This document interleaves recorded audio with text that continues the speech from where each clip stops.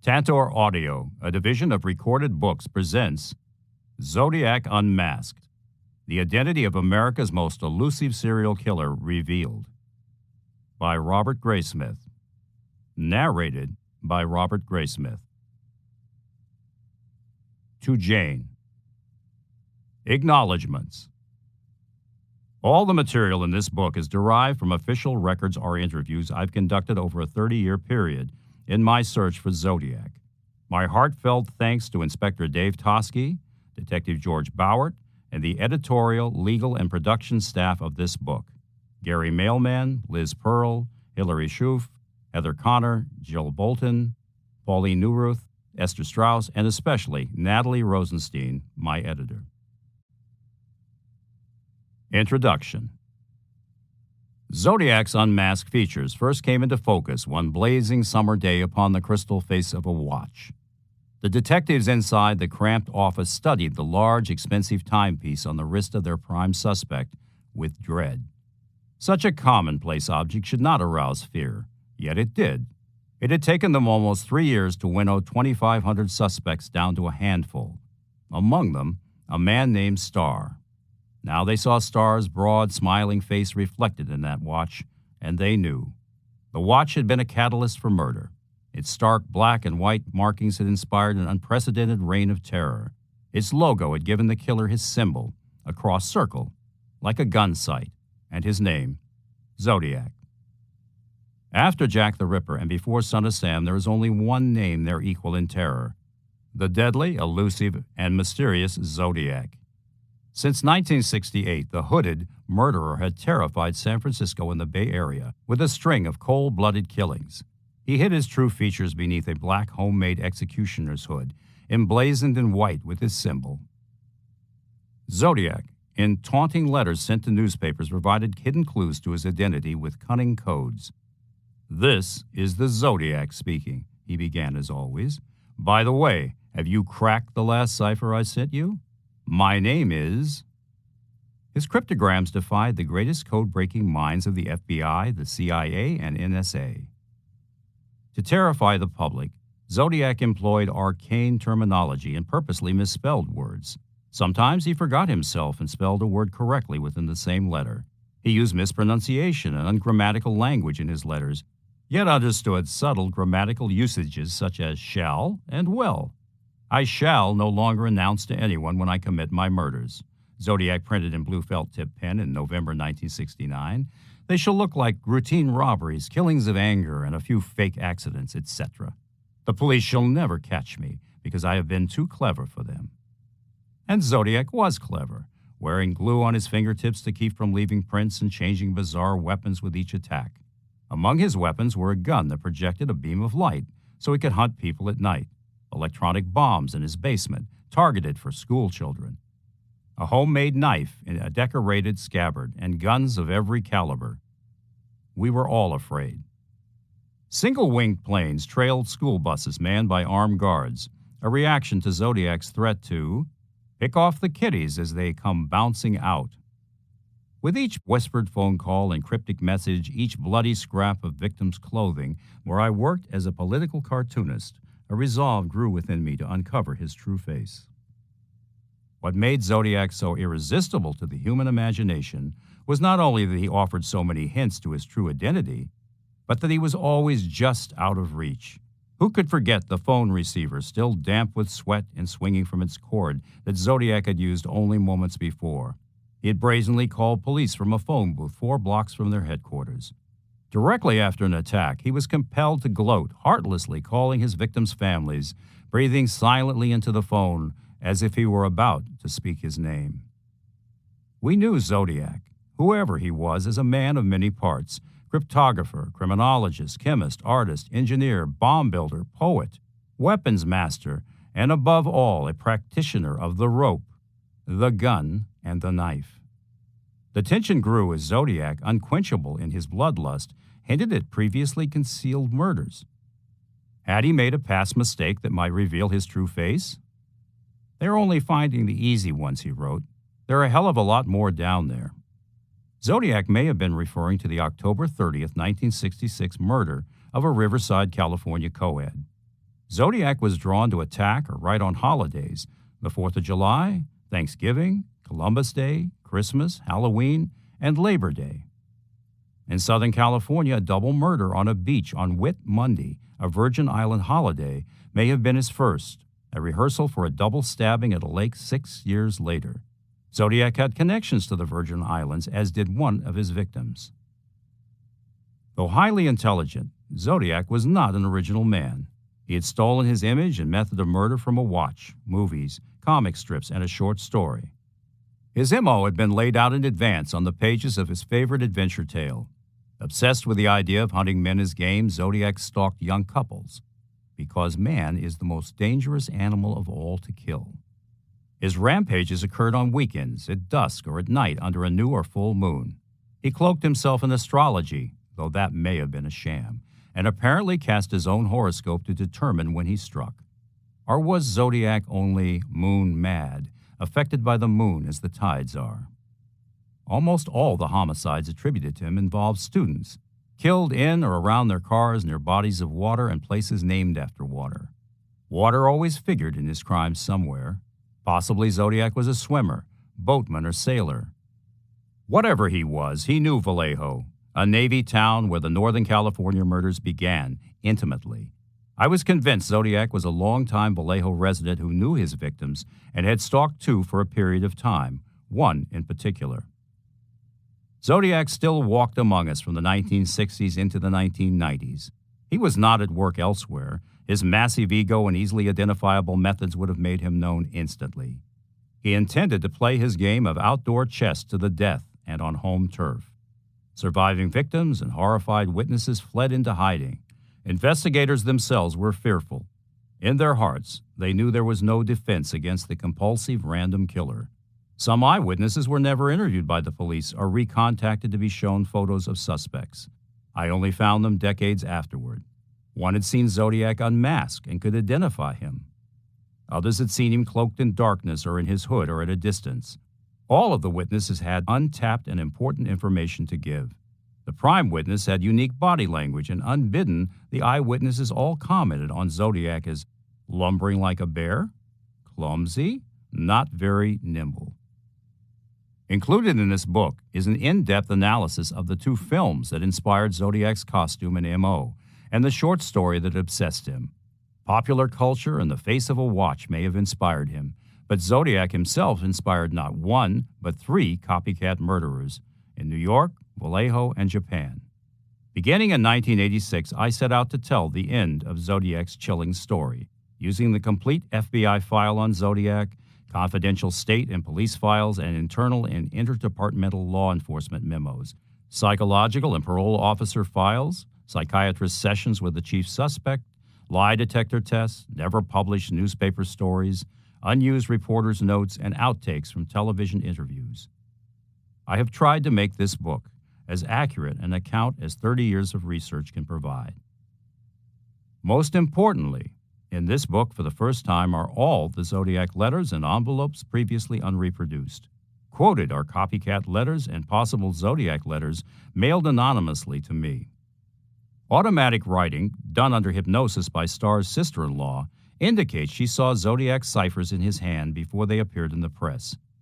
Starr had bragged to friends long before there was such a person as Zodiac that he would hunt couples with a gun that projected a beam of light, taunt the police in letters, and call himself Zodiac. As one detective said, if this story is true, then he almost has to be Zodiac. Recorded interviews with detectives and witnesses I conducted almost 30 years ago took on new meaning as I incorporated hundreds of facts never revealed in print before. The long pursuit and lure of the case, its mystery, tragedy, and loss, ruined marriages, derailed careers, and demolished the health of a brilliant reporter. Zodiac's story began with an obsession, but its ending was a study in frustration. Police were beaten back time and again.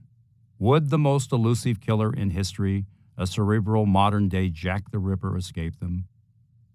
Or would the dedicated teams of detectives and amateur sleuths all over the world uncover the final secret of Zodiac?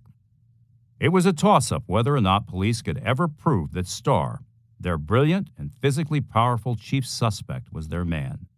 Zodiac's murders had taken place in different counties, and due to interdepartmental jealousy, Zodiac was the biggest case of all, each police agency withheld vital information from the others. Not only that, but sexual sadists like Zodiac, who achieve pleasure through the pain they cause others, become amazingly proficient at concealing their identities. We begin unmasking Zodiac on a sultry July 4th and conclude on another, more lethal 4th of July. In between, we learn of murders unsuspected, a lonely man in his basement home, and a shadowy figure who might be Zodiac's accomplice. But it had all begun with a watch. In that stifling room on that summer day, the cops kept reminding themselves, it's only a watch. But they were still afraid. That watch was the stuff of nightmares. Robert Graysmith, San Francisco, July 2001. 1. Zodiac. Sunday, July 4th, 1971. Starr's face was everywhere. Across the illuminated showroom, his round face was reflected in the brass compass, duplicated in the shiny, varnished sides of the Chris-Craft, reflected in the deep and highly polished floor, mirrored in the brasswork around him, and copied in 100 polished shaft bearings. His stocky form was reproduced full length in the floor-to-ceiling show window. Finally, the showroom closed. The holiday sale ended, the lights were extinguished, and Robert Hall Starr departed. He lumbered toward the lot, an immense shape against the summer night. As he went, he fished for keys to one of his many cars. Keys to cars he did not own jangled in his pocket. At the end of the lot, Starr was a hazy blur, momentarily visible in the flash of the Volvo's interior lights. He slammed behind the wheel, gunned the engine, and expertly merged into freeway traffic. Soon he reached Vallejo, a town typical of many other small California towns baking in a sultry summer night. Black skeletal derricks flashed by. Battleships and three-tiered warehouses crouched in silhouette. Mare Island loomed as a shadowy mass across the straits, and sailboats fleeted as oily smudges on San Pablo Bay. Skyrockets flared briefly above. The staccato pop, pop, pop of firecrackers was like gunfire. The smell of gunpowder was in the air. San Francisco towered 30 miles away, Oakland less than 20. And to the north, the fertile wine country stretched through sun-drenched Napa and Sonoma counties. The town was ideal for a man with so many vehicles. Interstate 80, the main coast-to-coast route of the West, neatly bisected the suburb. California 29 and 37, and Interstate 680 twisted vein-like to its heart. Vallejo occupied a strategic position between San Francisco and the capital, right where the river snaked down from Sacramento to greet the Bay Area, right where salt water embraced fresh. Here, a deep-water channel for seagoing traffic linked the Sacramento and San Joaquin river ports. Surrounded by water on three sides, Vallejo was a water town, home for Zodiac, a water-obsessed killer, a sailor of the knife, a mariner of the gun and of the rope. Starr braked at a chestnut-colored stucco two-story house slouching on the east side of Fresno Street. Spanish tiles traced the roof lines of the low-pitched dwelling. At the rear, a modest chimney peeked over a field of weathered shingles. Left of the entrance stairs, a portico shrouded a conventional stile-and-rail door. From a brilliantly lit picture window, a woman's lean shadow stretched to grotesque lengths across the sunburned lawn. Bernice glowered at her son. Frequently he stood for hours at the same Venetian window, motionless, as if at the length of a chain. Years ago, he had been a trim athlete, a potential Olympic swimmer, a former lifeguard at the Plunge. Now weight had swollen a face once lean and sun-bronzed from innumerable days of sailing and swimming. His light-colored hair, reddish in the summer, had thinned perceptibly, and a noticeable paunch disrupted the line of his athletic torso. Purdie considered his increasing girth a dreadful failing. Soon, he would be nearly unrecognizable. She was a tall woman, almost as tall as her son. Starr's health, splendidly robust in his youth, had perceptibly faltered. His hunter's eyes had dimmed. His flat feet and injured leg made any activity but swimming and trampolining difficult. Aimless hours spent guzzling Coors beer from quart jars had taken their toll. He frequently parked in secluded rural areas, legs curled against the dash, until he cramped and could sit and drink and watch no more. His violent outbursts terrified Bernice. Squabbles between mother and son had always been fierce, but since his father's death last March, their dinner table skirmishes had escalated. She often observed her son at the open trunk of his car, peering intently inside. Little eyes looked back. Damn chipmunks, she thought. In his spare time, Star, a crafty and silent Sagittarius, stalked chipmunks with a bow and arrow. Sometimes he used a .22, and at other times set traps. The tiny squirrels he snared alive were popular with the neighborhood children. On weekends, kids circled him gleefully, flags flying behind their two-wheelers. Disregarding their parents' warnings, the offspring flocked to see the Chipmunk Man. They adored feeding peanuts to his pets. Now Star slammed the trunk lid shut and strode to the northeast side of the house. He trudged down a driveway to where a white Mercedes glowed luminously in the dusk. The darker silhouette of a detached two-door garage skulked further back. A black shroud of ivy cascaded over the fence. A creak at the side screen door alerted Bernice, and she hastened to fix supper. Wriggling chipmunks squealed, clinging to Star's broad swimmer's shoulders. Giving his mother's back a disdainful look and still wearing his living fur wrap, Star dropped down into his cellar room. Bernice was most fearful of what her son stored in that basement. In that dreary tomb ticked something he had once called his death machine. It had almost been 2 years since Zodiac had murdered a taxi driver in San Francisco. Longer than that since he shot and stabbed the others. But in all that time, homicide inspectors Bill Armstrong and Dave Toschi had not forgotten the elusive Zodiac. 29 minutes away from the turbulent household on Fresno Street, past the lonely Emeryville mudflats and just across the Bay Bridge, they continued to labor at the Hall of Justice. On the street below, the red neon "OK Bail Bonds" sign flashed 24 hours a day. Zodiac actually set out a challenge. Inspector Toschi recalled. "I'm better than you," he taunted us. "Smarter than you," he said. "Catch me if you can." We intended to do just that. As Zodiac terrorized the Bay Area, inundating local papers with his chilling letters with bizarre references to popular culture, he invariably belittled the SFPD for failing to halt his string of murders. Zodiac had made it personal, tantalizing them with masterly cryptograms, some so unbreakable that they baffled the brightest code breakers the FBI, NSA, and CIA could field.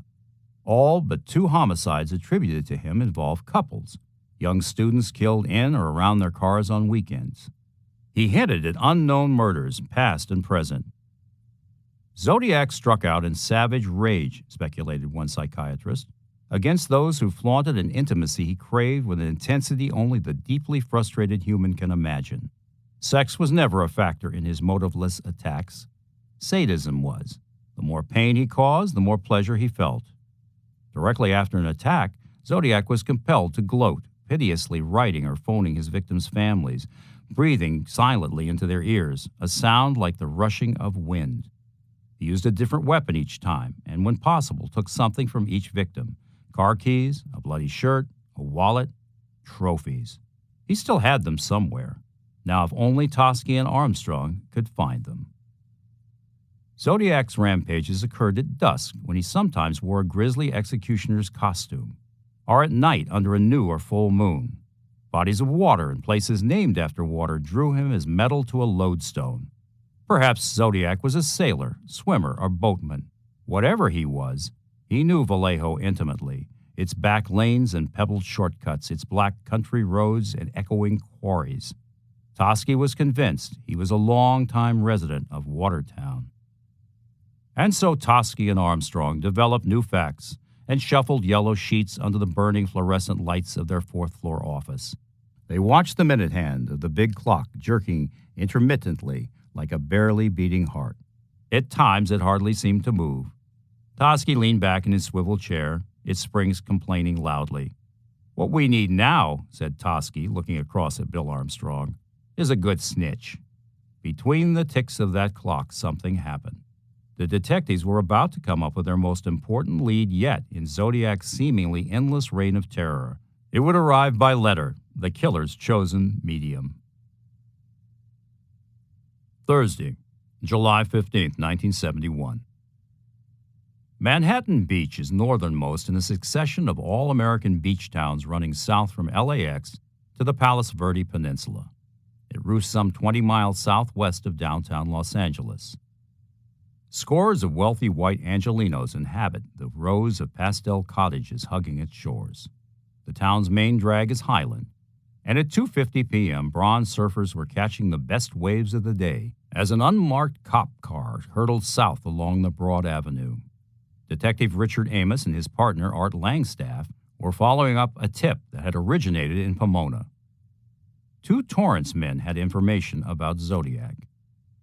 The skies were smog-tinged, the air muggy, but traffic was light. Amos sped east on Artesia, then spun onto lengthy Hawthorne Boulevard. A red light halted them. Impatiently, Amos drummed the wheel. The car idled, pumping exhaust onto the shimmering asphalt. He considered Zodiac.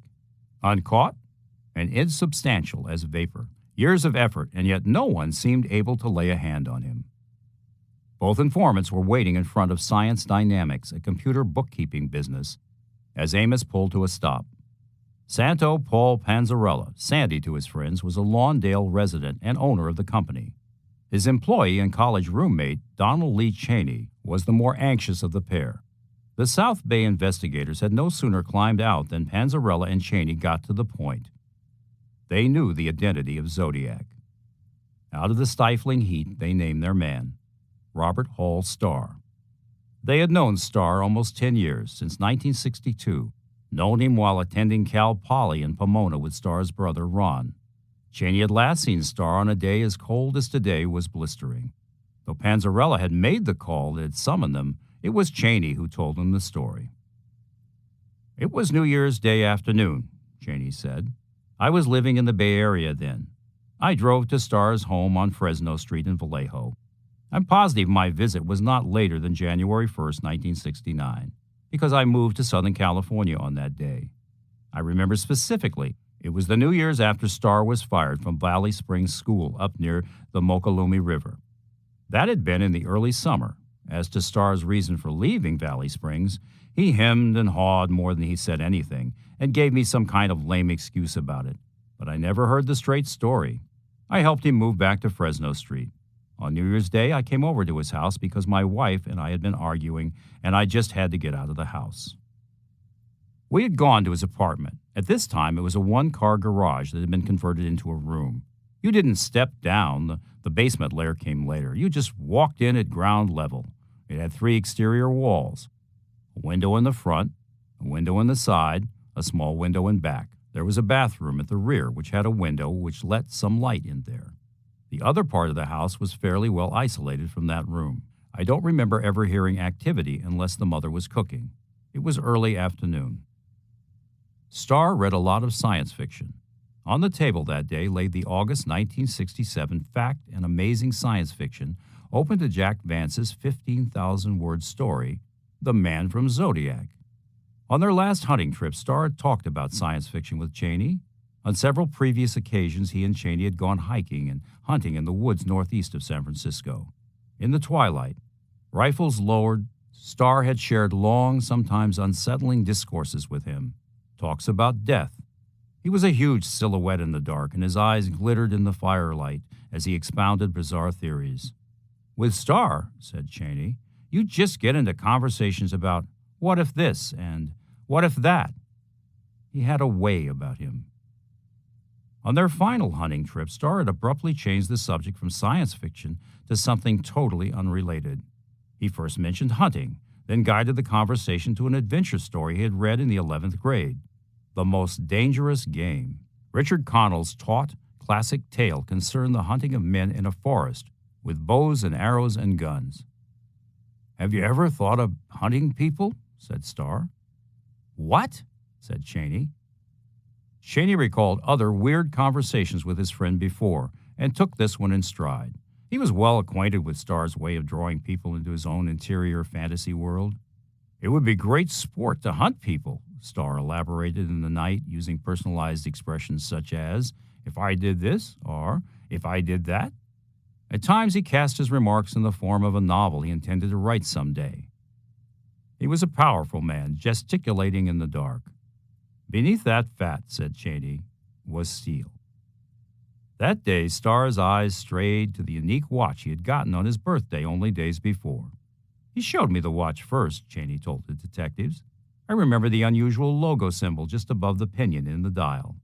When he showed the watch to me, it was pretty much like he wanted an opinion about the quality of the watch. 'I don't think this is a very good watch,' he said. 'Well, it's a fine Swiss watch,' I told him. 'That's a quality watch.'" Starr began talking about his career. "It's time to look for a new job," he said. "I'm thinking about becoming a private eye, a private investigator like Mike Hammer. That would be fun and interesting. I'm looking for something I can do on my own without having to be hired." Cheney thought this was because he was having problems getting hired. "You don't really have the training," said Cheney. "And you really don't have a base of people who know who you are that you can get business from." Cheney was not so much amazed at Starr's idea, but honestly concerned that his friend was ill-equipped for such a job. Starr seemed to read his thoughts. "Well, maybe I can create my own business by being a criminal," said Starr. "And if I was, here's what I'd do." Starr suggested he might go to a lover's lane area to seek out victims at night, attach a flashlight to a gun barrel, and shoot them. "I would use the light as an aiming device," he said, "enabling me to walk up and gun down people in total darkness." As the shootings would be without motive, imagine how difficult such murders would be for the police to solve. They would never catch you. You could then send confusing letters to the police. He might have said authorities. Cheney amended in an aside to Amos and Langstaff, letters to harass and lead them astray. "And I would sign them Zodiac." "Zodiac," said Cheney. "Why that? Why not something else? That's stupid." Cheney paused and said to the investigators, "I might have used the phrase childish. I don't remember exactly. Whichever word I spoke, it had a remarkable effect on him. He became emotional, very emotional, and I was sorry I'd said anything at all. "I don't care what you think," Starr had snapped. "I thought about it a long time. I like the name Zodiac, and that's the name I'm going to use. Yes, I would call myself Zodiac." As Starr queried him about methods to disguise his handwriting and makeup to disguise himself, Cheney's eyes roved over Starr's room to the disheveled piles of papers and maps and the rows of books on aviation and sailing lining the walls, the stacks of Mad magazine. In the shadowy room among the clutter, he observed Starr's Ruger .6 and Harrington Richards long barrel. The Harrington Richards was kind of old and battered and had the 9-shot cylinder, he recalled. That was his arsenal as far as I knew, though he did come up with a rifle for deer hunting from somewhere, that and a pair of .22 caliber revolvers. On December 20th, 1968, 12 days earlier, Zodiac had used a .22 caliber semi-automatic J.C. Higgins Model 80 to murder 2 teenagers out on Vallejo's lonely Lake Herman Road. These were his first known Northern California murders. The killer had utilized .22 caliber Super X copper-coated long rifle Winchester Western ammo, the same brand used in double murders south of Lompoc in 1963. Earlier in the day, added Cheney, he took me out to Lake Herman Road and pointed out a roadside turnout. He didn't signify its importance, but I think that's where the 2 kids had recently been killed. Starr discussed shooting the tire off a school bus and picking out the little darlings. He would shoot them as they came bounding out of the bus. Cheney doubted his friend would actually be doing these things. It was like we were talking about a plot for a book or something in that order, he told the detectives. It was not quite as if we were talking about real events. He kind of slipped in and out of the present. We were having that kind of conversation. It gave me the shivers a little bit, even then. That was the last time I ever saw him. I knew it was in my mind that I wasn't going to see him again. When Cheney got home that night, he told his wife, Anne, his friend was acting strange. I moved quite shortly after that, Cheney concluded. I had the opportunity for a job in Los Angeles. It didn't have to do with him. It had to do with me finding work. There was silence. His words seemed to the detectives to be reasonable enough, the kind of things an honest man might say. The afternoon had waned. The detectives had spent over an hour with the men. Both Cheney and Panzarella cautioned Amos and Langstaff as they left. "He's a very intelligent man, but also a very impatient person. We think he carries a weapon at all times." Returning to their headquarters on 15th Street, the detectives asked Criminal Identification and Investigation, CI&I, in Sacramento to expedite Starr's yellow sheet, a record of previous arrests to them by teletype. While they waited, they had time to think. When Starr had made those remarks to Cheney was crucial. By Amos's calculations, those words were uttered only days after the first known Northern California Zodiac murders. Additionally, all letters in which the murderer identified himself as Zodiac had been mailed after Starr and Cheney's New Year's Day discussion. Not until August 4th, 1969, though Tosky and Armstrong's files said August 7th, had Zodiac baptized himself in a 3-page letter to Bay Area papers. Until then, the phantom had no shape, no name, only a crossed circle scrawled at the bottom of 3 letters and ciphers delivered at the end of July. There was no way around it. Panzarella backed up Cheney's story, and both seemed upstanding, astute, credible. Their words had the ring of gospel. If what they said was true, then Robert Hall Starr had to be the notorious Zodiac. Amos and Langstaff assessed what motives the 2 local men might have to lie. The length of time it had taken them to come forward puzzled the detectives. Zodiac had been a menace for years. A previous headline, "Zodiac linked to Riverside slaying," spanning the Los Angeles Times front page on November 16, 1970, had not flushed the friends out. For some reason, a more recent letter had galvanized them.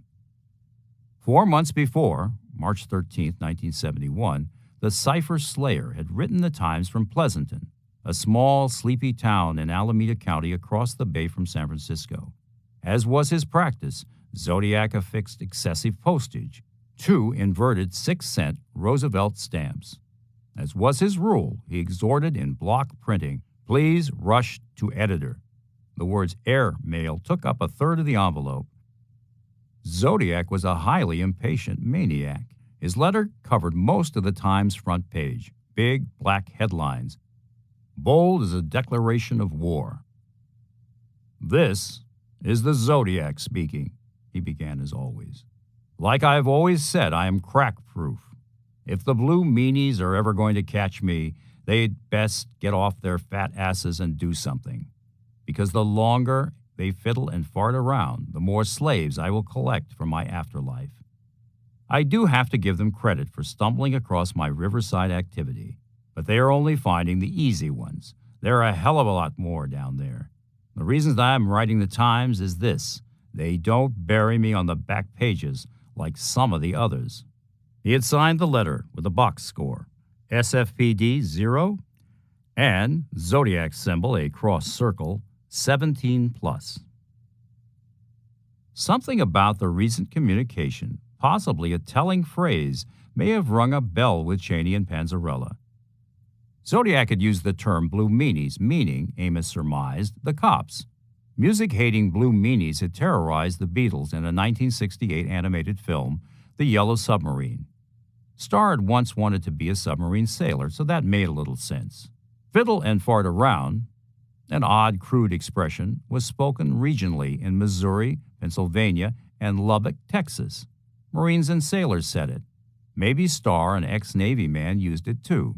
Cheney said no, but recalled his friend often used the phrase, "do my thing," a popular phrase Zodiac had used in a letter. Initially, Zodiac had concealed his murderous connection with Southern California, belatedly capitalizing on it. Until now, he had been predictable, governed by a daily horoscope he wanted police to believe he cast himself, and drawn to water-related sites to murder. Afterward, he unfailingly wrote the San Francisco Chronicle to boast of his atrocities and taunt the police. But by writing an L.A. paper, Zodiac had broken his pattern. For what reason? Possibly he had made a mistake down south. Perhaps he'd intended his Times letter as a warning to people who still remembered him there. If he did, the letter had the opposite effect. It alerted Cheney instead, attracting him for the first time to a composite drawing and written physical description of Zodiac. Of course, all of this was speculation. Something had delayed Cheney in coming forward with his fears. Was it possible that Cheney had a motive in fingering Starr and that there was ill will between the two? This was not the case with Panzarella, who knew what had alerted him. All of a sudden, Panzarella said, Zodiac was writing letters to the Times near where we were living. It didn't bother me, though I suspected Starr was the author, but it bothered Cheney a lot. Starr fits everything I ever thought about Zodiac.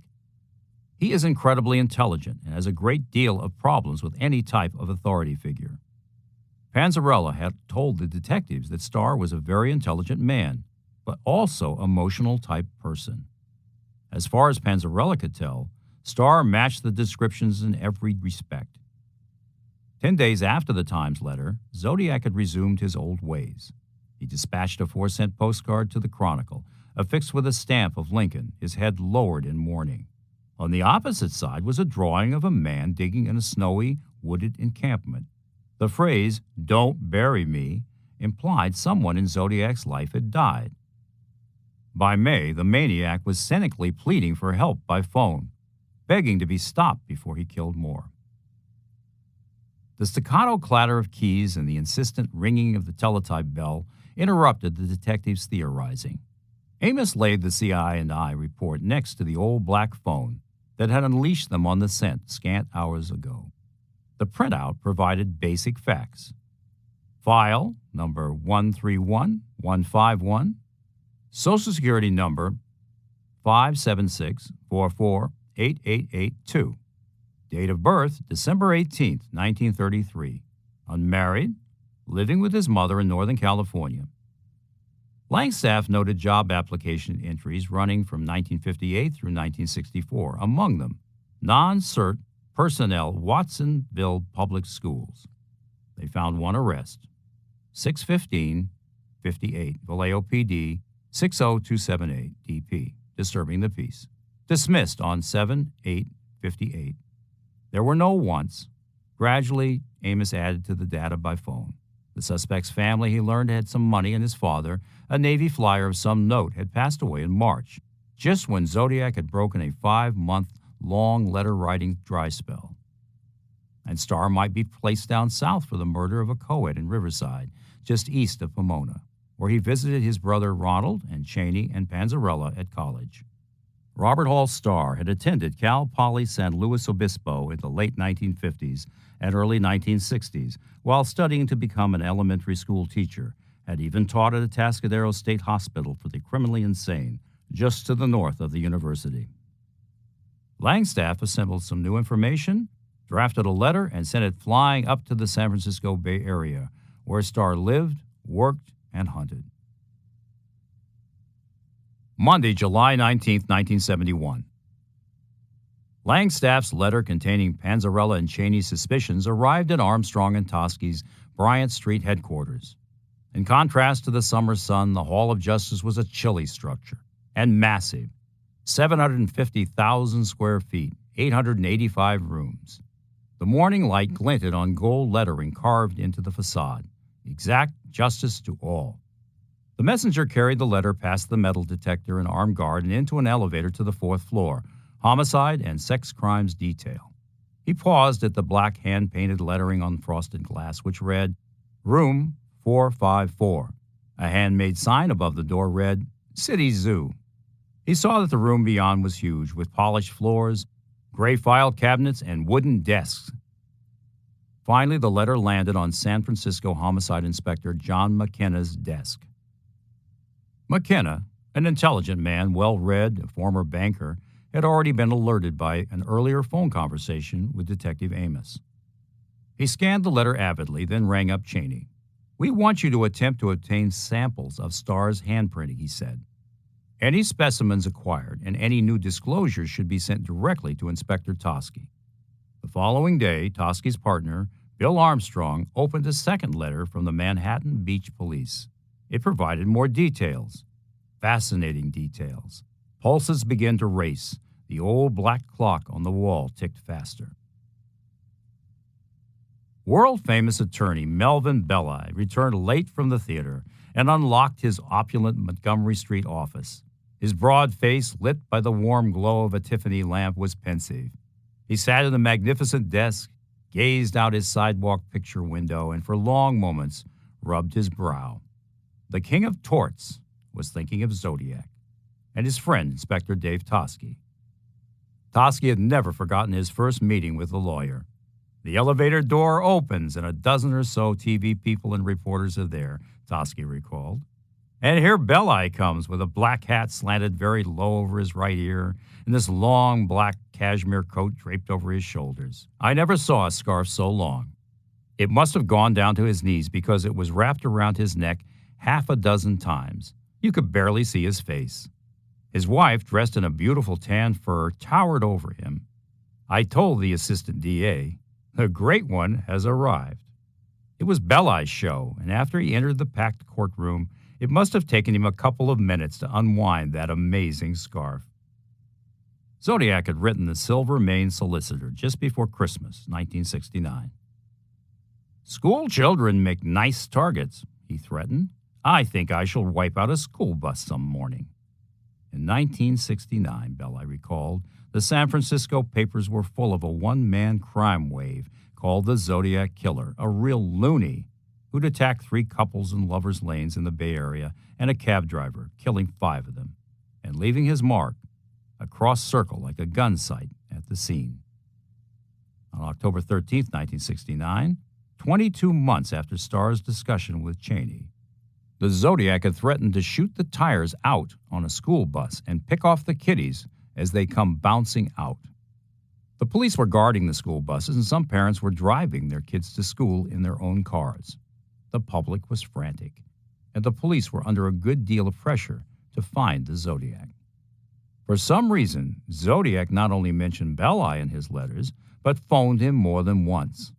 In some twisted way, he either admired Belli's flamboyant courtroom bravado, a bravado second only to his own, or presumed that Belli might offer a lifeline to him. The attorney had defended both Mickey Cohen and Jack Ruby. Now Belli climbed a hard rope ladder to the unique bed he kept 15 feet up in his living room. He slept fitfully, unable to escape the thought that he actually possessed a clue that might solve the case. Thursday, July 22, 1971.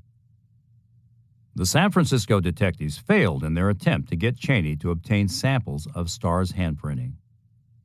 "I didn't have any source for that," Cheney told me much later. "Armstrong kind of hinted around would I write a letter to him to try and get some response out of him. If I'd been a single man at the time, I would have done anything they wanted. But I had a wife and 2 little kids, and I didn't want to open any doors. He could have found me by just looking in the phone directory." Next, the Department of Justice requested samples of Starr's handprinting from Dr. Frank English, District Superintendent of Valley Springs Elementary School, where Starr had once taught. Dr. English complied immediately, and exemplars of Starr's handprinting were rushed to the SFPD. By car, Toschi hand-delivered the block-printed applications to CI&I's Mel Nicolai in Sacramento. Nicolai quickly submitted the samples to Sherwood Morrell, the state agency's crack documents examiner. The scholarly analyst compared them to Zodiac's letters and reported to Nicolai the following Thursday. A.L. Coffey, chief of the bureau and Nicolai's boss, wrote the SFPD the same day. "Enclosed are the exemplars for Robert Hall Starr," Coffey stated. "Mr. Sherwood Morrell has compared the printing on the submitted documents with the printing contained in the Zodiac letters and advised they were not prepared by the same person." Agents returned Starr's original applications, and they were replaced in his employment file with no one the wiser. In spite of this setback, the San Francisco detectives were not deterred. Zodiac was the most intelligent criminal in their experience. He would know a way around Morrell and how to fake handprinting. That had to be the answer. They rushed on, heedless in their excitement. Saturday, July 24, 1971. In 1970, Detective William Baker joined the Major Crimes Unit of the Santa Barbara County Sheriff's Department and was assigned to several unsolved cases. One was the tragic double murder on a remote beach of two Lompoc High School seniors, Robert George Dominguez and Linda Faye Edwards. I picked up the case 7 years after it occurred, Baker told me. Several of the investigators on the case were still active, so I took every available opportunity to bug them about it. One morning, Baker came across a Halloween card Zodiac had written to the Chronicle on October 27, 1970. The killer had drawn an arcane Sartor cross, accomplishing this by crossing two words, slaves and paradise. However, Zodiac had printed other words on both sides. These riveted Baker's attention. The killer had neatly painted, by rope, by gun, by knife, by fire. Rope, gun, knife, and fire had been part of Baker's unsolved case. I immediately sent out a statewide teletype asking for similars, he said. I was soon called in succession by Bill Armstrong and Mel Nicolai.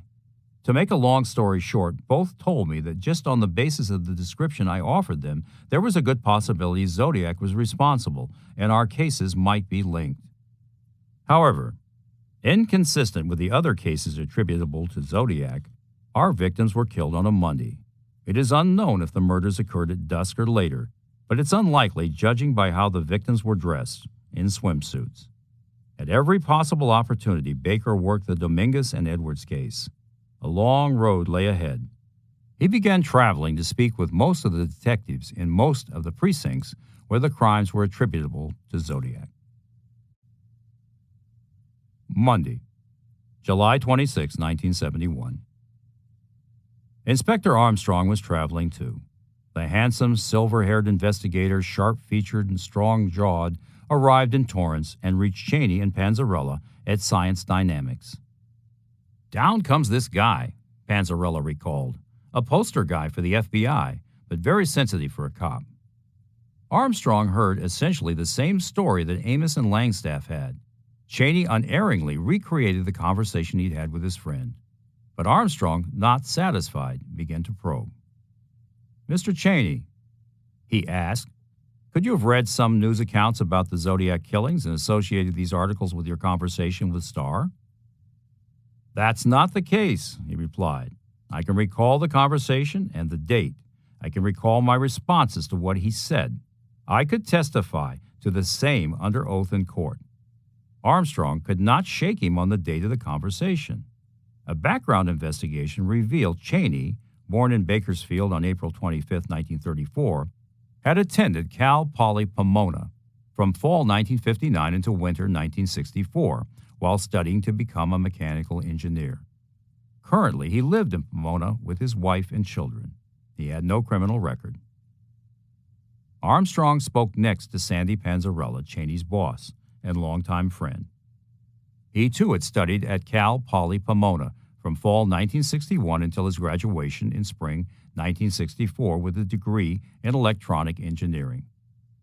Panzarella characterized Cheney as a very solid person, not given to exaggeration or the telling of falsehoods. He's a very methodical, logical thinker. Later on, Starr's sister-in-law and brother confirmed Cheney's reliability. If Don Cheney said that to you, Starr's brother Ron said, I would believe the same to be true. Armstrong promptly returned to San Francisco to bring Toschi up to speed. He and Toschi painstakingly searched for an ulterior motive on Cheney's part. Why would he make such a statement to the police if it were not true? Asked Toschi. For Starr to call himself Zodiac, to lay down the method of procedure, the M.O. of the murders, long before Zodiac named himself, was highly incriminating. Unlike Jack the Ripper, who had, in all likelihood, gotten his name through the ingenuity of a London reporter, Zodiac had chosen the sobriquet by which he was now known. The homicide detectives felt that if that conversation were true, then Starr had to be Zodiac. And what had accounted for the long delay in Cheney coming forward to the police? Sometime later, Cheney explained how he had come to recall the conversation he had with Starr that fateful New Year's Day, 1969. When I left college, Cheney told me, I got a job at G.J. Yamas in San Francisco. I was there a couple of years. Then when I lived in Concord, I had an unsuccessful period trying to sell life insurance and moved back to Pomona to start working at the Fluor Company. Fluor was an engineering company, but primarily they were in refineries and chemical plants. At one time, Bechtel and Fluor and Parsons were all partners. They built the Bay Bridge together. One evening, Ron and Karen, Starr's brother and sister-in-law, were at my house in Southern California for dinner. We were sitting around the kitchen table chatting, and Karen told us about Starr going to a painting party in his suit. Ron was on the guest list. Ron and his brother were at the party, and Starr was the guy in the suit. She was using that as an example of him being unadjusted to social things. She was ragging him on that. She was a little afraid of her brother-in-law because she recognized he was not squared away with the world at all. With her education in social work, she had been exposed to such things. One morning, I was having breakfast in the new cafeteria at Fluor in what they called the Task Force Center. I had been at the company about 3 or 4 months then. My brother-in-law, Ron Ebersole, had a newspaper, and he was pointing to a composite drawing. "That looks like your buddy," he said. And I looked, and that composite was a picture of Starr, except for the hair and absence of glasses. Ron was the only guy at Fluor who could have recognized him from a prior time. I said, "Yes, that looks like him," but I didn't think much of it. What was unique about the sketch was that it was not the round-faced composites from Zodiac's attacks at Lake Berryessa or in San Francisco, but a profile that Toschi and Armstrong had never seen. My brother-in-law passed me the paper, and I read the article, Cheney continued. Up to this moment, I had forgotten the crucial details of my conversation with Starr, that he was going to call himself Zodiac. I hadn't remembered even when I had seen the occasional stories about Zodiac. That sketch was a coincidence, I thought. But a few months later, November 16, 1970, I saw Zodiac's threat in the Times about shooting out the tires of a school bus and shooting kids as they came bouncing out, something Starr had said to me. I knew it couldn't be a coincidence. I couldn't ever get over that. That's when it absolutely clicked. Then I remembered everything he had said. It was another year before I called the police. I was at Fluor in 1969 and 1970. We finished a big contract, and they had major layoffs, so I had about a year where I was working at a big paper mill in Laverne, which was just a few miles up from my house. I didn't talk to the San Francisco police about it right away. I sat on it for a while and just thought about it. I just couldn't get around the fact that it couldn't be chance. That was too specific a quote. The 1971 killings in the Grass Valley area had also brought my suspicions to a focus. I went to the Pomona police station since I was living in Pomona at the time and had an interview with an officer. I spent an hour there, and I thought that might execute my responsibility on the business, but nothing ever happened. Apparently what I told him was never reported because they were getting hundreds of tips. Then Sandy Panzarella asked me to come down and work for him in 1971 at Science Dynamics. We were always good friends. After college, Sandy had become an electronic engineer and worked at that for a few years. Then he went into this computer bookkeeping business on his own and did very well. He had the magic touch. He got his foot in the door and soon was doing billings for medical practices and hospitals, that sort of thing. I was the operations manager at Science Dynamics, hiring and firing, managing the key punch department and 12 girls, 2 couriers that made all our pickups and deliveries in Los Angeles County, and 3 or 4 boys in the mailroom to handle all the logistics of the paper. I was responsible for all the material logistics.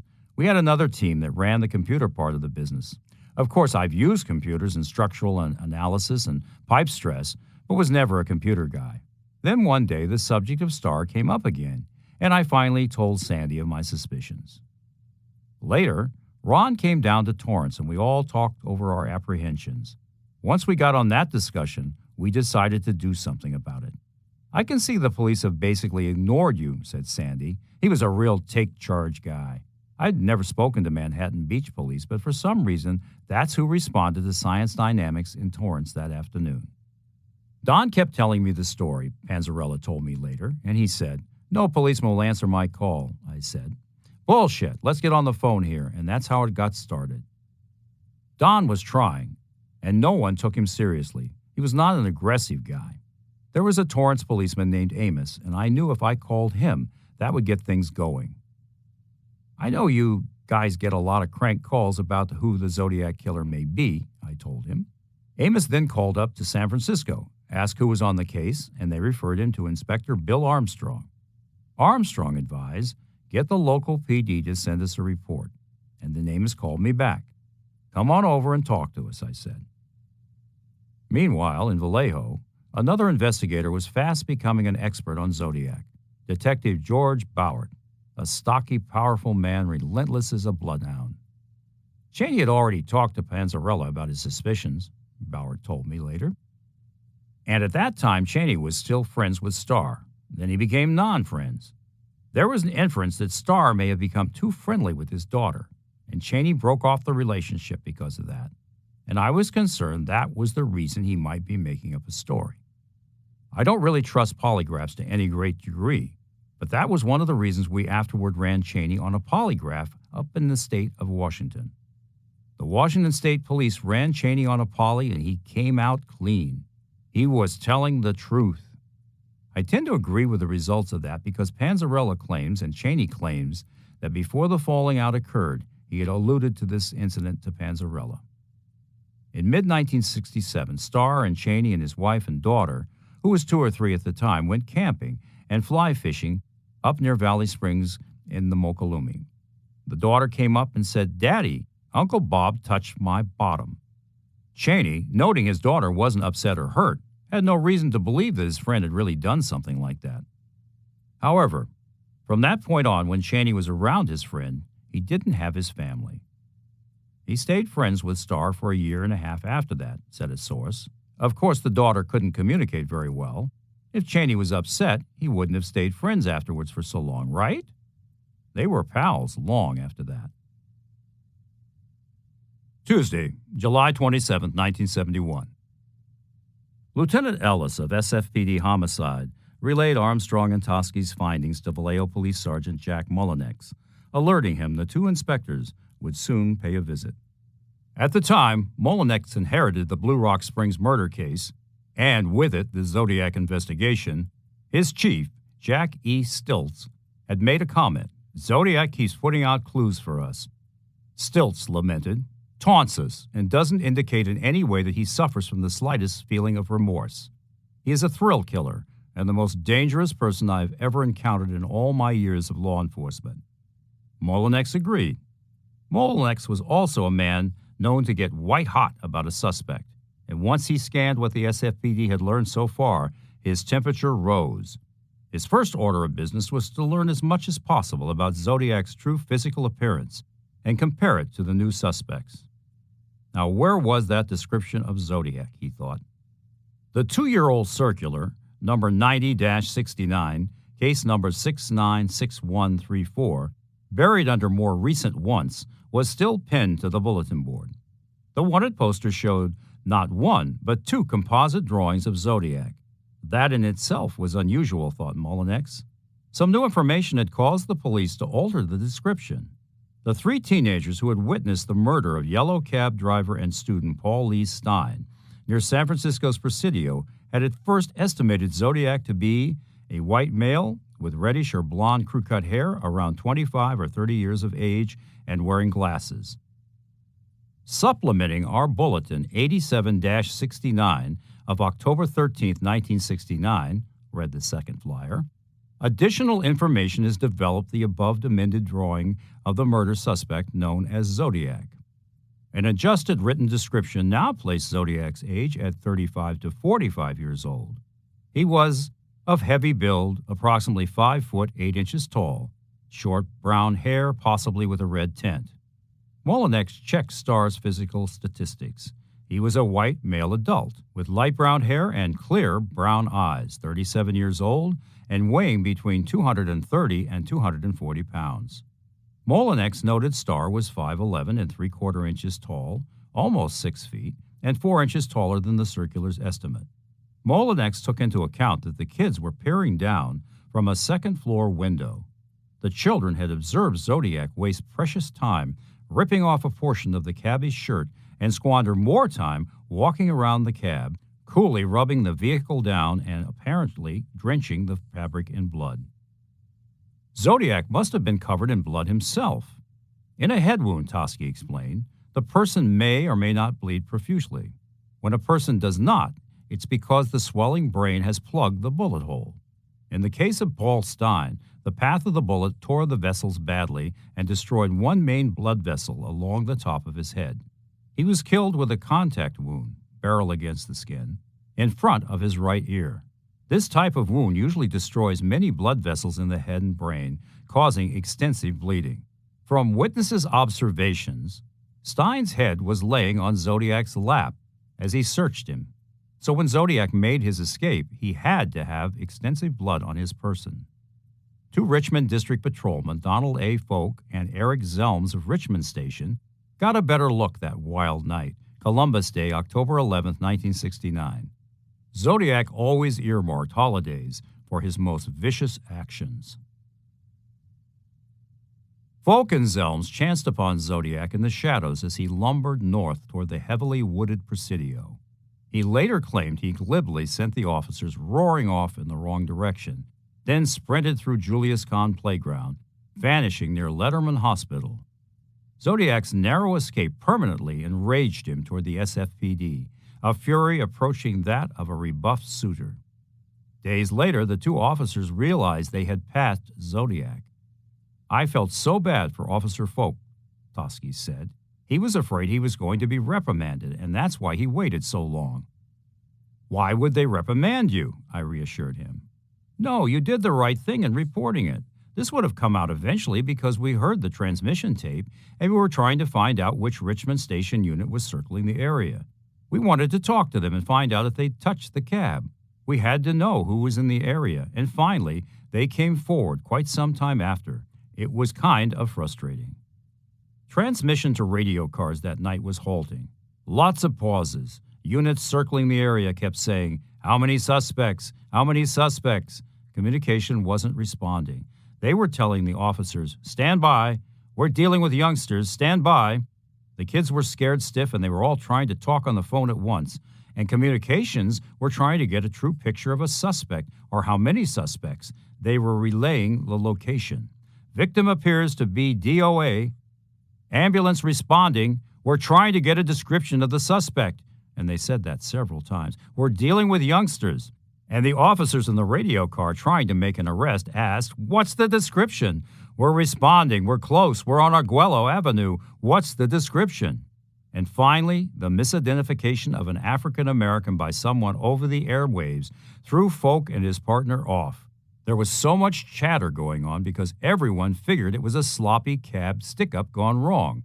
The killer was supposedly seen on foot, and unfortunately a couple of words came over unintelligible, and BMA was blurted out when it should have been WMA.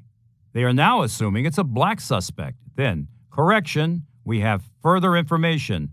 A Caucasian, short hair, glasses, husky, pot belly, black or blue windbreaker, baggy pants, armed with a handgun. Use caution, very dangerous. Use caution if approaching.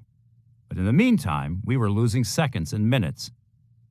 It was very exciting. I remember it as if it were last weekend. Afterward, I decided to go talk to the fellow who took the call. He says, "Damn it, Dave. I got 2 or 3 kids who sound like teenagers, and they're screaming in the background. First, I thought they were being hurt. I was trying to talk quietly. They kept saying, 'Our parents are coming home. The driver looks like he's dead in the cab, and there's a light on in the cab.' And they were fighting. 'Oh, please come, please come.' I kept telling them, 'Stay in the house,' which they did. You know how fast those black and whites need the radio information. We do our best. But when you're dealing with children, I've got my own, and I know. They're scared to death, and they know something's wrong. And they can see this body of the cabbie laying over on the side with the door open. There were Richmond units and Park Station units all responding. They all knew that Julius Kahn Playground is there, and that's part of the Presidio.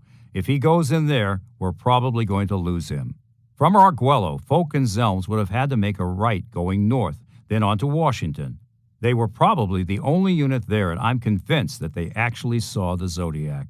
Folk was more of a veteran officer than Zelms. As senior officer, he was driving and got the better view of the stranger. Apparently, Zelms didn't think it was anything, and Folk would have had the radio conversation. Things happen so quickly, and then you have no idea that 3 days later, you realize you're dealing with the most dangerous serial killer in the country. That cab was out of there long before the fire department arrived. All we wanted from them was a special smoke eater unit for searchlight only.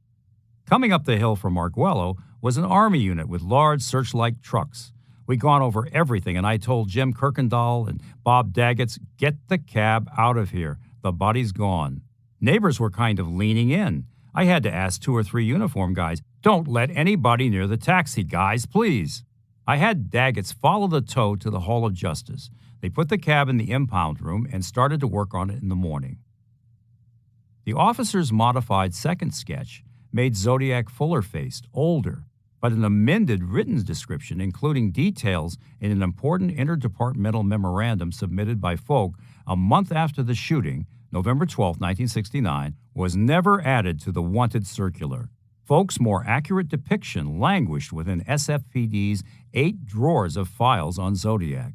It is crucial enough to quote in full. "Sir, I respectfully wish to report the following. That while responding to the area of Cherry and Washington Streets, a suspect fitting the description of the Zodiac killer was observed by Officer Folk," he wrote, "walking in an easterly direction on Jackson Street and then turned north on Maple Street. This subject was not stopped, as the description received from communications was that of a Negro male. When the right description was broadcast, reporting officer informed communications that a possible suspect had been seen going north on Maple Street into the Presidio, the area of Julius Kahn Playground, and a search was started, which had negative results. The suspect that was observed by Officer Folk was a WMA, 35 to 45 years, about 5 foot 10 inches, 180 to 200 pounds, medium heavy build, barrel-chested, medium complexion, light-colored hair, possibly graying in the rear. May have been lighting that caused this effect.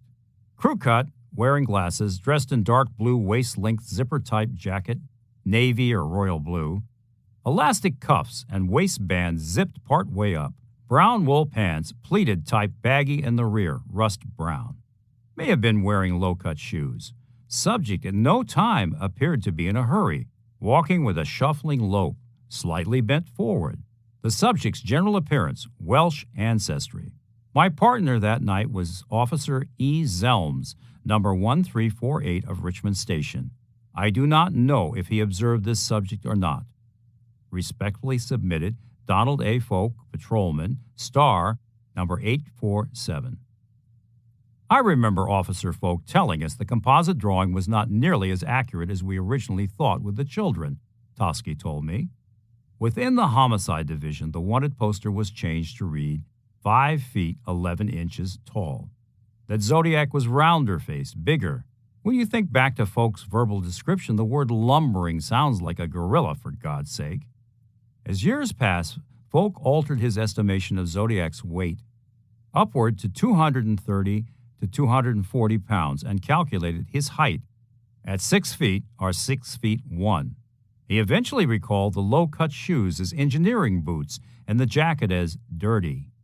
Zodiac, he said to a television producer, was walking toward us at an average pace, turned when he saw us, and walked into a private residence on Jackson Street. Tosky disagreed. Zodiac disappeared, he said. Into the brush somewhere in the park, is what Folk said, not into a residence, not whatsoever. Folk clocked the encounter at no more than 5 to 10 seconds. We felt that Zelms and Folk had stopped Zodiac and did everything we could to keep it quiet, so they wouldn't be hurt by the police commission or embarrassed. I remember I talked to Don Folk on the side. He was all teary-eyed. "Jesus Christ, Dave, my God, it was the guy," he said. I said, "Yeah, it was, Don, but he could have killed you so easy. If you had gotten out of your vehicle, unassuming, he could have blown you and Eric Zelms away. You gotta consider that." We had them do a sketch, sent our sketch out there, and got the composite. I interviewed the one surviving member of that duo there in the 1990s, George Bauer told me later. One guy was dead, and the other was still working for SFPD. He was working juvenile or something, and he wasn't real happy about being interviewed. It was not the high point of his career, and he didn't want to talk about it. Who could blame him? Vallejo Detective Sergeant John Lynch, too, was obsessed with how close Zodiac had come to being captured. The way I heard the thing, he told me, is that when they were talking to him, a call came on the radio that they were looking for a black man, and they let this guy go, and he disappeared into Presidio. I don't believe he was covered with blood. You know, in the murder of a cab driver, you can almost bet your boots the cops came out of that squad car with their guns in their hands. You'd have to. They waited so long to tell their chief because they were probably shook up over that. 12 days before, there may have been a dry run for the Stein shooting. At 11 p.m., September 30th, 1969, yellow cab driver Paul Hamm snagged a fare at the Mark Hopkins Hotel.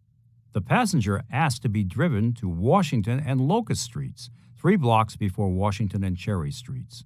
At the destination, he asked Hamm to continue along Washington to Arguello Boulevard, then proceed north into the Presidio for several hundred yards.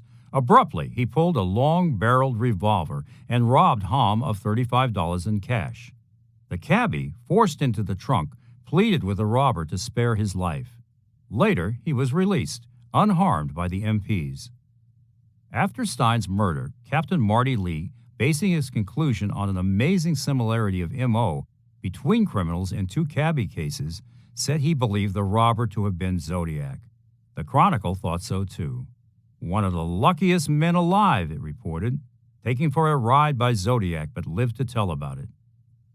One discrepancy could not be explained.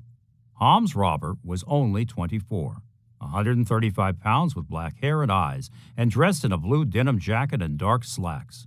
But Zodiac was undeniably a stocky, older man.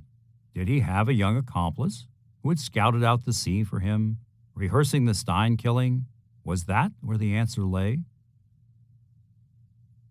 Mullinex would never see folks' internal SFPD communication, an upward estimate of Zodiac's height and weight.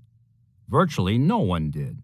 He replaced the wanted poster with a mistaken conception of the killer's appearance and an uncomfortable sense it did not entirely fit their new suspect. The Vallejo detective also never knew that Starr had an odd way of striding. When walking, he was terribly lumbering, Starr's friend told me later. He had a funny hip. His leg was lacerated so badly in August of 1965 that plastic surgery had been required. One common link was the description of Zodiac as an unusually round-faced man. Could Zodiac's round, bloated face be indicative of fluid retention from a developing health problem? I asked a nurse. Such as failing kidneys? She answered, yes, very definitely. Mullinex next learned that the suspect had been arrested June 15, 1958, for a violation of 415 PC, disturbing the peace. It was a minor blip in his record, but one that had disastrous ramifications later on. As Mullinex put away the file folder, he saw that Starr had been a victim or a witness to several other incidents. Additionally, suspicions existed about his improper relationships with children. Not a nice boy, Mullinex thought. The detective wanted to be prepared before the arrival of the Zodiac twins, as the papers had dubbed Armstrong and Toschi. He phoned CI&I for a more detailed rap sheet, then buzzed the Department of Motor Vehicles for a photo. Susan, that's California driver's license number B672352, he repeated for Susan Raspino. While she processed his request, Mullinex left the office to check out the residence Starr shared with his widowed mother. It was cooler that day. Prevailing winds through the Golden Gate kept the town's climate a little warmer in winter and a little cooler in summer than other Bay Area cities. Mullinex turned off Tennessee Street and swung by Fresno Street. Starr's home, hunched on the east side of the street, was sun-bleached brown and shone pinkish gray where diagonal slashes of light cut across it. The numerals 32, affixed in a metal frame on the facade, stood out stark black against white. A 1957 blue and white Ford sedan, parked in front and hooked to a boat trailer, caught Mullinex's eye. He slowed and jotted down the license number. LDH 974. DMV verified it was registered to Starr, who also owned a 2-seat Austin Healey, a VW, and a white Buick. A driveway led back to a detached 2-door garage, where a white 1965 Mercedes 220 SB was parked. Molinex had already learned that the suspect had formerly been employed as an attendant at Harry Woggan's service station. An auto repair job such as that would have made many cars left overnight for repair available to Starr. The sergeant reached the end of the block, made a U-turn at Illinois Street, and cruised back by the house. He took one last critical look, then spoke with Woggan. The service station owner told Molinex that Starr had left his employment in 1970. He said he was thinking about returning to school at Sonoma State College in Cotati, replied Woggan. This was true. Starr had begun working toward a degree in biology in the fall of 1970. Though Starr, according to his former boss, had been an efficient worker, he had shown too much interest in small children. Woggan had 3 small children himself, and they sometimes came around the station. That worried me, he said. I wasn't sorry to see him go. That seemed to be the way with Starr's many employers. They had him working at a school as some sort of custodian, Molinex told me later. I was infuriated because I felt he should have been arrested. At the start of summer, Starr had dropped by Woggan's home and picked up his 13-year-old daughter. How would you like to go for a ride with me on my boat? He had asked. The youngster had accepted without her parents' consent. The girl returned to relate that Starr had made improper advances toward her. After this, Woggan had not seen his employee again or wanted to. Sergeant Molinex believed much of the interest pedophiles had in small children came from having absolute power over another individual, reducing them to objects, a trait Zodiac and almost every serial killer shared. When Zodiac had hogtied his victims at Lake Berryessa, he told me, he had had complete power, had reduced them in his mind to mere objects, and especially wore his homemade executioner's costume for the occasion. Perhaps Zodiac had hoped someone might glimpse his frightening outfit and incite more terror in an already terrified community. But he could hardly have hoped his victims would survive to tell the tale. Had he shown himself to someone else as yet unknown? Zodiac's threats to blow up school buses and shoot children inspired as much fear as his costume. Molinex recalled armed sentinels, off-duty teachers, drivers, and firemen riding shotgun on the school buses. Napa PD, the jurisdiction of the Berryessa stabbings, assigned more than 70 police units to follow the buses, and fixed-wing guard planes trailed hawk-like behind them. People peeked behind their doors and gave second, even third glances to cars gliding along the freeways and back roads at night. Zodiac was the 20th century version of the boogeyman. To obtain more samples of Starr's handprinting, Molinex drove to 1660 Tennessee Street, where Starr maintained a checking account at Crocker Citizens Bank. He arranged to get photostats of recent canceled checks connected to account number 546-1685-48. He considered borrowing the originals, since Starr had ordered the bank not to return them, but decided against it. He saw one draft was to a man named Phil Tucker. Another, dated July 20th, 1971, was a $9 check to R.G. Blackwood for a 44-gallon cooler. A third showed a June 4th payment made out to Tall Trees Trailer Court. The notation said, storage rental. Molinex dispatched all 3 samples to Morrell for analysis, without giving much consideration to what Starr might be storing in a trailer court. He had many trailers. At 1:30 p.m., Inspectors Armstrong and Toschi, like travelers into a foreign land, crossed into Solano County for their appointment with Molinex. Since 1969, they had examined hundreds of suspects, were, in fact, weary. However, Starr was beginning to look serious, beginning to look good. Toschi, with his mass of tight, curly black hair, was wearing his trademark bow tie. A smile broadened his remarkably expressive face. They had brought along Mel Nikolai, and Toschi was beaming at being among such good company. He had a high opinion of Nikolai. Very professional, he told me later. Mel enjoyed a good laugh, and he was a very, very good law enforcement officer. With his crew-cut glasses, he looked like a professor. Nikolai, as a State Department of Justice CI&I agent, put cases together when multiple counties were involved. He was a middle guy. We could contact him, and he could get us information out of Sacramento. As for Molinex, he was a man's man, a rugged outdoorsman, a hunter like Zodiac. After I see Starr in person, I'll contact you guys to come back, he assured them as the meeting concluded. Molinex was the kind of man you could count on.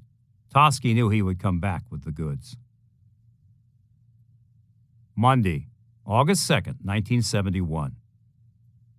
Molinex continued his circumspect investigation into Starr's past, gathering as much background information as he could before making personal contact with the suspect. He noted, as others had, that Starr's birth date was December 18th, 2 days shy of the December 20th date of the Lake Herman Road double murders. Molinex knew some serial killers struck on dates that held significance for them.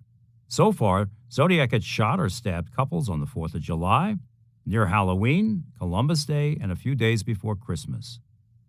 However, a few VPD investigators believe Zodiac had only taken responsibility for the Lake Herman tragedy to enhance his rep and further confuse the police. Molinex told me, said Toschi, that one day when Starr wasn't home, he went to Starr's house and his mother was there. He kinda just walked around and searched a little bit. If Molinex spoke conversationally with Starr himself that day, not a questioning in any respect, no record has survived. Molinex saw the open door to Starr's basement room yawning before him and observed it was painted the same near-neutral green as the kitchen, though a shade lighter. Was Starr down there now, peering up at him?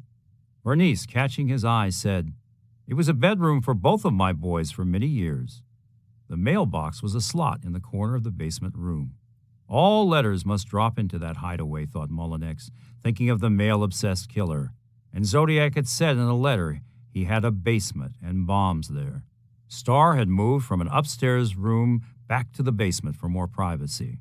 Molinex was tempted, but caution prevented him from advancing a step further. He retreated, but was still thinking over the substance of his visit and a few of Bernice's vague remarks as the weekend ended and he prepared to confer again with the San Francisco detectives. Tuesday, August 3rd, 1971. Many along Fresno Street had known Starr since he was a boy, knew how devoted he was to his mother, but that mutual affection existed only as smoke and mirrors. Neighbors often overheard shouting matches between the two. His mother was a little on the stern side, said Cheney. Yeah, she was tough. She was a tall woman, almost as tall as Starr. Both parents were tall and slender like Ron. Unlike his brother, Ron got along with everybody. The main bone of contention was that Bernice held Starr's younger brother, Ron, in higher regard than him. There was a big rivalry between Ron and his older brother, Panzarella told me later. Ron got more girls. He could be more charming, and the mother used to favor him, much to Starr's disdain. She adored Ron, who was a nice-looking kid. And Starr, at this time, had already gotten fat. I spent the weekend in the home with the dad and the mom. Starr came over. He was living in his trailer at the time, and I saw how unassuming the father was. He had been wounded in an airplane wreck over Oklahoma in the late 50s, early 60s, and he was never the same after that. He was a draftsman now, and we drove him to work, dropped him off, and picked him up later. Nice man, but very meek. He wasn't always that way. Ron told me it was the accident that made him that way. After the accident, Ethan could no longer keep his son in line. He became, how should I say this, quiet. The mother was totally the dominant personality. They were always arguing and bantering. He'd really cuss her up and down, screaming at her. I know if I'd spoken to my parents that way, they would have killed me. Starr called her the C word and stuff like that. It was awful, and this was at the dinner table. Cheney elaborated on this. Starr's father was a decorated jet pilot, he told me. I don't know if he got shot down or he had a wreck, but he had an accident and was injured pretty badly and was medically discharged. I didn't know him from the days when he was still in the Navy. He was still active, but apparently had lost some of his fire. He wasn't the hot jet pilot he had once been. He still went to work and still was a draftsman on Mare Island. He wasn't bummed up. He could walk all right, and all of his functions were normal. He was a nice guy. The family had commissary privileges and had ID cards so they could shop on military bases. The wing walker shoes he wore probably came from Mare Island. They were made for pilots and crewmen. From the street, Molinex idled his car and observed the smudged, practically ground-level window to Starr's disordered basement apartment and tried to imagine what it must be like. He still yearned to have a peek. Starr's mother had described her soul's inner sanctum as stacked with books. Starr was quite the student, a professional student, his brother said. After summer vacation, Bernice had explained, he intends to return to college at Cotati for the fall semester. Molinex thought back to 1969 and to another summer vacation, tumultuous times, violent times for Vallejo. Starr had been a student then, too, and Zodiac had been at his boldest, grasping Watertown in a grip of fear. With the intimate knowledge of a Vallejo resident, he capitalized on a citywide police and firemen's strike. Throughout the walkout, there were only 24 California highway patrolmen to cruise about and enforce traffic laws for a city of 72,000. On July 21st, negotiators almost had the strike licked. But Apollo 11 delayed a settlement meeting when Governor Reagan declared a moon flight holiday. So far, summer vacation 1971 had been less turbulent, thought Molinex. Vallejo had a highly efficient law enforcement team in place, and Starr had a job with Union Oil of California to keep him occupied. Returning to headquarters just before lunch, Molinex rang the Union Oil refinery at Pinole and spoke with McNamara in personnel. He confirmed Starr was employed as a junior chemist in their lab, had been since September 8, 1970. But Starr could not have been very happy at Pinole. Last April 20th, the overqualified man had applied for employment at a Union 76 garage in nearby Rodeo. His summer hours at the refinery are from 8 a.m. until 4 p.m., 4:30 p.m., continued McNamara, and that's each weekday. I'd like to interview him during working hours, Molinex explained. That's a bit out of the ordinary, said the personnel chief, and bound to cause some disruption. Disruption was exactly what Molinex had in mind. Well, we can provide my private office for your purposes, McNamara agreed. Good, said the detective. Just don't let on that we intend to interview him prior to his being brought to the office. Most definitely, Molinex wanted to surprise Starr and put him off balance. He hung up, noted the appointment on his pad, then dialed Toschi and Armstrong and informed them of the meeting. Famished after a busy morning, he went to lunch. Armstrong and Toschi had been busy too. Toschi studied 2 pages of scribbled notes, munching animal crackers and dunking them in a cup of instant Folgers. He had just learned that Starr, though born left-handed, had been compelled as a child to write with his right hand, a possible cause of serious psychological problems. After lunch, Morrell got back to Molinex and Vallejo about Starr's canceled checks. I've compared them to Zodiac lettering, Morrell said, and they come up negative. What were they missing? Wondered Molinex. If Starr was Zodiac, had he devised a way to disguise his printing?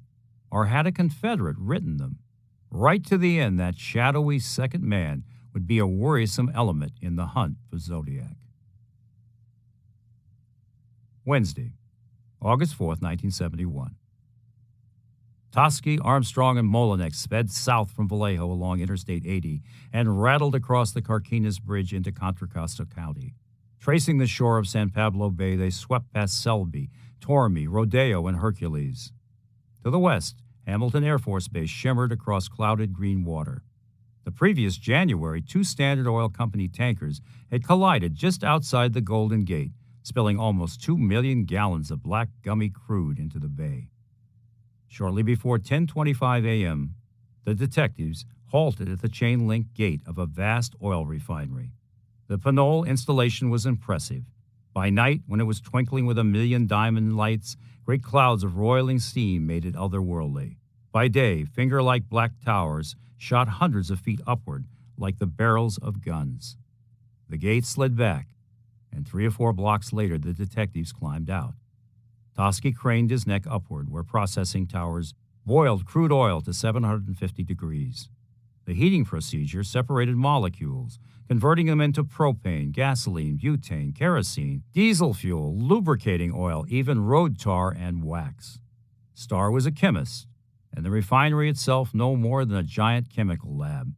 Complex conduits, twisted into overlapping tunnels, funneling raw petroleum into mammoth storage tanks, catalytic units, and vacuum distillation units. Sudden shrill whistles alerted Toschi. High above, men scrambled on gantries and towers. An unctuous mist like soot showered down on them and made Toschi queasy. His breakfast this morning and for many mornings prior had been a few aspirins washed down with cold coffee. They entered McNamara's office and watched as he phoned the lab to summon the unsuspected assistant chemist. "It'll be a minute," he said. Starr's records were spread out like a fan on McNamara's desk. Bill Armstrong took the time to thumb through them since he would be in charge of the questioning. The investigators did not hear the suspect in the hallway. Only the elevator doors opening with a whoosh. Starr walked softly for a big man and was wearing padded shoes of some sort. At last, they would see him face to face. Toschi sat rigid in his seat. He half rose. After so many suspects, after so many years and disappointments, was Zodiac finally here, within their grasp? Toschi held his breath. The door opened. Starr's physical presence was all Toschi thought it would be and all that he knew Zodiac's was.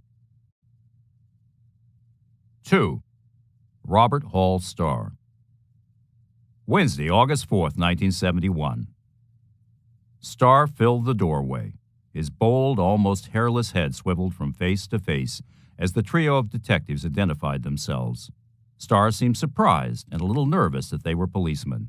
"I realized that he was afraid he was going to get fired," Toschi told me later, and that alone might have accounted for his apprehension. 2,500 Zodiac suspects had surfaced over the years and been painstakingly checked out.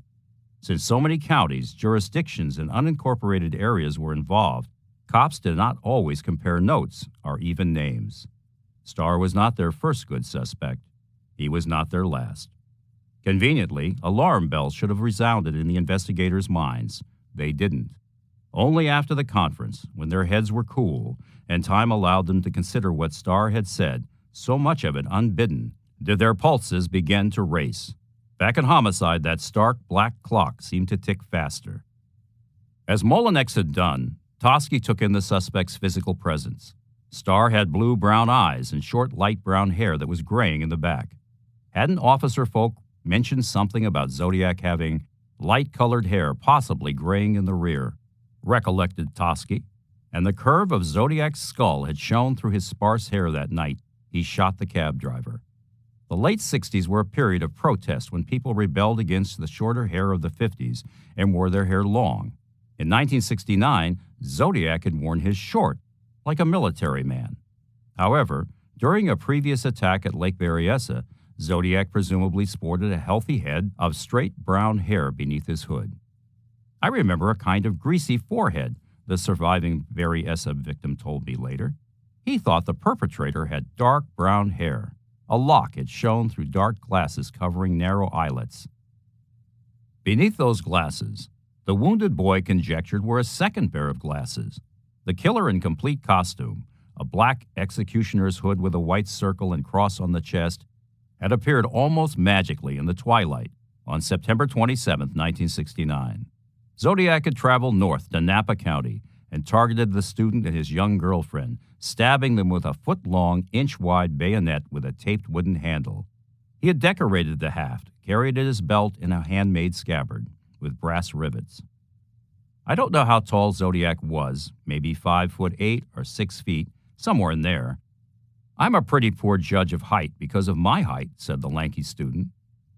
Starr's wide brow had breadth enough for a second apple-cheeked face. His neck was thick. High-set ears flew out like horns. His broad-shouldered, 6-foot-tall bulk was intimidating. Everybody that I ever saw that met Starr underestimated his height, Cheney later explained. He had that fearsome look in his eyes, thick thighs and a big butt and a belly and strong shoulders and chest. Yes, Starr was a heavy man, but then so was Zodiac. The surviving Berryessa victim estimated Zodiac's weight at between 225 and 250 pounds. "I described this guy as being really fat," he said. "I don't know, he could have been moderately heavy and wearing a thickly lined windbreaker." But there was another way to tell. Detective Sergeant Ken Narlow of the Napa County Sheriff's Department had done a compaction test on Zodiac's unique footprints. He had a deputy sheriff weighing 210 pounds walk alongside them. He didn't sink down as deeply as Zodiac had, Narlo told me. In order to put that print so deeply into the sand, we figured the Zodiac weighed at least 220 pounds. Clear prints at the heel had indicated that Zodiac was not running when he left. Morrell, the handwriting examiner, as conservative with the compaction test as with handprinting, told me, it depends on how the sand was at the time, too. If the guy was taking big, loping steps or mincing along. They were guessing at the size from the indentation he made. Suppose the sand the day before was different. Suppose there had been water in it. But the ground had been dry, and he had been striding leisurely. The prints were firm and especially clear at the heel. Napa cops arrived almost immediately because Zodiac had boldly phoned them from a booth within 4.5 blocks of their headquarters. He was bound to have some blood on him, Narlo told me. To come in from Berryessa and hit that particular telephone, he had to pass, I figure, some 20 to 21 telephones. He came in close enough to hear any possible sirens rushing out of the city of Napa. He could call in from the lake, but he would be trapping himself up there. It's a 25-minute drive down. The booth was 27 miles from the crime scene. If we had found out he was calling from the lake, we could have sealed the area off. At the lake, there was further proof that Zodiac's considerable weight was not padding. He had impressed unique marks deeply into the earth. A circle on the sole reading Superwear showed clearly in Narlo's plaster moulages. Zodiac's military motif, suggested by a black holster at his belt containing a blue steel semi-automatic military .45, was enhanced by the identifying logos of his shoes, black boots used primarily by the Navy. Wingwalker shoes were worn almost exclusively by aircraft maintenance crewmen for walking the wings of jets. Narlo discovered that, but only after his men culled 150 shoe boutiques with names like the Spinning Wheel and Willow Tree. In 1969, 103,700 pairs of wingwalkers had been shipped to Ogden, Utah. The Weinbrenner Shoe Company of Merrill, Wisconsin, had manufactured them per a 1966 government contract for 1 million pairs total. The last pairs were distributed to Air Force and naval installations on the West Coast. Only active duty personnel, or former active duty personnel, or their dependents, could have purchased such shoes. These personnel were required to present an ID card that carried a thumbprint and photo to enter any base exchange and make any purchases there. Vallejo, its economy directly related to military operations, served as home for many skilled employees with Navy or Air Force ties. They toiled at Travis Air Force Base, north of Vallejo near Fairfield, or at Hamilton, Mather, and McClellan Air Force bases, nearby Mare Island, Alameda Naval Station, and Treasure Island. The FBI believed in the military connection. Unsub, unknown subject of an investigation, may have military background, the FBI file said, inasmuch as Unsub used bayonet and 2 separate 9mm weapons, and one of the surviving victims observed Unsub to be wearing military-type boots. Not only were these unusual-looking chucker-type boots available only through a limited outlet, but police had their size. Zodiac wore a size 10.5 regular shoe, which indicated a tall man, as did his long stride. Toschi, recalling Zodiac's unusual homemade costume, later told me, "We sent our artist to Napa County on October 24, 1969. Surviving victim Brian Hartnell described the Zodiac's hood as black and sleeveless, the white circle and crosshair in the middle of the chest. The hood looked well made and well sewn. The corners had been stitched, and there was a neat stitching around the flat top, with clip-on sunglasses over the eye slits. And Starr could sew. He had been a sailmaker.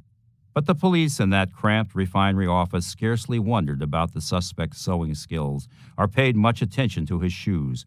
They were studying his face. Beyond his strength and the build of a potential gold medal swimmer gone to seed was a highly intelligent mind. Starr's IQ was 136. "We're investigating the Zodiac murders in San Francisco and Vallejo," said Armstrong, "and we have some questions for you." The detective pulled out a chair for the chemist. Toschi noticed barely perceptible droplets beaded on Starr's wide forehead. An informant has notified us that you made certain statements approximately 11 months prior to the first Zodiac murder," continued Armstrong. "If these are true, then they are of an incriminating nature." Armstrong, though referring to Cheney's recollected dialogue with the suspect, did not mention his name. "Do you recall having such a conversation with anyone?" "I don't recall such a conversation," Starr said mildly. Oddly, he failed to ask with whom he had reportedly conversed. He seemed already to know. Others are quick to react to what you say and do. His horoscope had read in that morning's Chronicle, "Choose your words carefully." "Have you ever read or heard of Zodiac?" "I read about the Zodiac when it first appeared in the newspapers," said Starr. "I didn't follow up on it after those first reports." "Why?" "Because it was too morbid." But Starr later in the interview made other statements that were in direct conflict with this remark. First, though, he volunteered this. "A Vallejo police sergeant questioned me after the Zodiac murders at Lake Berryessa." All three investigators were stunned. "We weren't aware that you'd ever been questioned by the police before," said Armstrong. "I told him," said Starr, "that on that particular weekend, Saturday, September 27, 1969, I had gone to Salt Point Ranch near Fort Ross to skin dive. Salt Point Ranch lay in the opposite direction from Lake Berryessa. I went alone, but I met a serviceman and his wife who were stationed on Treasure Island.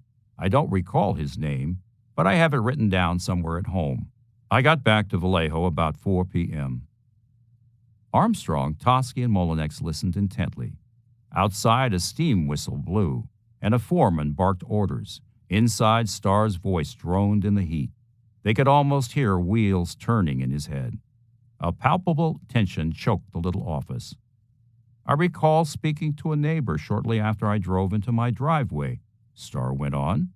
"I guess I neglected to tell the Vallejo officer when he questioned me about being seen by this neighbor." "And what was this neighbor's name?" asked Armstrong. "William White. But he died a week after I was questioned, so I never bothered to contact the police." That was very convenient. Suddenly, Starr made a bizarre leap in subject matter, one so strange that Toschi caught Armstrong's attention with a quizzical raising of his eyebrow. Without any questioning about a knife such as Zodiac had used in the Berryessa stabbings, the suspect made an astonishing statement. "The two knives I had in my car had blood on them," he said. "The blood came from a chicken I had killed." The day Zodiac stabbed two college students at Lake Berryessa, Starr was to have been there shooting ground squirrels and had told his sister-in-law so. His new story was that he had gone scuba diving instead, elsewhere. Starr both skin dived and scuba dived.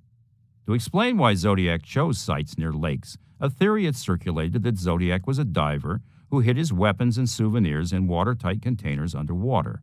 And that's why the killer had a paunch, a weighted diving belt around his waist. To Toschi, that hypothesis now looked considerably less far-fetched. Starr was not only a boater, but an avid skin diver and spear fisherman. "Starr thinks we have some information regarding a knife," thought Armstrong. "He thinks we know more than we do, but knowledge of that bloody knife is information we don't possess." All the detectives could fathom was that someone had glimpsed the stained knives or knife in his car seat, and Starr knew they had. Did he think that his neighbor, William White, had observed a bloody blade when he returned home that day and mentioned it to someone? More than likely, thought Toschi, Starr's brother, Ron, or sister-in-law, Karen, were the ones who had spied the bloody blade. Starr was hedging his bets and explaining away in advance any information that the police may have received. "Were you in Southern California in 1966? Asked Armstrong. Once again, Starr volunteered startling specifics without prompting. "You mean about the Riverside killing?" he said.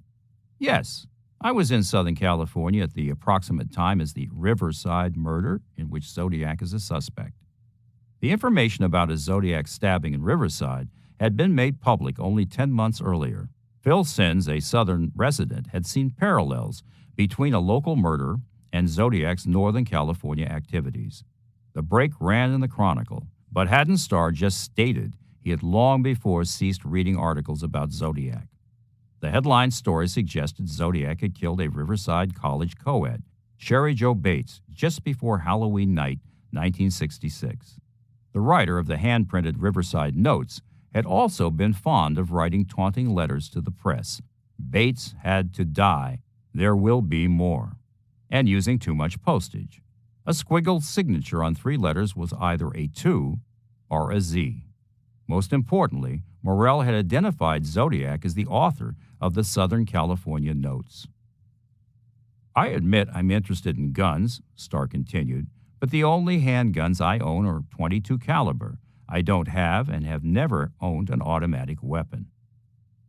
Have you ever owned a 1965-66 Brown Corvair? Asked Armstrong. Zodiac was driving such a vehicle the night of his 4th of July murder. No. Starr folded his arms. He was dressed in a short-sleeved white shirt, his forearms as massive as Popeye's. Toschi noticed a big watch on Starr's wrist. It was a rugged man's watch, he told me later. It's the kind of watch a man would buy to be seen. Look at what I've got on my wrist, and I spotted it instantly. The word Zodiac. I asked him specifically to show it to me. That's a nice watch you've got there, I said. Oh, I had it a while, he said. Do you like it, I said. Oh, yeah, he said. And you can see the letters Z-O-D-I-A-C. I still remember seeing that watch, and he wanted people to see what he had on his arm. He wore it in defiance. I couldn't take my eyes off it. When we saw the watch, we were amazed, and the brother and sister-in-law afterward mentioned to Armstrong and I that he even wears a Zodiac watch. May I see that? Said Armstrong. He gestured towards Starr's wrist. He had also noticed their suspect was wearing an unusual-looking watch. A ray of light through the blinds made the crystal face sparkle. Above the watchmaker's name, in the center of the face, was emblazoned a bold emblem. It froze the officers in spite of the heat. There, glowing stark white on black, was a circle and crosshairs, Zodiac's symbol. The expensive watch on Starr's wrist had been manufactured by Zodiac Astrographic Automatic, lay local, Switzerland, New York, a company whose roots stretch back to the 19th century. Now Mullinex saw it too. Neatly printed across the bottom, in upper and lower case, was the word Zodiac. The name and symbol were exactly like those used as a signature on Zodiac's letters. Only in Zodiac's letters had the name Zodiac and the killer's cross-circle symbol ever appeared together in the same place, Toschi thought. He knew because he had searched everywhere for that cross-circle. To this moment, he had assumed it represented a gun sight. Starr turned the watch on his wrist as if admiring it. It was a birthday gift, he said to Armstrong. This watch was given to me by my mother 2 years ago. Mullinex counted back in his mind. Let's see. Exactly 2 years from today is August 4th, 1969. On August 4th, 1969, the killer had used the name Zodiac for the first time in a 3-page letter to the Examiner. The paper had buried his note in the late edition at the top of page 4. Only 5 days before, Zodiac introduced his cross-circle symbol to the papers. Though a later CI&I report stated Starr had gotten the watch in August 1969, his brother, Ron, contradicted that. He said that Starr received the watch from his mother as a Christmas gift in December 1968. Starr's 35th birthday had been December 18th, 1968, just 2 days before Zodiac's first known Northern California murders. Starr would own a second Zodiac watch later. The manufacturers of the world-famous Zodiac watches manufactured a Zodiac Kleebar Skin Diver underwater chronograph in 1969. It's a stopwatch, aviator and skin diver's watch, tested for 20 atmospheres comparable to 660 feet underwater. Starr was by then both an aviator and skin diver. Like its brother, a logo in the lower right-hand corner of the watch was a cross circle on a dark background above the word Zodiac. It was quiet in the office. The Zodiac watch, mention of a bloody knife, Starr's volunteered information had dazed them all. What was coming next? I'm willing to help you in the investigation in any way possible, the suspect said, licking his lips. He coughed and cleared his throat. Starr apparently wanted to interpose a high note, one with some humor, reconciliation, and good fellowship all round. I can't wait until the time comes when police officers are not referred to as pigs," he said with a sad shake of his head. Some anti-war protesters and students of the period commonly called police pigs. Zodiac used the same epithet. "I enjoy needling the blue pigs," he had taunted. "Hey, blue pig, I was in the park." "Can you recall anyone whom you might have had a conversation with regarding Zodiac?" interjected Mullinex. "I might have had a conversation with Ted Kidder and Phil Tucker of the Vallejo Recreation Department when I was working there, but I'm not positive." Starr continued answering questions before they were asked. In this way, he might diffuse any damaging evidence against him in their minds. What had they heard? He had no way of knowing which of many acquaintances had turned him in as a killer. He said some very strange things in private. He liked to talk, and he talked loud, and his remarks made him the center of attention. Suddenly, Starr paused. He realized who had sent the police. "The most dangerous game," he said. "What?" said Toschi. Out of nowhere, Starr had mentioned the title of a short story he had read in the 11th grade, a tale that, by his own admission, had made a deep and lasting impression on him. Toschi recalled Langstaff's Manhattan Beach report and recognized The Most Dangerous Game as the same story Starr had rhapsodized over a full year before the murders began. Toschi smiled inwardly. Starr had finally figured out who had ratted him out. "It was called The Most Dangerous Game," Starr elaborated. "It was the best thing I read in high school." Zodiac had given The Most Dangerous Game as his motive in a cunning, almost unbreakable, three-part cipher. But Salinas schoolteacher Don Hardin had cracked it on August 4th, 1969, exactly 2 years ago today, though Hardin's solution was not made public until August 12th. Encrypting mistakes and all, the bizarre solution read, "I like killing people because it is so much fun. It is more fun than killing wild game in the forest, because man is the most dangerous animal of all to kill. Something gives me the most thrilling experience. It is even better than getting your rocks off with a girl. The best part of it is when I die, I will be reborn in paradise, and I have killed will become my slaves. I will not give you my name, because you will try to slow down or atop my collecting of slaves for afterlife." Roughly, the short story by Richard Connell dealt with the son of a military officer hunting humans with a rifle and bow and arrow for sport in the forest. Aptly, Starr, the son of a military man, hunted in the woods with a bow and arrow. Mullinex summarized the story in this manner. This book was made into a movie and concerns a man shipwrecked on an island and being hunted by another man like an animal. It might be important to study that brief story in depth for clues, thought Mullinex. Learn if it had been a movie or dramatized on television. Learn where Zodiac might have stumbled across it and when. Starr mentioned The Most Dangerous Game during that questioning, Toschi told me later, and his brother afterwards confirmed that he felt that man was the most dangerous game, not shooting game. The precise words Starr had used, verified by another witness than Cheney, were, "I think of man as game." The adventure story might have been in the flashpoint, no less a catalyst than the reforming process Starr performed daily as an assistant chemist. The informal cross-examination ended. Less than an hour had passed since those elevator doors had opened, but it seemed longer. As an interview, it had been mild. Though Starr had been isolated, a true interrogation would have been more focused, the setting bleaker, the intimidation more intense. Pointedly, the trio escorted Starr back to his lab, then left. Inwardly, the chemist boiled at being taken out, humiliated and questioned like a thief. Toschi admitted that he found Starr a dangerous animal, and though armed, had some fear of him in close quarters. Starr's ears were crimson, his face flushed. He could barely control his anger, and he had never been a patient man. Men all around him in their lab coats, paper booties over engineering boots, were staring and whispering. He sat at his workstation. "You don't know what it's like," mumbled Starr to a coworker, his eyes fixed on his desk. "Everything is fine, going good. Then somebody calls you to the office, and they suggest terrible things about you. You just can't know. Terrible things. And all the time I'm racking my brain to figure out who sent them. They make you sweat, then take you through the halls in front of everyone like a child.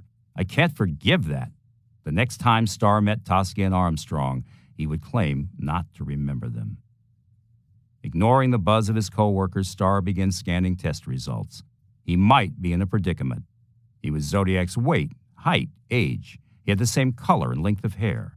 He crossed his legs and removed the paper booties over his shoes. Absently, he surveyed the unusual-looking chucker-type wing-walker boots he was wearing. Like Zodiac, Starr wore a size 10.5 regular. 2 women he knew had seen him in those shoes and could testify to that. But in the end, perhaps he was only a man who liked people to think he was Zodiac. Outside, the investigators climbed back into their car. Their unanimous consensus was that the investigation of Starr should continue, and in greater depth. "Absolutely," said Toschi with feeling. "But what I really want to know is who the hell questioned him just after the murders?" Molinex had absolutely no idea. "God, that was over 2 years ago," he said. He made a mental note to fine-comb the Vallejo files regarding any questioning of Starr as a Zodiac suspect, and any previous reports about a bloody knife or knives on a car seat. 3. Arthur Lee Allen. Wednesday, August 4th, 1971. Someone had desperately wanted us to know such a thing as a Zodiac watch existed. I studied the neatly penciled letter in my hand. At the San Francisco Chronicle, where I worked as an editorial cartoonist, everyone wondered about Zodiac. His terrifying letters had forever linked him to the newspaper. Gradually, a determination grew within me to disentangle the killer's clues and unmask his true identity. Failing that, I intended to present every scrap of evidence available to ensure that someone might recognize Zodiac and resolve the missing pieces of the puzzle. At the window, I contemplated the long shadows stretching across wide Mission Street. On 5th Street, strangers milled about the Pickwick Hotel, Hammett's Pickwick stage terminal where the Maltese Falcon had been stashed. Transients huddled in front of the Chronicle Hotel, and well-dressed men with briefcases stood on the marble steps of the indestructible old Mint. Zodiac could be any of them. He was a watcher. The first letter in which he christened himself Zodiac carried a different watermark than 3 earlier letters. Monarch cut bond, imprinted with an Eaton watermark. The new watermark was 5th Avenue, an imprint of Frank Winfield Woolworth's national chain. A huge Woolworth stood just a block away from the Chronicle, at the cable car turntable at 5th and Market and Powell. In the basement, next to the Goldfish, Woolworths sold blue felt-tip pens and paper exactly like Zodiac used. What if he bought his paper and blue felt-tip pens there? What if he spied from the shadows as his letters were delivered? Last March, Zodiac had been writing industriously, casting his net wide, spreading his words southward. After the oil refinery interview with Starr, the flow of words halted abruptly. Nonetheless, Chronicle reporter Paul Stewart Avery optimistically left standing orders with the city desk. "We can probably expect to receive a new Zodiac communication any day now," he said brightly. As usual, every effort should be made to prevent any Chronicle employee's fingerprints from getting on the letter. The letters had been handled by a lot of the staff. Carol Fisher, Brant Parker. Toschi had already fingerprinted all the copy people. Sometimes Zodiac attempted to sneak letters into print. Since letters editor Carol Fisher retained all reader submissions as hedges against libel, this anonymous letter from November 1970 had been on file. "Dear Sir," the note read, "in reading a recent issue of Playboy magazine, I noticed an advertisement for Zodiac watches. The trademark on the face of the watch is identical to that used by the notorious killer. Since I've always read in the press, the crimes have been interpreted as some sort of astrological thing. The fact that such a singular hieroglyphic effect is in fact a watch brand emblem seems somehow interesting." Had a gloating Zodiac slyly called attention to the inspiration for his name and symbol? After a Vallejo cop had cleared him, Starr must have felt secure. He had gone on wearing his Zodiac wristwatch, at least until Toschi, Armstrong, and Molinex surprised him. I visualized a tantalizing sequence of events. Starr, obsessed with the most dangerous game since high school, received a Zodiac watch from his mother on December 18, 1968, and began wearing a second birthday gift, a ring with a Z on it. 13 days later, he had a conversation with Cheney, much like earlier discussions in which he mentioned putting a light on the barrel of his gun and hunting couples. He spoke of calling himself Zodiac and shooting out the tires of a school bus. This chronology set down a definite time frame for Zodiac's choice of name, symbol, and MO, sometime between December 18, 1968 and January 1, 1969, after which Cheney moved to Southern California to work for a new company. Starr had revealed a monumental secret about himself on New Year's Day, but then Zodiac always chose holidays for his most important crimes and revelations. Cheney's visit, the symbol on the watch, its exotic trademark, the ring, his favorite story from his youth, all must have been bubbling in Starr's head. The first two murders occurred on December 20th, 2 days after Starr's birthday. On August 4th, 1971, 2 years after the killer had first signed his name Zodiac, he told Armstrong he had received the Zodiac watch exactly 2 years earlier, August 4th, 1969. Either scenario presented a fascinating sequence of events and explained the killer's choice of name and symbol. Police, during their manhunt for Zodiac, zealously guarded the prime suspect's real name. If his name was never publicized, this ensured any subsequent tip about Starr would be valid. As for myself, I made a practice of never writing, until now, Starr's true name. His real name was Arthur Lee Allen. Almost a decade after the oil refinery questioning, I finally located the Vallejo cop who had questioned Allen so early in the case. Detective Sergeant John Lynch talked to me at his home on Carolina Street in Vallejo. A slender, solid older man with penetrating eyes, he began speaking the instant we sat down at his dining room table. The room was almost completely dark. I had just mentioned Allen. "Oh," he said, "Leigh Allen." He pronounced Lee as Leigh. I realized because of the different spellings, Lynch thought that Lee, L-E-I-G-H, and Lee, L-E-E, were two different suspects in the case. Lee was not a new name in the case. Just before Zodiac shot a couple out on Blue Rock Springs on the 4th of July, an unknown man named Lee had already been an object of speculation. "I talked to Leigh at great length several times," said Lynch. "He was up the coast at Bodega Bay, where he had a trailer. He's a skin diver. On that 4th of July, 1969, he said he was with 3 or 4 other guys. When did you speak to him? In 1971, I asked, at first thinking Lynch had been following up Panzarella and Cheney's tip to Manhattan Beach PD. Long before that, he answered, within 1 or 2 months. Lee was employed as a janitor at that time at one of the schools here. I went up to the school. I don't know how I got his name in the first place. You know the way things were going then. There were so many damn people to talk to, and we were getting so many phone calls and letters and clues. I got so I almost looked at this guy and said, 'That's not him,' to myself. And when I saw this Leigh Allen, he was bald-headed, and he's a great big guy. Have you seen him?" "Yes," I said. Linda Del Buono, Blue Rock Springs victim Darlene Farron's sister, had compared a composite drawing for the Vallejo PD. They compared Linda's composite to another Zodiac composite and told me everything but the chin was right. This was supposed to be a profile of a guy named Lee, L-E-E, who hung out at Darlene's painting party. The same guy Linda observed harassing her sister while she was waitressing at Terry's restaurant. Did you ever speak to this Lee, L-E-E? Leigh Allen? I don't know. All Linda knew was the name Lee. No, he said. Anyway, I was positive it wasn't Allen. The minute I looked at him, I said mentally, "That isn't Zodiac." Vallejo Lieutenant Jim Husted liked Allen best. I liked him least. I only typed in 5 to 6 lines on the report, only in order to get Allen's name in. Checked his car, and he had his scuba gear in the back of the car. Real old, dirty car. Lynch explained that on Monday, October 6, 1969, he sought out Allen about the stabbings at Berryessa 10 days earlier. Allen, then 35 and an occasional student, worked part-time as a custodian at Elmer Cave Elementary School. At 4:05 p.m., Lynch turned south off Tennessee Street onto Vervey. He reached the school at 770 Tregaskis and immediately saw Lee across the playground. For his report, he scrawled this description: 241 pounds and almost 6'1". As Lynch observed a few children playing tetherball, an intuitive thought about child molesting entered his head.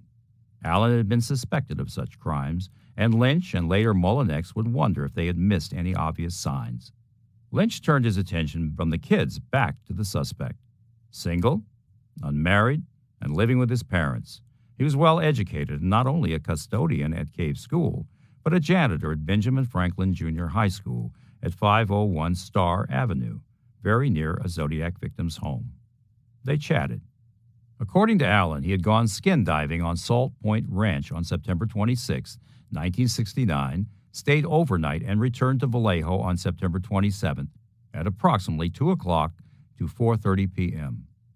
For the remainder of the day, Allen said, I stayed at home. I don't recall whether my parents were home on that day or not. Somebody thought you might be the Zodiac killer and reported you, said Lynch matter-of-factly. Is that a fact? Allen said with a laugh, as if such an accusation was an everyday occurrence. He placed his broom against the wall. Lynch looked him up and down. Well, Zodiac had curly hair, Lynch said, thinking of Linda's description, and you obviously don't, so that's it. Had Lynch's visit been a flashpoint? 5 days after Lee's reassuring interview with the easygoing Lynch, Zodiac drove to San Francisco, shot yellow cab driver Paul Stein, and fled into the Presidio, police dogs nearly at his heels. He ran in the direction of the huge Letterman complex. There, at a new 10-story Army medical center, future Zodiac victim Donna Lass was working that night. She and her roommate, Joanne Getchy, had been in the practice of going flying with 2 men from Riverside who lived in the San Francisco area. Lee, of all the suspects, was a pilot. 7 days after Lynch's questioning, Zodiac dropped the Chronicle a line. He enclosed a bloody swatch of the cabbie's shirt to provide irrefutable proof he had murdered Stein. Police speculated Zodiac had switched to a bigger city to garner bigger headlines. But wasn't he simply distancing himself from Vallejo, where things had suddenly gotten too hot? Zodiac's intimate knowledge of Vallejo's back roads and lovers' lanes branded him as a longtime resident. Thanks to that bloody swatch, Zodiac was now forever identified as a San Francisco killer. 18 days after Lee spoke with Lynch, William Langdon White, Allen's 73-year-old neighbor, died of heart failure at 9:55 p.m., just after seeing his doctor. White, California-born and a 21-year resident of Vallejo, had lived 7 houses down from Lee's at 45 Fresno. He had been Lee's alleged alibi for the Berryessa stabbings. I recall speaking to a neighbor shortly after I drove into my driveway, Lee had said. I guess I neglected to tell the Vallejo officer. White had also been a possible witness of a bloody knife on Allen's car seat. As a longtime business representative for Butchers Union Local 532, White logically might have paid attention to any knife. Coincidentally, William White's birthday, December 20th, was also the date of the Lake Herman Road shootings. White shared a last name with Sergeant William White, the second ranger to reach the couple Zodiac stabbed at Lake Berryessa. All through October 1969, Ranger White had been highly visible in a series of television interviews about Zodiac. Yes, I talked to Allen at great lengths several times, Lynch recalled. I spoke to him within 1 or 2 months of one killing. He now recalled a typed 3x5 card, addressed specifically to himself, had arrived at the Vallejo PD on August 10, 1969. It had gone to the FBI, and he could not recall if it had been returned or not. Dear Sergeant Lynch, it read, I hope the enclosed key will prove beneficial to you in connection with the cipher letter writer. Signed, Concerned Citizen. At that time, only a Vallejo resident would have known Lynch was handling the then embryonic Zodiac case. Concerned had included a valid key to Zodiac's 3-part cipher. The key bore hand-printed letters and symbols beginning A-G backwards, S-L. The FBI reported It was a substantially accurate key for decryption of the three-part cipher mailed by Zodiac. A solution to the cipher was not published in the Chronicle until 2 days later. In a letter to the San Francisco Examiner a week earlier, Zodiac explained he did not leave the scene with squealing tires and racing engine as described in the Vallejo papers. This was another indication Zodiac was a Vallejo resident who read the limited circulation local paper. So was his instant reply to Vallejo Police Chief Stilt's August 1st entreaty for more details. It would be a considerable time after the oil refinery questioning before Lynch's 110-word report on Allen would be found, sandwiched between FBI flyers number 59 and number 4316, and a local tip that went nowhere. Another example of a lack of coordination, Vallejo Police Captain Roy Conway lamented many years later. Sergeant Lynch, a good personal friend of mine who was assigned to the case for a long time, died in the last couple of years. He has a police report that says on a particular date he interviewed Arthur Lee Allen about his whereabouts on the day of the Berryessa homicide, which is all well and good, but he doesn't have any recollection whatsoever what information he had that made him interview Arthur Lee Allen. Arthur Lee Allen told him at the time, it's just one little paragraph in the police report. It doesn't say why he went to see him, what caused him to see him, what conclusions he reached, nothing. Just that. I interviewed him about what he was doing the day of the Lake Berryessa killing. Coincidentally, Lee had told Lynch, I was on the way to Lake Berryessa that day to go fishing, but I changed my mind and went to the coast. Detective Bauert also agreed with Conway in hindsight. There's a lot of instances that occurred in this case that happened in one area and the other area didn't know about it, he said. The Vallejo Police Department interviewed Arthur Lee Allen in 1969 about the stabbings at Lake Berryessa. The sergeant who did that interview went down and talked to him as he had talked to probably 100 other people. Asked him where he was on the day of the Berryessa slaying. He said he had not gone to Berryessa, but up the coast instead. Now we get back and look at this years later, and we go back to this Lynch, a lieutenant retired then. I don't remember why I was talking to the guy, he says. Somebody must have called his name in.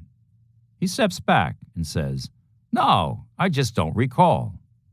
If we knew who called his name in, that person must have had some reason for suspecting that Arthur Lee Allen was responsible, had something to do with the case. County Sheriff's Detective Sergeant Les Lundblad had also questioned Allen. Somebody had tipped him, too. This interview apparently was unknown to the VPD because the Vallejo Sheriff's and Police Departments were separate and independent forces. The third week after the teenagers out on Lake Herman Road had been murdered by Zodiac, Lundblad went to see Allen. The stocky man had an alibi for that Zodiac attack, too, one considerably similar to that he would give Lynch. I was out at Fort Point near Big Sur scuba diving, he said. After each Zodiac murder, Arthur Lee Allen had been sought out. He was not such a new suspect after all. Someone out there knew something, and who that person was as much a mystery as Zodiac's true identity. Wednesday, August 4th, 1971. Directly after speaking with Allen at the refinery, Toschi and Mullinex decided to follow up on Ted Kidder and Phil Tucker, the men Allen mentioned he might have shared conversations with about Zodiac. I think Allen initially assumed Kidder and Tucker had tipped the police, Mullinex said. That's why he volunteered their names so promptly. Yeah, said Toschi, I think you've pegged it. It just took him a bit longer to realize he should have been thinking of Cheney and Panzarella. But a lead was a lead, so the detectives hustled over to the Greater Vallejo Recreation District where Kidder and Tucker worked. If Allen had predicted Zodiac's coming to Cheney, maybe he had done the same with Kidder or Tucker. Mullinex slid into a spot right in front of 395 Amador Street, and they went inside looking for Kidder. Tucker might be the general supervisor for the Recreation District, but Kidder was his boss. Do you know Arthur Lee Allen? Toschi asked Kidder. Kidder's name had appeared on teachers' applications Lee filed with the Calaveras Unified School District on December 23, 1965, and June 18, 1966. Sure, he said. Has Lee ever mentioned the Zodiac case? To my knowledge, I never discussed the case with him. He was formerly employed by the Recreation District as a lifeguard and trampoline instructor. Cheney confirmed that sometime later. Allen was going around teaching kids on the trampoline. He liked that. He was very adept on the trampoline and a remarkable swimmer and diver, a champion on the diving board. He was superb at any athletic activity that did not involve walking or running. Allen was not good at running. At that time, well into his 30s, he was still active, at least with the trampoline, while he was in Valley Springs. He would set it up in the front yard, and he loved getting a bunch of kids and coaching them. Allen left GVRD for the same reason he had left Wagon Station, his inappropriate actions toward small children. I had received numerous complaints from concerned parents about acts he had made toward their children, said Kidder. But no formal complaint was ever lodged to the police about Allen's actions. No formal complaint, anyway. As recently as 3 weeks ago, Phil Tucker and I had a discussion about Allen being a suspect in the Zodiac murders. This talk came about primarily because of Allen's suspected possibility of being a sexual deviant. That and his physical description. We both considered Allen a loner type. Had either Kidder or Tucker been the original informant to Lynch and Lundblad? Tucker had reportedly gone to school with Allen at Cal Poly at San Luis Obispo. He would know more. Toschi asked for Tucker to be summoned to Kidder's office so they could ask him the same questions. Tucker related that he had known Allen about 5 years. Lieutenant Houston of the VPD later told me more about Tucker. Tucker and Allen often talked with each other about death and about murder for sale, he said. I have a 1971 application filled out by Allen for a job as a Rodeo service station attendant. Tucker's name on it. Tucker's name is in all of them. I found it in the margins of one application. Very reliable guy, Tucker. Tucker confirmed to Toschi that Lee was equally proficient with both hands and ambidextrous as an adult. This skill with both hands might explain why Lee's handprinting did not match Zodiac's. Zodiac, a born lefty, was writing with his right hand. His handwriting is not real good, said Tucker, and so he prints most things. So Lee could write and shoot with both hands, said Toschi. Yes, Tucker admitted, then added, for the last 2 years, Allen has brought up the Zodiac case in conversation. I feel he has an interest in the case. He sat back and thought. I remember on one occasion he had told me that police considered him a suspect. To your knowledge, did Allen have an interest in guns? Toschi asked Tucker. He said he did have. He owned 2 handguns. One was a revolver, the other some type of automatic. I don't know the calibers because I don't have much of a knowledge of guns myself. I think the guns in his home might be .22 caliber revolvers, and I saw at least one automatic. I recall that he discussed having a special light attached to a gun barrel so that a person could shoot accurately at night. On more than one occasion, he admitted to shooting with special sights for firing in the dark. Toschi rubbed the back of his neck. Another portion of Cheney's story had been corroborated. It was even hotter. Another time, about 18 months ago, continued Tucker, my wife and I visited Lee in his home. He made a remark that he had something he would like to show us. I only show this particular thing to very certain people, he said, or something to that effect. He then took a paper from a gray metal box he had gotten from his bedroom. This paper was hand-printed and contained several pages of legal terminology and several pages of letters which had symbols or codes or cryptograms on them. He said they pertained to a person who had been committed to a Atascadero for molesting a child. This paper rambled on in language of a legal nature, that sort of terminology, this and that. It was about a person having been betrayed by his attorney. I noticed in this script there were various symbols used by Zodiac in his coded messages. Toschi nodded. He didn't find it unusual that Tucker could recognize the symbols as Zodiac-like. The killer's 3-part cipher had been widely reprinted. On June 29, 1970, the approximate time of Tucker's visit, the Chronicle had published a new Zodiac 2-line cipher. I only expressed polite interest in the paper, said Tucker, but my wife showed genuine interest. She found the symbols or codes or cryptograms unusual. She asked him if she might borrow the paper to study it, but he refused to allow her to take the paper. he did promise to have a copy made to give her. And did he? Asked Toschi. No, he never did. Do you know if Allen has ever owned a 1965-66 Brown Corvair?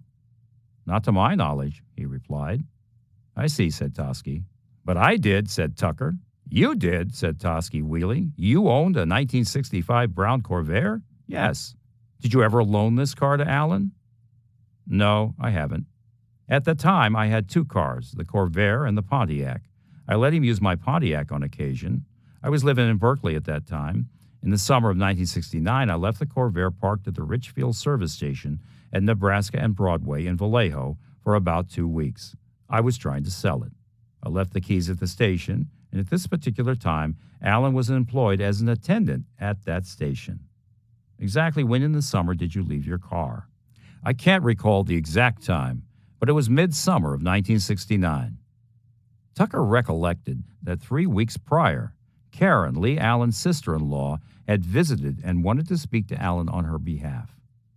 The family had gotten another complaint about his recent involvement with a child, Tucker said. I went to Allen's home and spoke to him about resuming psychiatric treatment. However, I was unsuccessful, and so I washed my hands of him. I told him, I don't want you to come around my home in the future. Our association is at an end. Toschi studied his Timex, anxious to compare notes with Armstrong. He visualized his partner equally anxious to get on his motorbike and take to the suburban dirt trails, the warm sun in his face. The rugged trail would rattle the cobwebs from his head. On weekends, as a diversion from stress, Armstrong focused on salvaging his perpetually wilting backyard garden. As for Molinex, he was as fired up as he had been days ago. Now he was interested in contacting Mrs. Tucker as soon as possible. He wanted to see what she recalled about the printing inside the gray box. He rang her from Kidder's office and learned she was working the graveyard shift at an Oakland hospital. That meeting would have to be postponed. Instead, Molinex decided to speak with Allen's sister-in-law, Karen Allen, a 26-year-old former school teacher. Molinex phoned Karen at her job and arranged to have her come into the Vallejo PD. She arrived promptly at 2 p.m. and took a seat. Let me tell you why I asked you in, Molinex said. On the surface, Karen seemed surprised that her brother-in-law was suspected of being the long-sought Zodiac killer, but offered to give whatever help she could. Molinex wondered if she could be the original tipster. He confirmed that Karen knew of Allen's preoccupation with children. She stated another thing positively. Her brother-in-law hated women. He has never had a serious relationship with a female of his own age, she said. Sandy Panzarella had voiced similar remarks. Lee just pretended to be interested in women, he said. Eventually, he gave up even that slender pretext. Various women Lee had dated afterwards voiced the same opinion. Their relationship with him had only been platonic. In most cases, sexual psychopaths have few social or sexual affiliations and might never have experienced normal sexual intercourse. In these uncommon individuals, for reasons unknown, aggressive and sexual impulses intertwine early in childhood. Ultimately, these confused feelings find expression in vicious sexual assaults and sadistic murders. Lacking a conscience, Zodiac had no remorse for the pain he inflicted on others. Their pain brings him pleasure. Karen disclosed that, after her marriage to Ron, it became apparent that Lee viewed her as an intruder. He believed she had come to separate him from his brother and actually made threats against her. He was spoiled and pampered by his mother, she said with a trace of bitterness. She does his cooking, washes his clothes, cleans up after him, and gives him money. She even paid for his 2 cars and 2 boats. It was odd that Allen intensely disliked his mother no matter what she did for him, and even stranger that he had expressed such feelings to Karen, whom he viewed as an interloper. As for Bernice Allen, she had never forgotten her son's squandered Olympic potential. Lee had been a talented diver. She's always ragging me about my weight, he had snarled at Cheney and Panzarella. A competition photo of him in a Vallejo paper depicted a slender, almost handsome young man with blondish hair. Other pictures from the 1960s showed how much he resembled the younger, unamended San Francisco Zodiac composite drawing. If Lee had not been steadily gaining weight, he would have been a dead ringer for the sketch. Allen's altered appearance reminded Molinex of a line Zodiac had written. "I look like the description passed out, only when I do my thing. The rest of the time, I look entirely different. I shall not tell you what my disguise consists of when I kill." Molinex passed copies of Zodiac's bizarre notes to Karen. She studied them and said she had noticed a paper with similar printing in her brother's hand in November 1969. "What is that?" she had asked. "This is the work of an insane person," Lee replied. "I'll show you later." As with the Tuckers, he never did. However, while the printing on the Zodiac letters was not familiar to her as being that of her brother-in-law, some phrases were. Lee had used the expression trigger Mac instead of trigger mechanism. Finally, she thumbed to a copy of an authenticated Christmas card Zodiac had mailed to attorney Melvin Belli during a period when the master criminal wanted to give himself up. An FBI report, December 31st, 1969, noted the note had not been written as freely as the other threatening letters in this matter. However, an enclosed blood-blackened portion of a victim's shirt validated it. Zodiac's handwriting was subject to change, and in the space of months. At 1:59 p.m. the following day, a man identifying himself as Zodiac called the switchboard operator at FBI headquarters in Sacramento, then hung up after beginning to name someone he had just killed. "Happy Christmas," Karen read aloud from the photostat. "I definitely recall having received a card at Christmas from my brother-in-law," she said. Happy Christmas was spelled exactly the same way. Karen, like Tucker, confirmed Allen was left-handed. His elementary school teachers attempted to make him right-handed, she said. He learned to write that way, but soon reverted to writing with his left hand. While Morrell believed the letters were written right-handed, he suspected that Zodiac was naturally left-handed. The obscuring effect of a felt-tip pen and a left-handed man printing firmly and unnaturally with his right hand might explain the difficulty in matching handprinting to any suspect. Sergeant Molinex was hungry to learn more. "Could I drop by tonight when your husband will be home?" he said. "We want to ask him some questions, too." Ronald Gene Allen, a 32-year-old landscape engineer, was currently attending Berkeley College. He had attended Cal Poly from fall 1960 until fall 1968, when he attained a Bachelor of Science degree. "He'll be late," she said, but agreed that 8 p.m. would be convenient. After she left, Molinex contacted Armstrong and Toschi and asked them to rendezvous with him at 216 Aragon Street in Vallejo that night. An already long day was growing longer. Molinex reached the home first. It was just off Columbus Parkway, which led directly into Blue Rock Springs to the north. He suspected Zodiac had used the parkway as an escape route after the July 4th shootings. Molinex stood in the deep shadow of the pleasant tree-lined cul-de-sac. Somewhere in his cozy little town, the most cunning criminal he had ever come across was waiting. A cool wind blew in from San Pablo Bay. He scanned the hedges and fences, unable to shake thoughts of a watcher. 15 minutes later, Toschi and Armstrong reached Ron and Karen's home and found Molinex already inside and glad to be in the light. As Karen had done, Ron offered to help in the investigation if he could. Molinex believed his offer to be sincere. "But I can't believe my brother is a serious suspect in the case," he said. At first, he offered little on either side of the scale as to his brother's guilt or innocence. "I am well acquainted with your source of information." So, thought Toschi, the informants Cheney and Panzarella had spoken with Ron before the Manhattan Beach PD. He did not know that Cheney and Ron had been roommates in college. "They're responsible people," the brother admitted. "They wouldn't have made such statements if they were not true." He also explained that he had received a complaint from one of the informants that Allen had made improper advances toward one of his children. "He has a definite problem as far as children are concerned, and he does drink to excess." Though Ron didn't say so outright, Molinex reserved the possibility that a personal motive might be behind some of the accusations against Allen. That would explain many things, and it would mean they were on the wrong track. Few serial killers drank to excess. It had something to do with the lack of control. Ron confirmed that Allen's 2 revolvers were .22 caliber. Zodiac had used a .22 caliber automatic pistol during the Lake Herman Road homicides, but from then on had used various 9mm automatics, a .45 caliber weapon, and even a knife. Though Ron had never seen any of the handprinting Tucker had mentioned, he had observed the gray box. At one point, he recalled, had kept it in his old room. Ron and his wife were very cooperative, Toschi said later. What I heard is that he, Allen, was not close to his mother, that he just lived in the house.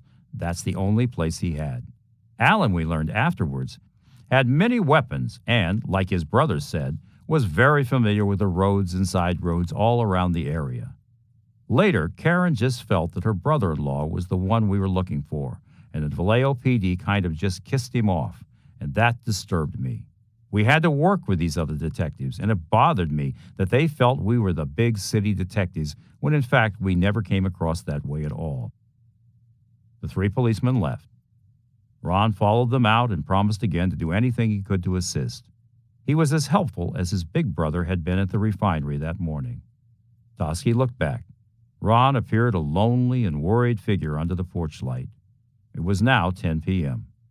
Toschi reached his Sunset District home soon after, kissed Carol good night, looked in on his 3 daughters, Linda, Karen, and Susan, and crawled into bed. Every bone in his body ached and cried for sleep, but he tossed and turned all night. He could not get that watch out of his mind. And a neighbor had seen a bloody knife, dying only days after glimpsing the blade. Wednesday, August 11, 1971. At 11 a.m., Molinex got hold of Bob Lucy, owner-operator of the Arco station at 640 Broadway in Vallejo. Molinex told Lucy, "I'm conducting an investigation on a former employee." He did not tell him why right off. "Lee worked for me on a part-time schedule for about half a year," Lucy explained, "but tended to be undependable, and there were those complaints about him and children. He seemed too interested in small girls. In April 1969, he came to work drunk again, once too often for me. I fired him." Molinex wondered if the job loss had precipitated the July 4, 1969 Blue Rock Springs shootings by Zodiac. Molinex laid his cards on the table.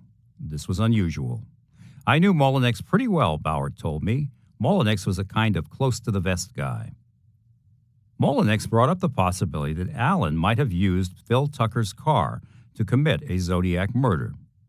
"Tucker had his car here all right, but it wasn't for as long as 2 weeks," Lucy said. "No, that's not right." Tucker himself hadn't kept a record of the dates, and Molinex badly needed Lucy's repair invoice. In spite of a diligent search, they could not uncover the exact days the Corvair had been left overnight at the station. On the July 4, 1969 date of the Blue Rock Springs shootings, Allen was no longer working at the Arco station, and so the repair record didn't matter, unless Lee had kept a set of keys to the station or made his own. At 5 o'clock that evening, Molinex contacted Tucker's wife, Joan, at her home. Joan substantiated her husband's story about the gray box and the papers tucked inside. "I had been very interested in the contents of the papers," she said, "since I was preparing for a college psychology exam." Lee explained he had received those papers from a patient at Atascadero, and I said my interest was directed toward the working of this person's mind. I was impressed by the neatness and exactness of the printing and of the arcane symbols. The detective showed her Zodiac ciphers clipped from 3 Bay Area papers. Joan identified numerous symbols as being the same as those on papers Allen had showed her. Her recollection was that they were drawn with a felt-tip pen. At 5:30, Tucker returned from work and Molinex showed him the same cryptograms. He, too, thought certain symbols looked the same as those Allen had shown him. "And we still haven't been able to track down the exact date you left your Corvair at the Arco station," said Molinex. "I didn't have any luck either," Tucker said, "but I do remember that when my car was not sold, I left it parked in front of my father-in-law's house for a considerable period of time. It's possible that Allen could have driven the car during this period, but I don't know if he did. My in-laws are in Europe now, and when they get back, I'll ask them if they know." The in-laws knew Lee Allen as a friend of their son-in-law, Ed would not have thought it strange to see him around the Corvair. Tucker began to speak more freely of his former employee. Lee is a schizophrenic personality, Tucker said. During Lee's therapy, 5 different personalities have been found. At times, he actually seems to live the part of whatever literature he's reading. He can tell a lie and actually believe what he is telling is the truth. Molinex's eyebrows went up. This was a very interesting talent, one that might stand a lie detector on its head. Once more, Molinex heard that Allen truly hated women and had said so on many occasions. No one hated women as much as Zodiac. The only victims that had managed to survive had been men. Thursday, August 12, 1971. In the morning, Molinex typed up his reports and studied the various stories related to him about the best Zodiac suspect yet. Physically, Lee matched Zodiac, from hair coloring to weight to height to wearing the exact size of the killer's unique Flightline wing walker boots. Circumstantial evidence was compelling. Lee had predicted he would call himself Zodiac and shoot couples in lovers' lanes long before there was a Zodiac. He had spoken of a electric gun sight and picking off kitties, used phrases like Happy Christmas and Trigger Mac before Zodiac had. Allen wore a Zodiac wristwatch and kept Zodiac-like symbols in a gray box. Like Zodiac, he was enamored of the most dangerous game. He had been headed for Lake Berryessa the day of the stabbings and had been seen with a bloody knife. Molinex did not know that Allen and his former friend, Don Cheney, had often fly fished at Clear Lake and Grass Valley and once at Berryessa. "We fished in a stream below the lake and 50 yards from where we parked," he later told me. "It was crowded the one time we went." Not only did Lee have friends in those areas, a man and a woman at Clear Lake, for instance, but there had been a recent murder at all 3. Meanwhile, at the refinery, Allen was in a rage. Because of the questioning, he was certain he would be fired from his job at Union Oil. When McNamara had called him into his office, Lee had known his days there were numbered. Friday, August 13, 1971. After the 2 authenticated letters in March, all correspondence from Zodiac had ceased. Police in 4 counties speculated Zodiac might have been arrested for another crime, institutionalized, or died. Nonetheless, Molinex continued to plow through the files. For just over a week, he had been seeking a record of any officer questioning Lee Allen back in 1969. Sergeant Lynch had not yet recalled questioning Lee. His meeting at cave school with the skin-diving chemist consumed only 2 paragraphs in the center of a single page. As the towering sheaves of paper became an avalanche, that page was buried in an ever-increasing snowbank. Manpower stretched to the breaking point, and everyone feared Zodiac might strike again. Wednesday, September 1st, 1971. The SFPD fared scarcely better than Vallejo.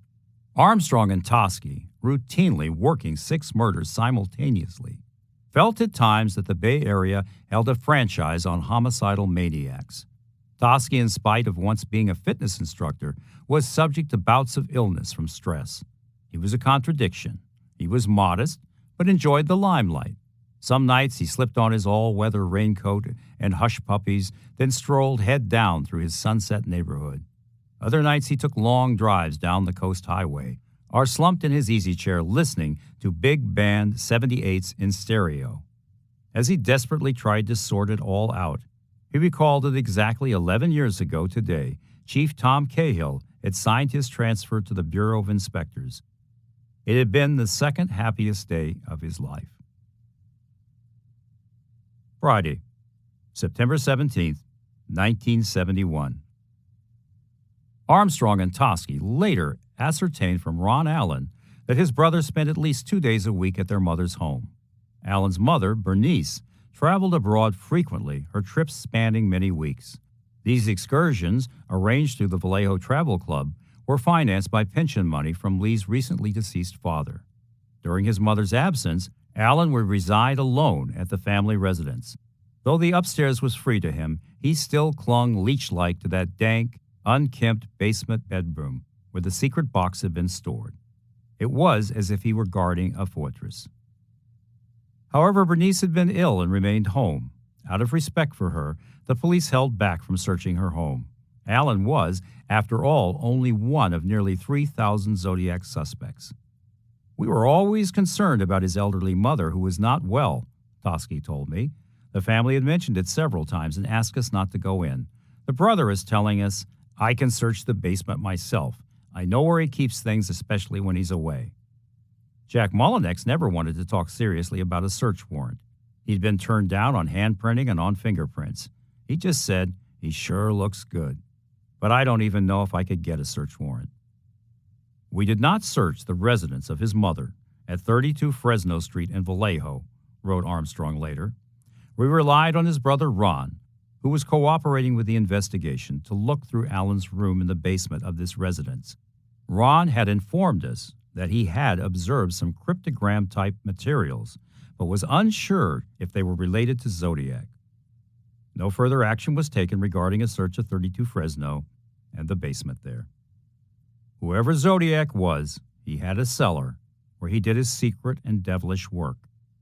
What you do not know, he said in a November 9, 1969 letter to the Chronicle, is whether the death machine is at the site or whether it is being stored in my basement for further use. Police, dumbfounded by the bizarre threats of the death machine letter, said at the time, we have reason to believe he's a maniac. It appears to us that he's killing just for the thrill of killing. On April 20th, 1970, Zodiac complained he had been swamped out by the rain we had a while back. Rain might flood a basement room. A burst pipe or water heater would cause a similar inundation. No one checked to see if the house on Fresno Street had been flooded. But what if Zodiac had not meant a proper basement? Mobile home dwellers call the area beneath the trailer a basement. While it is illegal to store things there, it is done all the time. Sometimes a rain puddle on the road becomes a swamp under a trailer. Lee had a trailer, off wheels in another county, and for over a year had been squirreling away things under it. The problem was that Toschi and Armstrong were not only unaware of the trailer's location, but its existence. Alan's got to have someplace where he can stash and hide things and be certain no cop will ever know where he has everything, Mullinex told Toschi. What he's going to show us is just things on the surface, replied Toschi, and we know that he's laughing at us on the inside. Mullinex nodded. Monday, November 22nd, 1971. Lee was approved for his Red Cross certificate for standard first aid. Since he was constantly boating in a sailing club and considering taking up air jumping over water, it was a useful skill. Meanwhile, in San Francisco, Toschi and Armstrong had made scant progress in the 3.5 months since the questioning at the oil refinery. Apparently, Toschi told me, Alan's family still harbored grave misgivings about him. The brother and sister-in-law were very concerned because they see that Alan is still walking around and don't know how thoroughly the Vallejo Police Department went into the investigation. What we didn't know was that they were building up courage to speak to us. I could always tell Ken Narla was a little disturbed because San Francisco was getting all the big play in the media. We were getting more work, too, which we didn't need. But it was because Armstrong and I were getting so much media attention that Ron and Karen later felt right in calling us. And it put me in a very precarious position. I didn't want anybody thinking we were trying to monopolize the case. My God, we had enough work to do on our own without making more work out of another jurisdiction. We were getting so many tips and phone calls just from San Francisco. People calling him the San Francisco Zodiac Killer when there are multi-counties involved. Zodiac came to us for more attention. He wanted to see his name there. More than once, Toschi wondered, why? The situation was worse than that on the surface. Every 3 weeks, Toschi and Armstrong also had a load of brand-new homicides to crack. Unknown to them at that time, Alan was no longer in Vallejo. The morning of November 22nd, he had traveled south to Torrance, where Don Cheney lived, perhaps for a confrontation. Long after, I asked Cheney, do you have any idea why Lee visited Torrance on November 22nd, 1971? There was a gasp of surprise. If I had known about it at the time, it would have worried me, Cheney said, and yet, though I was always listed down in Southern California, I never got one crank phone call or threat after police interviewed Lee. Tuesday, November 23, 1971. Panzarella never realized Allen was in Torrance. Even if he had, it wouldn't have mattered. Panzarella was a cool customer. He hadn't been scared when Zodiac wrote the L.A. Times, even though he suspected Allen was the author. While he was in town, Lee got into enough mischief on Hawthorne Boulevard to be arrested for disturbing the peace. Cheney still considered Zodiac's connections to unknown murders in Southern California as possible, and Zodiac's connection to Allen as very probable. Though Allen had ties to the area, most of his movements down south were a mystery, at least to the police. Wednesday, November 24, 1971. At times, the Vallejo PD had a sense that the SFPD was trying to freeze them out and collar Zodiac all by themselves. Vallejo is small potatoes compared to San Francisco, Detective Bauer told me, but when you take a look at the homicide division in San Francisco, they're like anything else in police work. They divide up all the murder cases. One homicide detective there is working about the same amount of cases as one homicide detective in Vallejo. It's grueling. And in San Francisco, Toschi was equally unsure he was getting everything Vallejo knew. My thoughts were, he explained, when they would say, well, we talked to this person and that person, my mind was always going like a minute ahead. I was saying to myself, did you really? Because when I said I talked to somebody, you can bet all your good money on it, I did. I would never lie about it. He began to fear the Zodiac Information Highway might be a one-way street. And that was just the way Zodiac liked it. The killer preferred to strike in zones of confused jurisdiction, different counties on borderlines, and in unincorporated wilderness areas. He counted on adjoining departments working against each other, not sharing information. The more, the merrier. It was a big case, a competitive investigation. Everyone wanted a piece of it, and whoever solved it would be the ace of detectives. Zodiac, with his huge ego, counted on the egos of policemen to allow him to continue his deadly work. Armstrong and Toschi could not get Lee Allen off their minds and sought to jumpstart their investigation. They needed another tip. After such a promising beginning, Toschi studied the growing face of the moon. He could almost hear Zodiac's laughter, the laughter of Satan, and the rustle of that terrible black costume.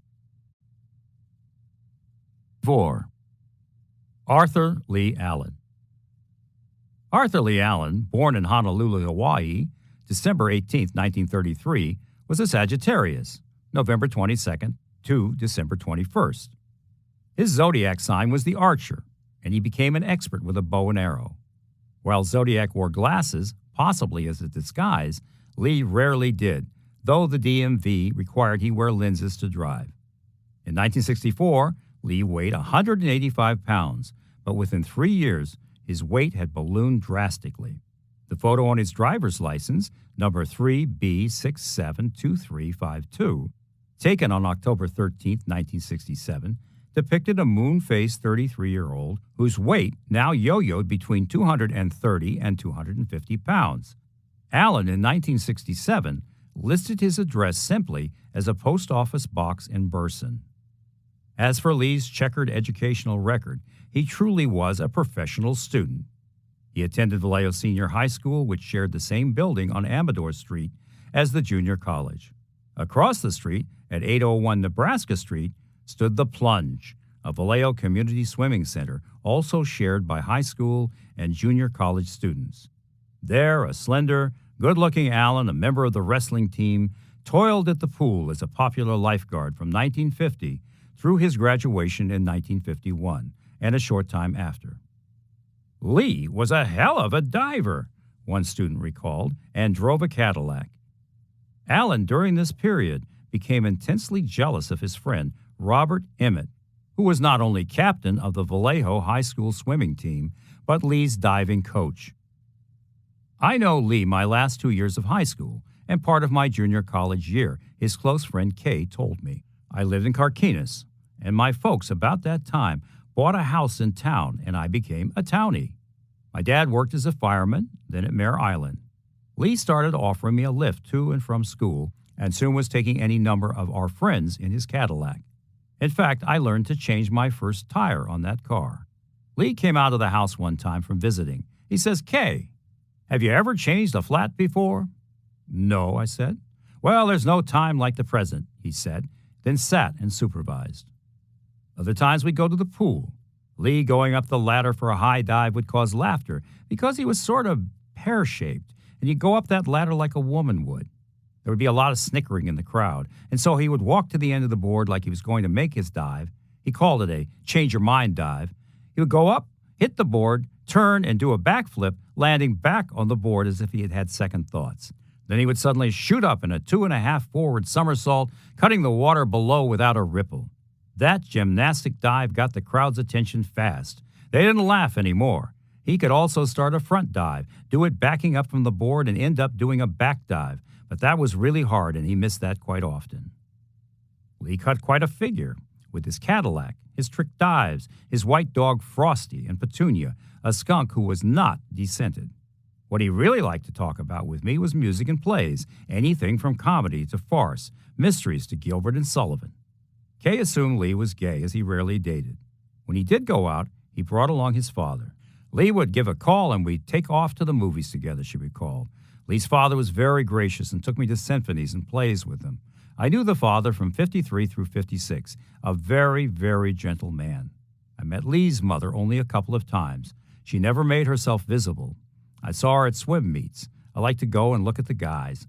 Lee was extremely intelligent, almost scary sometimes. He was a bright fellow, but his brother Ron was the golden boy. His mother wouldn't have much to do with Lee. I wasn't ever privy to the fights, but I was privy to the cold shoulders. Commander Allen would ask her if she wanted to go along with us, and she'd snap, "Why?" Sometimes Ron went with us, and I would have thought she would have been glad to go.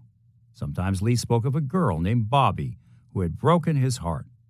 Bobby was Lee's first big love, and he used to just talk in glowing colors about her. She was the love of his life. Bobby's daughter later told me of her mother's friendship with Lee Allen. She was a diver whose picture often appeared in Vallejo papers in the sports section between 1952 to 1957, she said. Sometimes Allen's picture was alongside hers in the paper. I think he was a platform diver and a wrestler. Very clumsy walk when walking down the diving board. He looked terrible until he left the board and dove. Then he was very graceful. But when walking, he was terribly lumbering. He had a funny hip, in case you don't already know. Harold Huffman, Lee's childhood friend, thought Lee's fluctuating weight caused the limp. Lee attended Vallejo Junior College, majoring in the liberal arts, and became All-American diving champ there. On September 18, 1954, he enrolled at California Polytechnic State University at San Luis Obispo.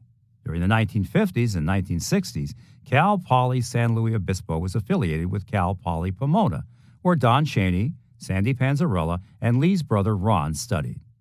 Lee's pal, Harold Huffman, was already down there attending USC and coaching every sport he could.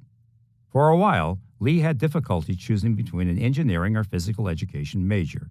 Since his math skills proved too meager for engineering, he decided to focus on physical education. Ultimately, he settled on elementary education as his major. On June 16, 1956, at the end of his term, he used his summer break to enlist in the Navy. He received his Associate of Arts degree from Vallejo Junior College in 1957.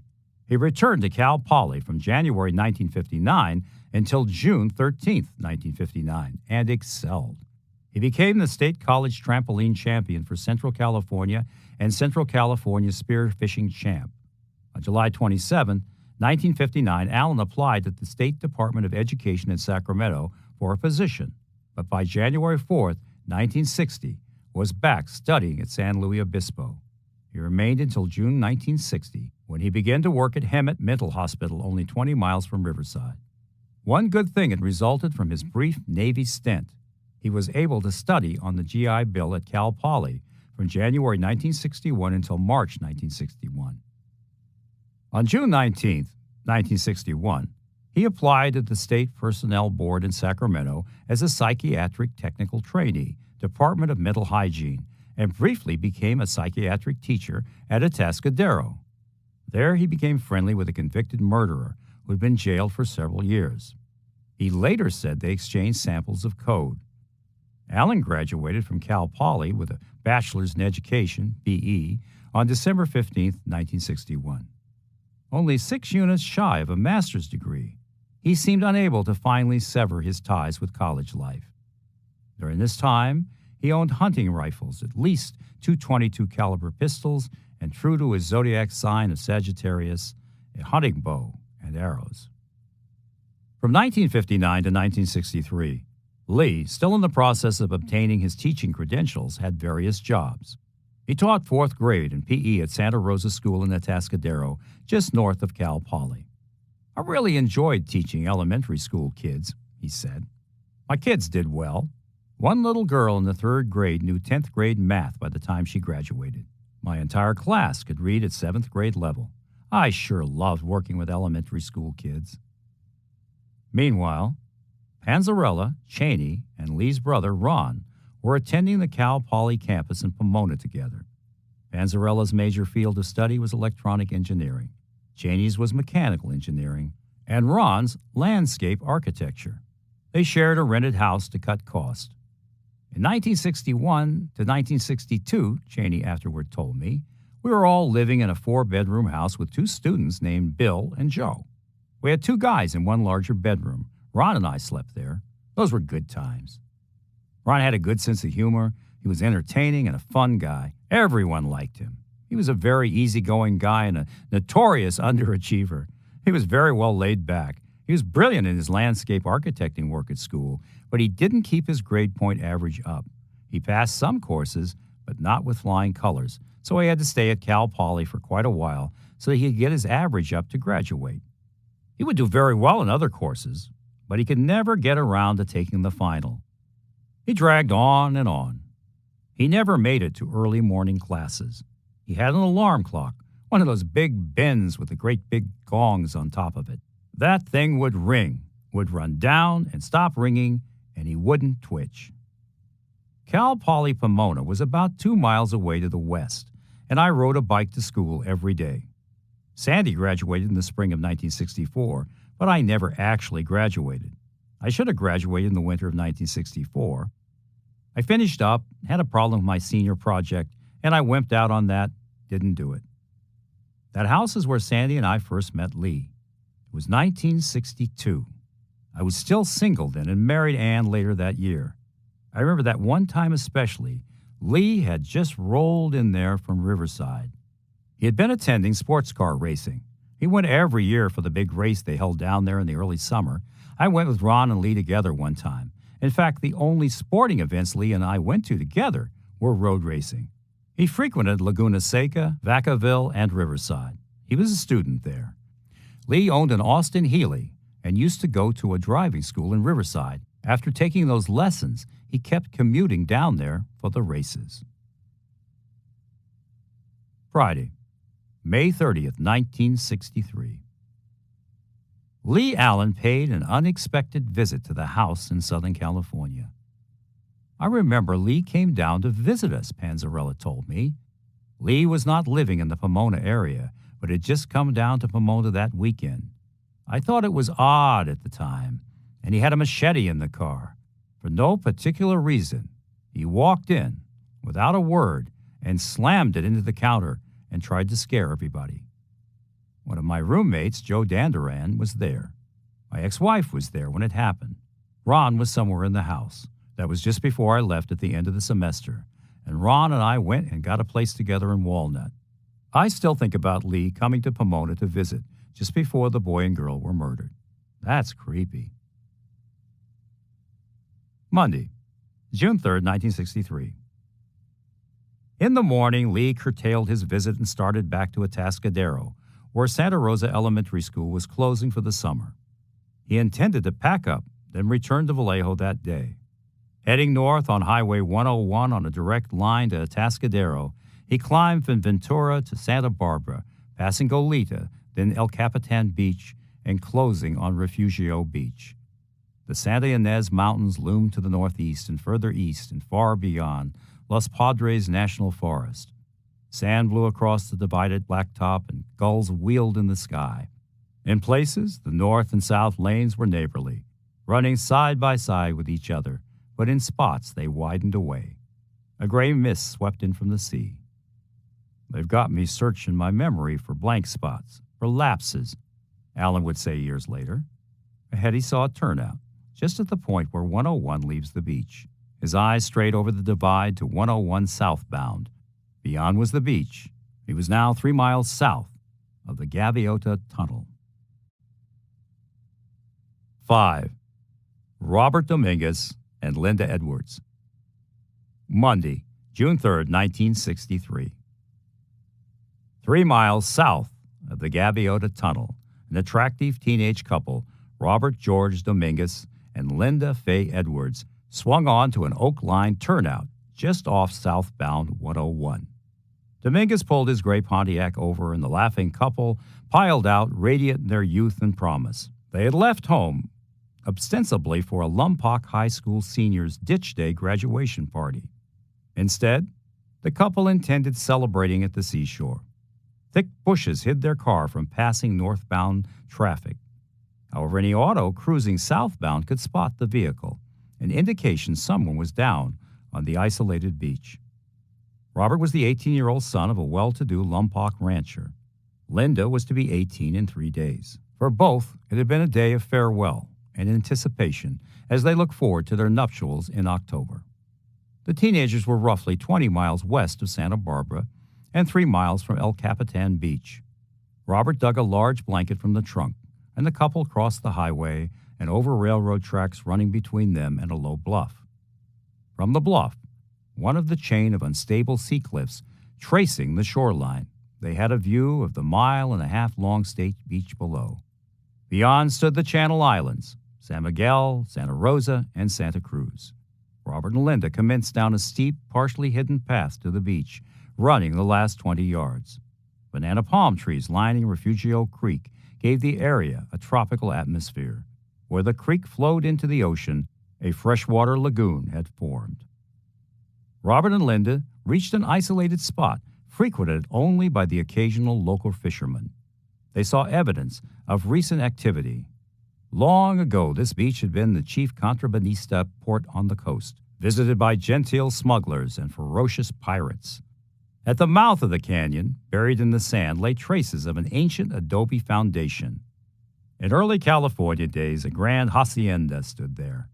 It faced the sea boldly, until the French pirate Hippolyte de Bouchard, by gun, by knife, by rope, and by fire, put an end to that.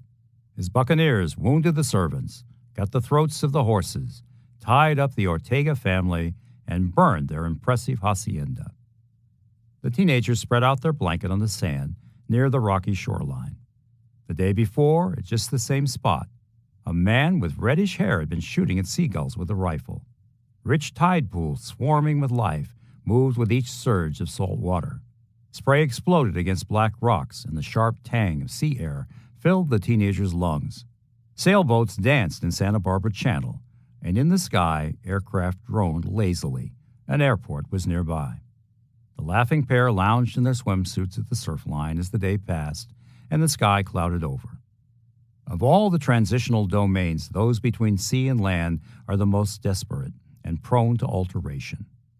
Robert and Linda grew drowsy, barely aware of the boom of the waves and wavelets rustling eel grasses at the sea edge. The crack of a twig on the path made them start.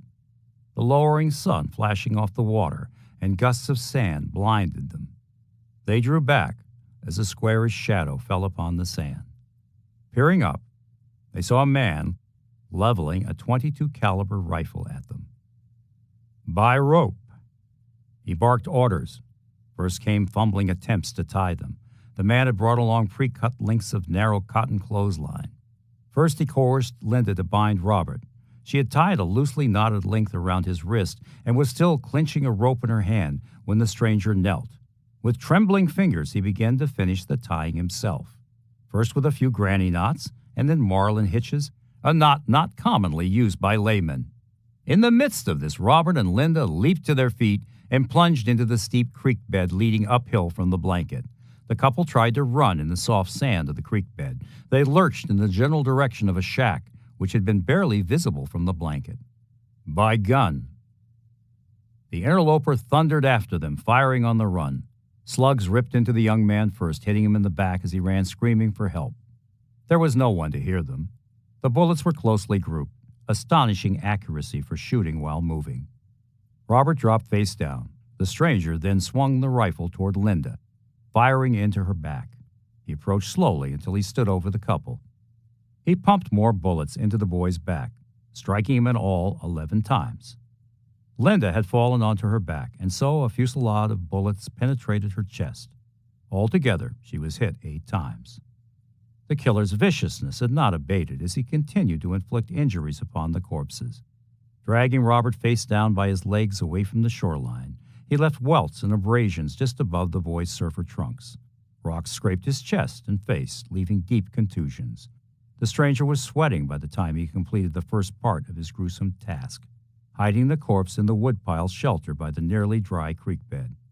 The primitive structure lay halfway between the shore and the railroad embankment. Almost lost among dense shrubs and trees, it was used mostly by transients. By knife. He returned to the woman, cut down the front of her swimsuit with a knife, and exposed her breasts. He slashed her body, the wounds describing a curved river. Next, he dragged her feet first to the shack, and because Linda was supine, all the abrasions were to her back and buttocks. After pulling her inside the lean-to, he ripped off her swimsuit and tossed it callously over her fiancé. Then he draped Linda's body face up over the boy. By fire. Now the stranger looked around for things to burn. He gathered up his leftover lengths of rope and empty cartridge boxes and tossed them into the shack. Smashing the lean-to, he ignited it with wooden matches he had brought along. A funeral pyre would hide all traces of his crime. Although he had tried several times, the structure refused to catch. Or he might have returned to his car on the road above, believing that everything behind him was blazing. Tuesday, June 4th, 1963. When Linda and Robert failed to return, Dominguez's father filed a missing persons report. The Santa Barbara Sheriff's Department issued an all-points bulletin. The father, along with other family members, joined the search party and that night located the missing boy's car in the turnout. A highway patrolman took the trail to the beach below to look further. The lean-to shack was so concealed, it took searchers 30 hours to discover the teenagers. Tracks and postmortem marks on the bodies showed they had been dragged there. That there were no usable latent prints meant the killer had likely worn gloves. It was an incomparably evil crime. No sexual attack had taken place, and that was uncommon. At least there was no presence of semen, though the relatively primitive forensic techniques of the time might have missed it. Still, that was doubtful. The board-certified forensics pathologist who had performed the autopsy was highly qualified, having been trained at the L.A. coroner's office. A contingent of jail inmates roved the crime scene. Prisoners had been bussed there to scour the brush and comb a 3-mile section of desolate beach for evidence. The lead sheriff's detective, William Baker, feared they might have compromised the integrity of the crime scene. "You have an inkling of what I'm up against," Baker told me, as I strive to resurrect from the ashes the reality of the case. "You have to figure it was 1963. We go out with either search and rescue or sometimes get other explorers. This time they had trustees out there going on searches for cartridge casings or whatever else they could find. I shudder when I think about it, but that's the reality." And they did find some casings, quite a few, expended along the victim's flight path, a dry creek bed that led from the blanket near the beach up towards the shack where the kids were actually found. 2 distinct points where more casings were located served to pinpoint where the victims were initially dropped.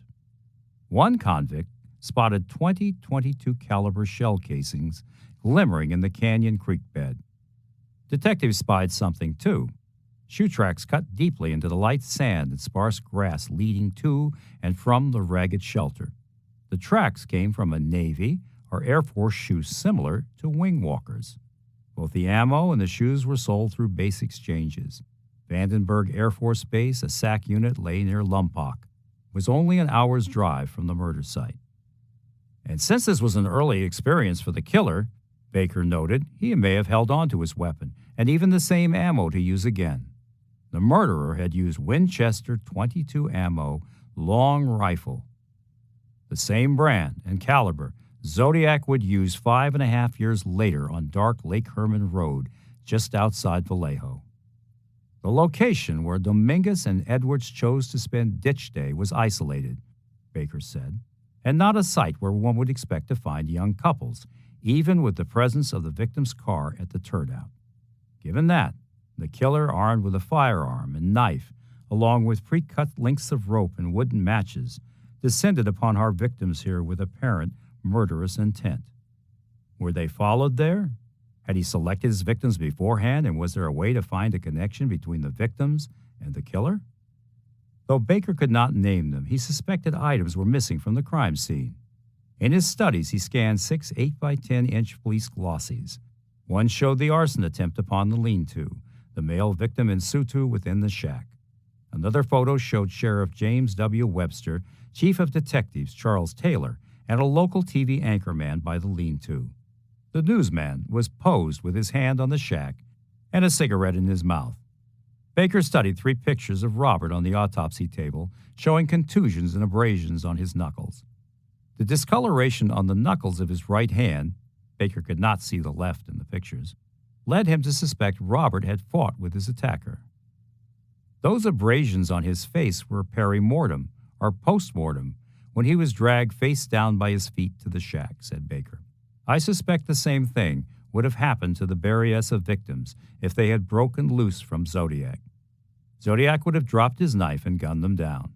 As for the red-haired man, seen the day before, police found him and determined to their satisfaction that he wasn't involved. Other circumstances didn't lead me to give it any particular emphasis.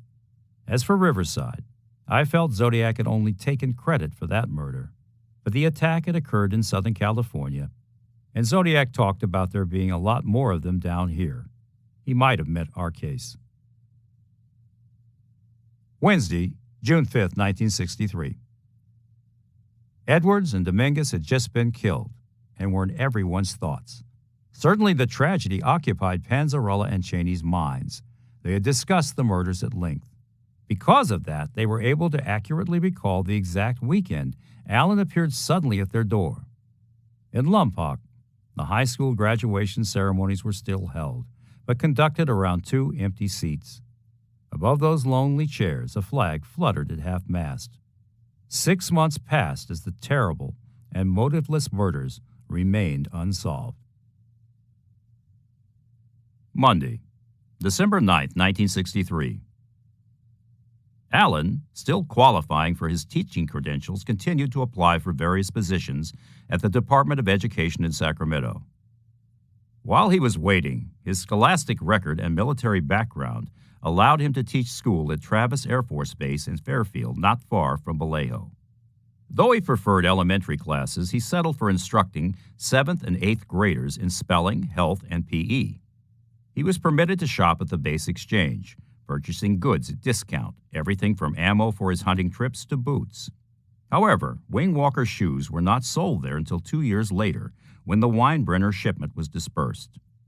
After a year at the Travis School, he was fired for habitually leaving an assortment of deadly weapons lying about his car in plain sight. The thing that got me, recalled Panzarella, was that when Lee lost a teaching job, he came down in his Austin Healey sports car and tried to convince us guys that he lost his job because they had a security check and he was carrying a revolver. But the real reason was child molesting. He used the phrase that it made him so angry that he wanted to kill the little kiddies as they came bouncing off the bus. That stuck with me all my life, and that's the phrase that was later used by the Zodiac killer. In 1964, Lee taught at Watsonville, north of Salinas, and heard a strange story. In the San Bernardino area at Pacific High School, a young student in dark framed glasses with a black elastic band strode unannounced to the front of the classroom.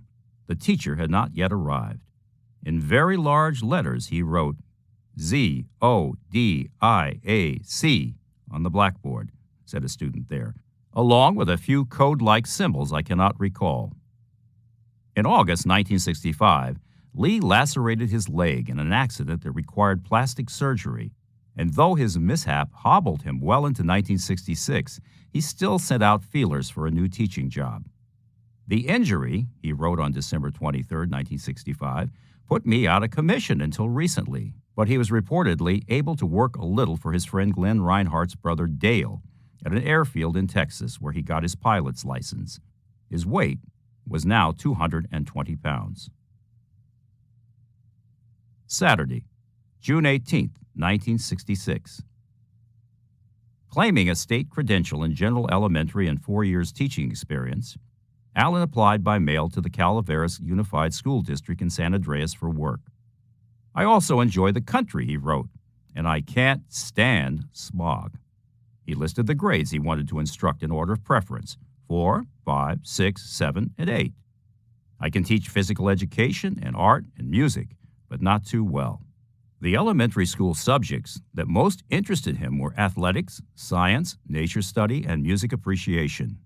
He gave his height as 6 feet, altered his weight to reflect another 10 pounds gained because of his incapacity, and mentioned membership until this year in 2 professional organizations, the NEA and CTA.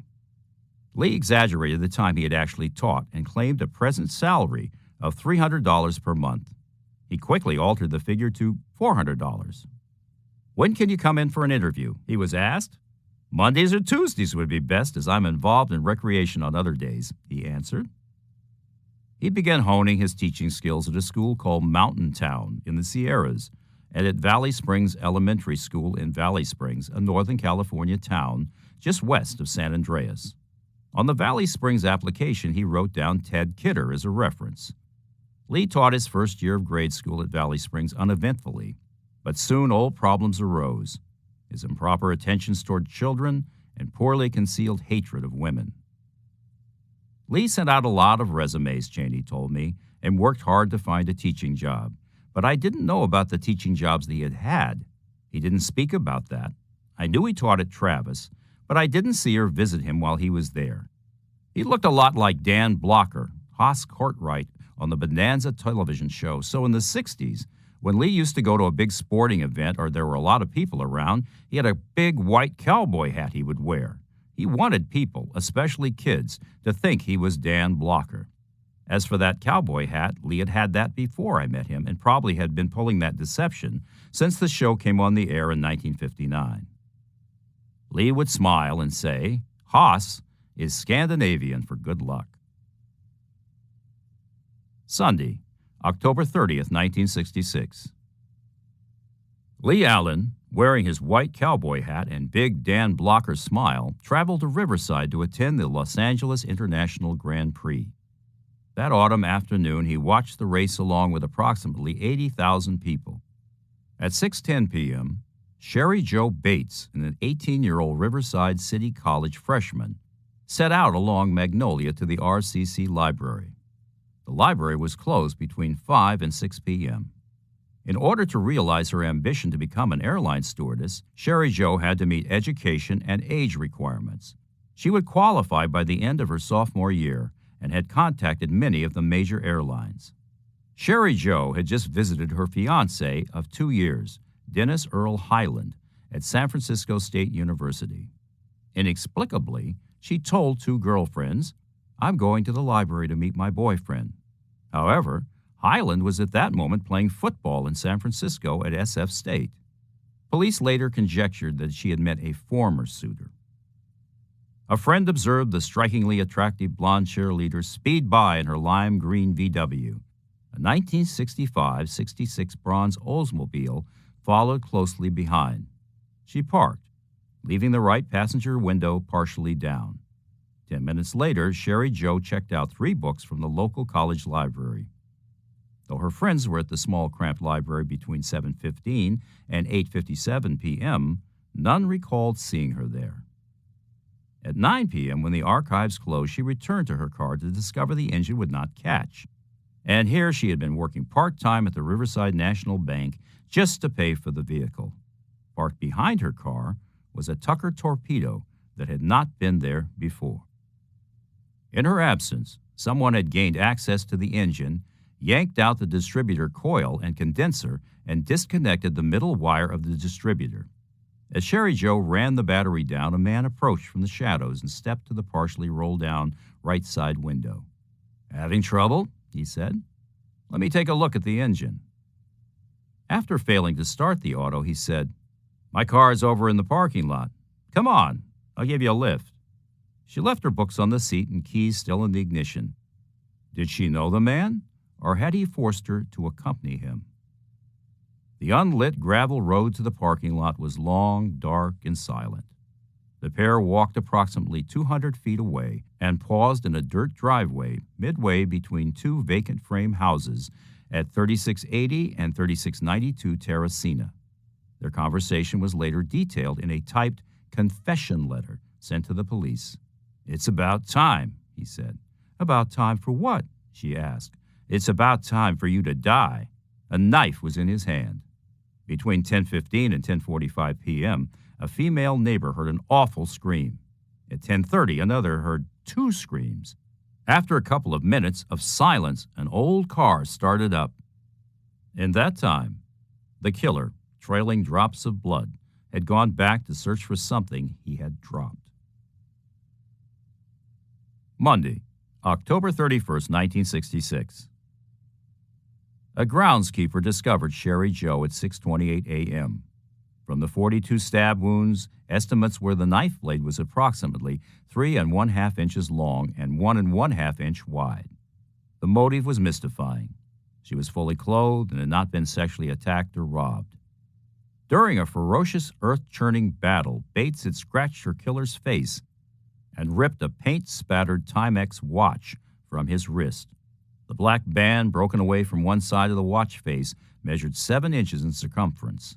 The Timex had been purchased at a military base exchange.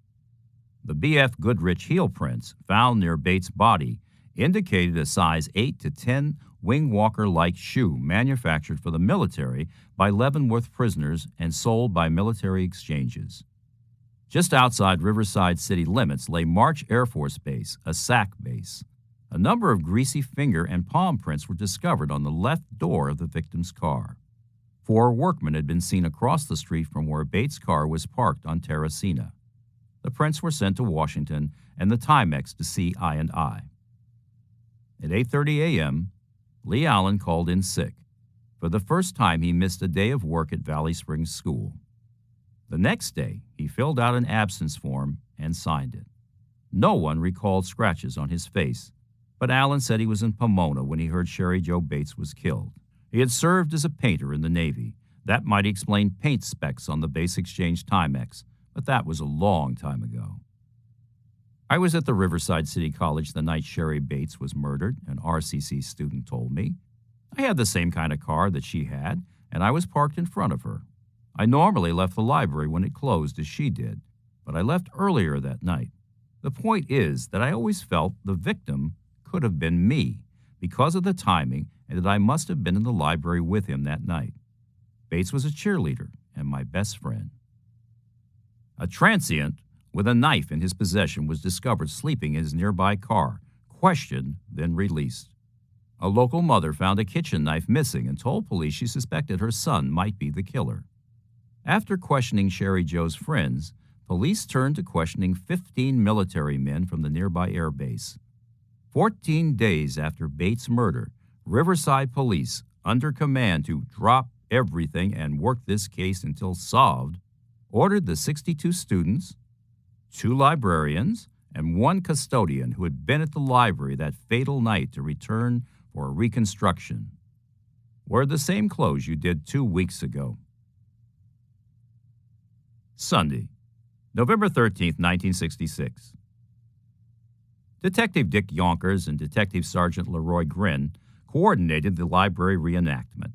The 2 stage managers lifted the curtain at 5 p.m., just as 6 motorcycle officers under Traffic Sergeant Al Fogarty were stationed at Terracina and Riverside, Fairfax and Riverside, in the alleyway parallel to Magnolia near Terracina and at the alley exit onto Fairfax.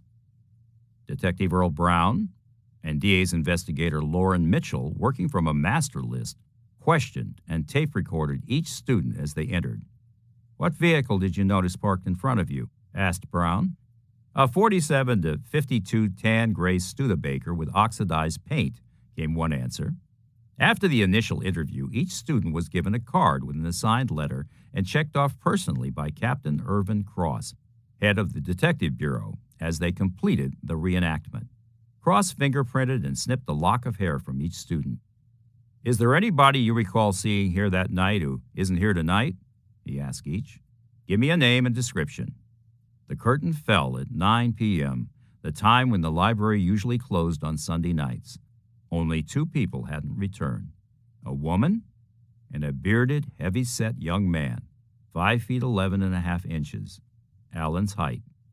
Agent Mel Nicolai later placed Allen in Riverside that dreary Sunday. He wasn't working or going to school at the college, he said. He would just go down there every weekend from Calaveras County because he was involved in a car club down there. He was definitely there that weekend. Monday, November 14th, 1966. Headline in the Press Enterprise: City Police hunt bearded man after staging scene in murder. A heavy-set man with a beard is being sought. Sergeant Grin said police are very interested in talking to this man. The implication was that the killer had worn a beard as a disguise. Did Zodiac disguise himself with various wigs, pompadour, black hair, crew cut? What sort of man relies on a hairpiece to look different? A man without hair. Tuesday, November 22nd, 1966. A 19-year-old University of California at Riverside co-ed, walking west on Linden, became aware of a car creeping slowly alongside her. Looking around, she observed a man offering her a ride. "No thanks," she said. "Well, after all, I'm not Jack the Ripper," replied the driver. "Don't you recall I gave you a ride 3 weeks ago?" 3 weeks ago, Sherry Joe had been murdered. The girl smiled, vaguely remembering him, opened the car door, and slid in. The ride went smoothly. He dropped her off at a local pizza parlor. When her boyfriend failed to meet her, she started back toward the UCR library. The same man rolled alongside again and picked her up, but instead of taking her home, drove rapidly up a dark road to Pigeon Pass. "There are a lot of kooks running around," he said as the car slowed. "You heard about that girl at City College, didn't you?" Frightened, the girl leaped from the car. Racing along the road's edge, she fell. "I'm not going to kill you," he shouted as she scrambled to her feet. "If I wanted to kill you, I could just hit you in the head with this piece of wood." She returned to the car, but instantly his hands closed around her throat. "Now, if I wanted to kill you, I could just snap your neck," he said. "Shall I kill you now, or are you going to take off your clothes?" As he grabbed her sweatshirt, she wriggled free and bolted into the woods. The stranger gave up searching for her and roared off with her purse and books. Sobbing, covered with scratches and burrs, she staggered to the High Grove area. When police responded, she described the suspect as 35, 5 feet 9 inches tall, with a chunky protruding stomach.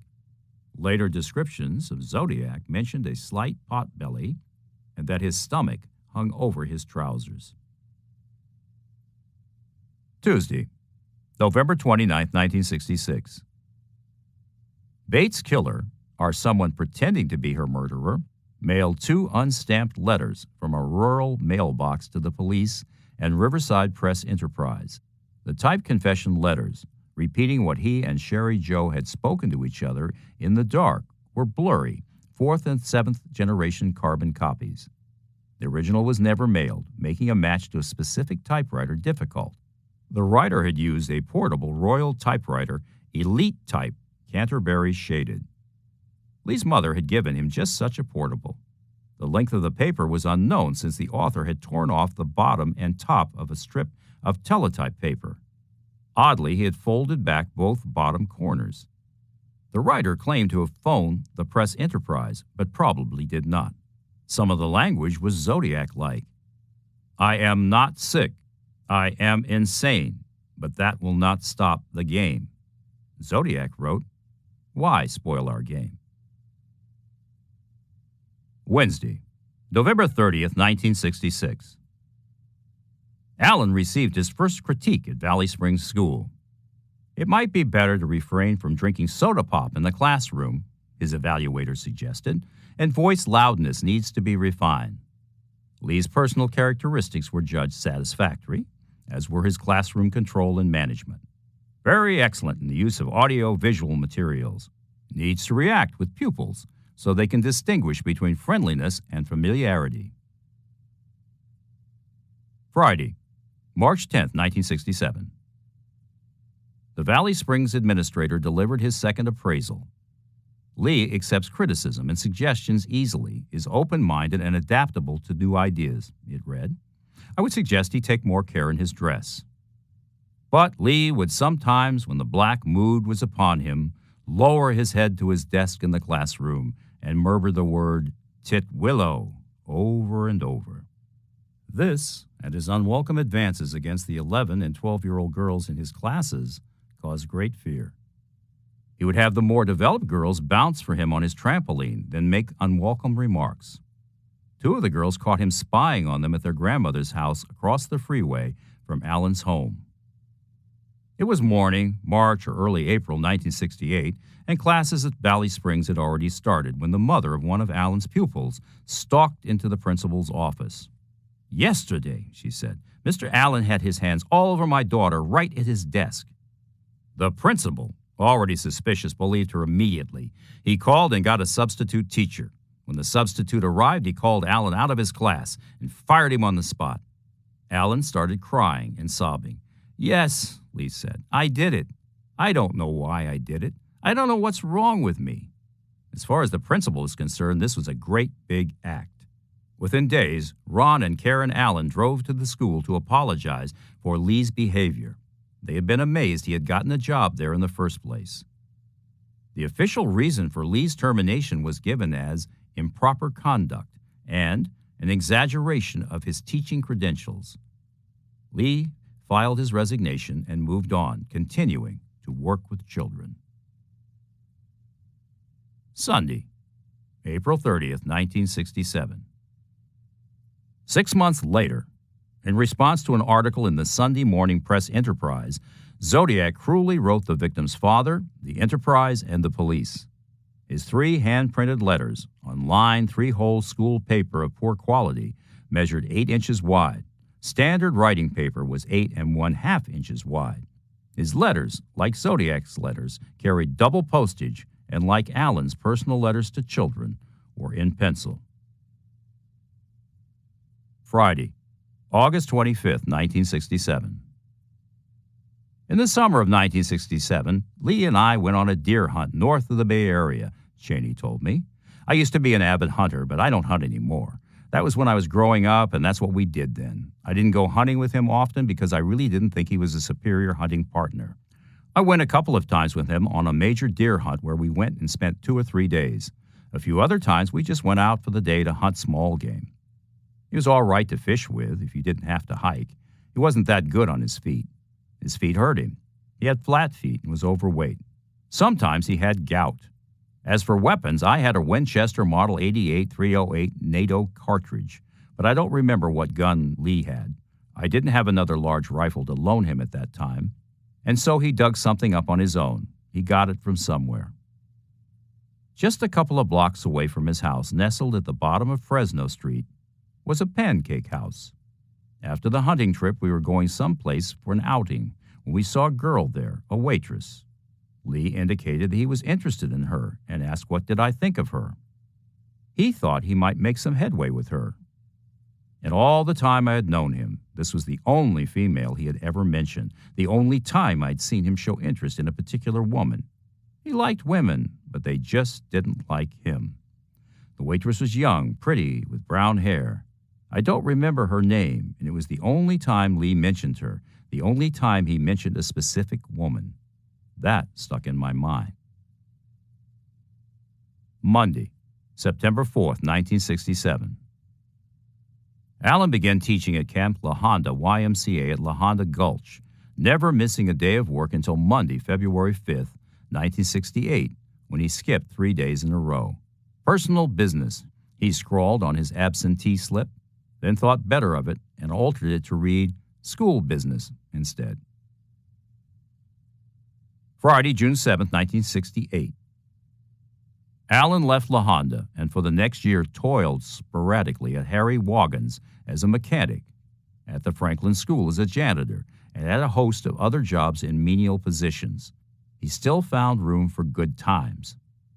Ron and Lee went to Mexico, Cheney told me. I heard this story secondhand from Ron. Nasty Norm might have been along. They called him Nasty Norm, a school nickname because he had dark curly hair, a French look, kind of a low forehead, dark hair on his arms, sort of ape-looking guy. He was perfectly civilized, but he had that appearance. He and Lee were skin diving buddies, and I did a little skin diving with them when we visited Norm at Morro Bay on one trip and in Monterey on another. At that time, Lee had a catamaran, a Catalina cat, and he had a small, awkward boat. In Mexico, Ron, Lee, and possibly Norm caught some lobsters, and they talked a Mexican couple they met on the beach into cooking a big feast for them on the shore.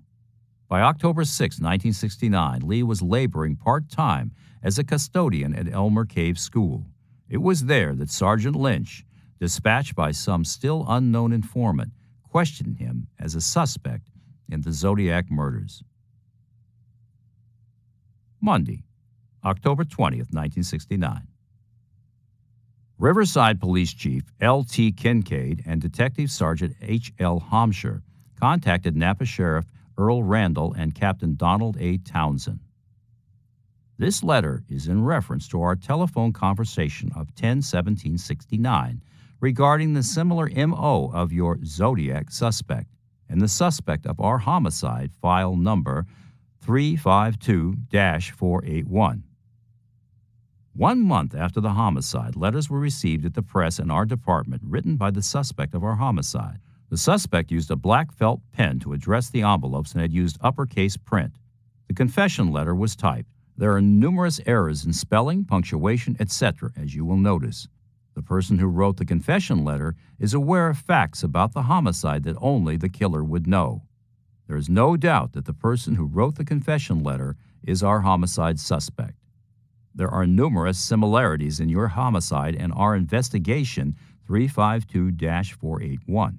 I thought you should be aware that we are working on a similar type investigation. When the murderer disabled Bates's car, he might have left prints. Unidentified latent prints were lifted off the vehicle and sent to the FBI, which marked the file number 32-27195, latent case number 73096. The SFPD rushed copies of their latents from the cab to the FBI for comparison. However, the partial prints did not match anyone in the case, and there had been innumerable suspects. Fear on the RCC campus had escalated. More open space had been cleared, and bright lights installed. Joseph Bates secured a loan on his house to finance a reward for the capture of his daughter's killer. Tuesday, October 21st, 1969. San Francisco newsmen still struggle to make sense of the case. In all three cases, a Chronicle inter-office Zodiac memo to reporter Mike Grieg read, when there was a boy and a girl, Zodiac tried to kill both, got the girl all 3 times, but got the guy only the first time.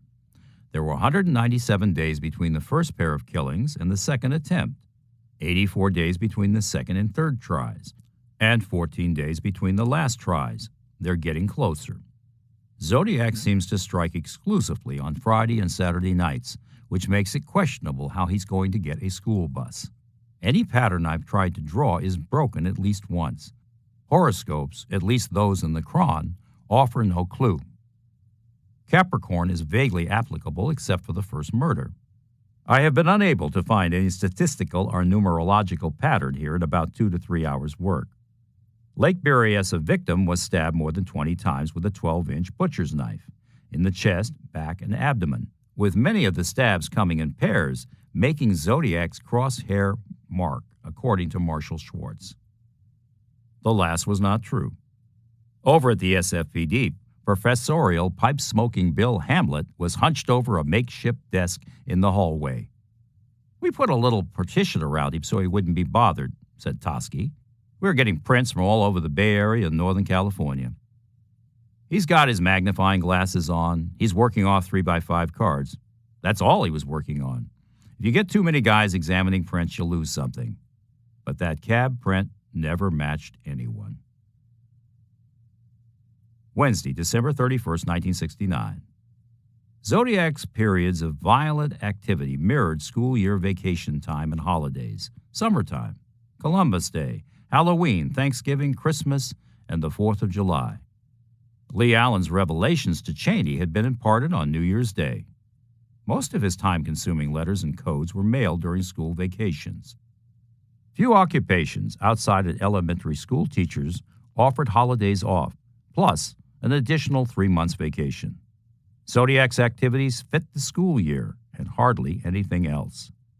Zodiac had threatened to shoot children as they dashed from a disabled school bus. He promised to plant bombs that targeted the buses by their height and number of windows and detonated along school bus routes. "I feel that the odds are substantial that the killer is a public employee, possibly working for one of the schools," theorized an expert.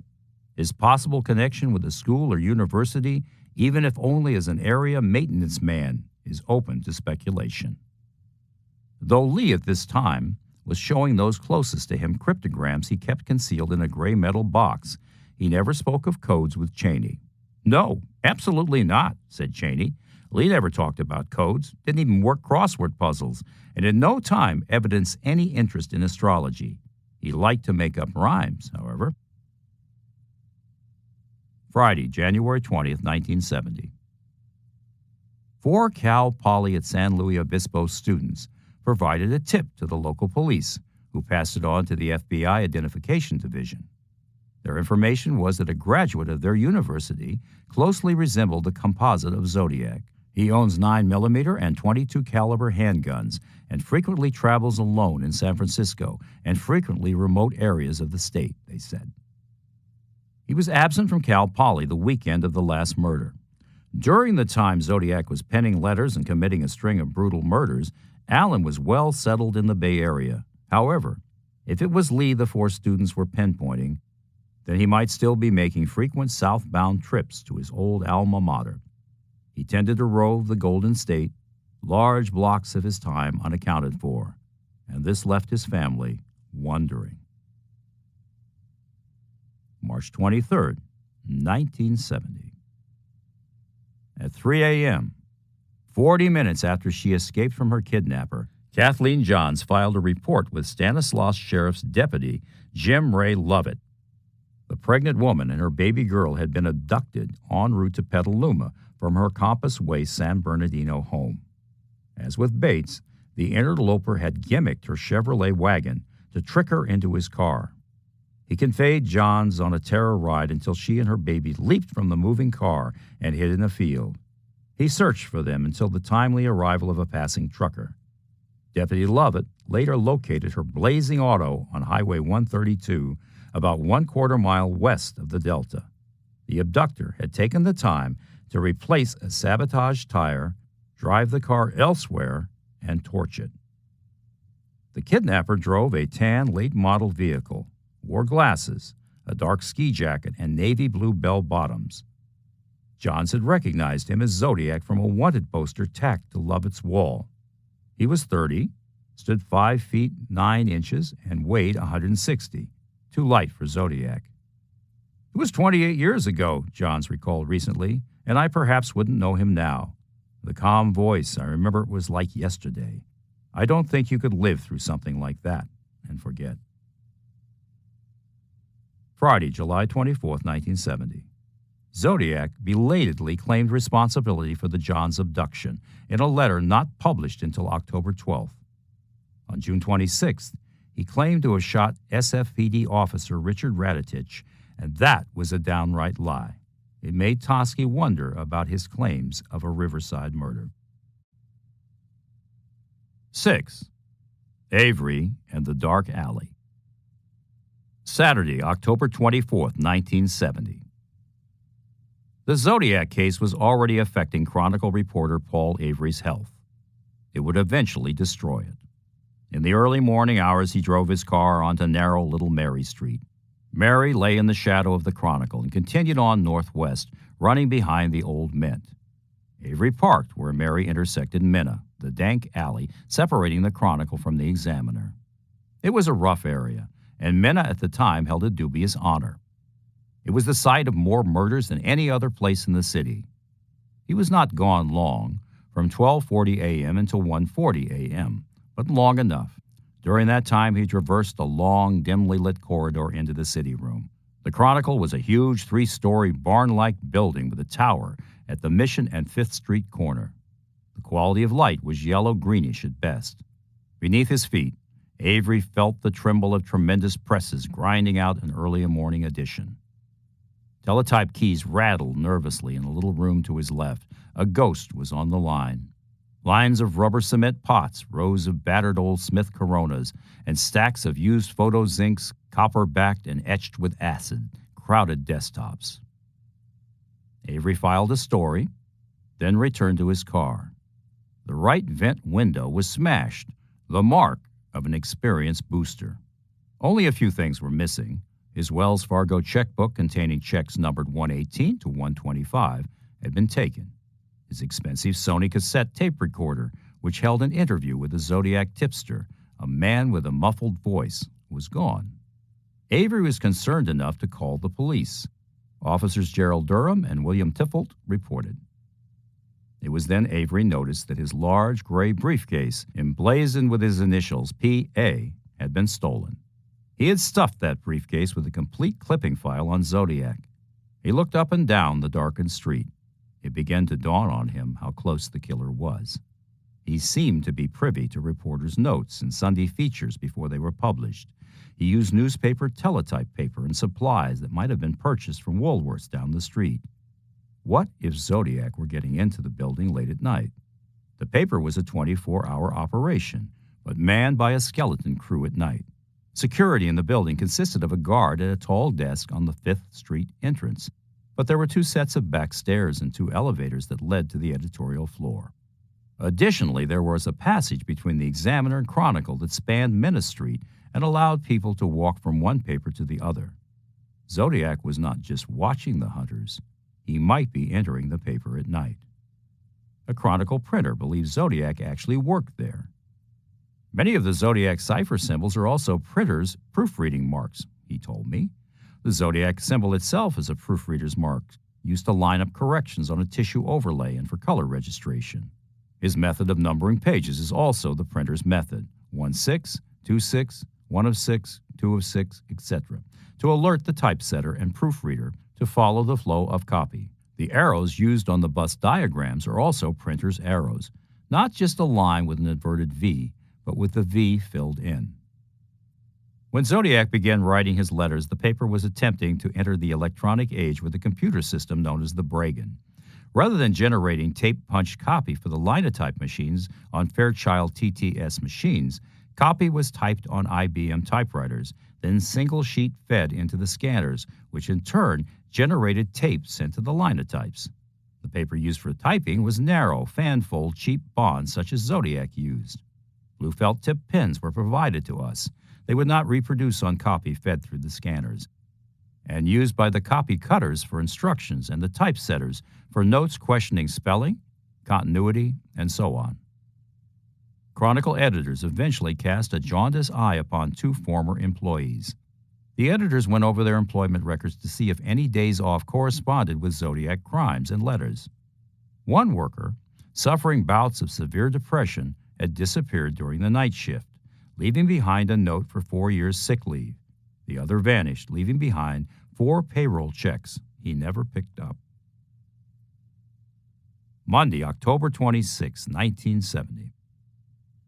In North Sacramento, 2 days after Avery's files were stolen, 28-year-old court reporter and juvenile court aide Nancy M. Manalik failed to show up at work. Friends discovered her bloody body, throat slashed, in her second-floor flat. The unknown killer had entered by a sliding glass door Miss Banalik had left open so her cat could get in. She was engaged to be married on November 28th. She had not been sexually assaulted. Her apartment was a half-mile from nurse Judith Hakari's apartment.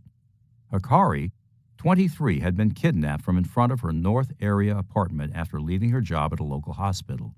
Her badly beaten body was found in a shallow grave in a remote section of Placer County.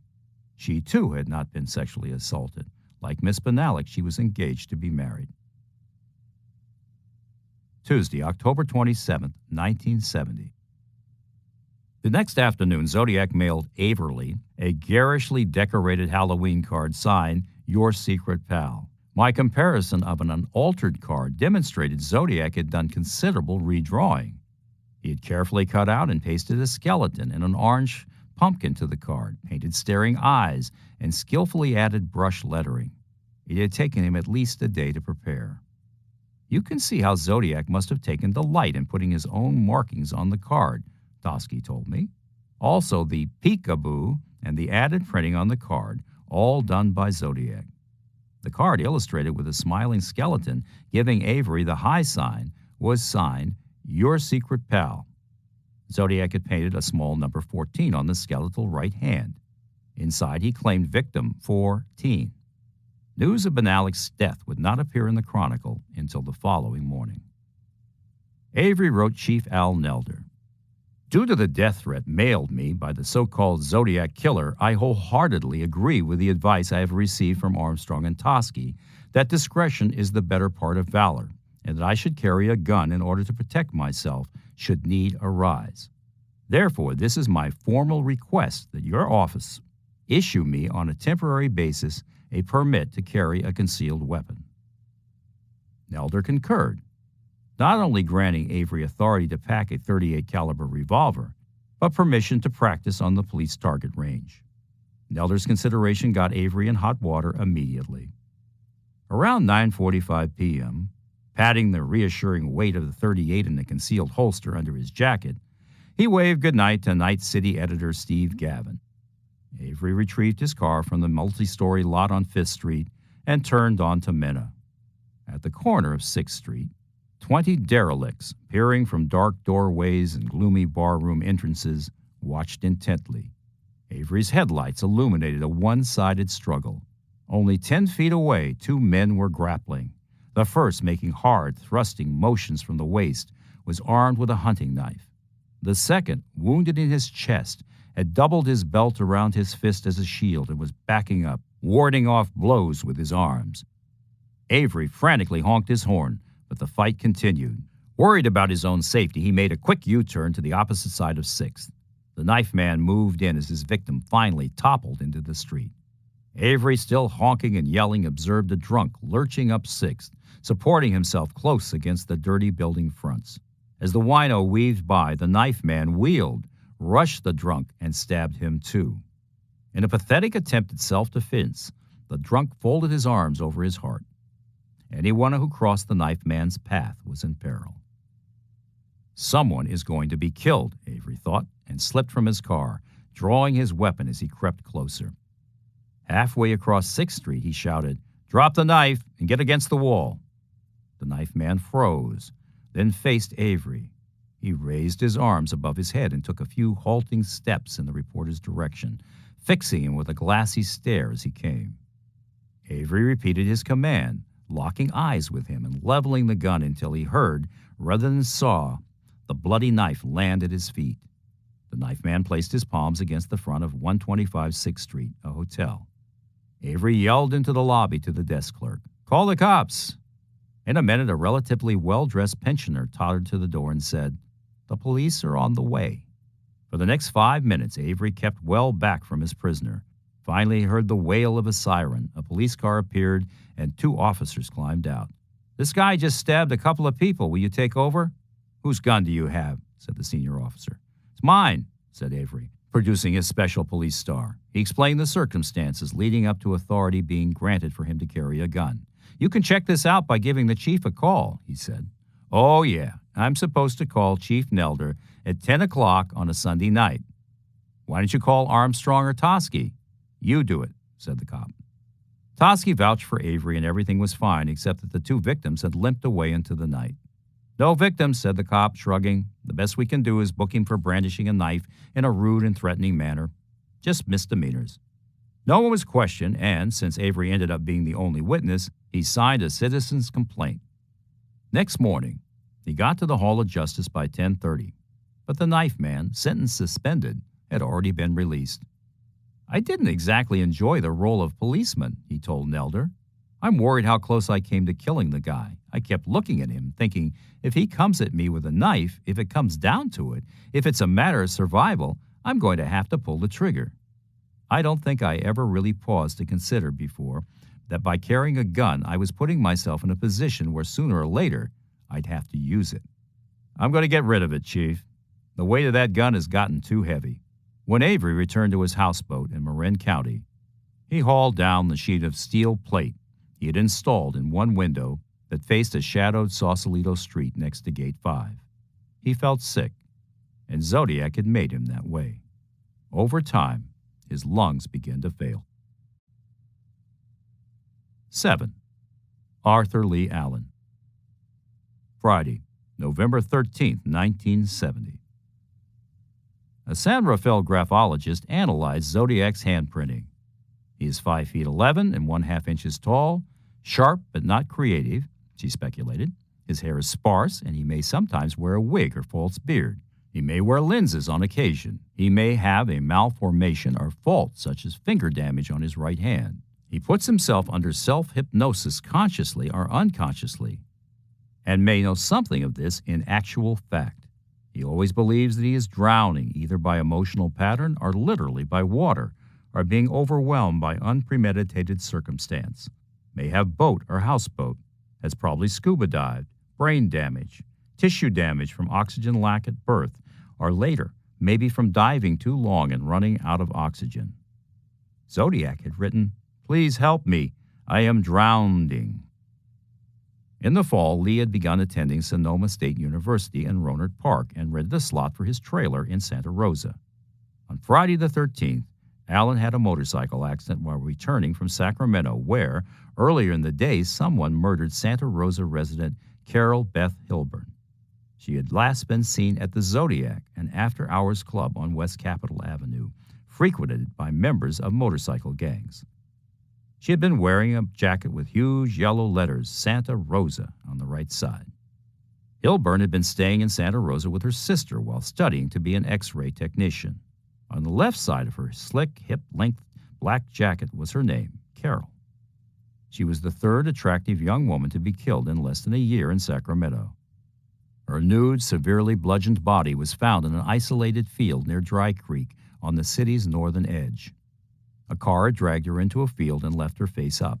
Her throat was then cut, and she was beaten so savagely she was unrecognizable. That afternoon, both Paul Avery and Detective Sergeant Dave Bonine requested Sherwood Morrell conduct a comparison between handwriting samples from Zodiac and the Riverside printing received in the Bates case. Sunday, November 5th, 1970. Over the years, a white Chevy Impala would make many appearances in the Zodiac case.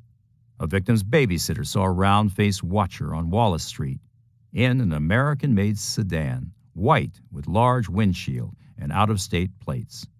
3 women at Lake Berryessa the day of the stabbings observed a suspicious man in a Chevrolet, silver blue or ice blue in color, 1966 two-door sedan, full-size car, quiet, very conservative, with California plates.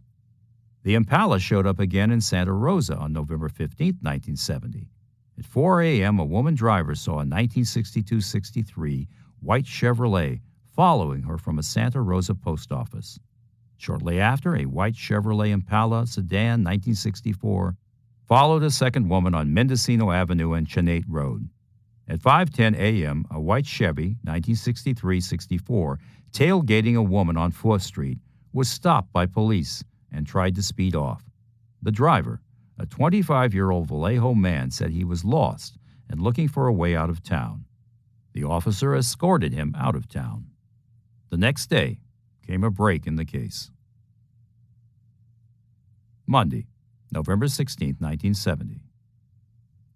Morrell found a match, linking Zodiac's printing with 3 Bates Had to Die letters and a wavering block-printed poem discovered in the Riverside College library. Zodiac had carved a ghastly verse into a plywood board study desktop with a blue ballpoint pen. The poem was probably written as early as January 1967, when the desk was stored in an unused college basement. "Sick of living," it began. Beneath the gory poem were incised lowercase initials R.H.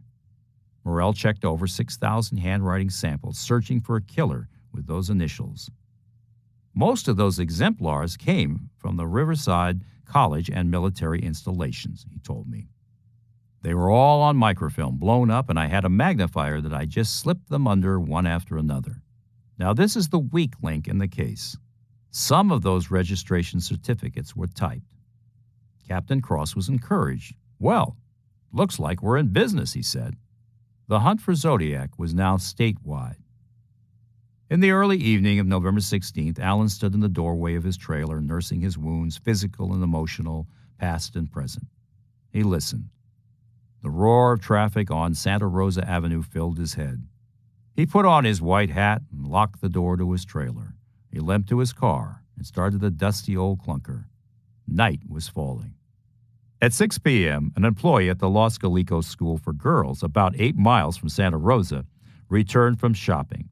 She slowed for heavy oncoming traffic at the corner of Pythian Way and 2-lane Sonoma Highway. Approaching the narrow road for her turn, she flicked on her turn signal, slowed, and waited for the 2 cars at the corner. As the second car passed by, a hand shot from the bushes. It fastened on her door handle. A face glared at her from the brush. It looked familiar. The features resembled the Zodiac wanted poster. "My impression was of light-colored hair, somewhat receding, though not bald," she recalled. "He was dressed in a navy blue jacket, and I judged him to be about 35 and wearing dark-rimmed glasses." She stepped on the throttle, executed a sharp left turn, and raced another quarter-mile to the apartment complex where she lived. "I feel," she said, "that the man at the corner and the man sketched in the paper are one and the same." Thursday, November 19, 1970. The Riverside PD held a secret Zodiac conference. While Armstrong remained behind, Toschi, Narlo, and Nikolai flew southwards. "Sometimes we split up," said Toschi. "You want to do this?" Armstrong would ask me, and we would take turns in order to accomplish different tasks at the same time. Toschi was shocked to discover Avery on the same plane to Riverside. We saw him right away. He had his name stenciled on the back of his carry-on. Narlo and Nikolai looked at me, and I said, "Hey, I don't know anything about this." They thought Bill or I might have told him. I asked Avery, "Paul, how did you know we were going down? You have to tell me. These guys think I'm a snitch." Avery said, "Captain Cross told me." After we landed and were waiting for our rent-a-car, Avery had the balls to ask to ride with us to headquarters. Of course, the answer was no. I liked Avery and had been able to trust him on cases where a lot of guys thought he was a little sneaky. He was never that way with me at any time. As Avery drove alone to the meeting, he thought back 3 days earlier to an incident on Berkeley's Telegraph Avenue. A stocky stranger between 25 and 45 years old had approached 2 girls and offered them a ride. "No thanks," they said, gesturing to a VW at the curb. "We've got our own." They ate at a snack bar, returned 40 minutes later, and discovered their car wouldn't start. Suddenly, the same stranger was at their side, extending his aid. A passerby noticed the man helping a young girl push a Volkswagen, the other girl behind the wheel. When he offered to help, the stocky man, enraged at the intrusion, ran off. The second Good Samaritan checked the engine. "The middle distributor wire has been ripped out," he told Avery later. The girls filed a report with the local police that may contain the stranger's license plate number. The man added. 12 hours afterward, the Chronicle received an anonymous call. "City desk? Don't bother with general rewrite," the voice said. "This is the Zodiac, and it's the last time I'm going to call." Avery thought it odd that Zodiac knew newspaper lingo. Berkeley cops searched their files but could not find the plate number. Avery was actually quivering. The pressure was tremendous, and he'd been increasingly freaked out over Zodiac's threat against him 24 days earlier. 10 days ago, When Avery first visited Riverside, he had begged the city desk to call him if any letters came while he was away. Zode, as I call him, wrote Avery in a memo, is something like the Viet Cong. Avery had spent 3 years in Vietnam as a war correspondent. You don't know who he is, where he is, or when or where he might strike next.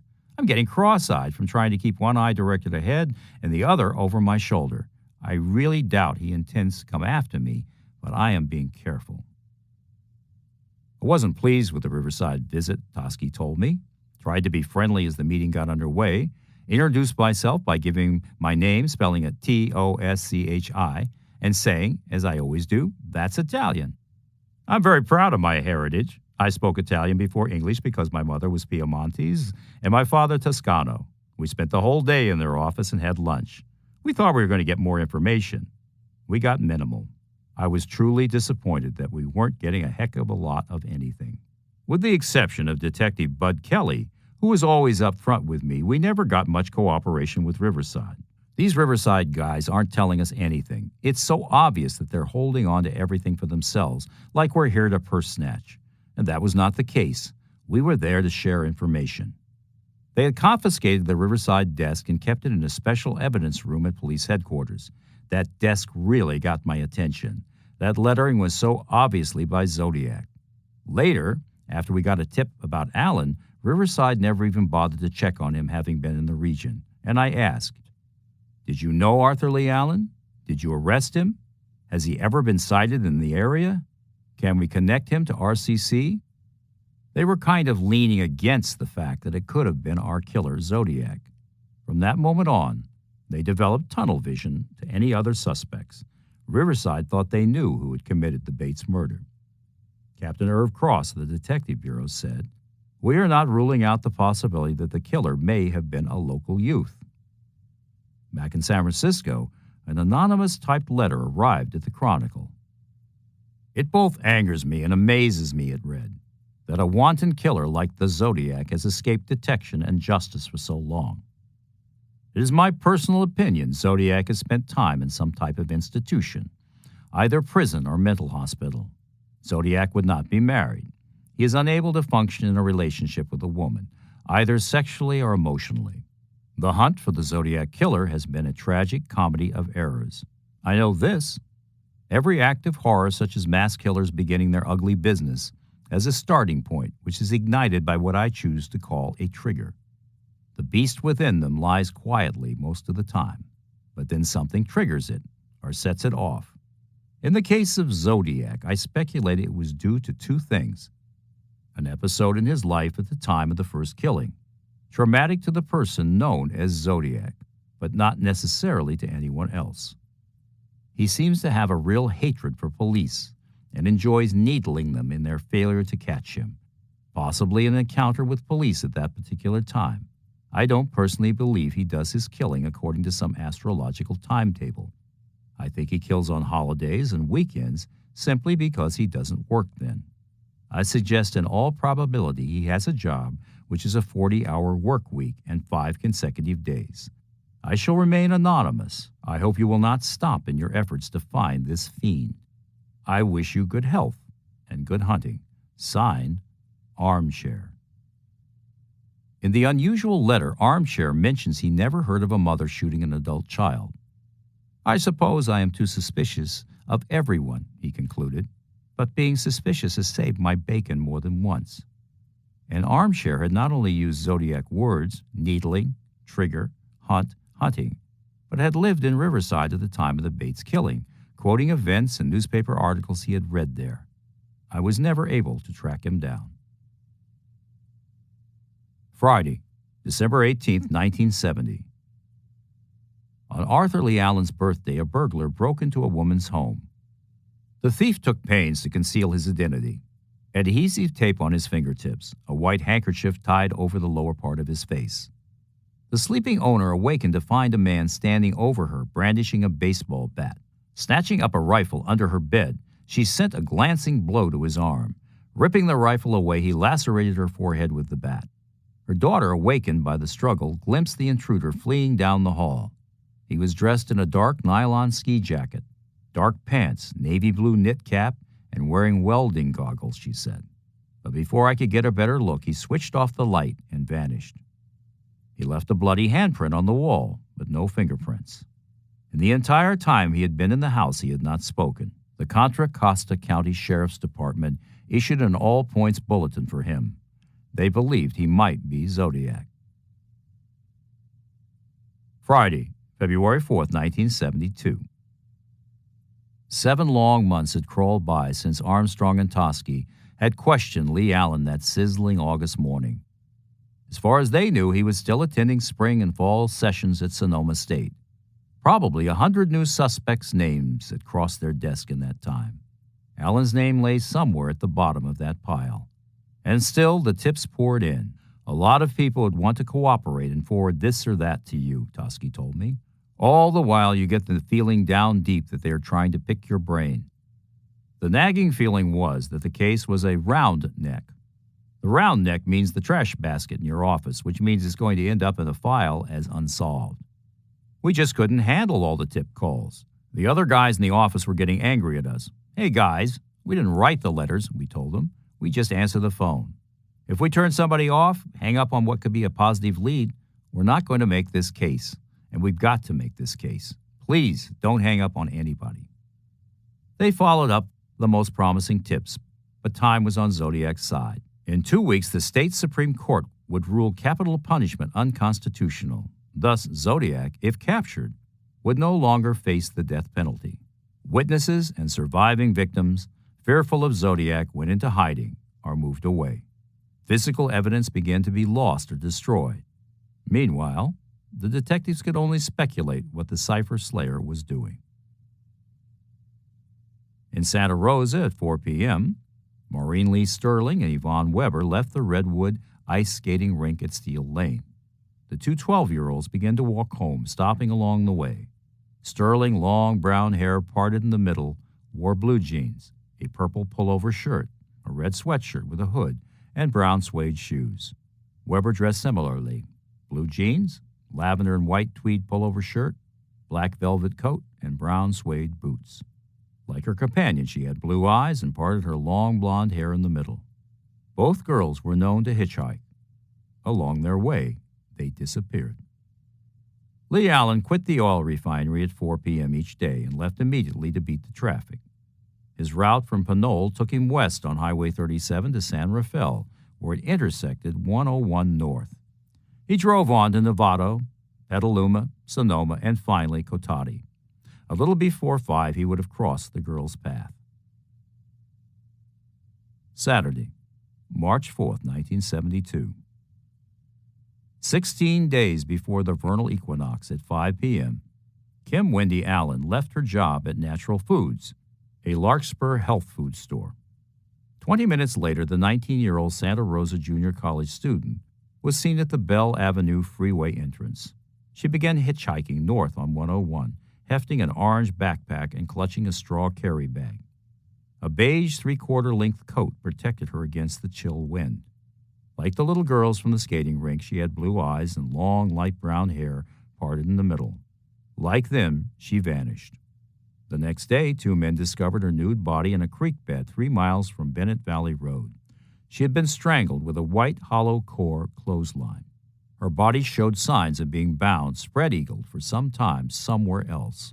Superficial cuts were on her chest. The killer had kept her white embroidered blouse, cut-off jeans, green cotton scarf, and 1 gold earring. He carried away an unusual 24-inch long necklace fashioned from driftwood, seaweed, seashells, seeds, and eucalyptus buttons. She might have been raped. That definitely did not match Zodiac's M.O. However, she was found 20 feet from Enterprise Road in a body of water, and Zodiac had once signed Enterprise at the bottom of a letter. Tuesday, April 25th, 1972. Jeanette Kamahili, 20, another Santa Rosa Junior College student, was also hitchhiking north near the Cotati on-ramp of Highway 101 when she disappeared. Her intended destination was Santa Rosa, where Lee Allen had kept a trailer since 1970. Friday, May 5th, 1972. Allen was in a rage. He had just been fired from the Pinole refinery. Though his questioning by the police had been 10 long months earlier, he considered his termination a direct result of their prying and innuendo. Lee's dismissal would create additional difficulties for Armstrong and Toschi. Now that the prime suspect was a full-time Sonoma State student, studying science and art, he began living most of each week in his Santa Rosa trailer. In the future, any serious search required they choose between Santa Rosa and Vallejo, cities outside their jurisdiction. The situation was made more formidable by the fact that Allen was not their only suspect. A couple of others, at least in the beginning, looked good. A while back, Larry Friedman, an NYPD cop for 2 years, rang Toschi. They met at a coffee shop. "I thought you'd be interested in this," Friedman said. A Crocker Bank employee lived a block away when Paul Stein was murdered. Toschi already knew. "We had a couple of guys here in San Francisco," Toschi said, "who were absolutely convinced that the Zodiac was a local bank honcho. All the circumstantial evidence fit perfectly. He originally lived down in Southern California when Bates was murdered. He owned property near Lake Berryessa and went hunting often in Montana, a place where Zodiac said he had been active, where it's easy to buy guns that can't really be traced. Their information was so good that we had to check their suspect out. We eliminated the man completely based on his prints, not matching those on Stein's cab. The FBI went a step further, analyzing a block-printed note passed by a robber to a Crocker teller to see if it matched Zodiac's printing. Another suspect looked like a bear, but a bear with a shock of red hair and wearing dark glasses. The bear man was a kind of scary guy, Toschi told me. Steel wool hair, loping long arms. He collected guns and ammo, a rifle carbine, but no .22s or 9mm. He was a theater janitor who lived on Hunter Street. Police theorized Zodiac was not only a hunter, but might be named Hunter or might even possess a wild beast attributes. We put the bear man on the lie detector 3 weeks after the Stein killing. I asked the suspect, who volunteered that he was ambidextrous, to print for me. The writing didn't match. Though he was generally familiar with Lake Berryessa, he didn't know the side roads and was not intimate with Vallejo. I was unable to find anything locally on the suspect, no wants, nor warrants, nor arrests. Zodiac might have been a cabbie like Stein. I checked the department's cab permit bureau back to 1963. If he ever drove a cab in this city, he had to be fingerprinted and photographed as an applicant. I found no such person as the bear man. If he drove a cab, it was under another name. I rechecked with DMV in Sacramento, and they had no record of such a person with a current or past driver's license. However, they purge after approximately 7 years. I sent a teletype to Las Vegas asking for a copy of his driver's license and his photo, a 7 to 10 day wait for that. And this was just one suspect, back when the case started. Like Stein, an earlier Zodiac victim had been shot at close range above the ear. Though police often discounted the Lake Herman Road murders of December 20th, 1968, as being Zodiac's, a similar contact wound linked them to Stein. Past the rolling hills, peaceful pastures, and rugged quarries out on Lake Herman Road, strange things were seen. 3.5 years before, on that pitch-black and lonely thoroughfare, Zodiac had murdered Betty Lou Jensen and David Faraday, 2 teenagers on their first date. Good kids. Betty Lou was an honor student, David an Eagle Scout, recipient of the God and Country Award. The night of the murders, Robert Conley and Frank Gasser of the Gasser Ranch on Highway No. 2 were out there hunting raccoons. At 9 p.m., they drove their red Ford pickup just beyond gate number 10, leading to the Lake Herman pumping station. They parked the pickup 25 feet into a field of the Marshall Ranch near the pump house. The gated entrance itself was 1/4 mile east of Lake Herman Cottage. As the gate swung inward, an unidentified truck began going out. The hunters observed a white 4-door 1959-60 Chevrolet Impala parked alongside its path. Gasser, 69, wearing a hunting jacket and shining a 3-cell flashlight, ambled over to the Impala. Curious, he peered into the front seat, then the back. The car was empty. Perhaps its owner is out scouting the area, he thought. An hour later, Bingo Wescher, a rancher on the old Borges Ranch by the Humble Oil Company, began tending sheep just east of Benicia Pumping Station No. 9. He observed Gasser and Connolly's truck, recognizable by its wood sideboards and bright color, and saw the Impala parked by the south fence entrance. He could not tell if it was occupied. A dark car, lacking in chrome, had been seen in the area, and between 9:30 and 10 p.m. a blue Valiant, driven by two men, chased another couple along Lake Herman Road at a high rate of speed.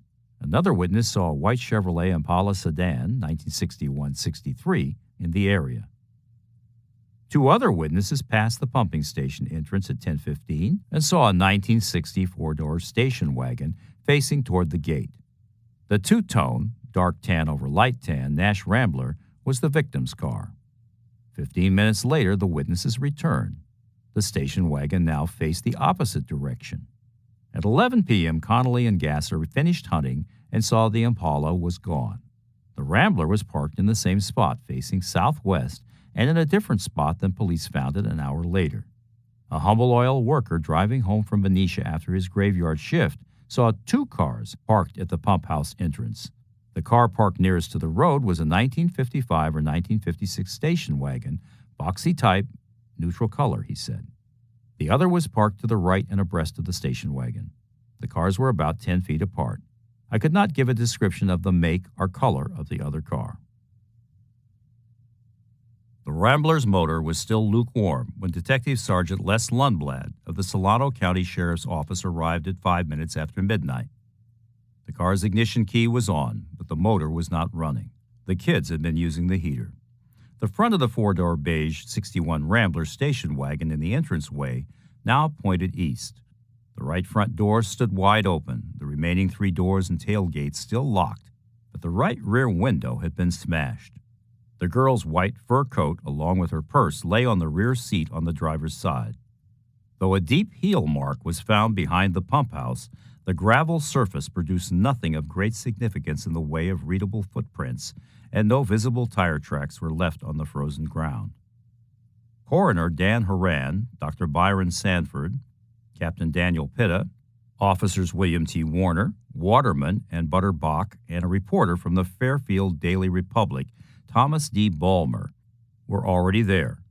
Benicia cops Pierre Boudreau and Lieutenant George Little, who photographed the two bodies, joined the bustling scene. Zodiac counted on competing police agencies to hamper the investigation. Warner did a chalk outline around David's body. Horan pronounced Betty Lou DOS, and after Little had taken as many pictures from as many angles as possible, ordered her body to the morgue.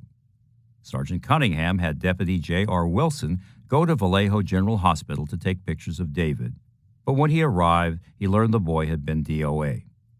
In the meantime, Lundblad ascertained that one bullet had been fired into the top of the Rambler, leaving a ricochet mark on the roof.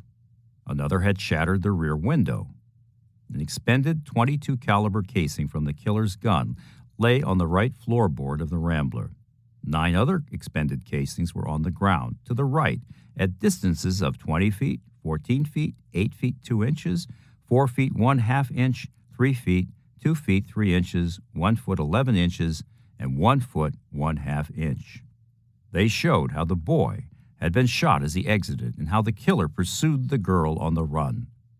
The fatal bullets that killed Jensen and Faraday were at first thought to be from a high-standard Model 101. Along the road, Benicia police recovered a high-standard HP Military .22 automatic with eradicated serial numbers. It had been previously disassembled by someone and the firing pin altered. They examined test bullets with 6 right-hand grooves, as did the questioned bullets removed from the victims. Different guns had been involved. No one could explain how the killer had fired so accurately in the dark, unless he had some sort of light on the barrel. An irregularly flattened bullet removed from the left frontal lobe of the boy. He had been shot behind the upper right ear, and the bullets from the girl were analyzed. All were Western-coated .22 long rifle ammo with 6 RH class characteristics. They could only have been fired from a J.C. Higgins Model 80 .22 automatic pistol. Betty Lou had been shot 5 times in the back in a remarkably close pattern. 3 of the bullets had emerged from her front. Betty Lou's dress had no smoke or gunpowder residue on the center front, nor was there any tattooing in the 5 punctures in the upper right side of her back. However, in the topmost hole in back, a single grain of gunpowder was discovered. That meant that of all the slugs that struck her, only 1 was fired at a closer range. All the others were fired from at least several feet. 2 of the 10 bullets fired were never accounted for, lost in the nearby field. Lundblad began timing the events of that night. First, he drove to the home of Mrs. Stella Borges, the woman who had discovered the body sprawled by the roadside. From her ranch to the crime scene was 2 7/10 miles, and that took 3 minutes. From the crime scene to the Enco station on East 2nd Street in Benicia, where she had flagged down police, was 3 4/10 miles. It took Lundblad 5 minutes at the safe high speed Borges had driven. It is 2 1/10 miles from the intersection of Lake Herman Road and Luther Gibson Freeway to crime scene, he wrote, a 3-minute trip. Later, he also timed the distances between 2 suspects' homes and the murder site at various speeds. Lundblad learned there had been a prowler around the Jensen home. Upon several occasions, the gate leading to the side of the house had been found open. The unsolved murders forever tainted the region. On that forsaken road, a man in a white Chevy cruised under the full moon. Residents had taken to calling him the Phantom of Cordelia. A big man was also observed roving the territory on foot, stalking over a gravel path to the old pump house, scouting for game, practicing his shooting, and moving through the quarry and watery areas where he could dive like a ghost. The huge man moved in other remote areas of Vallejo, too, tracking the watery outskirts of Vallejo as if seeking something. 3 astrological water signs, Scorpio, Pisces, and Cancer, determine the timing of Zodiac's assaults. To prove this, astrologers confidently pointed to his later double shooting at Blue Rock Springs, committed during the sign of Cancer with the moon in Pisces. Mrs. Stella Borges' ranch sat off Fairgrounds Drive and abutted the Sire Rock Quarry on American Canyon Road. To the east was Borges Summit Reservoir, and to the north a creek that rushed year-round with water. The big man swam in the cold water and stood like an apparition at her gate. Mrs. Borges, an important witness in the Lake Herman murders, saw him there herself. 45 minutes before midnight, December 20th, 1968, she had set out for Benicia along Lake Herman Road. The lights of her car had illuminated the crumpled bodies of 2 teenagers at the roadside. Heart pounding, she had raced the rest of the way into Benicia and flagged down a police cruiser. For some reason, the stranger reminded her of that traumatic moment. Her nephew Albert had also noticed eerie occurrences a year after the murders. "We grew up on the Borges Ranch," he told me. "My Aunt Stella saw a lot of strange things over the years, and so did I. It was her home her entire life. In November 1969, I was in the military and had a weekend pass. My ride dropped me off at the rest area around 10 p.m. My brother proceeded down Lake Herman Road to the rest area with his girlfriend and waited for me. He was familiar with the road and the Zodiac incident the previous Christmas. We all were. He was armed with a pistol in his truck on the way back across Lake Herman Road. Not far from the Lake Herman gate, someone had lifted a huge log across the road. It was 9 or 10 feet long. We could not go around. We stopped. I felt uneasy, looked around, and I told my brother to back up and go around the long way to Vallejo. There, I called the police and reported it. Later, to the south, at wooded Dan Foley Park by Lake Chabot, several teenagers on the hill were shooting BB guns. They observed a large man at a distance watching them. He stayed as long as they did, then left. Many people saw this stalker. In the early 1970s, we used to go shooting and target practice by the rock quarry. We had done that for years. My cousins told me about a big guy who used to come up and shoot with a whole armory in his car. Military-type weapons, .45 Colts, M16s, and the like. He wore military fatigues, blouse, boots, and all. One day I was up there shooting, and this guy was also there. When he saw me, he immediately came up to where I was and challenged me. "What are you doing here?" This guy was a gun nut and had burned up one box of ammo after another. He was wearing a black baseball cap and was about 6'1", large and muscular like myself. But I felt at a disadvantage, uneasy because he had strange eyes and he did not take them off me throughout his questioning, even when I told him I was a member of the family. I drove by Lake Herman the next day and stopped by the gate where my aunt found the first couple of victims, and what a chill I got. It was like the incident had just happened. I thought to myself, what if an old Chevy Impala should pull up alongside? Then got the hell out of there. I came to the conclusion that Zodiac was probably in the Navy, or at least worked at the Mare Island shipyard. Vallejo policemen have fouled up in the past, and I wonder if this fellow was closer to the police than we think. I personally believe that after shooting the couple at Blue Rock Springs, Zodiac did drive down Lake Herman Road, and since he was a pretty thorough person, had a police car radio so he could keep tabs on all aspects of information being relayed. Mrs. Borges' nephew was not the only one who observed bizarre events on the outskirts of Vallejo.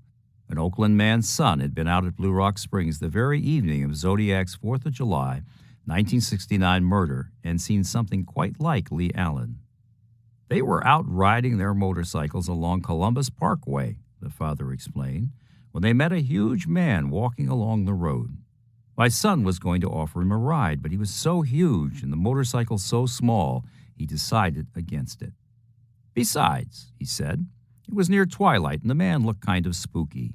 In any event, he appeared to come from a car parked further down the road. My son described a 1950s black Plymouth, but was vague about the license plate number.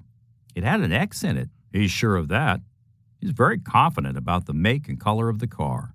My son was about 17 at the time, and I'm sure he did not repeat his observations to the police, especially when he heard a murder had taken place right after. It probably frightened him in the extreme. Zodiac was a watcher. No doubt of that. The lonely always are. Saturday, July 15, 1972. Carolyn Nadine Davis. Long blonde hair parted in the middle, gray-blue eyes, a 15-year-old runaway from Shasta County, left her grandmother Adelian's house in Garberville. In the pocket of her black coat nestled a one-way plane ticket from Redding to San Francisco. At 1:50 p.m., the road stretched ahead. She swung her green print cloth handbag and eyed passing cars. In the bag was a false ID that identified her as Carolyn Cook. She approached the on-ramp, began hitchhiking on 101 in a southerly direction, and was not seen alive again. The other missing women had been hitchhiking north. If Allen were responsible, the change from a northerly direction to a southerly one was accounted for. He was no longer working in Pinole and traveling north homeward each evening. 8. Arthur Lee Allen. Thursday, September 7, 1972. There was a second meeting with investigators, Panzarella told me. Lee was then living in a house trailer somewhere on the coast, and I had been there. The most bizarre thing is that hanging on the wall was a picture of him buffed out, a senior in high school, winning the CIA diving championship, and this guy's totally healthy looking. Only 7, 8 years later, he's a 300-pound blob. Bill Armstrong contacted Don Chaney in Torrance again. A year had now snaked by since he and Toschi had questioned Lee Allen. So many homicides, so many suspects, so many legal hurdles to clear. "Inspector, I was going to call you," Chaney said. "I don't know if it's important, but I thought of something else Arthur Lee Allen and I discussed in our conversation on New Year's Day, 1969. When Lee was discussing his plan, I can recall that he asked me how you could disguise your handwriting. I remember my response. I told him, I guess you could go to a library and get books on writing examinations to find out how writing is identified." Armstrong absorbed this, then asked Chaney again if he was certain about his memory of his conversation with Allen. "I'm positive," he said. Things were moving again. Toschi scanned a photocopy of the first letter signed Zodiac, the dreaded inspired 2 years ago still fresh in his mind. "This is the Zodiac speaking," it began. Zodiac had firmly handprinted these 3 pages 20 months after Allen's conversation with Cheney. After studying the originals and discovering no indented or secret writing, the FBI returned them to Sacramento on August 18, 1969. Thus, Toschi had only a copy for reference, a phrase that stuck in Toschi's mind. And so he leafed through the August 4, 1969 photostat, rereading it, misspellings and all. Last Christmas, in that episode, the police were wondering as to how I could shoot and hit my victims in the dark. They did not openly state this, but implied this by saying it was a well-lit night, and I could see silhouettes on the horizon. Bullshit. That area is surrounded by high hills and trees. What I did was tape a small pencil flashlight to the barrel of my gun. If you notice, in the center of the beam of light, if you aim it at a wall or ceiling, you will see a black or dark spot in the center of the circle of the light about 3 to 6 inches across. When taped to a gun barrel, the bullet will strike exactly in the center of the black dot in the light.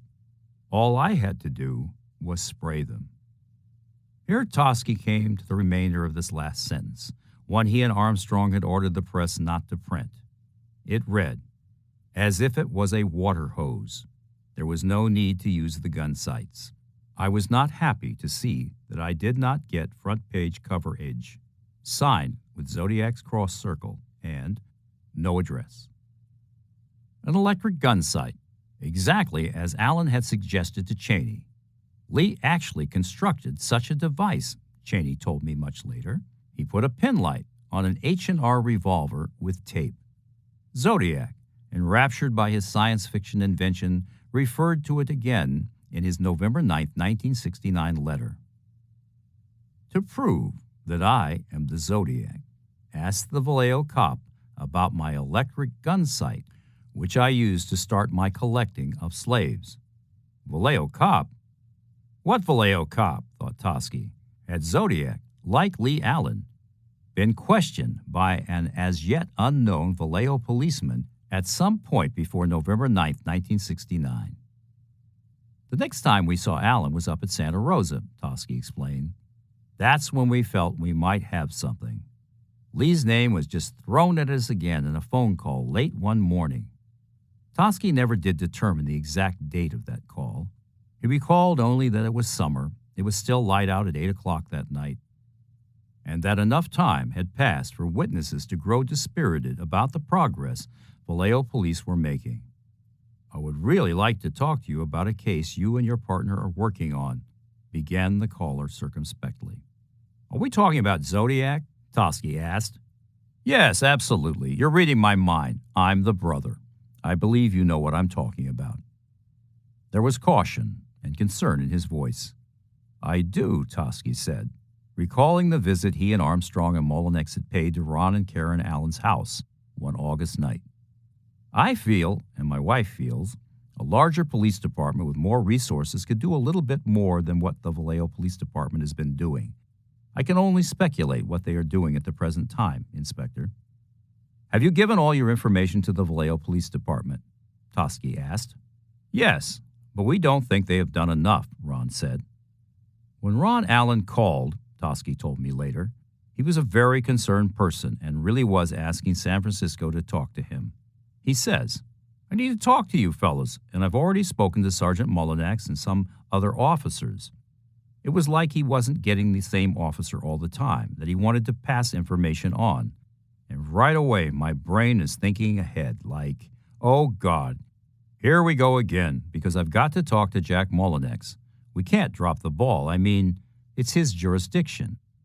Where are you? Toschi asked. I'm in the city, Ron Allen said, and told him where, between Market and Mission on 1st Street. Can you get away this afternoon for 15 or 20 minutes so we can talk to you and just see what you have? Yes, I can take a break. How soon? Can you spare some time so we can come down immediately? They agreed to meet in the lobby of the PG&E building in downtown San Francisco in about 30 minutes. What are you going to be wearing? Asked Toschi. The two of us will be there. And that's how it all started, Toschi told me. We naturally went in and ran it by our boss, Charlie Ellis, real quick. I told the lieutenant what we got, and he says, Another one? Another tip? I said, Charlie, this is a brother of the man that he believes is our killer, and he lives in Vallejo. This sounds awfully good. He really wants to talk to us, I explained. We can't turn it down. He said, okay, get on it. Then we ran it by the chief of inspectors, Charles Barca. You usually get your best information from a member of the family, he said. I had a smile on my face. Ron was so sincere on the phone. Within 30 or 40 minutes, we're talking to him in the lobby of his workplace. As soon as he came out of the elevator, we looked at him. He was very slender, wearing a suit and balding a bit. The strain had obviously worn on him. I could see a bit of relief that San Francisco was involved, and I realized he recognized us. Thank you, inspectors, for coming down so quickly, he said. I've just got to talk to you. And we sat down and took some notes. Soon as we spoke to him, I could detect the truth coming out of his mouth. Initially, what we did was listen. If you want to learn something, you listen. We asked him if we could speak with his wife. He said, of course. I'd like you to speak with my wife because she feels like I do. And we felt this sounds pretty good, the best that we have ever had of any suspect, with a brother coming forward and not being satisfied with what the other sheriffs and police departments had been doing. We told him we'd like to come to his house that evening and take in-depth statements with his wife and get some proof and corroboration. I hope you don't have a problem with that, I said. No, he said. My wife feels the same way. We're both frightened. I'd like you to talk to my wife. We called Jack Mullinex to set it up. I talked to the guy, Mullinex said. We've checked Alan out pretty well. I know, I told him, believing him to a degree, but Ron's giving us some more information and we just have to tell you we're coming into your territory. It's police courtesy. The brother called us. We can't put it away. The behavior of the Vallejo PD had always puzzled Toschi. It was as if a second mystery underlay the watery town of Vallejo, invisibly affecting the investigation at every turn. For some reason, Lynch and Lundblad didn't want to come to some of our early conferences in Sacramento, and here Bill and I are driving 90 miles up there. We arrived at the Allen home at 7:30 p.m. It was still light out. Karen had expected us, but rambled for 20 minutes, not really saying anything. It was corroborated later that evening how seriously they took us. I know there are a lot of leads coming in and clues, she said. They had consulted an uncle before calling to be certain they were doing the right thing. Everything was coming out slow, but every time she would say something of substance, Ron would shake his head and say, yes, that's true. They were both in sync with each other, out of their fear and concern that he was still out there. We're very frustrated, Karen told me. We just don't know how serious Vallejo took us. I know there are a lot of leads coming in. We just decided to call you because we were seeing your name and Inspector Armstrong's name in the papers. Because of the letters to the Chronicle and the media coverage, I told them, we're getting it all. We sure would like to spread it around a little more. That got a little chuckle from both Ron and Karen. When we get a call, we take it seriously, I told them. We just decided you took the time to call. We'll take the information now and notify the detective from that jurisdiction, see what he knows, and maybe it will ring a bell. I noticed that Ron was speaking with even more emotion than earlier. It was as if a little frustration had entered Ron and his wife since they saw nothing more was coming from the Vallejo investigation. Ron and Karen told us that Lee had spent time in Southern California and was familiar with the area, but they weren't too sure exactly what he was doing because he was on his own a lot. As we progressed, we learned about the school in Sonoma and that he had a trailer up there. Lee has a couple of old junkers, old beat-up cars, Ron told us. He's what you would call a professional student. Alan's sister-in-law told us that the suspect was now residing alone in a house trailer in Santa Rosa part of the week, Tuesdays, Fridays, and Saturdays. Apparently, this is where he kept all his personal property. We just didn't have enough at the time to move up there. You can't just go running in 10 different directions. We were very careful to see the chief of inspectors when we came back, to keep him apprised of every move we made. Keep working on it, Barca said. Next morning, I went in to see Walter Jabini. We knew we needed more, but we had to fill in the number 2 man in the DA's office. All the fingerprinting had been negative, and the handprinting of Arthur Lee Allen had, according to Mullinex and Lundblad, been negative. But the chief assistant sat straight up as we told him what the Allens had related. "We're pretty excited about it," I said. "I wonder why Vallejo didn't call you guys," said Jabini, "and tell you everything about this Arthur Lee Allen. We're giving them everything we've got, Walter, so we can get closure on this. Do you have enough for a search warrant?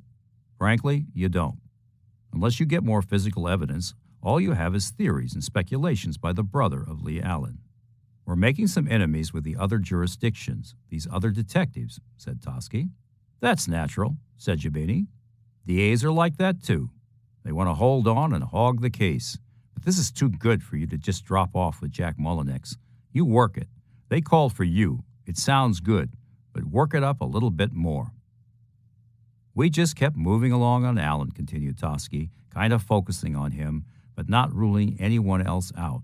"You can't do that if you want to be a good detective. Because if all you're thinking about is John Doe, when Charlie Smith is actually your suspect, you're in real trouble. We weren't getting tunnel vision on Allen and excluding other suspects.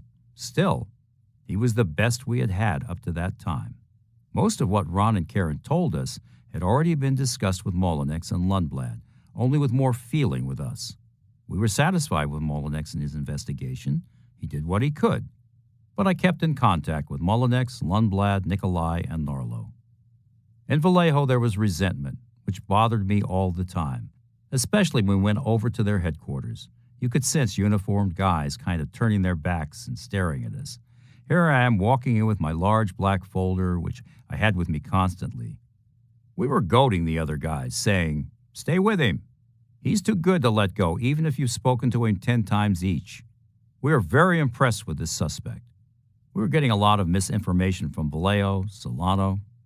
That is why there is such a long delay before we got a warrant. Each time Toschi descended from homicide, he passed Jabini's office in the west corner of the 3rd floor, and Jabini would call out, "Catch Zodiac yet?" Then he would laugh. But as the two investigators continued to gather evidence for a search warrant, he slowly became a believer. "Keep trying," Jabini said. Finally, when we felt we had built up enough information, said Toschi, that's when we went to our lieutenant again.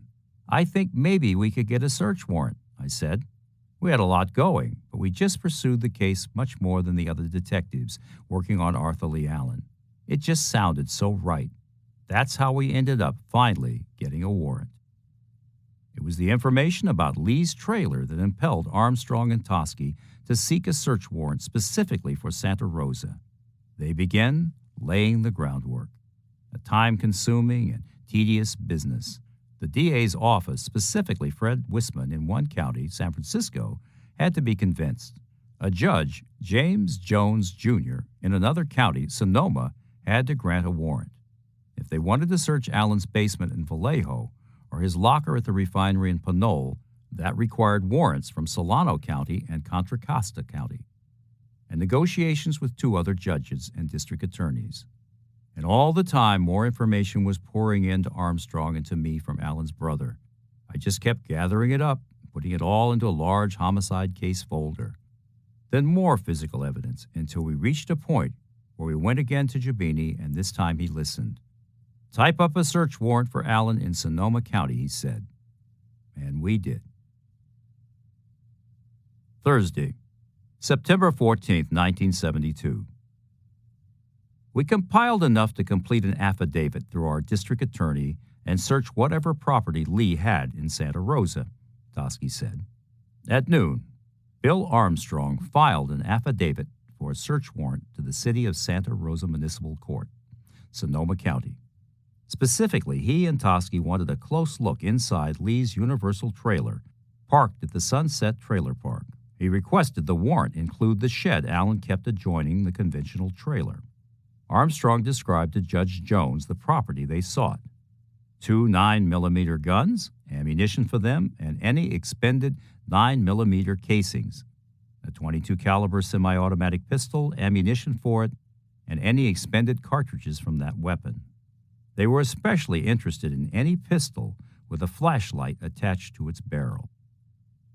The detective listed other evidence, items that fell under the province of stolen property: identification taken from the body of Paul Stein, keys to his yellow taxi, and the missing portion of the cabbie's blood-stained shirt. Until recently, Zodiac had been including blood-stained squares of the fabric inside his letters. All communications from Zodiac had abruptly ceased 18 months ago. Toschi suspected they would never receive another scrap of that gray and white striped sports shirt. From the Lake Berryessa attack, Armstrong designated the square-topped black executioner's hood with a white circle and a cross emblazoned on it. Black wing-walker shoes, size 10.5 regular. A blue blood-stained windbreaker jacket. A large foot-long knife, 1 inch wide, with a wooden handle with 2 brass rivets and tape around the handle. Armstrong did not list the wooden brass riveted scabbard for the knife. He spoke to the judge in chambers and went over some of the more confidential information with him. The stenographer took down his words. I remember the judge reading our affidavit and saying he actually felt we had him. Good hunting, detectives, he said. I believe you finally have your man. And the DA here in San Francisco said, I think you've got him. Even though other detectives had talked with the brother, we couldn't drop the case. Our district attorney felt the same way. We just had to be sure. As usual, we shared everything we did with Vallejo. We even told them we were going to Santa Rosa with a search warrant in case they wanted to come along. And they said no. Bill Armstrong and I didn't even know if Vallejo was being upfront with us in 1969, 70, and 71. They almost resented us because of everything flowing into San Francisco, because of the Chronicle. I told you, Beanie, Bill and I aren't out to badmouth the other detectives. We have a job to do. Toschi picked up aspirin at the little cigar shop in the Hall of Justice.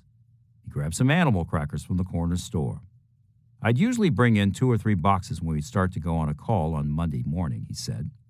I got so I liked them. So little time, and I had to eat something. My head was almost coming off from stress.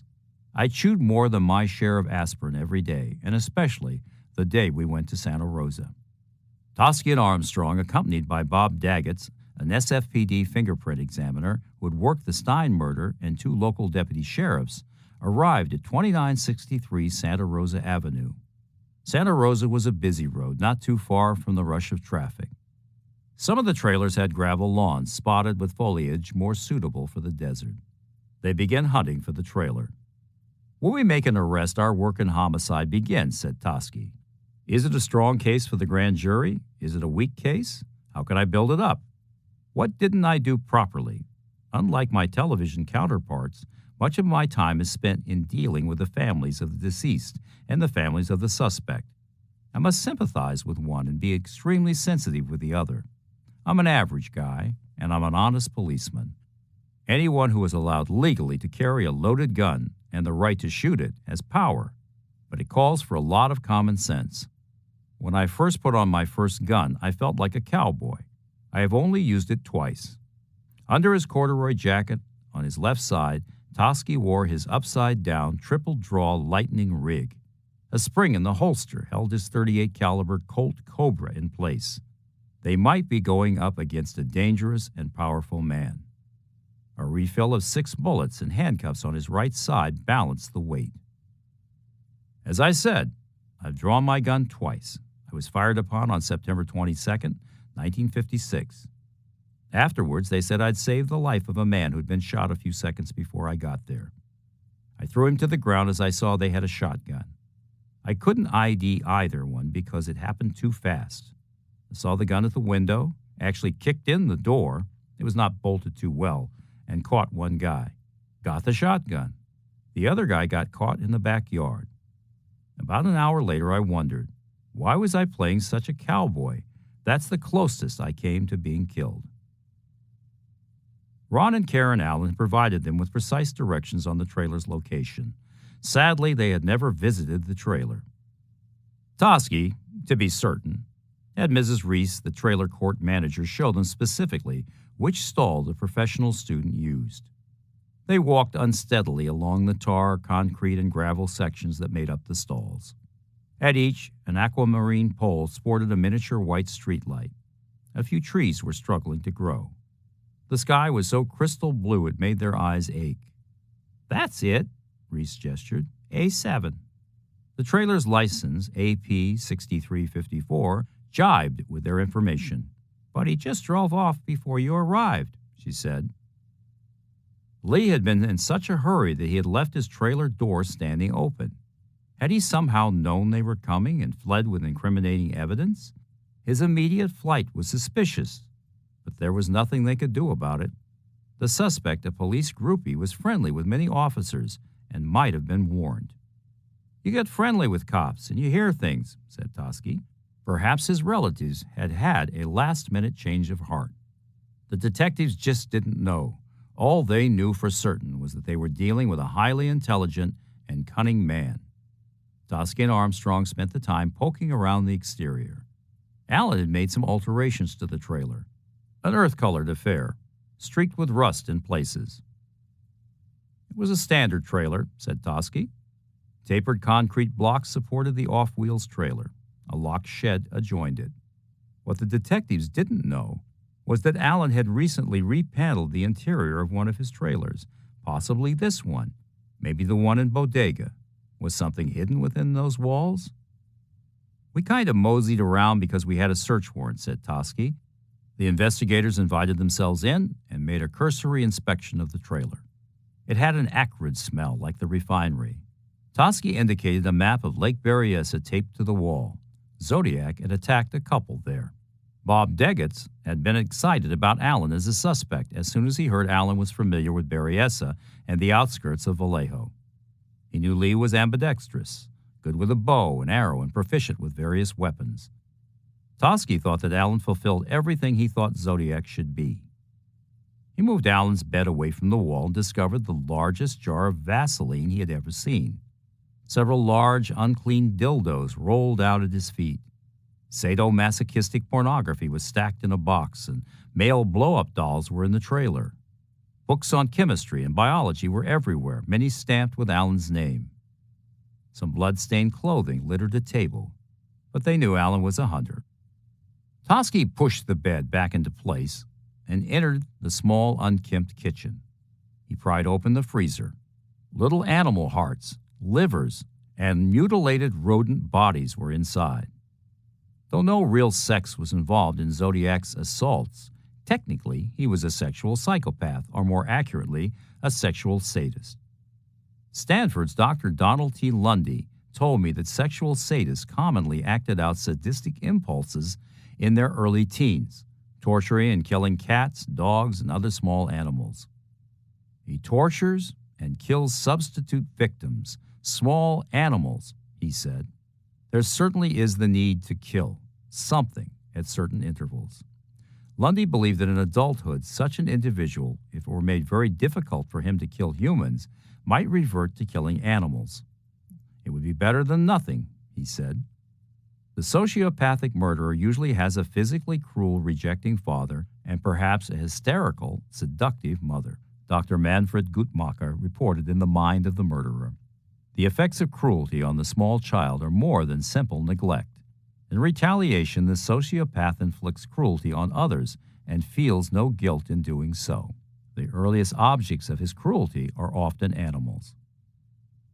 Though Allen was working toward a degree in biology, he hadn't yet requested permission from the state to dissect and experiment on small animals. He would file an application for a scientific collecting permit with the Resources Agency of the California Department of Fish and Game. "I intend to collect the following species," Allen would write. "Chipmunks, number indefinite. I expect to collect in the following localities: Marin County, Sonoma County, and Mendocino County. Possibly Solano, Napa, and Lassen. I desire to collect by the following methods: live traps, have a heart, and homemade." He was under the sponsorship of Dr. John D. Hopkirk, an associate professor of biology at Sonoma State College, where Allen majored in biological sciences and minored in chemistry. 45 minutes after racing off, Allen returned. They heard his old clunker approaching and were outside to meet him as he parked. A cloud of dust arose. "It was nice seeing Allen drive up and really introducing ourselves," Toschi said later. "Both of us said, 'Lee, how are you?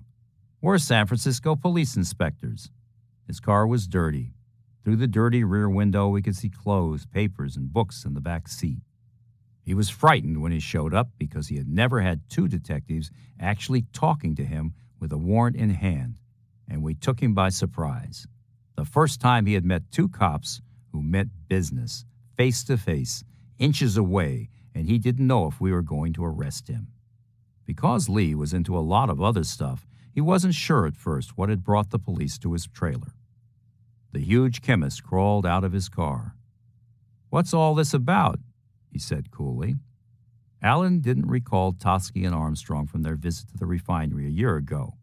He should have remembered, or might have been shamming. "I want to talk to you, Lee," said Armstrong. "We have a search warrant for your trailer and for your person. We have information that you are a very good suspect in the Zodiac murders." Allen explained he thought Zodiac had been arrested. "Besides, I live in Vallejo," he added, "and I've already talked to Vallejo PD. "We know," Tosky said. "Here's your copy of the warrant." "Well, help yourself," conceded Allen with a shrug. Now the investigators began a more exhaustive scrutiny, dragging furniture away from the dingy windows and drawing back the sheets. Tosky tugged the bed away from the wall, as if for the first time. Again, dildos rolled out. "I just sort of fool around," Lee said matter-of-factly. He did not seem at all embarrassed by that, or the sadistic pornography the detectives ferreted out. In the close quarters of the off-wheels trailer, they were aware of how physically powerful their suspect was. Allen was an awesome and frightening man. "A beast," said Tosky. "He was so upset and angry at our being on his turf at Santa Rosa. Over the next hour, we tore apart his place pretty good. I remember for some reason he took an immediate dislike to me personally, and I was always the good guy. The DAs would use me to disarm these guys. I remember some of the guys saying, 'With Dave, it just comes natural. People believe him.' I would just get them to talk to me, and I mean this without being pompous. But Armstrong told me afterward, 'I don't understand it. He doesn't like you. Everybody likes you.' Even Bob Daggett's, who was with us to take his prints, said, 'That's the first time, Dave, I ever saw a suspect not like you.'" As they questioned Allen, Tosky did most of the talking, still playing good cop. Allen had a "I've seen through your sweet talking act" look on his face. Tosky continued to probe. He noticed Allen was wearing a ring with a Z on it and the Zodiac watch, a gift for Christmas 1968. He was practically shouting that he was Zodiac. "We have to take your prints," Tosky told the student. Obviously annoyed, Allen fought against that. Finally, Daggett's got good fingerprints. He went to a lamp in the corner and began making comparisons to the prints found on Stein's cab. They believed Zodiac had left behind 8 points on each of 2 fingerprints on the taxi. Partial fingerprints usually contain 12 characteristic points. All the fingerprints have a delta, which serves as a starting point to tally the number of friction ridges separating it from the core of the pattern. Radial loops, ulnar loops, arches, tinted arches, and whorls.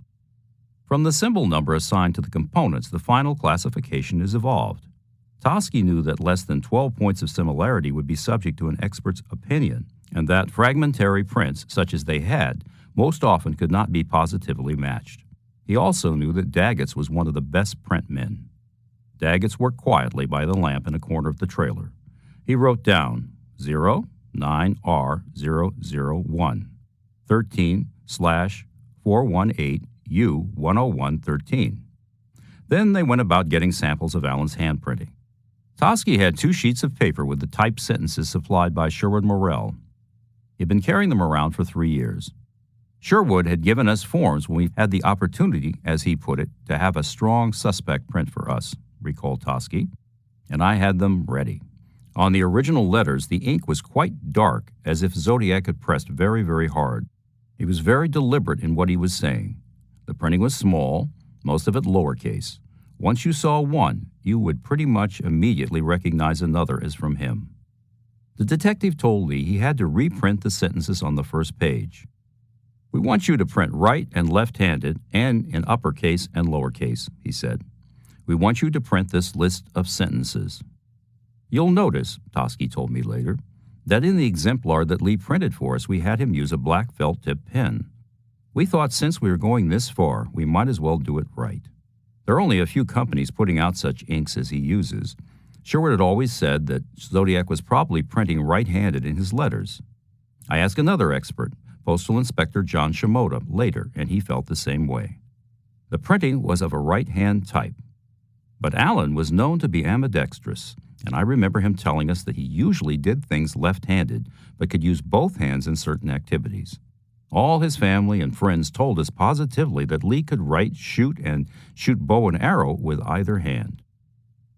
Toschi showed Allen the phrase, "Up until now, I have killed 5. We want you to just print the way you normally print," he said. "I understand you have some ability with your left hand," Toschi added. "I don't do it left-handed," said Allen. "Who told you that?" "We know what you can do and what you can't." Allen had been born left-handed and forced to be right-handed in elementary school. Everyone there knew that. He cooperated with the investigation and wrote handwriting exemplars with both his right and left hands. Allen appeared to have some difficulty writing left-handed. "I can't," he said. "He is ambidextrous," thought Toschi. "Do the best you can. Print capital letters, small letters. Print what we tell you," said Toschi. Allen didn't like that at all. We had him go from A to Z and from 1 to 10. "Why can't I print what I want?" he snarled. Toschi, impatience showing in his voice for the first time, told him, "Because this is what we want you to print." The suspect's right-hand printing and his left-hand printing were almost identical, Toschi told me, but right-handed his printing was a bit larger. When you see Lee again, you might pay attention to what hand he uses to write with. Allen appeared to be disturbed as he printed. It was not as neat as samples of his earlier writing. Then Toschi asked Allen to print, "This is the Zodiac speaking." "What are you making me say, that I'm Zodiac?" Toschi told him no, and promised if the printing did not match Zodiac's, they would walk away. "We will rule you out completely, but we have to be sure." Right-handed, Allen wrote the phrase in large letters. He was obviously altering his printing, but Allen's printing had that spacey quality found in the Zodiac letters. Toschi noted his printing varied from small, neat, sloppy, then larger in the Santa Rosa trailer. He printed a bit larger. Zodiac's lettering was quite small. Toschi laid down Morell's second page of quotes. "Print, in answer to your answer for more details about the good times I had in Vallejo. I shall be very happy to supply even more material," he said. Allen copied it faithfully, repeating the word "more." Then Allen was ordered to print a phrase from a letter in which Zodiac quoted from memory and paraphrased Gilbert and Sullivan's The Mikado. "All the people who are shaking hands shake hands like that." The last lines Allen wrote tilted toward the bottom right side of the page, as was common in Zodiac letters. He also copied, "I am no longer in control of myself." On December 20th, 1969, Zodiac had written, "I'm afraid I will lose control again and take my 9th and possibly 10th victim." But time was running out, and the policeman had found no smoking gun inside the trailer connecting Allen to the Zodiac. "Allen seemed to know what to say," said Toschi. "Not a dumb man, a very wily man. I'll never forget being in his presence. He mentioned Berryessa. He shook our hands. We left our cars. And I could feel the hatred as we were leaving. He must have been relieved, thinking that I'm not going to get busted, but also thinking, are they going to come back? As I left, I said, I'll be seeing you again, Lee. Anything he was planning went on hold. Allen wasn't cool when we left. There was a lot of frustration when we left the trailer court. The detectives adjourned to the Holiday Inn coffee shop at 3345 Santa Rosa Avenue, about 6 blocks away, to have lunch and discuss the exploration. It was hot. Toschi could tell Daggett's was pretty depressed. The fingerprint expert put down his cup and said, "The prints on Stein's cab, if they were those of Zodiac, do not match Allen's. It's a positive no." "But," said Armstrong, "there were so many fingerprints in this public cab that it is unknown that, if in fact we have Zodiac's fingerprints at the crime scene or not. In some of the letters Zodiac wrote us, he bragged that he put airplane glue on his fingers to obliterate any fingerprints." "So they have a latent print," Molinex later told me. "It's my own personal opinion there's a lot of doubt this could be a Zodiac print. You dust a cab, and you're going to lift some latents off it. Doesn't necessarily mean it's the guy who did the job. On the same thing, up in Napa, they have a partial palm print. But how many people use a public phone booth?" When we drove back from Santa Rosa, said Toschi, Even though we were told we have to have a little bit more, we then went up to see Sherwood Morrell. The refinery where Lee had worked was not too far from Vallejo. Every time I passed it, going up to Sacramento, I'd see the darn thing and it'd bring back memories. I would think, I wish we could close this case. This is what was on my mind constantly, and I felt we did. In Sacramento, a heavy-set, scholarly man in a three-piece pinstripe suit greeted them. Morrell took the 2 pages Allen had printed. He studied them through his thick glasses. That night, he would put them under his twin microscope. Morrell, to be honest, shot us down, Toschi recalled. He phoned and said, "Sorry, Dave, there's just no match. I'm sure you have the right suspect, and I'm sure you're on the right track." Sherwood indicated that the handprinting was similar, but not the Zodiac killer's. The thing that impressed me about the handwriting, Detective Lynch recalled, every time I'd take a handwriting sample to Morrell, he'd just sit at his desk and I'd hand it to him, and no good. He did that I don't know how many times. All I know is that when Zodiac was writing these letters, he was either drinking, smoking pot, or taking some kind of narcotics, because it just seemed to me that as he wrote, his handwriting would just deteriorate. Terry Pascoe, a Department of Justice document examiner, reported to Armstrong. "If the writing had been a product of a mental state," he said, "the writing of a subject can be different when in a different mental state, or it could be a case of intentional deception. With the talent that Allen has, writing with both hands, this could be done." He later told Detective George Bowert that a person of high intelligence could study the methods used to examine handwriting and fool a document's examiner. Afterward, Bowert reported, "Our handwriting expert, Cunningham, confirms that if Allen had the ability to write with his left hand, this could explain the inability to match the handwriting to Arthur Lee Allen." Armstrong listened intently to Pascoe. "Do not eliminate this subject because of handwriting," he warned.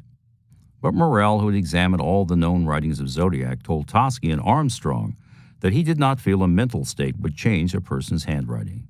He was a rival of the younger Pascoe, and the two often differed on opinions. Armstrong was never able to reconcile this problem. It was not unprecedented. Peter Curtin, the Dusseldorf Ripper, wrote letters reproduced in the same newspaper his wife read each morning. She never recognized the writing as her husband's. Curtin's altered mental state while composing the notes made him a completely different person with a different handwriting. I wondered if Lee had other personalities. "By the way, Robert," Morrell confided to me later, November 17, 1980, "I do now note that the printing that Allen is doing is contrived and not natural to his own." Toschi had thought they were really going to find something. "As soon as we started getting information from the sister-in-law and the brother," he said, "I felt Allen was the one. It all sounded just perfect, but we just couldn't find a way to prove that Lee Allen was the Zodiac killer. We had done everything but stand Arthur Lee Allen on his head. We found no physical evidence inside the trailer linking Allen to the Zodiac case. Everything he had, according to his brother and sister-in-law, was in that trailer. We checked the Department of Motor Vehicles. He might have had some other trailers and vehicles not registered. A very shrewd, very wily individual." The mistake lay in failing to obtain search warrants for Vallejo, in spite of Allen's ailing elderly mother, and Santa Rosa. The detectives might have had the misfortune to search the wrong place. From the inception of the murders, Zodiac had used the multiple county strategy, striking in unincorporated sections of Vallejo or areas of confused jurisdiction between sheriffs and police departments. Benicia police actually secured the Lake Herman Road crime scene until Vallejo sheriff's men could be brought in. And of course, the VPD wanted part of the action, and so did the Oakland PD. If Arthur Lee Allen was Zodiac, then after the trailer search he had only to speed to his Vallejo basement and destroy all physical evidence connecting him with the crimes. And what of Allen's other trailers? He might have caches in every county Zodiac killed in. "We're always wondering," said Toschi, "is there another vehicle nearby? We were just wondering if we could find the right one, the right piece of evidence that says, 'That's him. Gotcha.'" "When Armstrong met with Cheney and I in another meeting," said Panzarella, "that's where I learned about the trailer search. Armstrong's telling us about dead animals, all the vibrators Lee had for having sex with himself, dildos and all that stuff. But they still couldn't get anything on him. The more I think over the course of a lifetime, when I think of the most interesting people I've met in my life, Lee certainly was one of them. And the more we know about him, the more we know he was actually capable of doing something like that. You've got a smart guy who decides his contribution to the culture is he's going to murder people in unincorporated areas, mostly manned by small police departments. You know it's pretty easy to get away with that if you're smart. It's all circumstantial. Well, who else could it be but Lee Allen? It frightens me, I'll tell you that. And thus, the best Zodiac suspect of all had passed every one of the detectives' tests, and they went on to other suspects. So far, Zodiac had sent 3 pieces of the gray and white striped sports shirt he had torn from Stein after shooting him. Toschi estimated that leaves about 120 square inches of the shirt still unaccounted for. At the San Francisco Chronicle, we all awaited the next scrap of bloodied fabric and the horrifying message wrapped around it. 9. Policeman and Sailor. Monday, November 13, 1972. But that blood-soaked letter did not arrive. Zodiac had apparently disappeared. But on the Southern California front, Zodiac's shadow was not only present, but looming larger. After sleuthing hundreds of hours, the Santa Barbara County Sheriff's Department believed they had finally linked Zodiac to the deaths of Dominguez and Edwards. In July 1971, when Detective Baker of the Major Crimes Unit sent out a statewide teletype, he'd asked for similars. Both Bill Armstrong and Mel Nicolai gave me a call, he told me, and expressed their suspicions that our case may be linked to Zodiac. Just on the basis of the description I offered them, there was a good possibility Zodiac was responsible. I ended up traveling and talking to most of the investigators in most of the jurisdictions where the crimes were attributable to Zodiac, and just reviewing their cases and talking with them, and they in turn reviewing what I had. Mel Nicolai, who I judged to be one of the single most knowledgeable people on all of the cases, told me he felt our case may well be the work of Zodiac. If it isn't, it amazes me how someone could commit crimes like those of Linda and Robert and not be heard from before or since. I've worked on other serial killing cases, and the psychopathology involved in our case is no different. When the Lake Berryessa circumstances were described to me, the hair on the back of my neck stood up. I'm sure you can discern the striking similarities. Just as in the vicious Berryessa attack, the victims were students, a young couple reclining on a blanket by an isolated shore. A sexual sadist tends to target members of his own race, often chooses victims with specific occupations or similar characteristics. His apparently random victims are chosen because they meet some psychological or symbolic need within the murderer's system of delusions. A sadistic sociopathic killer like Zodiac, say FBI profiles, selects his victims for the purpose of venting certain deeply rooted sexual and sadistic urges, such as the need to mutilate parts of the victim's body to achieve sexual satisfaction. Once he is captured, the killer's detailed and grisly confession itself is a brutal assault thrown in the face of the police. What if Zodiac was choosing victims who were students like himself? Robert and Linda were targeted because their car on the road above it attracted a roving killer who followed their path down to the water. In both the Napa and Santa Barbara slayings, the killer brought along a knife, a gun, and pre-cut lengths of clothesline. And why tie victims he intended to kill? So he could torture? A serial killer's pleasure springs from his ability to intimidate, command, and exert power over his captive. Terror and the power it brings are a sexual sadist's trademarks because he feels terror and is powerless. Such a man as Zodiac kills those, young couples, who share an intimacy he is incapable of sharing. Gratified by the sight of a cowering, whimpering hostage, he is allowed by the rope to prolong the killing as long as he wishes. Both victims were hit in the back. Relatively close grouping considering they were running away when hit, said Baker. That linked Baker's case to Zodiac's Lake Herman Road shootings, also accomplished with accuracy and tight grouping. Zodiac had shot a fleeing woman with deadly accuracy while racing behind. He had done it in the pitch blackness of a country road. On the floor of the shack were 2 empty 50-round boxes for Winchester Western Super X 22 long rifle cartridges, said Baker. Spent casings had been found along Robert and Linda's flight path.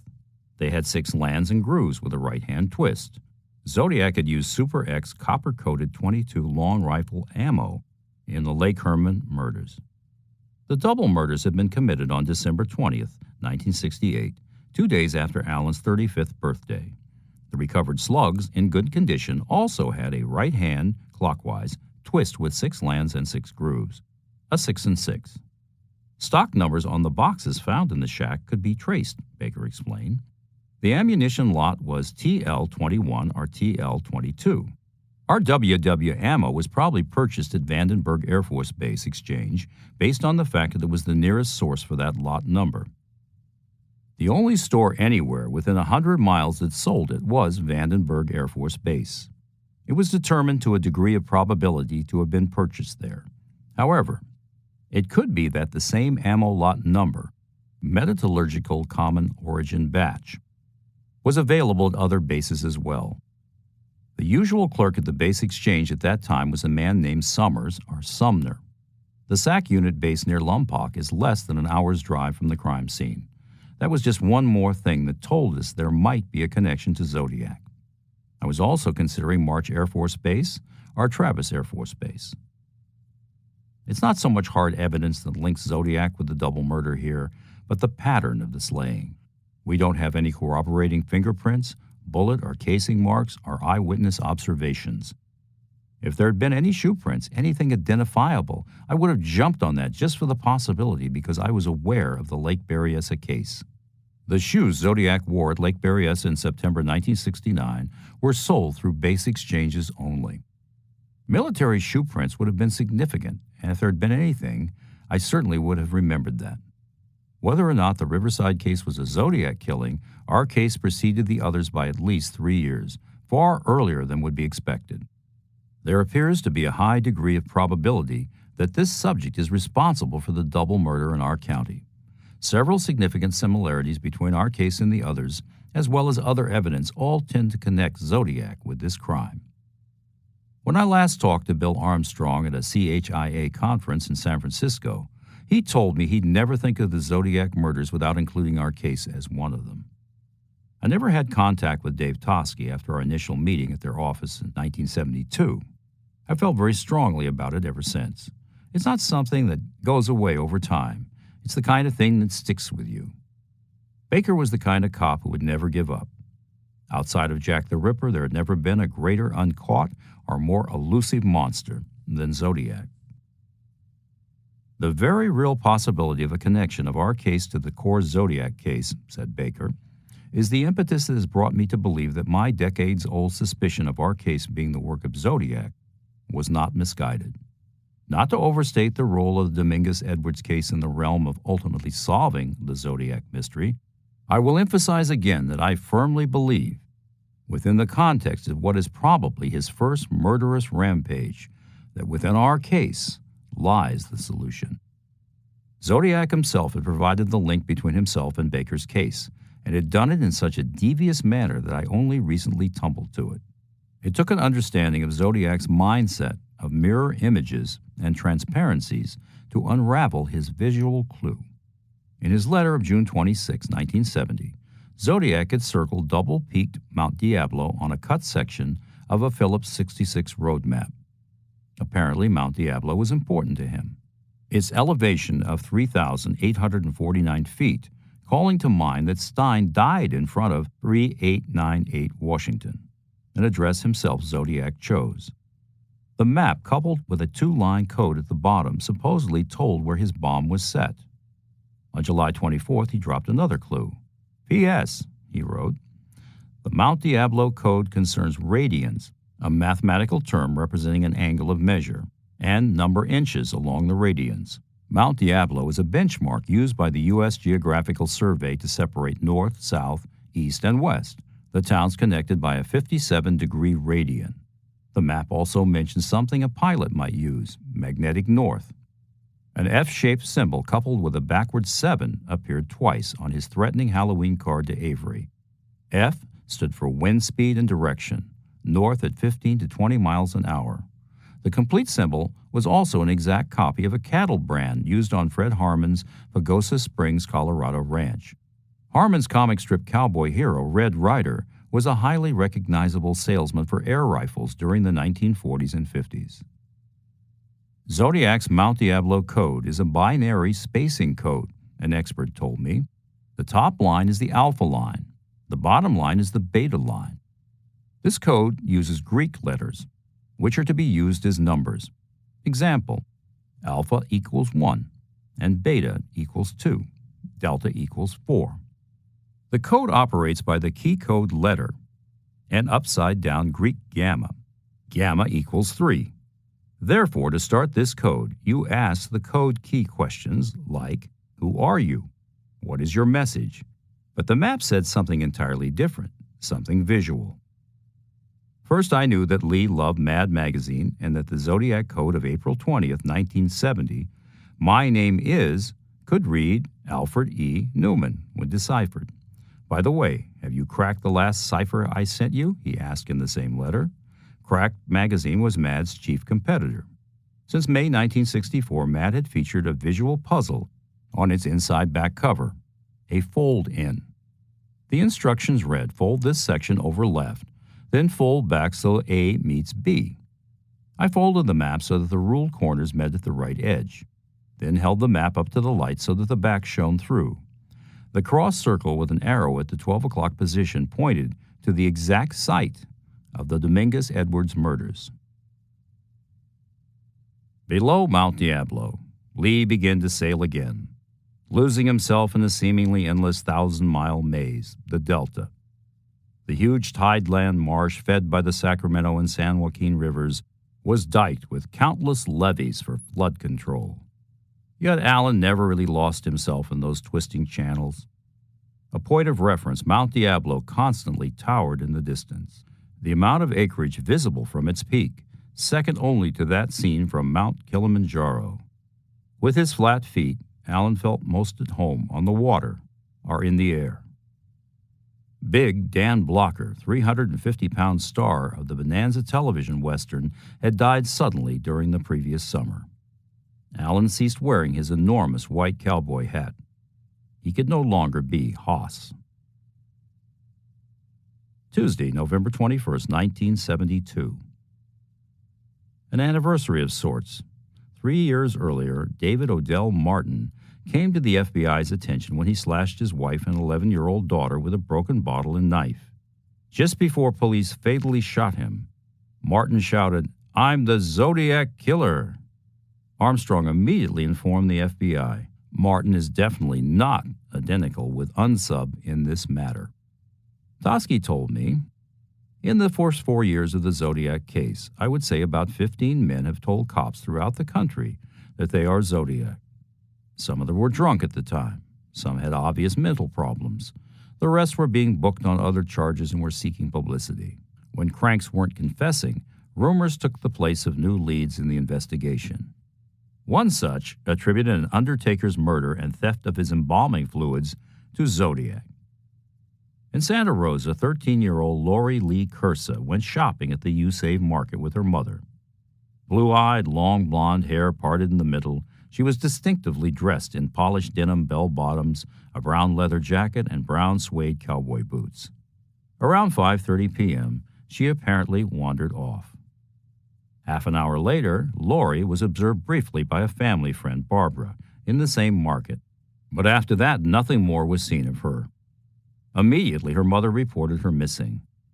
The search dragged on through November and into the first week of December, but police unearthed no leads. You know what was strange about our victims? Santa Rosa Sergeant Steve Brown later told me. The first one he threw in the ditch was found by bike riders the next day, so he decided I better hide them a little bit better. Then he ended up throwing them out by Franz Valley, and it's pretty remote. You would need to know that area. You don't just drive there. I recently redrove it. Of course, if the killer lived there and drove around a lot, he would know.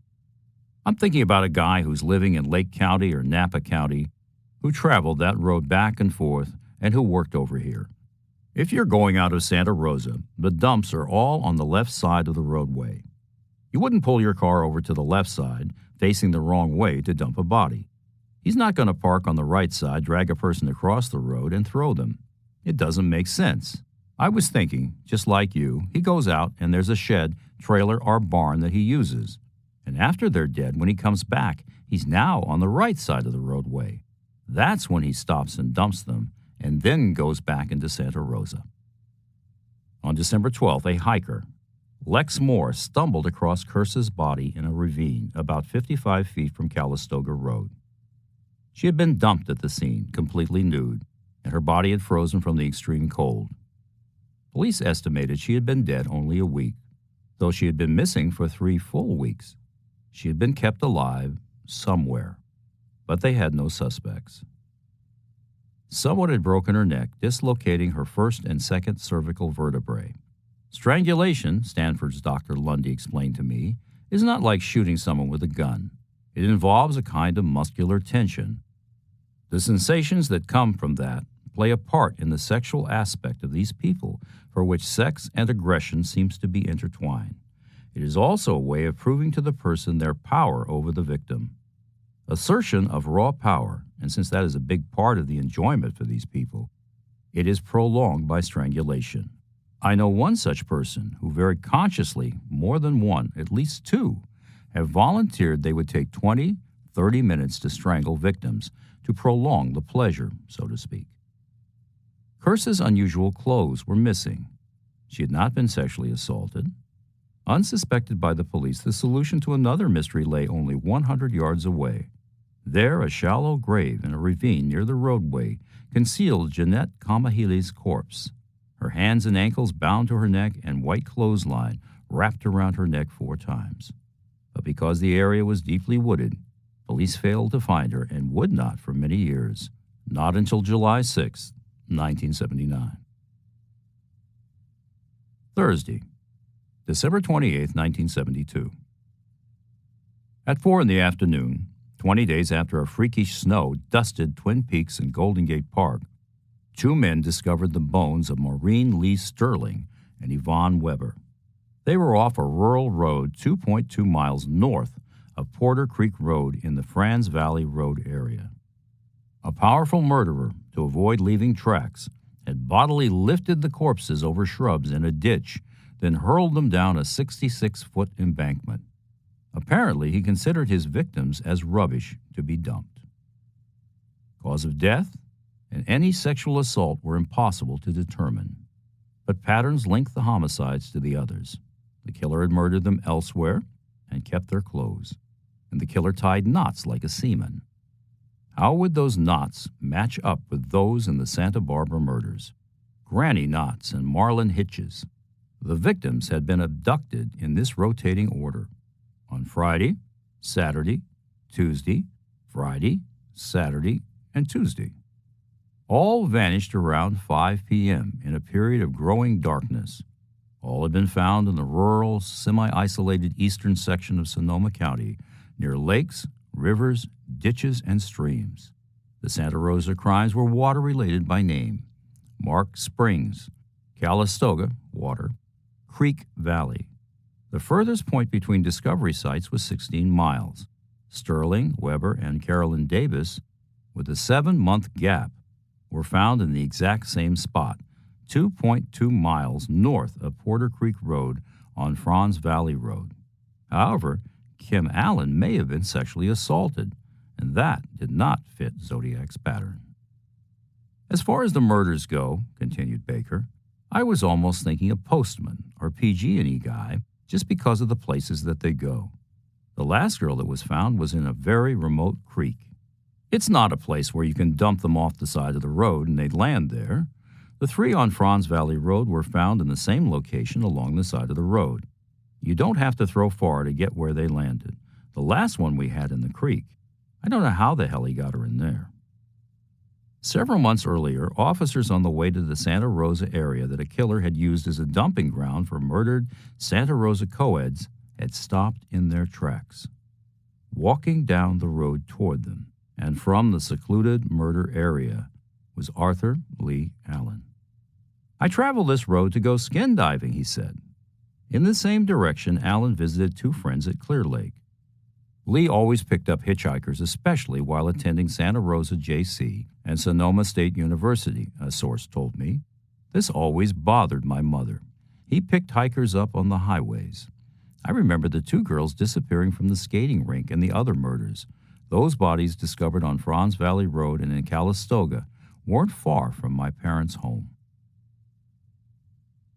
Friday, December 29, 1972. Since August 4th, 1971, when police questioned Lee for what they erroneously believed was the first time, Zodiac had sent no letters. But we hardly needed more clues from the killer. We already knew a lot about Zodiac. He could be caught if we put our minds to it. All the early suspects were singled out because their handprinting was like Zodiac's, or they resembled a composite sketch. Few were as tall or heavy as the killer actually was. Some were slender as a boy. Zodiac had three qualities, had to have these qualities. He was strong and he was smart and he possessed specialized technical proficiency in code, chemistry, firearms, engineering, electronics, and bomb making. More telling, Zodiac knew forensics, leaving behind false clues and wearing glue on his fingertips. In fact, his marksmanship skills, knowledge of police ID techniques, and use of highway patrol cutoff maneuvers to box in his victims pointed to Zodiac being a policeman. Two victims had been reaching for their licenses when he blinded them with a flashlight and unleashed a fusillade of bullets. And yet Zodiac was compelled to deride police in his letters, the thrill of baiting them becoming a powerful motive in his game of outdoor chess. He taunted authority as if striking out against a controlling figure in his daily life, a boss, a father, or a policeman. Serial sadists, enraptured with the various tools of police work and with policemen themselves, were frequently police groupies. Some sexual sociopaths dressed in uniform when trapping and torturing their victims, often applied for police work or expressed a desire to work in some law enforcement capacity. Invariably, they would offer aid in the hunt for themselves. The known serial killers were remarkably alike. FBI agent John Douglas's psychological profile of the Atlanta child murderer spoke volumes. He said the killer would live in the area, sometimes pose as a police officer, show extreme interest in media coverage of the case, and have difficulty relating to members of the opposite sex. In fact, children who lived near the suspect, Wayne Williams, thought he was a policeman because he drove cars that looked like police cars, showed them a badge, and ordered them around. Williams monitored police band radio, just as California multiple murderer Ed Kemper did. Kemper frequented a local bar to become pals with off-duty policemen. "He showed me his gun and his handcuffs right here in the bar," recalled the bartender. "He handcuffed a friend and shoved him up against the wall." You see, Kemper always wanted to be a policeman. All his friends were cops. He used to talk about it all the time. Said he had been hired as a security guard somewhere in the Bay Area. But he was only a big guy who sometimes worked as a gas station attendant. After slaying his mother, the Santa Cruz giant left a note behind ridiculing his former friends on the force. Ted Bundy used a gold badge and handcuffs to masquerade as Officer Roseland at his Salt Lake City shopping center. One of the Hillside Stranglers, Kenneth Bianchi, had wanted to be an L.A. policeman, even taken a police science course at a Rochester community college. When cops apprehended Bianchi in Bellingham, Washington, he was enrolled as a deputy in the Sheriff's Reserve Training Program. His white late-model auto with silver spotlights mounted on both sides resembled a police car. Inside his black attaché case, he carried a highway patrolman's badge and cuffs. John Wayne Gacy, as a youth, dressed in the police-like uniform of his local civil defense squad. Fascinated by the trappings of law enforcement, he obsessively fixed upon James Hanley, a detective with the hit-and-run unit. Gacy became Jack Hanley, brutal, muscular homicide cop who existed only in his mind. Jack, a devoted hater of homosexuals, was the savage, sadistic cop that Gacy both admired and feared. When Gacy was drunk or stoned, his alter ego assumed control and committed the acts a sober Gacy never would. Another Gacy personality was a party entertainer, Pogo the Clown. Gacy painted an oil of Zodiac in costume and auctioned it off one spring.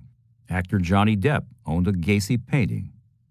They told me when I got it that the proceeds went to a charity or to the victims' families, Depp said.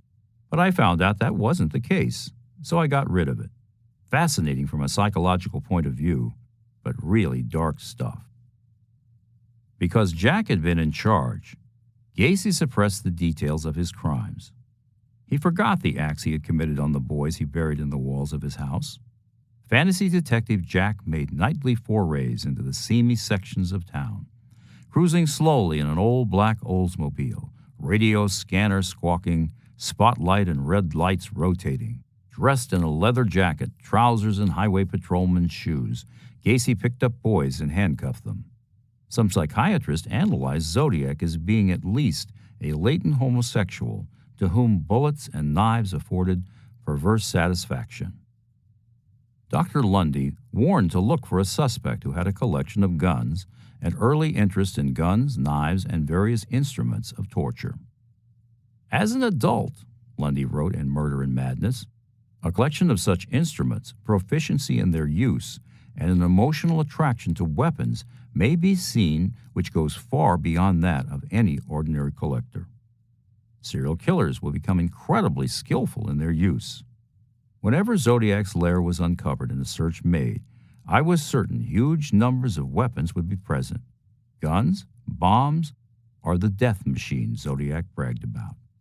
Had Arthur Lee Allen, like Williams, Bianchi, Kemper, Bundy, and Gacy, once wanted to be a policeman? He had.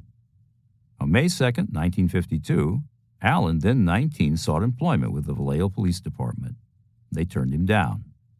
He applied right out of high school to be a Vallejo cop, a source explained, and they said no.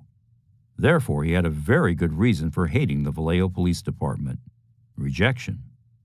Allen offered his heart to the law again much later. On June 11, 1964, he was a non-certified personnel applicant at the Watsonville Police Department. Watsonville spurned him too. Sometimes it seemed everyone did. "Well, there you go," said Toschi. "The guy who's a wannabe cop and cannot make it hates all cops. It's been proven. They hate any authority figure after that because they couldn't pass whatever tests were necessary." Chicago clairvoyant Joseph De Luis, who felt tuned into Zodiac's mind, agreed. "The person who created Zodiac was somebody very familiar with law enforcement," he said. "I think he was an ex-cop. In his letters to the police, he knew everything that was going on with the police. He knew his victims. I feel he will kill until he is caught."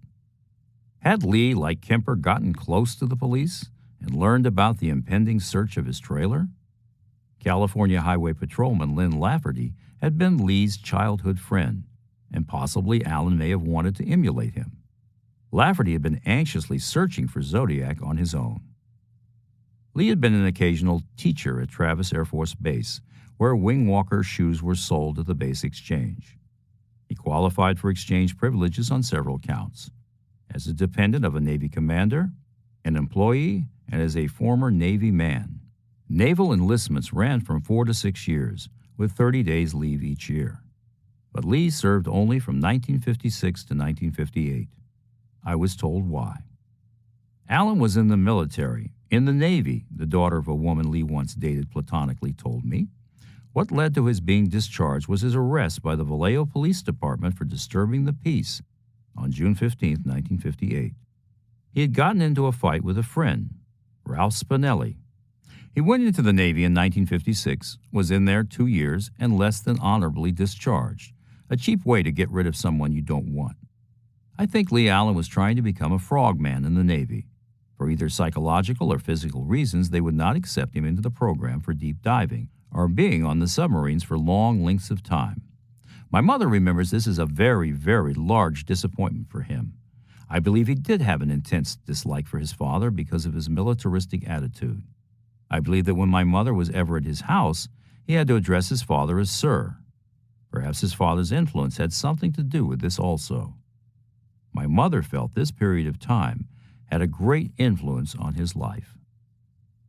Though civil charges were dismissed on July 8, 1958, Allen received a less than honorable discharge from the Navy late that year.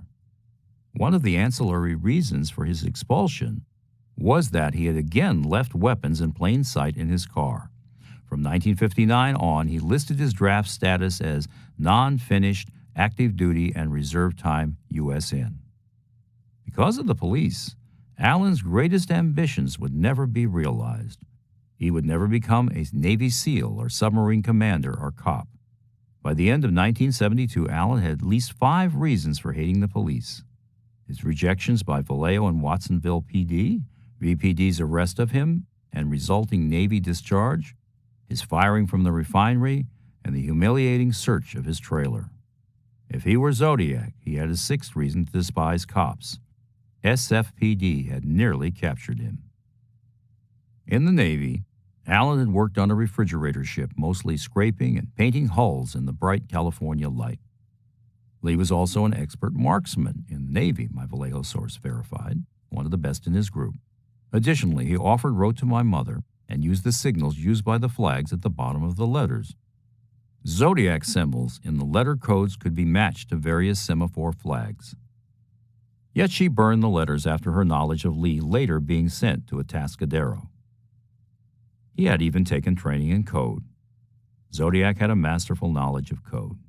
He did know code, and not only sewed well but was a sailmaker, said a source. The neat stitching on the hood worn by Zodiac at Berryessa suggested a man who could sew.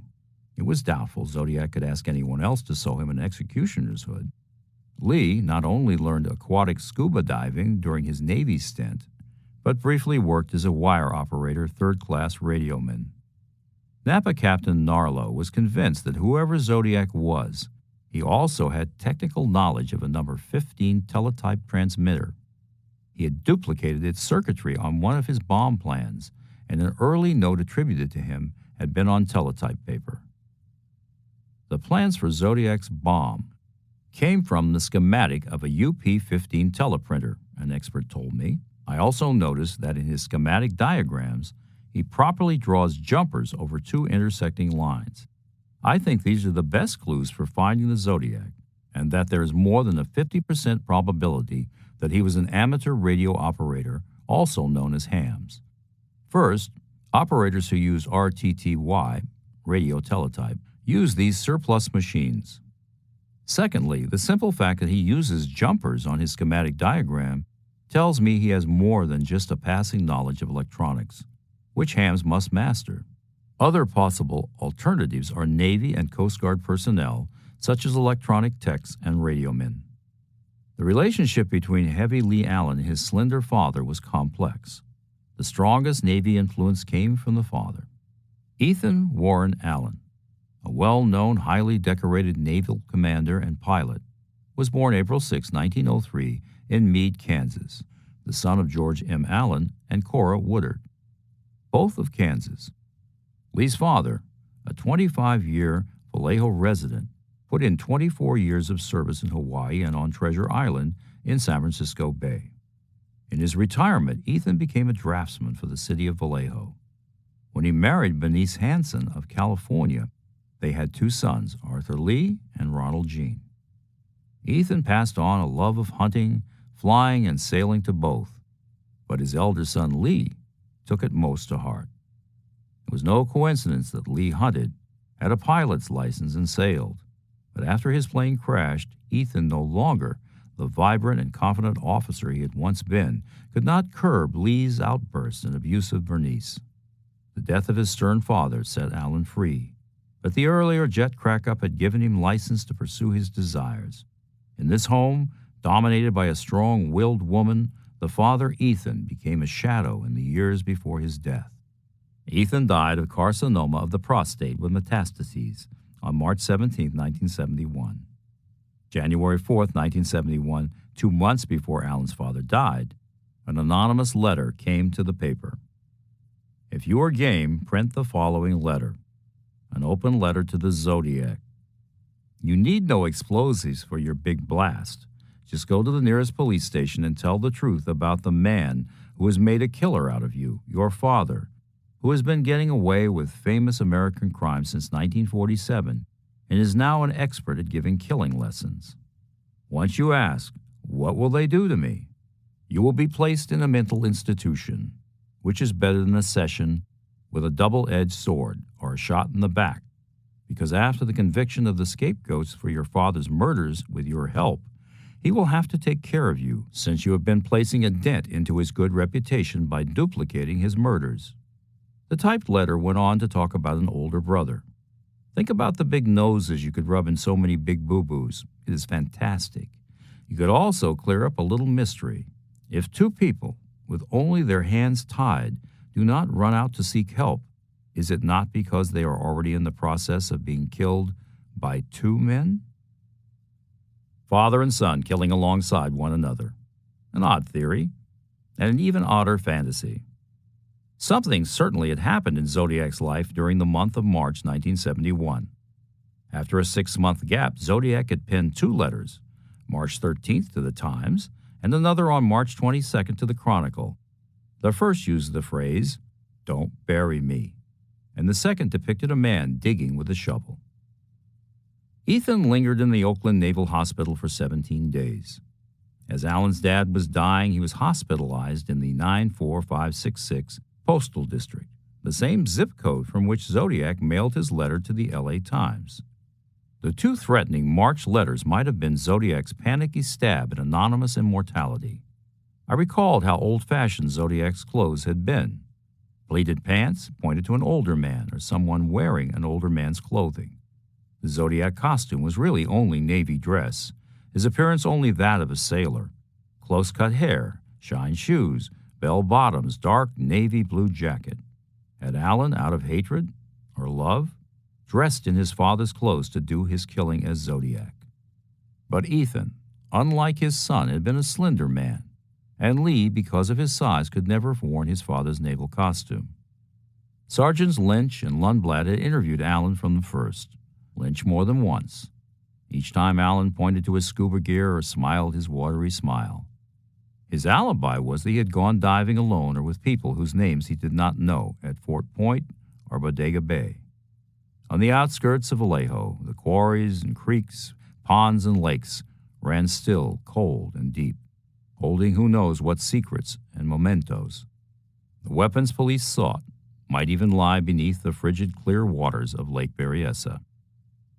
Sources speculated that Zodiac had financial resources because he purchased any number of guns, attended theater, saw numerous films, read multiple newspapers, overposted his letters, and had the luxury of free time in the summer and many cars and residences. Others speculated that Zodiac was either rich or received money from relatives or a trust fund. Lee Allen's family had some money. Police had known that from the first. 10. The Devil. Tuesday, March 6, 1973. Though 8 months had dragged by since Toschi and Armstrong ransacked his trailer, Allen knew he was still under scrutiny. He owned a police scanner and listened in on Vallejo police staking out his basement from a block away. But for large stretches of time, he was unobserved. The Zodiac case was simply too immense, the pool of suspects too enormous, and manpower stretched too far for unbroken surveillance to be feasible. And there were hundreds of other suspects. One of Zodiac's chief hunters, Dave Toschi, was often sidetracked by illness or suddenly diverted from his pursuit by other tasks. We were not only working on Zodiac when it came our week to go on call, Toschi told me, but catching other cases. That particular week we had 4. The night before we had a fireman stabbed to death out in the Haight. I was so exhausted because we had to go into the office on Saturday, and I had nothing to eat but animal crackers and cold coffee. Then I dropped into bed about 8:30 p.m.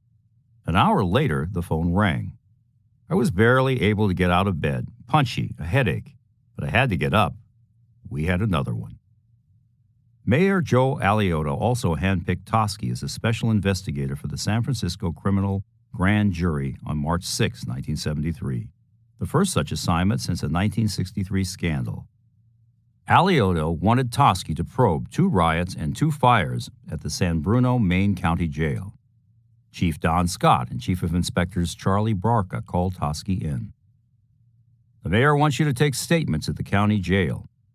"This really stinks," said Toski. "I don't want to get involved, Chief." "You've been ordered. You're on loan, Toski, as of tomorrow morning, and keep quiet about your findings." And I did, Toski told me. I worked alone to investigate the recent uprising at the county jail. The department was in terrible, terrible shape. Toski's assistance was invaluable. James Rodman, grand jury foreman, wrote Chief Scott that the SFPD was indeed fortunate to have persons of Inspector Toski's caliber as a member of its staff. It would have been impossible to carry out our assigned duties were it not for his assistance. Lee Allen put his experience as a Union oil chemist to use. His new job with Union Richfield in the East Bay allowed him time to settle down evenings in front of his trailer. He was a likable man when he chose to be. His staunch and unshakable Fresno Street defenders, the children who thought he was a cowboy star, his drinking buddies, all were proof of that. These days, though, he carried a grim set to his mouth. He still had not forgiven the ransacking of his trailer or the oil refinery visit that got him fired. He stood in an arid patch of gravel, drinking a Coors, leaning back against the still hot metal of his trailer, and watching autos rushing by on Santa Rosa Avenue.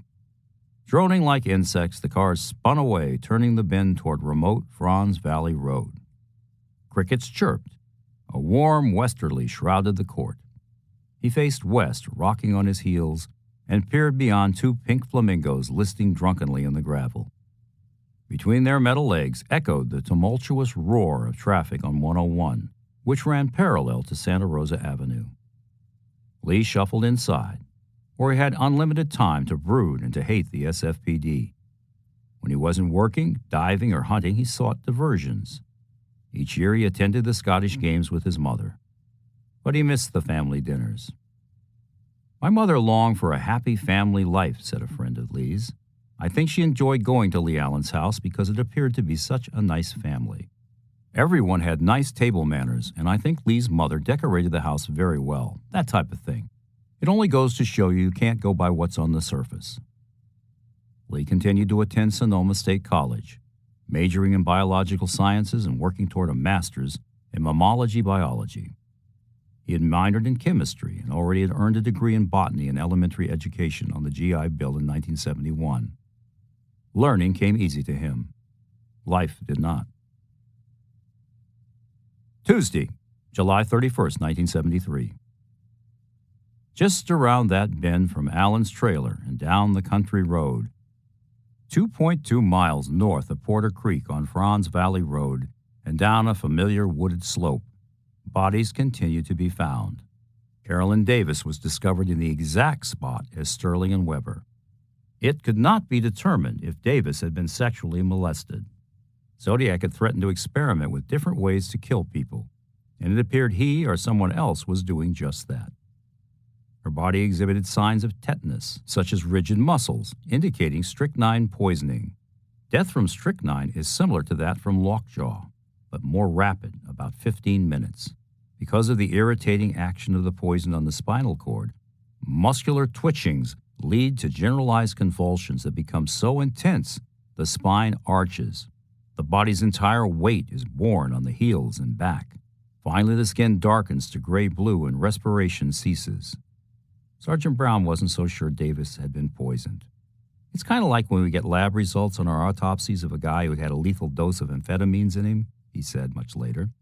"If the guy is a chronic crank user, a lethal dose to him and me are going to be totally different." As for strychnine poisoning, the state lab told me there's a hallucinogenic mushroom that creates strychnine or a derivative of strychnine when it's in your body. Basically, it's like when a junkie uses heroin, it becomes morphine in his body. It doesn't necessarily mean this girl was poisoned. It means that she'd probably taken these mushrooms. It doesn't mean that poison killed her, but might have been a contributing factor. She also had a good ligature mark on her neck. Wednesday, October 24th, 1973. Zodiac's symbols were always open to diverse interpretations. His crosshair symbol, used in targeting nuclear bombs, led police to quiz a nuclear weapons expert stationed at Travis Air Force Base. His other signs represented weather symbols to a pilot, silver hallmarks to a jeweler, and something else entirely to a postman at the North Station Post Office in White Plains. I spotted a Zodiac cryptogram in the New York News, he explained to me. After showing the 3 lines to several other postal employees, they all agreed that the symbols in the cryptogram were the same 25 symbols used in the Civil Service Post Office examination. Zodiac's symbol could also represent the astrological Southern Cross inscribed in an eclipse. Chemistry formulas and symbols danced through Zodiac's letters. That the bombs he diagrammed were chemical bombs had not been lost on Toschi. Lee Allen was an East Bay chemist. The previous April, the entire region had been jolted when a chemical plant there exploded. Physicist John Dalton's icons for types of elements and their atomic weights resembled Zodiac code symbols: hydrogen, a circle with a dot at its center, and sulfur, a cross circle, the killer's personal signet. The aroma of sulfur and brimstone persistently clung to Zodiac. One could almost hear the clatter of cloven hooves. At the stroke of midnight, the devil made his appearance in the Zodiac case. A San Francisco man, attending a nude rock dance of the Venus Psychedelic Church on 3rd Avenue, arrived dressed as Satan. As he approached a group of 4 nude men, one was leading a discussion about Zodiac. "Zodiac must be some sort of devil or fiend," interjected the costumed devil. The man discoursing about Mr. Zodiac wheeled suddenly and pointed a finger at him. "You are the Zodiac," he shouted. The red devil smiled, blushed beneath the red dye staining his face, and replied, "I am Satan incarnate." He moved on.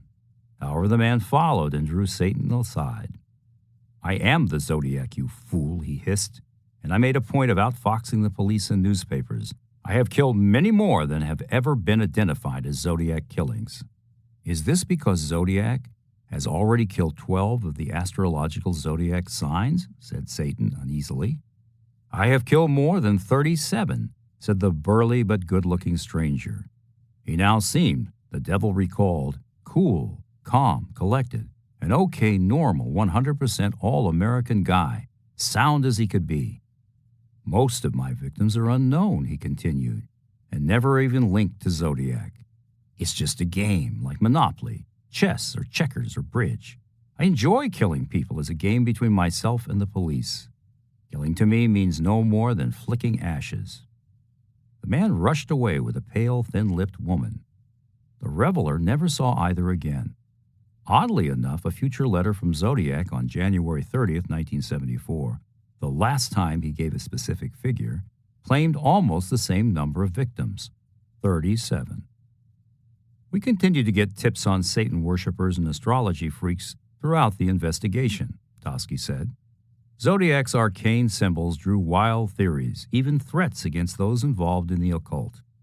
Satanist Anton Szandor LaVey, master of the Church of Satan, publisher of the Cloven Hoof and the Satanic Bible, received a death threat from someone who thought he might be Zodiac. Because of the astrology angle, witchcraft symbols, and satanic black robes, the code killer's grisly executioner's costume had obvious ties to the Black Mass. LaVey himself had once been a suspect. Immediately, he sent the letter over to Avery at the Chronicle. "Dear Satan, now women lay in the streets in your devil control. But of course all things come to ends. Forces are working against you. My fight against you has been going on for many generations with little success. This really bothers me, Satan, to no end. You can choose your choice of weapons, but I prefer knives. I wish more than anything to have your blood on my sword." He prefers knives, thought the journalist. He rang fellow reporter Dave Peterson for his opinion on the threat. "And knives are used in rituals," Peterson told Avery, "which brings me to the black magician Aleister Crowley's ceremonial hooded robe. Crowley's robe, used in arcane rituals, was emblazoned with the rose and cross of the secret order of the Golden Dawn, a crossed circle.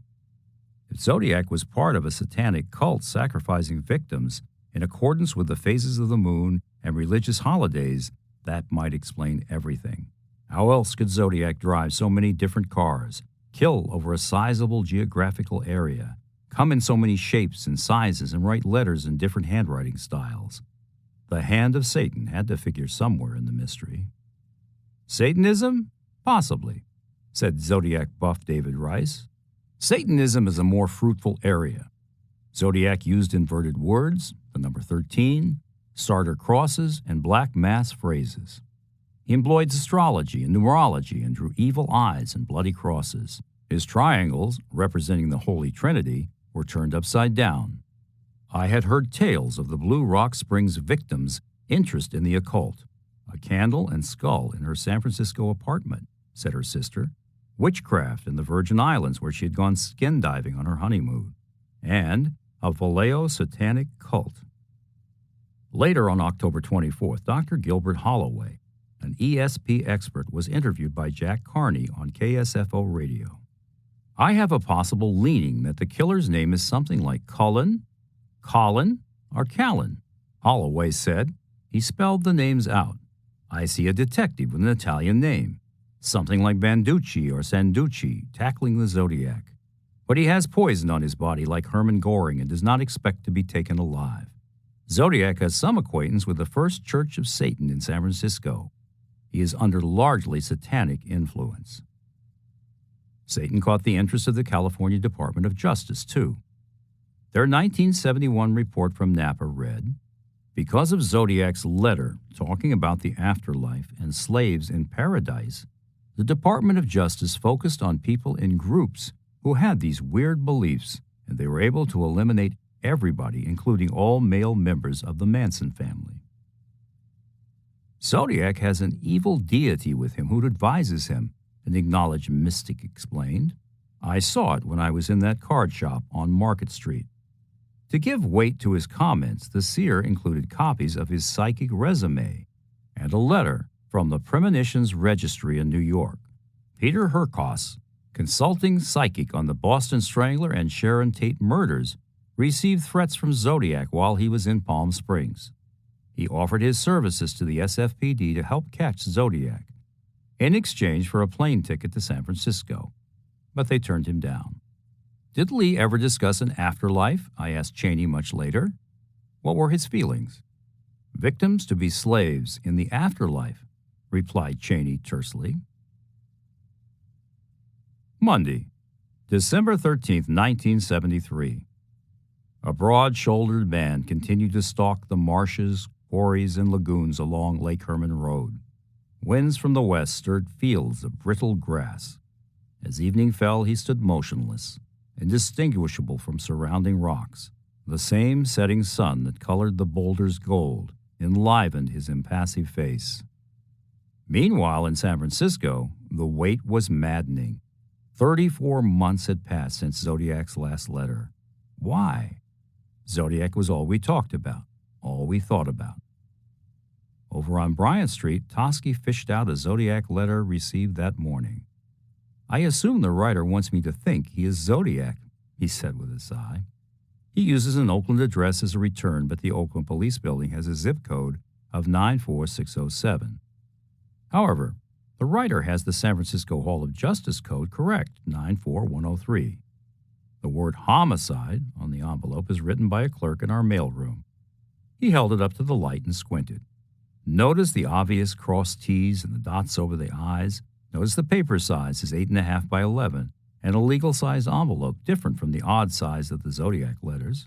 This size envelope and size of paper is consistent with the stationery given inmates in the county jail or in prison. It is different from the Zodiac letters and has a different watermark. Another hoax. As far as phony Zodiac writers, the number would be more like, what, Bill? 50 so far? Something about Zodiac led to imitation. First hoax letters, then attempted murder, and finally homicide. For 10 days in May 1973, a Richmond teacher had been bombarded by menacing calls from a sobbing man identifying himself as Zodiac. I'm going to kill the lady in the blue house, he told the teacher. I went to a Martinez school in search of victims, but left because the police were there. Afterward, the teacher discovered his back door had been pried open by a prowler. Shaken, he went to the refrigerator. Absent-mindedly, he took a swig from an open bottle of cola. A metallic taste filled his mouth, and he quickly spat the drink out. Someone had added a lethal dose of arsenic. Another Zodiac copycat nearly severed noted lamp designer Robert Salem's head with a long, thin-bladed knife. Homicide inspectors Gus Carreras and John Fotinas, called to his posh workshop behind the San Francisco hotel, discovered his mutilated body on a bloody mat. In the victim's own blood, the killer printed on his body and on the wall, "Satan saves, Zodiac." Salem's murder was solved in a horrible way. South of Big Sur, a highway patrolman pulled over two young Wyoming men driving the car of a young social worker found floating in the Yellowstone River.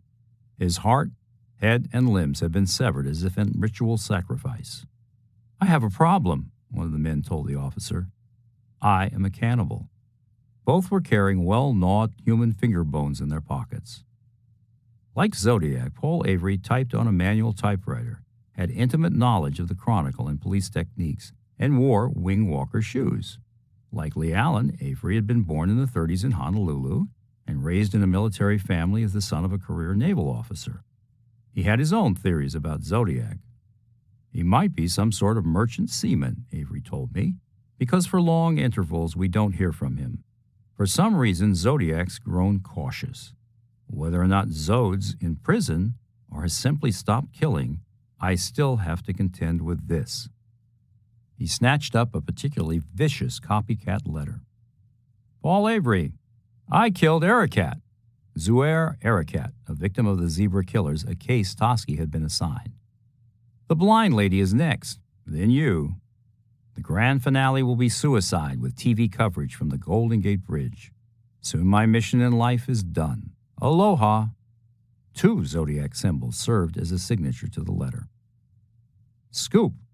Paul Avery and the fuzzy SF Pigs, a .45 automatic and a plastic bag with a drawstring over his head, got his cooperation, but he was yellow and whined.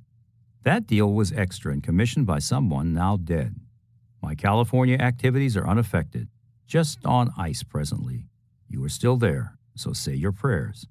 The Zodiac cannot be trifled with. Zodiac claims 17. Paul Avery, ha! The 39-year-old former war correspondent found himself buried beneath tips. "This is the half-brother of the Zodiac speaking," one fretted. "I'm concerned that Zodiac might be using my high-standard .22 caliber semi-automatic pistol." But of them all, Willie's story was especially tragic. Willie's family, convinced their son was Zodiac, sent stacks of handwriting exemplars, along with their own handwriting expert's opinion, to Avery.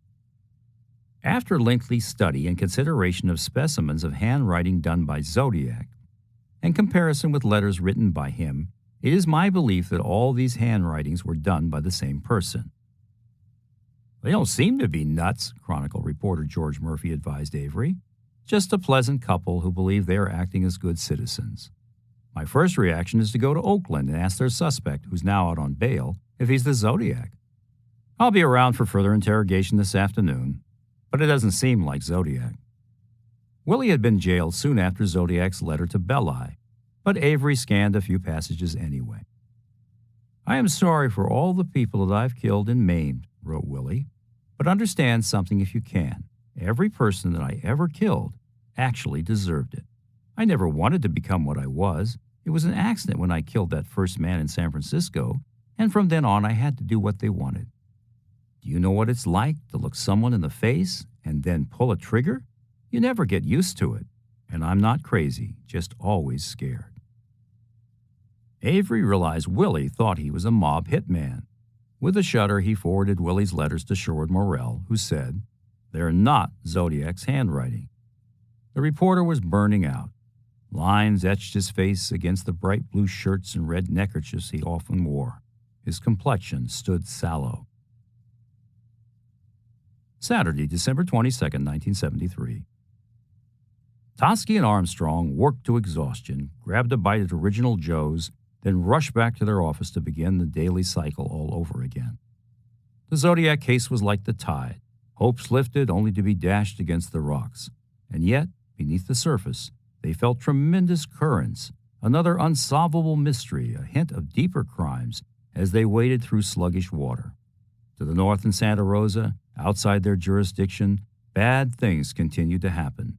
At the winter solstice, a day that held significance to Zodiac, Teresa Diane Walsh was hitchhiking on 101 from the area of Malibu Beach to her home in Garberville. A silver handmade cross swung from her neck. A fire opal ring and a copper band ring flashed on her fingers. $10 of colored beads she used for making bracelets rattled in her backpack. Somewhere along the way, she too disappeared. Her strangled body, hog-tied with 1/4-inch nylon rope, was discovered next to Kim Allen's in a creek 6 days later. Zodiac had tied his victims at Lake Berryessa with clothesline, but Walsh, like Kim Allen, may have been sexually assaulted, and this was unlike Zodiac, whose pleasure was pain. Monday, January 28, 1974. All month long, the world's oceans have been uncommonly wild, whipping the West Coast with fury. Hurricanes, high tides, and thunderstorms relentlessly beat the shores. A major coincidence of cosmic cycles had occurred. Earth, Moon, and Sun had aligned in a nearly straight line, a configuration called syzygy. During the new and full phases of the Moon, positive ions charged the atmosphere and freaky, motiveless murders occurred as far away as Miami. Zodiac hunched over a light table, the glow highlighting his intent face.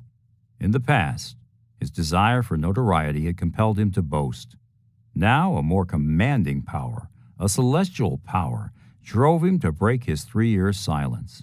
Because of the timing of his killings, experts had long believed Zodiac was moon mad, sensitive to the gravitational influences, enhanced luminosity, and electromagnetic field changes of full and new moon phases, changes that affect the human nervous system and increase the brain's nervous activity. If one considers the human organism as a microcosm, psychiatrist Arnold L. Lieber wrote, comprising essentially the same elements as, and in similar proportion to, those of the Earth's surface, approximately 80% water and 20% organic and inorganic minerals, one could speculate that the gravitational forces of the moon might exert a similar influence upon the water mass of the human being. Studies on nuclear magnetic resonance demonstrated that biological tissues respond to the interaction between moon and Earth. These biological tides might be sufficient to trigger emotional, psychological, and physiological outbursts in certain predisposed individuals. Ironically, on dark, moonless nights, Toschi told me, all my years in sex crimes, aggravated assault, and homicide, my home phone was relatively quiet, even when on call. When it was a clear, bright, moonlit night, nights of full and new moons, violent crime increased. Inevitably, the Toschi home phone would ring. Operations Center reporting marital fights, shootings, stabbings, all night long. Contrary to popular belief, dark, spooky nights would be a normal, tranquil night for a policeman. At Stanford, Dr. Lundy suggested another possibility for the timing of Zodiac's assaults. Were Zodiac's nighttime murders always at a time when there was fairly good moonlight, he asked me. Always a fuller new moon, I replied. So he'd be able to see at night, said Lundy. Coincidentally, a Sacramento Bee Sunday article on Morrell had appeared prominently the day before, January 27th. So the new letter might in part have been an ego thing, a competition with Morrell for publicity. Zodiac bent to his labor. A film had been terrifying San Francisco much as he used to, receiving as much publicity as he once had. Lines of thrill seekers stretched around the block, 60,000 since Christmas, waiting to enter the North Point Theater and see The Exorcist.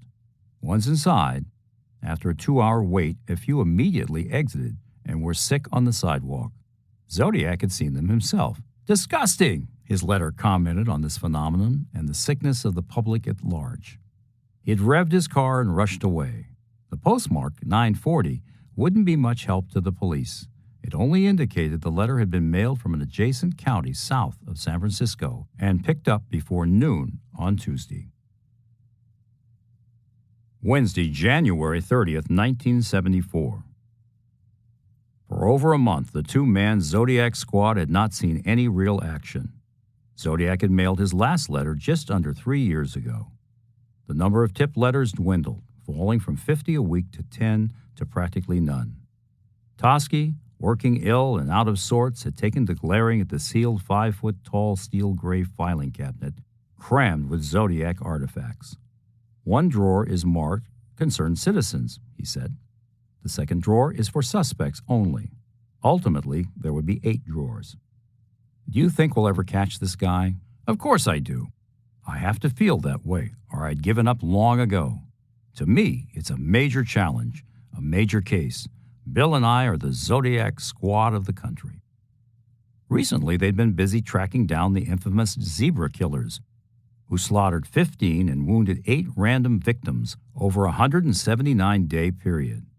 Though all of the victims were white and all of their assailants black, that was not why the religiously motivated cult murderers came to be known as the Zebra Killings. The special unit we put together worked mostly at night, Toschi explained, because that's when the killings were occurring. They used a radio channel that was seldom used to keep it available for anyone who called in who might have seen some suspects. They put it on Channel Z, which was never used at all. It was Z for zebra, and the press picked up on it, and our killers became the Zebra Killers. Members of this fanatical cult had to pass an initiation that consisted of shooting or hacking to death men, women, and children in order to reach the rank of Death Angel. 2 nights ago, between 8 and 10 p.m., another zebra murder had set off a round-the-clock manhunt. Dog-tired and aching, Toschi had stayed in bed this one morning. He glanced at the clock, studied the sky outside. Everything was out of kilter. As a fuel-saving device, daylight savings time had arrived 3 months early this year. Toschi, unaware the killer's unexplained silence was about to be broken, buried his face in the pillow. Over at the Chronicle, Carol Fisher slit open a letter, froze, and read the following. I saw and think The Exorcist was the best satirical comedy that I've ever seen. Sign, yours truly. He plunged himself into the billowy wave, and an echo arose from the suicide's grave. Titwillow, Titwillow, Titwillow. P.S. If I do not see this note in your paper, I will do something nasty, which you know I'm capable of doing. This wasn't the first time Zodiac had quoted Gilbert and Sullivan. Carol recognized the Titwillow lines from the second act of The Mikado, specifically the aria of Coco, the faint-hearted Lord High Executioner. 3.5 years ago, the killer had also paraphrased Mikado lyrics, a little list he had of all those who would never be missed. He had quoted them at great length from memory. Divergencies from the original text, primarily Acts 1 and 2, proved that. And that singular anomaly, the lady novelist, had been changed to, and as singularly abnormally, the girl who never kissed. Various alternatives to lady novelist, lady dramatist, lady motorist, lady bicyclist, etc., were usually suggested by the actor portraying Coco. I believe that Zodiac's little list was a roll call of real people he knew and whom he fancied had wronged him. Banjo serenader, piano organist, and all children up in dates, students. Police had always believed Zodiac had essayed the role of Coco professionally. I suggested a college production. The night Zodiac hailed cab driver Paul Lee Stein, the Lamplighters had been rehearsing The Mikado, nearby on a stage smaller than a Pacific Heights living room at Presentation Theater, 2350 Turk Street. During their entire run from October 18th to November 7th, 1969, no Zodiac letter was received. Scrawls at the bottom of the new letter even resembled the rounded ersatz Japanese calligraphy on Coco's paper fan. On January 30th, 1974, music director Gilbert Rossick was still putting Coco, Nanki-Poo, Pooh-Bah, Pish-Tush, and Yum-Yum through their paces. Carol thought Zodiac might be a member of that cast.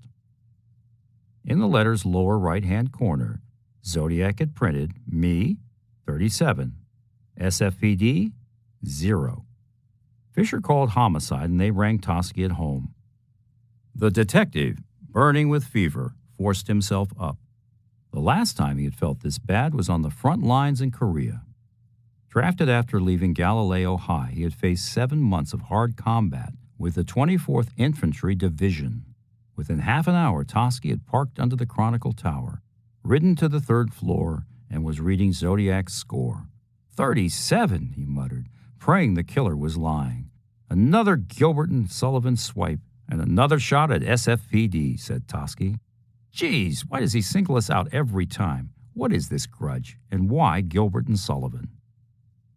Dr. Murray S. Myron of the Syracuse Research Institute reached some conclusions on the new letter. In a confidential FBI psycholinguistics report, he suggested suicide's grave might indicate Zodiac was contemplating suicide. Myron referred to Zodiac's letter to attorney Mel Belli in particular. It contained hints of a depression that frequently overtakes him. It is not entirely unlikely that in one of these virulent depressions, such individuals could commit suicide. Possibly the suicide Zodiac references is the symbolic death of Zodiac. The sociopathic personality eventually burns out as he ages. I would agree, wrote FBI Director Douglas, that the Zodiac might eventually commit suicide. But I also believe that, even in a depressed state, the Zodiac wrote letters with the goal of manipulating, dominating, and controlling their recipients and the larger audience he knew they would reach. Once a paranoid schizophrenic is into his mid-30s, if he does not kill himself, the rage may burn itself out or go into remission. If Zodiac had symbolically died, then the killer might lead the rest of his life uneventfully. He might not recall he had once been Zodiac. Myron believed the killer to be a Caucasian, unmarried male, isolated, withdrawn, and unrelated in his habits, quiet and prepossessing in disposition. He thought Zodiac had good, uncorrected eyesight because of the use of minute distinguishers for the differing code symbols. Police had once studied surveillance photos of the Bates burial. Many killers were unable to stay away from their victim's funeral. For that same reason, the Chronicle snapped pictures of the extended lines curling around the North Point Theater and stretching up Powell between Bay and Francisco Streets. Photos were taken each night on the chance Zodiac would see The Exorcist again. Perhaps he would wave to the camera. The Exorcist letter carried only a single 8-cent Eisenhower stamp. Zodiac usually doubled, tripled, even quadrupled postage. A similar sociopath, the Unabomber who came after Zodiac, stockpiled large quantities of symbolic stamps long before he began posting his heavy mail bombs.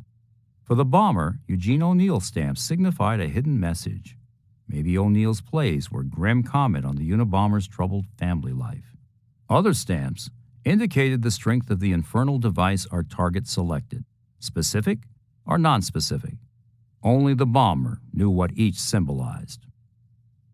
Zodiac's paired stamps of presidents, Lincoln, Eisenhower, and FDR, might be equally symbolic. All had served as wartime presidents. Lincoln stamps might indicate someone named Green, Lincoln Green, Ford, Ford's Theater, or Booth, the assassin Booth, or any actor for that matter. FDR stamps might stand for Delano, a county abutting Deer Lodge, Montana, a spot linked to Zodiac by his own words during a conversation with a surviving victim. This time, Zodiac had decorated the lower right-hand corner of his envelope with gummed labels. Running vertically were these instructions. Stamps in this book have been gummed with a matte finish adhesive, which permits the elimination of the separation tissues. This book contains 25 8-cent stamps, 4 on this pane and 7 each on 3 additional panes. Selling price, $2. In the upper right-hand corner were the gum stamps, mail early in the day, showing clock hands, and use zip code. Did zip code somehow match up with one of Zodiac's numerous codes as a key? The Exorcist letter re-energized the case. Since the latest Zodiac letter was published, Toschi said, I've had 50 people in my office. Each claims he knows Zodiac personally. Bill and I have probably followed up 1,000 leads in this case and heard a lot of weird stories. People tell us they're sure it's their neighbor because he looks like the drawing and walks around with a knife in a scabbard. There are times when you're listening to this and it's hard to keep a straight face. But I feel I've got to listen to everyone, no matter how outlandish their story is. Thursday, January 31st, 1974. Are you aware of a rumor going around concerning a possible link between Zodiac and the San Francisco choral group, the Lamplighters? A woman informed Avery on Thursday morning. A girl I heard talking about it used to belong to the group and thought one of the men in the group fit the description of Zodiac.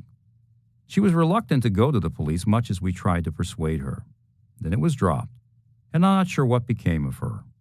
In any case, did the police check out that group? Zodiac, who's probably Mr. Ordinary Guy leading typical life, who also happens to be a psychopath, obviously listens to Gilbert and Sullivan. I would have written this directly to the police, but what with giving parking tickets and busting pot rings, I know they're too busy to fight crime. All of us ordinary citizen taxpayers are imprisoned within the walls of our homes because murderers, rapists, and burglars who are free to roam can't seem to get caught until they call in from a phone booth with their exact longitude and latitude. Tuesday, February 14, 1974. Carol opened the morning mail and got a second shock. The floodgates had truly been opened. Dear Mr. Editor, did you know that the initials SLA, Symbionese Liberation Army, spell SLA, an Old Norse word meaning kill? Signed, a friend. Though the hand-lettered postcard was of doubtful authenticity, she alerted the FBI. They included it in their inventory of valid Zodiac letters. Almost 3 months passed. The next communication would be real. Zodiac was growing bolder again, restless, the old passions rising to the surface. Monday, April 15, 1974. Lee had been let go from Union Richfield. Adrift again, he ceased attending Sonoma State University and began work at the Sonoma Auto Parts Store at 248 West Napa in Sonoma. Financially, his next job was a step down, but he knew and liked engines. He had gained expertise at Wagon Service Station before being fired. On a brighter note, Lee was working with Jim, a friend he could confide in. I'm almost through with all my academic requirements at Sonoma State, he told Jim, although he would not receive his degree for another 8 years. He told Jim other things, too, unsettling hints about a secret life. Perhaps now that Lee's professional student days were ending, good things would begin to happen for him. At age 41, he was about to go out into the world. The fires were cooling. Zodiac was, for all purposes, dead, and Lee Allen had a friend to confide in. Wednesday, May 8, 1974. Every homicide Bill Armstrong investigated impacted him as hard as his first. The cold, dreadful finality of the deed always brought him up short. Probably a .38, said Armstrong at a crime scene. Looks like the slug stopped here, behind the forehead. He pointed to a swollen bulge just above the victim's eye, then stood shaking his head. We're really just information gatherers, he said. We put each case together the best we can and lay it on the table for the courts to decide. Meanwhile, Zodiac was writing yet again. As with The Exorcist, he had returned to being a defender of public morals. Sirs, I would like to express my consternation concerning your poor taste and lack of sympathy for the public, as evidenced by your running of ads for the movie Badlands, featuring The Blurb. In 1959, most people were killing time. Kit and Holly were killing people. In light of recent events, this kind of murder glorification can only be deplorable at best. Not that glorification of violence was ever justifiable. Why don't you show some concern for the public sensibilities and cut the ad? Sign, a citizen. Constantly suspicious, Zodiac drove to Alameda County to mail his latest letter. But as days passed, he scanned the front pages and grew furious. He had warned them before how much he hated to be ignored and what he would do if they showed him no respect. Monday, July 8, 1974. Fuming after a full month's rejection, Zodiac puzzled why his tongue-in-cheek Badlands letter had not been printed. Over the years, the publicity-mad killer had tried to sneak letters into print under pseudonyms, mailing them from everywhere except where he really lived, all because the police had gotten too close to him. It was dangerous to mail any letter signed Zodiac. Because the Chronicle might be testing him, he prepared a second letter, a swipe at a Chronicle columnist, and signed it, a citizen. He raced to San Rafael, deposited in the first postbox he reached, then rushed home to worry. Wednesday, July 10th, 1974. Zodiac had no way of knowing his first letter hadn't reached the Chronicle until June 4th, and they really were testing him. Although he had not signed it Zodiac, Carol recognized his handprinting. He's not fooling anybody. No matter what his game is, said Toschi as he scanned the postcard. There's no doubt in my mind about either one. He's trying to slip letters and cards into the Chronicle without being detected.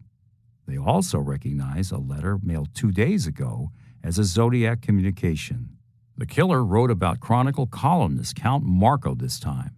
The former hairdresser was the man women love to hate, or as Time put it, the voice from the sewer.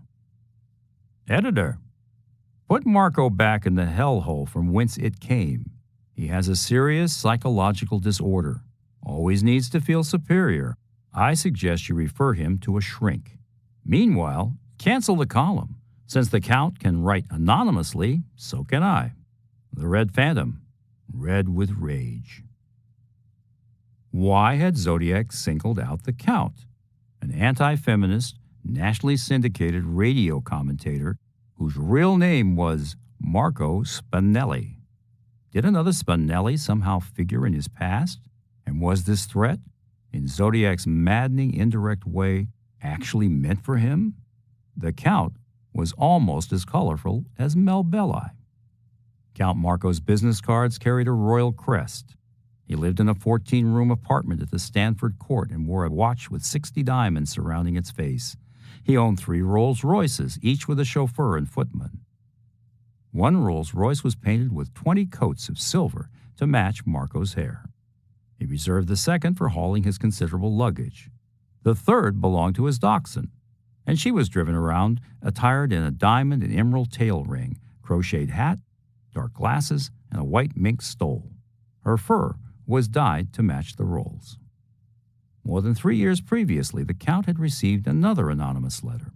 Dear Morning Star, the January 11th, 1971 letter read, Don't you worry, don't you fear. Tea time comes but once a year. To lift thy spirits, columnist, 3 bags of tea within to twist. Those drops of lemon, aromast, also enclosed a few biscuits. Approved and used by 12 fair fists. Faithful servant, have a nice day. Count Marco had joined the Chronicle in 1959, the same time as Avery, but had had enough of such unsigned love letters. He left to divide his time a bit more securely between Hawaii and Palm Springs. Friday, September 27, 1974. Sporting his Zodiac watch and ring, Allen, now weighing 240 pounds, spent the morning in his trailer puttering about. An hour later, his world collapsed. The crunch of boots on the gravel had already alerted him, so he didn't jump when there came a furious thumping on his trailer door. Open up! Who's there? Sonoma County Sheriff's Department. Deputy Haas's arrival was not totally unexpected. Events had been set in motion on September 23rd when a complaint was lodged against Allen.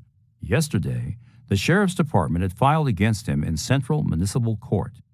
You're under arrest, Haas said. The charge is PC 288-288A, child molesting and exciting the lust of a minor under 14 years old. Between July 11th and July 25th, Allen had enticed 2 boys into his trailer bedroom.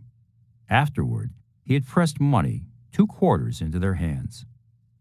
I know you don't like it, Allen told the deputy, but I'm just a nasty man. It was one of the oddest remarks I'd ever heard under the circumstances, recalled the officer. As soon as he was arrested, Lee wanted a pencil and a piece of paper so he could work out his thoughts on paper. He was trying to decide if he should plead guilty or not. He drew a line down the middle of the paper. On one side he wrote, guilty, and on the other, public defender, then listed the pros and cons of each. He began to sob. The next day, Allen was released on $5,000 bail for each county of felony child molesting. However, back in Vallejo, he told friends he had been arrested because he was the Zodiac. In 1974, Lee Allen molested a 9-year-old boy from the Fremont Elementary School in his trailer. A Santa Rosa police sergeant elaborated. Another 8-year-old was there too. Lee had lured them inside to see some chipmunks and committed lewd acts involving oral copulation upon the 2 children. The file says he worked part-time at Yeager and Kirk's lumber yard. And we have his traffic ticket here. He has a D file. On the file is a notation that I've never seen before. RS-6, a CI&I high priority code. And this notation is marked yes. The daughter of a woman Allen had known for years related. As I understand his incarceration at Atascadero, it was for molesting the son of a female friend of his. The boy was maybe anywhere from 8 to 13 years old. The version he told my mother was the woman was just jealous of his relationship with her son. I believe he was dating the woman. He said that was why she had turned him in, jealousy. This turned out not to be true. Their relationship had never been anything but platonic, as had all of Lee Allen's relationships with women. Sexual sadists like Zodiac are limited, are incapable of forming normal adult sexual relationships, Dr. Lundy told me. And so what are the alternatives? One is sex with dead bodies, or killing for sexual satisfaction. Another is sex with children. CI&I, alerted by the arrest, requested Allen's Valley Springs school file and began probing for earlier signs of improper relationships with children. Police also contacted every school where he had taught. As authorities tried to build a bigger case, Allen remained free on bail. He took to harassing a deputy testifying against him. At night, he stood menacingly outside the man's house. Finally, the cop rushed out and chased him away. Just before Lee's trial, someone mailed an anonymous typewritten letter to a local judge. The judge brought it into the Calistoga PD. "Did you miss me?" it read. "Was busy doing some nefarious, dastardly work for which I am well suited. Ah, yes. Justice shall be done." I had to laugh. San Francisco Chronicle columnist Herb Cain mentioned that Toschi was the only man looking for the Zodiac. Zodiac gave me a car to pick up the evidence. He knew my Plymouth was sabotaged. A disabled Plymouth had been spotted by a teenage boy at Blue Rock Springs the night of the 4th of July murder. Thursday, January 23, 1975.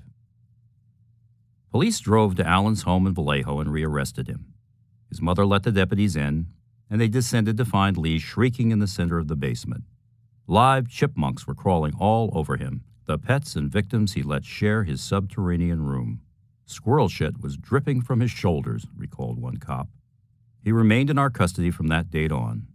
When he was at the Sonoma County Jail, cell block number 2B2, he came to the attention of 3 Mexican guys who tried to punk him. He let them screw him. Later in court, the other little boy testified against Allen. Thursday, March 13, 1975. Sergeant Mullinex had not given up on Allen and wrote the FBI. Synopsis. Subject fits the general description of Zodiac. He was born in Honolulu, Hawaii. He attended school in Riverside, California. He is employed in Oakland, California. He is a convicted sex offender of children. Type of examination. Evaluation of fingerprints and palm prints. Evaluation of handwriting exemplars submitted with evidence on file. Material submitted. 1. 2 yellow pages of yellow material, partial text of Zodiac messages. 2. Red diary written by subject over period of 1 year. 3. Palm prints of subject of left and right hands. 4. 1 white sheet containing Zodiac text written with ink pen by subject. 5. Solano County Jail arrest record. Later that day, Allen was sentenced to Atascadero State Hospital for the criminally insane. As for the little animals Lee always had, a friend of Allen's told me, he definitely had lots of chipmunks and even a skunk at one time. When he was sent to Atascadero, he gave the animals to El Noca Nursery off Highway 12. He had an abundance of the little creatures. I remember hating to see them caged all the time, and now Lee was going to be caged as well.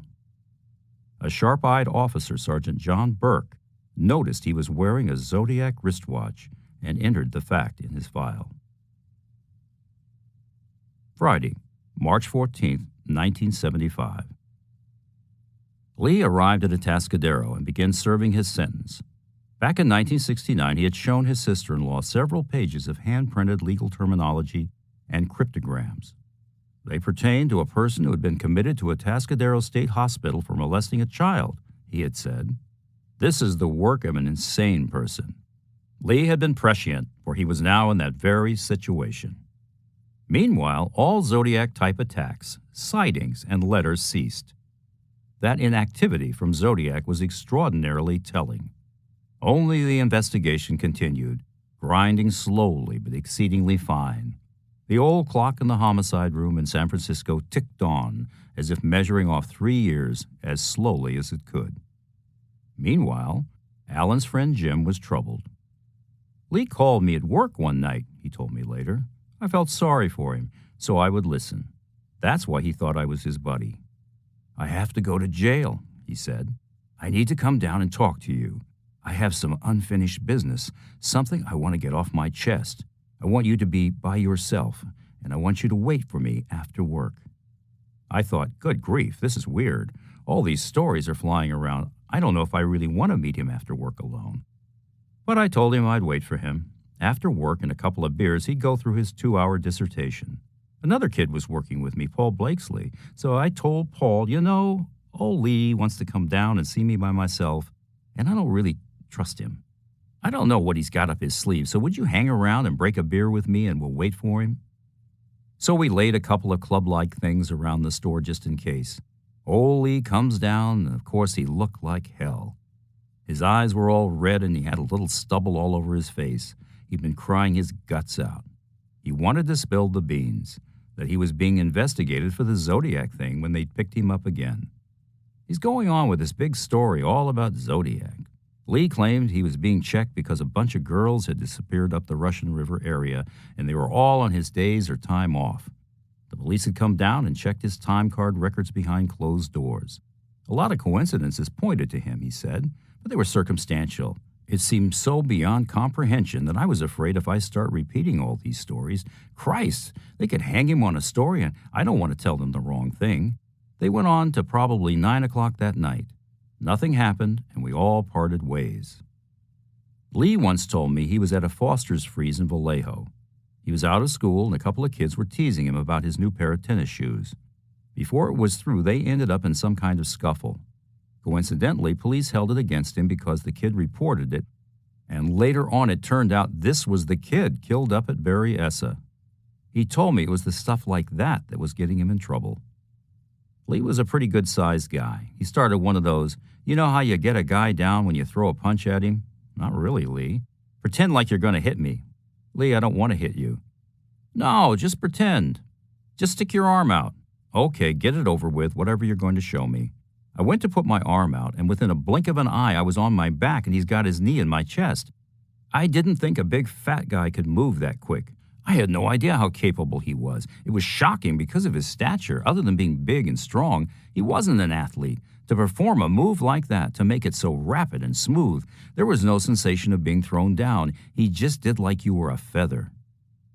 Old Lee came into work one day after college. This morning on the way back, he said, I stopped by a place and checked it out. I was wandering around this house they were building, and in this windowsill was this unusual old gray JCPenney radio from the 50s. Boy, that really opened my eyes. That was my radio I had when I was a little kid, and we had it in the window of the house. I realized he had been out to the house my wife and I were building just off the front kitchen window of our family home. My mom was home constantly in the kitchen. We also had a dog, a collie, that was pretty vocal. He didn't miss anything, and somehow Lee had come out there and made this visit, and my mom didn't see him, and the dog never barked. 11. Atascadero. Tuesday, October 14th, 1975. Alan had been to Atascadero before, but in the capacity of a therapist. Now he returned as a prisoner. If police had comprehended how repugnant the mental institution was to him, how terrified he was of being confined there, they might have employed a useful tool. Alan's fear might have been used as a pry bar to extract information about Zodiac. But Alan coped, began working in the print shop, and soon had mastered new techniques. In the print shop, he devised a plan to get the police off his back. Back home, the Times-Herald reported that Zodiac is still considered a possible suspect in a series of Sonoma County killings. Zodiac threatened in one rambling letter to torture his victims, and Sonoma County has some murder victims who were tortured to death through slow strangulation and by administering strychnine. Sonoma County's 7 young female victims, between 1972 and 1974, all were dumped in rural areas. A Sonoma County man recently was considered a Zodiac suspect, but was ruled out, according to Sonoma Sheriff's Captain Jim Caulfield. He was a molester of young boys, however, and has been committed to Atascadero State Hospital. While Lee was in Atascadero, a Vallejo source told me, I think that's when my mother first became aware he may be the Zodiac. He wrote to her that they suspected him of the crimes. At one point, I think my mother called him there and spoke to him. She asked him directly if he was the murderer. I believe he was somewhat jovial about it, but never admitted to the crimes. She verified that he was a suspect through Santa Rosa District Attorney John Hawkes. Lee, signing himself Drawer A, wrote Jim in Sonoma, "If Zodiac writes one letter while I'm in here," he wrote earnestly, "then that will clear me of being the Zodiac." The remark was puzzling. Everyone knew Lee was imprisoned for child molesting, not being Zodiac. He repeated the same remark to women he knew. In his long outdoor chess game with authorities, Alan seemed always one step ahead. For the second stage of his plan, he hoarded his daily medication and got a job in the dispensary. Like Zodiac, Lee knew explosives. For his third step, he and a companion began building a bomb to blast their way out of the prison. Monday, November 3, 1975. In order to pass various psychiatric tests during his incarceration, Alan boned up on the proper responses to make. He took all his tests in this fashion. He would not smile or show emotion and would speak in a low monotone. He took tests as a man drugged. During TAT, thematic apperception test evaluations, Alan was asked to make up stories based on simple line drawings portraying people in ambiguous situations. Explain what is going on in this picture. Indirectly, his answers revealed aspects of his subconscious feelings and personality.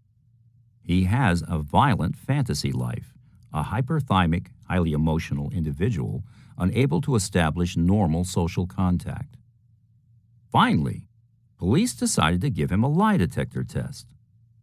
A polygraph machine is only a stress detector and anxiety detector, Toschi told me. Lie detectors, a favored investigative tool, are fallible and registered false positives about 15% of the time. Polygraphs measure changes in pulse, blood pressure, and breathing, but can be tricked by really good liars. When FBI Director Louis Freeh ordered stepped-up polygraph testing of agents to bolster the Bureau's internal security system, the agency's 9,000 agents were troubled. Even the term lie detector is a misnomer. Earl Stanley Gardner wrote in his Court of Last Resort, "Lie detection is impossible. What is possible is the detection of stress, and in a few cases, the covering up of stress. A polygraph or psychological stress evaluation test should never be used as the sole judge of a person's innocence. As with all scientific evidence, these tests need to be evaluated. The lie test is not permitted as evidence in court except by stipulation because it is undependable and subject to the interpretation of the operator." As late as 1998, the Supreme Court would rule lie detectors unreliable. Leonard Keeler, though not the inventor of the lie detector, had done the most to refine the machine. The lie detector is in use today, much as he developed it. Briefly, the polygraph records changes in the body's physiological responses to questions. Details for the test were ironed out, and Lee agreed. "What happened," Detective Bauer told me later, "was a guy from the Department of Justice who was working under Fred Shirasaga went down to Atascadero and they put Allen on a polygraph. That was Sam Lister, the head polygraph guy at DOJ. Allen entered a plain, soundproofed, and air-conditioned room. Lister had him sit in the examining chair. Carefully, he hooked him up to 3 devices, a procedure alone that usually causes stress in a subject. First, a blood pressure unit, a sphygmograph, an instrument similar to that used to take blood pressure readings, was connected to graphically record the movements of his pulse. After the blood pressure sleeve was wrapped around his biceps, a flexible corrugated tube, a pneumograph, was strapped around Lee's chest to measure changes in his respiration. Finally, an electrodermal unit. Usually metal tubes clenched in both hands or electrodes on the hand, a monitor pinched on a fingertip, measured galvanic changes or responses in his skin. As the prisoner's reactions to each question were recorded on a moving strip chart, he was observed through a 2-way mirror. Were he to lie, his heart would be faster, his breath would come more quickly, and changes would take place in his skin moisture. Pens on a moving strip of graph paper recorded reactions. Lee had already been put at ease in a cordial pre-interview. Lee kept to a monotone and did not smile, later claiming the test lasted 10 hours. A polygraph will take maybe an hour, max, Toschi told me. Allen's lying about that. There are usually 10 to 12 questions, and those are brief, basic, and easy to understand. Lee was asked his first name, his last name. After each question, there was a pause of 15 to 20 seconds. Then he was asked if he knew who had killed Darlene Ferrin, the Blue Rock Springs victim. No, he said. Do you live in California? Asked Lister. Yes. Did you yourself kill Paul Lee Stein on October 11, 1969? No. Were you a resident of Vallejo? Yes. Did you have anything whatsoever to do with this homicide? No. Are you 42 years of age? Yes. Are you deliberately concealing or withholding any guilty knowledge of the homicide at Washington and Cherry Streets? No. Is today Friday? Yes. Have you deliberately lied at any time during this entire interview? No. Let's do the test once more completely, said Lister. It was common practice to talk over results and learn the reasons for responses. People overreact, underreact, have guilt complexes, are frightened, are angry, said polygraph expert Chris Gugas. The examiner has to take into account variables such as intelligence, emotional stability, reaction to shock. The process is never cut and dried. Thus, the expert can start again with a revised set of questions or repeat the same questions so responses could be compared. Lister indicated that Allen had passed his polygraph examination both times. He is not the Zodiac killer, he said. Allen called afterward to tell his family and friends that he had passed and was not Zodiac. And they ran Allen to the Atascadero, and he came up clean, Bauer lamented. That bothered us. Well, we had 2 other experts read his charts, and they say he was on drugs during this time. Our polygraph examiner, Johnson, examined the charts and said, it's my opinion that Allen was on some type of drugs while he was taking the test. It was also his opinion that Allen did not pass the polygraph exam and that it was inconclusive. And then we served a search warrant on Atascadero, and I had a bunch of shit about that. But anyway, he was on Thorazine. Atascadero is a mental hospital, and many of the inmates are on different types of tranquilizers. These other guys who read the charts said, hey, old Lister here didn't give him any control questions about whether he was on any drugs. We're looking at this thing. This guy's loaded. You could have asked him if he had a mother and father, and he would have said no. Polygraph tests can be neutralized by a subject through drugs or pain, but the subject's responses would be noticeably high and flat. Allen had reportedly stockpiled his daily medication of Valium tranquilizers and pilfered Thorazine, a drug prescribed for extreme paranoia, from the dispensary where he briefly worked. Thorazine was for the really psychotic patients, said Bauer. It wouldn't be the common drug they would hand out, but he had access to the dispensary. They were giving Valium to him. All he had to do was save it up. This is only guessing. You know you're going to take a polygraph test. You got your buddies down there. In fact, he had a strong buddy. He was going to build a bomb and blow his way out of Atascadero, and they caught him. That infernal device was close to lethal quality. Dr. J. Paul D. River, in Crime and the Sexual Psychopath, wrote the disregard for civil or moral law and the cunning and stealth are also part of the makeup of the non-sexual psychopath. Like his sex-motivated counterpart, he is only mad sporadically, and for the rest of the time he might lock the details of his acts out of his consciousness. Allen had a letter, Bauer continued, that he phonied up that was signed by, the guy's name was Jim Silver, an investigator, and Silver had done some correspondence with him, requesting a polygraph examination. Allen got Silver's signature from the correspondence. Allen worked in a print shop there at Atascadero Hospital, and he made up a letter that he duped on this guy Silver's signature with a phony Department of Justice heading on it. He had used a mechanical means to lift the signature of the investigator from a document, placed it on pre-written letters, and printed them up. It was a letter to any law enforcement agency and, as I recall, said, "To whom it may concern. This man is not a suspect in the Zodiac case and has been completely cleared. He has passed a polygraph examination, and law enforcement shall no longer consider him a suspect in the Zodiac killings." Just a bullshit thing so he could show people. Of course, Silver would never write such a letter. Though he had passed the lie test, Allen had lied about the letter clearing him. Monday, December 1st, 1975. Allen wrote a Santa Rosa Superior Court judge telling him of the lie test results and including a copy of a letter received from the State Department of Justice exonerating him. After 5 years of being the subject of investigation, interrogation, search, and other forms of harassment, he explained, I was finally subjected to 10 hours of polygraph examination administered by the Justice Department here at the hospital. I signed away my rights and cooperated fully in order to finally resolve the issue and have subsequently been removed from the department's suspect list for the crimes specified in the enclosed letter. Since I doubt the department will take the trouble to distribute their findings to other concerned agencies, and since I do contemplate returning to the Santa Rosa area to live, I am taking it upon myself to impart this information to you, in the hope that it will find its way to its resting place in the proper file. I am hoping that in the future I will be able to go in peace and not get sweaty palms at the mention of another unsolved homicide. The above has been quite a weight on my shoulders for the last 5 years. Now that I am cleared, I do heartily wish to forget the whole miserable affair. Thank you for your time and consideration, and have a pleasant holiday vacation. Sincerely, Arthur Lee Allen, case number 74-0109-68.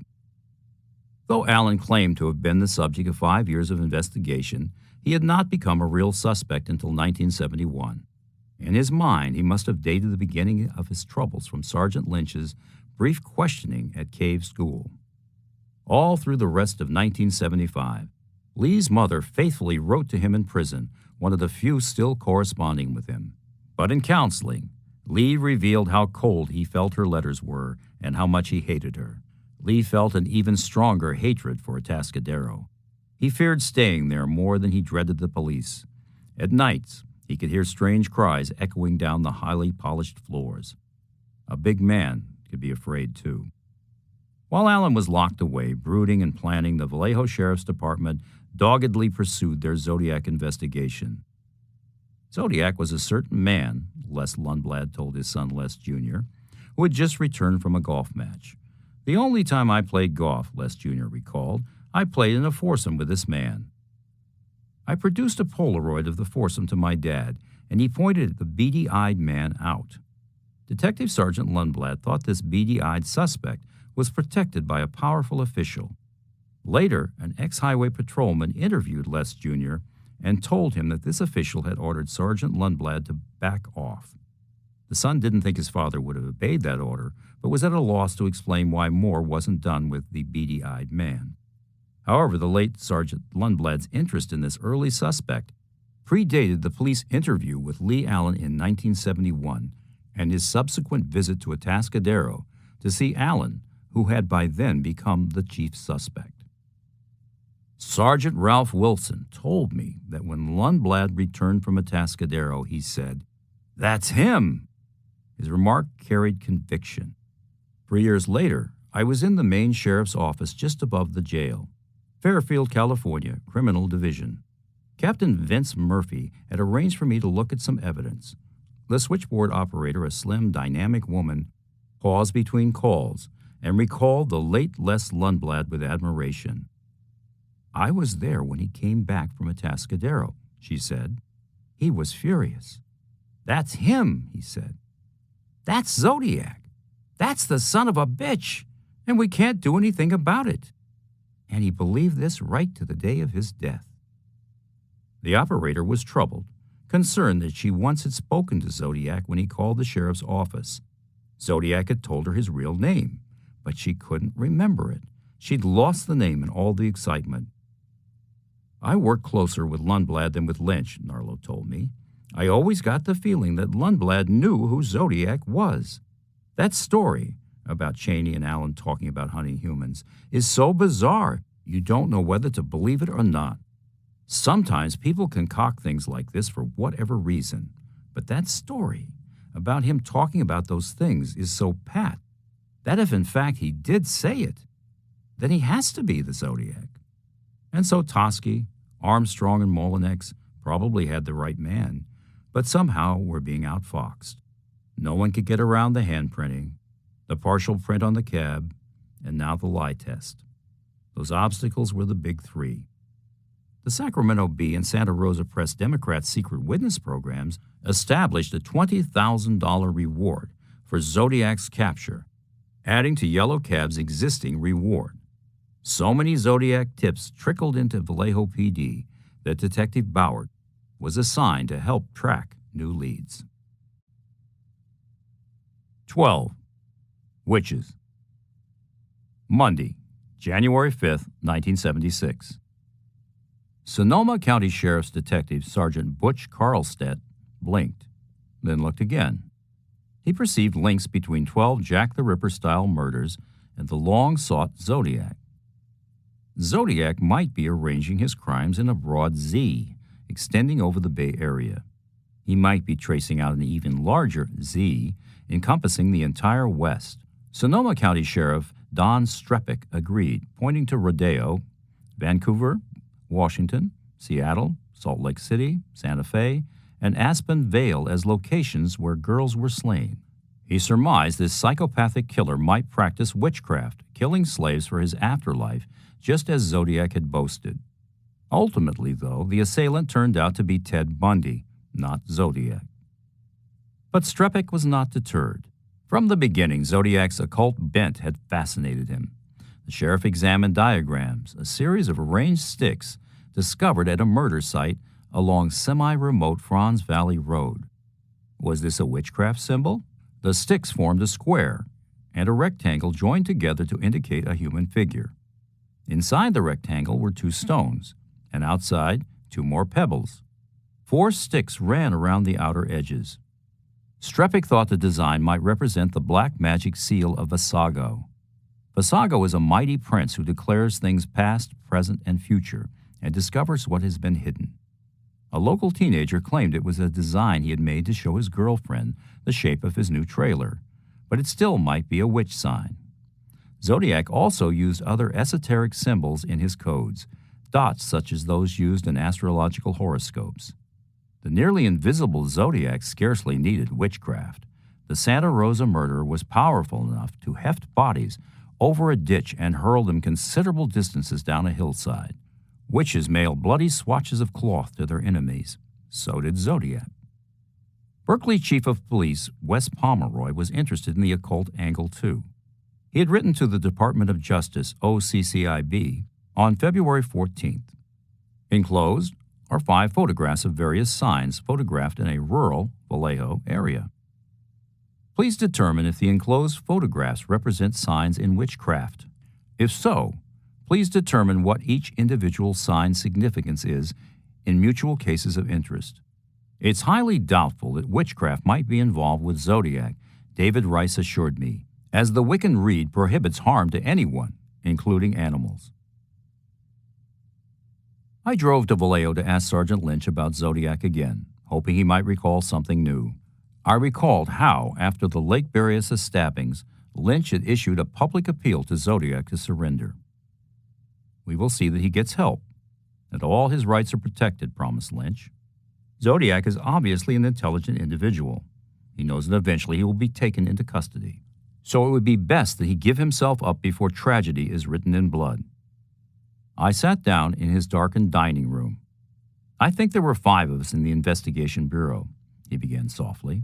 I think what really happened was that we were spending so much time and going so many places that I guess they got dissatisfied with the way it was being handled. When we first started on this case, there was this guy George. He used to go down to the coffee shop where Darlene Farron waitressed. He was trying to date her, but for some reason Dee, Darlene's nickname, didn't want to have anything to do with him. Constantly bothering her and following her, Dee was deathly afraid of him. The whole investigation originally seemed to focus on this guy. George hadn't visited his familiar watering hole, Jack's Hangout, since the July 4th shootings. Next, their search led Lynch and his partner to the Cat Pad on Sacramento Street, Kaiser Steel in Napa, then to the Pastime Bar in Benicia. Me and Ed Rust, said Lynch, we found out he quit the Pastime and went up to Yountville. I got a description of him from his landlady, Mrs. Violet Peeler. He was 5'7", with a stocky build and a dark complexion, kind of plump with dark, straight hair. Unfortunately, while George had a water-related last name, he had an airtight alibi, too. A December 3, 1964 Solano County Fairfield Police Report 242 PC Battery gave George's weight then as a mere 127 pounds. In Vallejo, we checked everybody out, Lynch concluded. Once I got a call from someone who said Zodiac lived on Arkansas Street. I drove over there and found a man whose only connection was that he'd painted stars on his ceiling, including the Little Dipper. Everyone was a suspect, and no one was safe. Even in the dimness, I saw the toll the case had taken on Lynch. Saturday, July 24th, 1976. I watched Herman die in my sleep for 8 weeks, Inspector Armstrong told the press, recalling police officer Herman George. George had been gunned down in the street in November of 1969. He died a very slow and painful death. When I leave the office at night, I forget the job completely. I never discuss my work at home. Well, I can't really. I find other ways to unwind. Armstrong became a man who could never sit still, a man constantly in motion. Finally, he burned out on homicide. The next day, Armstrong transferred to the Bunko Division, leaving Toschi as the last remaining San Francisco policeman working the Zodiac case. At least a year before he left homicide, Bill just didn't want to do it anymore. Toschi said, "Now that I'm the only one working on it, I never let a day go by without remembering Zodiac. It's gotten to be more personal. Every day, I wonder what became of him." 6 cab drivers have been murdered since Stein's killing in 1969, and 6 suspects have been arrested and tried. 5 were convicted of first-degree murder, 1 of second-degree. Just 10 days after Stein's senseless murder, Toschi and Armstrong had investigated another yellow cab driver slaying only blocks away. Driver shot in the head, wallet stolen, cab lights left blazing, engine running. A row of brightly colored shirts littering the sidewalk. Toschi and Armstrong quickly nabbed a tenderloin busboy in bed with his girlfriend. She had nagged him about money, so he flagged down a cabbie, held him up, and shot him during a struggle. "I took $27 off him," the chain-smoking youth said, then threw my .22 revolver down a storm drain. I knew I'd get caught. I left my fingerprints all over the cab. I've got a record, so I knew it was only a matter of time before you picked me up. Sure, I feel bad about it, especially for his wife and little girl. Whatever I get, I got coming. You don't kill someone and not pay for it. You see, I never wanted to see the inside of a jail again. Only Stein's killer still remained at large. It began to look as if Zodiac might win his lethal chess match with the police simply through attrition. My mom and I, a Southern California resident later told me, visited Mr. Allen in Atascadero State Hospital almost every Saturday, and when he was released, he even stayed at our house just north of Atascadero and west of San Luis Obispo. I remember when he stayed at our house, he stayed in my mom's room with her. She always said that nothing happened, and I tend to believe her, since I remember him as not a very sexual person. Mr. Allen was very good to all of us kids. He spent a lot of time with my brothers and us girls. He taught us basic values. He was an avid non-drinker and non-smoker. He had a lot of small pets. He especially liked kangaroo rats and had a permit to keep them and do research. He taught my brother how to drive, shoot, fix cars, and do all those other guy things. He used to go to his various trailers, and they used to go target shooting in the mountains and river bottoms of Northern California. Mr. Allen was an expert marksman.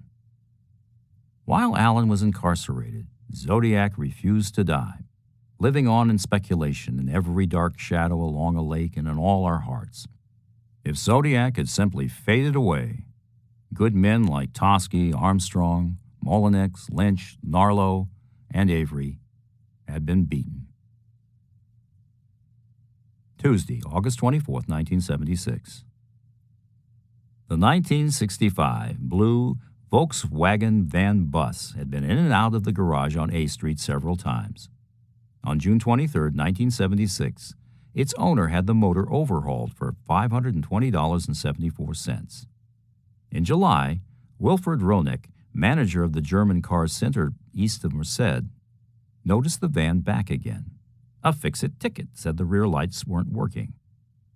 "The vehicle has ground problems," Roenick explained, but its owner did not ask to check the headlamps. The owner reappeared on August 2nd, saying he needed a voltage regulator and battery. Those were installed for $39.05. On Tuesday, August 24th, he returned the battery. "It cost too much," he complained, and that afternoon installed his own new battery. Around 8 p.m., the van's owner, a 41-year-old Santa Rosa Junior College teacher, climbed behind the wheel. He was tall, 6 feet 3 inches, 190 pounds, with brown hair and hazel eyes. An ex-soldier, he had served at Fort Hamilton, New York. In 1959, he received an early release from the Army as an overseas returnee. 6 years later, he became an English teacher and part-time art instructor. It was a clear night. The road ahead was dry. He was not under the influence of barbiturates or alcohol. He had just eaten. Going only 50, 5 miles under the speed limit, he took his van eastbound onto an expressway with no streetlights. Highway 12 began as 2 lanes separated by a 40-foot wide divider strip, really only dirt with grass and weeds, then abruptly became a 4-lane divided expressway. At 8:30 p.m., just where the highway curved west of Wright Road, the van's headlights blinked out. At the start of the divided section, the VW eased onto the center divider and drove along there for a distance.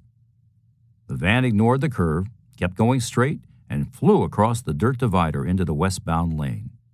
A man en route to his friend's home in Sebastopol entered the point where the 2 westbound lanes merged to one. He could clearly see the headlights of other vehicles in the eastbound lanes. "Oh my God!" he cried when he saw the van cross straight into oncoming traffic. There was no braking action, only light skid marks about 2 feet long just before impact. The van collided head-on into a 1972 Toyota traveling west in the number 1 lane. Both vehicles bounced 9 feet into the number 2 lane and came to rest on the north asphalt shoulder, less than 3,000 feet east of Merced Avenue. Both drivers were pinned in their cars.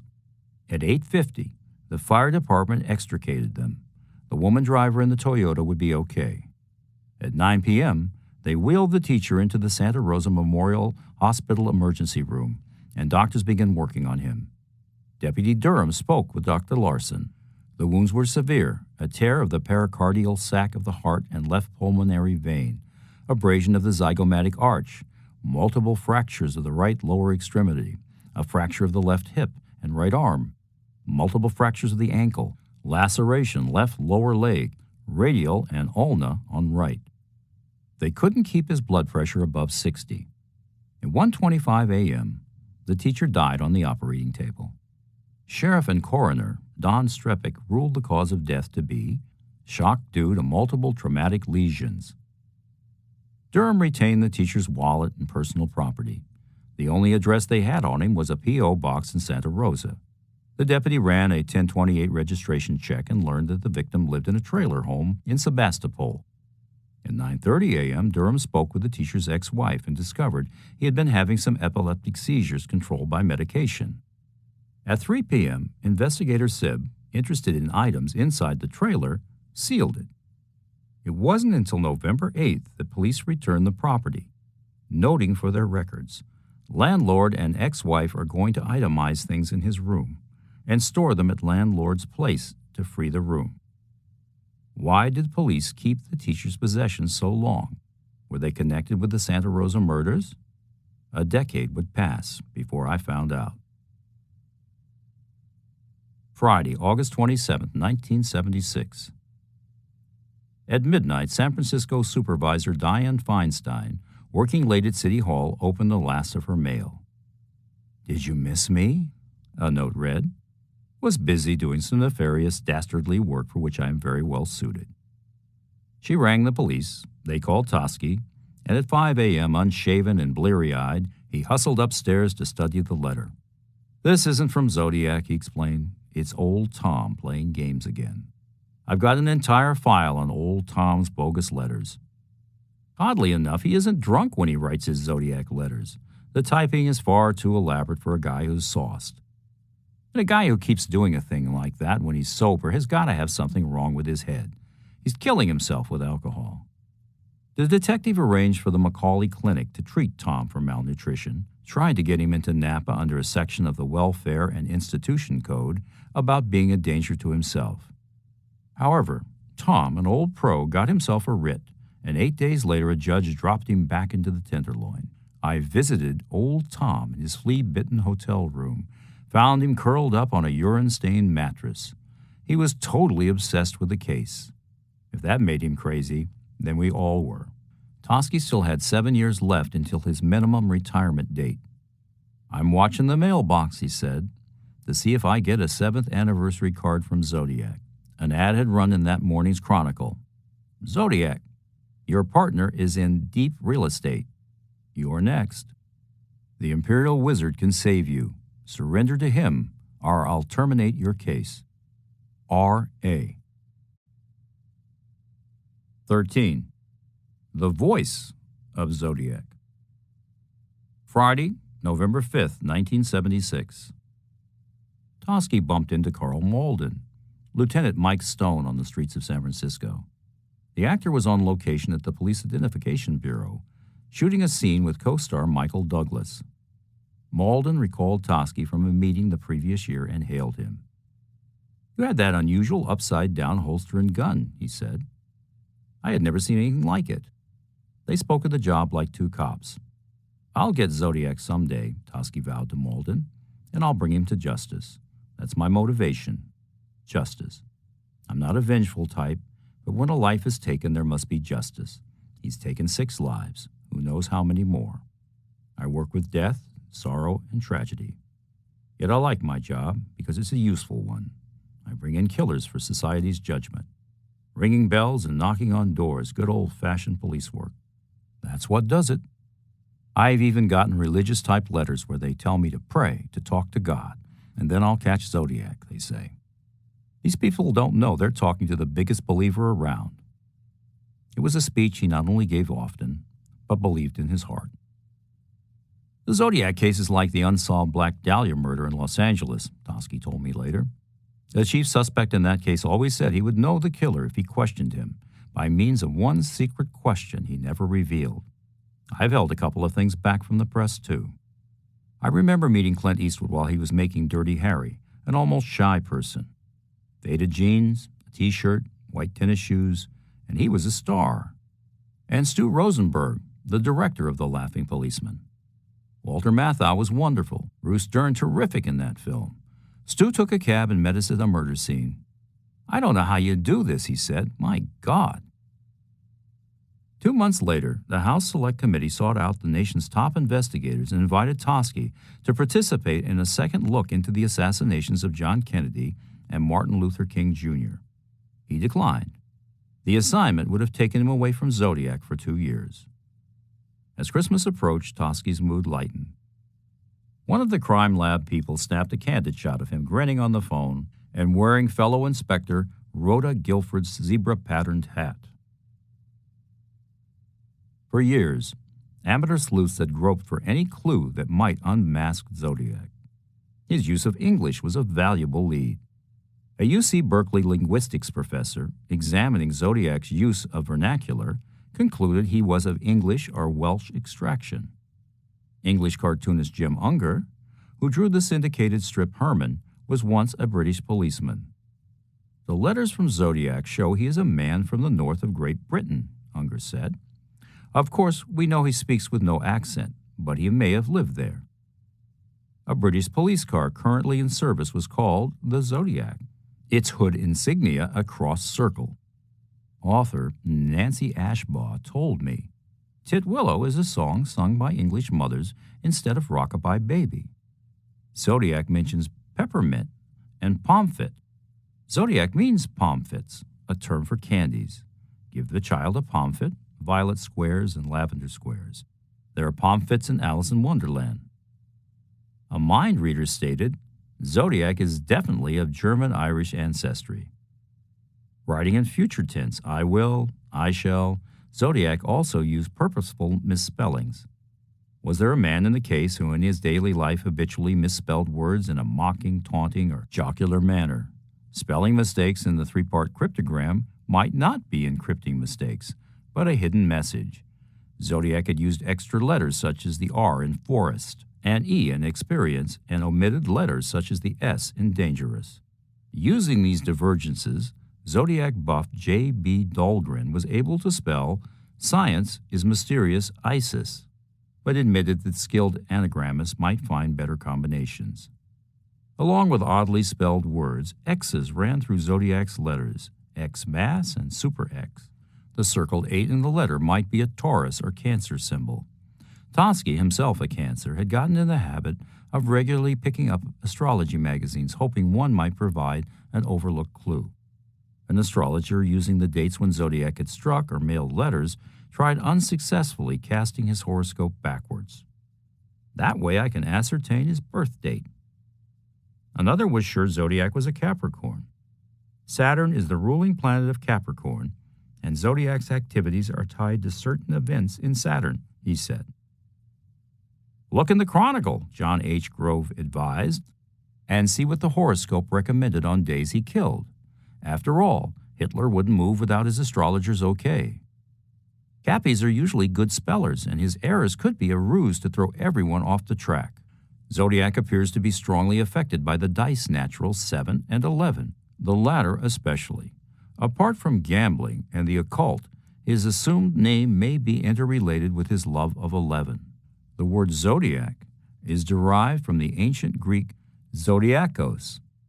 The Hellenes had no separate numbering system, each alphabetical letter having a numerical value. I was amazed when I computed the numerical value for zodiakos and found it to be 1111. Is Zodiac aware of this? He probably is. He may be crazy, or a doper, or both, but he is neither stupid nor illiterate. If the number 11 was important to the killer, what did 12 mean to him? There were 12 signs to the Zodiac. Zodiac's nature and that of most serial killers was to clip and collect stories about himself. Since buying 3 papers a day might attract undue attention, he might have home subscriptions to them all. The Examiner had not only buried Zodiac on page 4, but begged him to surrender to them, an unwise suggestion to a madman who enjoyed being in control. Zodiac never wrote them again. Police might look for a man who had many subscriptions, but canceled the Examiner. Wednesday, March 30th, 1977. Allen had now served 30 months, 2 years and 15 days at Atascadero.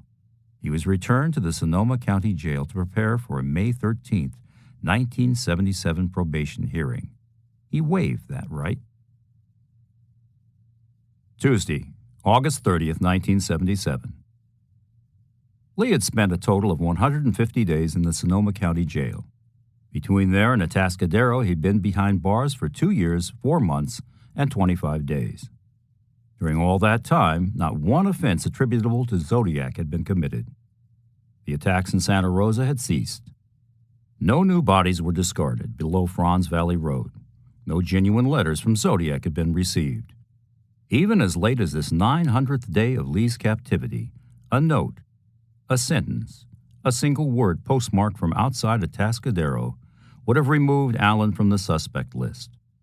But Zodiac's last letter had been received 3 full years before, July 8, 1974. In the afternoon, a Sonoma County Sheriff's Department deputy ushered Lee downstairs. Their heels echoed in the long and personal hallways. The deputy arranged white plastic numerals, number 4-7-9-3-2, below Lee's face for an ID mugshot. He was garbed in prison clothes, his mustache and goatee now showing gray. His expression was scowling, though the next day he was to be a free man. A friend of mine saw a different expression in the same photo. "I think he looks sad," she said. California law enforcement authorities under Section 290 of the State Penal Code relied on convicted sex offenders to keep tabs on themselves by notifying police when they moved. Since the state had no enforcement program, it was no surprise that only a handful of the multitude of discharged offenders were currently registered. Atascadero officials notified the prison registry, and the registry notified Vallejo authorities that Allen was on the streets again. The next step was up to him. He returned to his cubicle, his steps echoing down the halls, his image reflected full length in the highly polished floor, bigger than ever. Wednesday, August 31st, 1977. Liberated from Atascadero, Lee Allen went to stay with friends in Paso Robles. The following day, Toschi received a typed letter from him, the first mention of Zodiac within recent memory. "Killers invariably try to inject themselves into the investigation," I said to Toschi. "Have any of the suspects ever offered to help you catch Zodiac?" With his disdain of the police, Zodiac would be irresistibly drawn to offer to catch himself. "Only one," he said. "And I bet it was typed." "Yes, it was. It just arrived." He searched his desk. A bright shaft of light cut through the grimy window. Traffic crawled sluggishly along Bryant Street. The old sign flashed its red neon in bright sunlight. "OK bail bonds. Open 24 hours. We specialize in traffic." Toschi found the letter and read aloud. "If I can ever be of any help to you, just let me know. I'm sorry I wasn't your man. But I'm out now, and I've paid my debt to society. Sign, Lee Allen." "Sorry I wasn't your man," said Toschi in wonderment. A note like this with its mocking tone was exactly the kind of letter Zodiac would write. "He's the one," I said. Back at the Chronicle, an unpostmarked letter signed with a Zodiac symbol arrived that afternoon. Even crank letters like Old Tom's were treated seriously. Actually, any Zodiac letter, no matter how obvious a hoax, always created a stir. No possibility could be dismissed. Police lavished attention on each because Zodiac handprinting may have changed over the years. "I'll do it because I done it 21 times. I can't stop because each that I kill makes it worse. And I must kill more. Man is the most prized game. I'll never give my name." What perversity drove anyone to copy Zodiac? Future copycats had darker motives and bloodier hands. They went further than imitating writing. They acted on the Zodiac crimes themselves. Tuesday, January 3rd, 1978. Allen returned to Vallejo. Watertown had changed little, lying clean, sprawling, and mysterious as always. Robert Louis Stevenson once said, "Vallejo's typical of many small California towns, a blunder." First thing, Lee applied as a fleet mechanic to Benicia Import Auto Service. He was honest about his past. "I served 2 years and a half at Atascadero," he admitted. After they hired him at $6.15 an hour, he roved the hills trying out his wings. He was seemingly unaware the search for Zodiac had not abated in his absence. The same hounds were still howling and leaping all about him and across the waters in San Francisco. But on a national level, the FBI focused on new Zodiac suspects. At Buffalo, New York, will question an informant regarding his knowledge of and basis of his allegation of Zodiac's activities and why he considers him a suspect in the Zodiac case, read a bulletin. At Jacksonville, at Tavares, Florida, will advise Lake County as a possible Zodiac suspect. Will obtain photos of subject and furnish to Sacramento and also to Buffalo, armed and dangerous. The Gray Straits appeared icy in the morning. Lee parked where a causeway across the Napa River and the Straits joined Vallejo at the west to an island. He gazed toward Mare Island. In Watertown's early days, a barge transporting a herd of livestock had overturned. General Mariano Guadalupe Vallejo, an early California land baron, had rescued a white mare swimming for the island and christened the cay Isla de la Yegua, Island of the Mare. Across the water, battleships moored alongside three-tiered warehouses with brick smokestacks. The naval shipyard was Vallejo's principal industry, served by third, even fourth-generation workers. During World War II, it returned 1,000 repaired ships to duty and manufactured 300 submarines, destroyer escorts, subtenders, and landing craft. The West's oldest naval installation assembled battleships like the California, cruisers like the Chicago. It was the first Pacific yard to build atomic-powered subs. The shipyard, completely self-contained, manufactured everything it needed from bricks to rivets. Allen was equally self-sufficient. He gazed longingly toward the sea, drove into work, and got bad news. Import Auto Service was laying him off. "So soon?" said Lee. "Business has just been too slow," said the manager. Allen clenched and unclenched his fists at the hopelessness of it all. Friday, April 28, 1978. On Monday, someone had dropped a letter with too much postage and signed Zodiac into a mailbox. Its postmark designated as Santa Clara or San Mateo County origin. On Friday, April 28th, the Chronicle received its first Zodiac letter since 1974. If it was not a hoax, the killer had been elsewhere for almost 4 years. The letter met all the usual requirements of a genuine Zodiac communication, but it had a forced look about it, and quite quickly cries of hoax went up. Sherwood Morrell in Sacramento ruled it authentic. For a while, so did John Shimoda, director of the Postal Crime Laboratory, Western Regional Office, San Bruno. Eventually, Shimoda reversed his position and sided with expert Terry Pascoe, claiming it to be a clever hoax. I wanted it to be authentic, but as time went by, my doubts about the letter increased. The cunning forgery would cause agony for everyone. "He's lurking somewhere," Toschi told the press, "and it scares the hell out of people, including my wife. The case has put considerable strain upon my family. My 3 little girls were not big enough in 1969 to appreciate the magnitude of the case, but they were old enough to hear stories from their schoolmates that their daddy was working on a case about a dangerous murderer. They would come and tell me they were afraid that something horrible would happen to me. They lived with this fear. Of all the cases I have handled, this one is really a personal case. He's playing the ego game, trying to taunt us. I try not to let this bother me, but it's frustrating. We have not given up. The case is worked upon any time something is forwarded to us, and we act upon it. The surrender box is still open." Monday, May 15, 1978. I wasn't surprised a popular film like The Exorcist drew Zodiac out back in '74, Toschi told me. "This guy is a real nut on movies." I showed him an anonymous letter sent to me, exactly the kind the egotistical, publicity-mad killer might write. "To editor, or whoever's in charge of the Zodiac," it said. "Have you ever considered making a short film about the Zodiac? Like some of those Hitchcocks, you know, where you have to come to your own conclusion for an ending as to who is the killer. If a movie could be made, it can be shown in one of those small theaters where mostly sex movies are shown, so it will look like some unknown thought of the idea just to make money on something that sells. As I look at it, since the Zodiac takes so much pride in himself for his work, he'll probably love the thought of a movie about himself. And since he feels sure nobody knows him, there is no reason for him not to go and admire himself. Thank you. No name. Sorry for the mess. but I'm kind of in a hurry. I have work to do.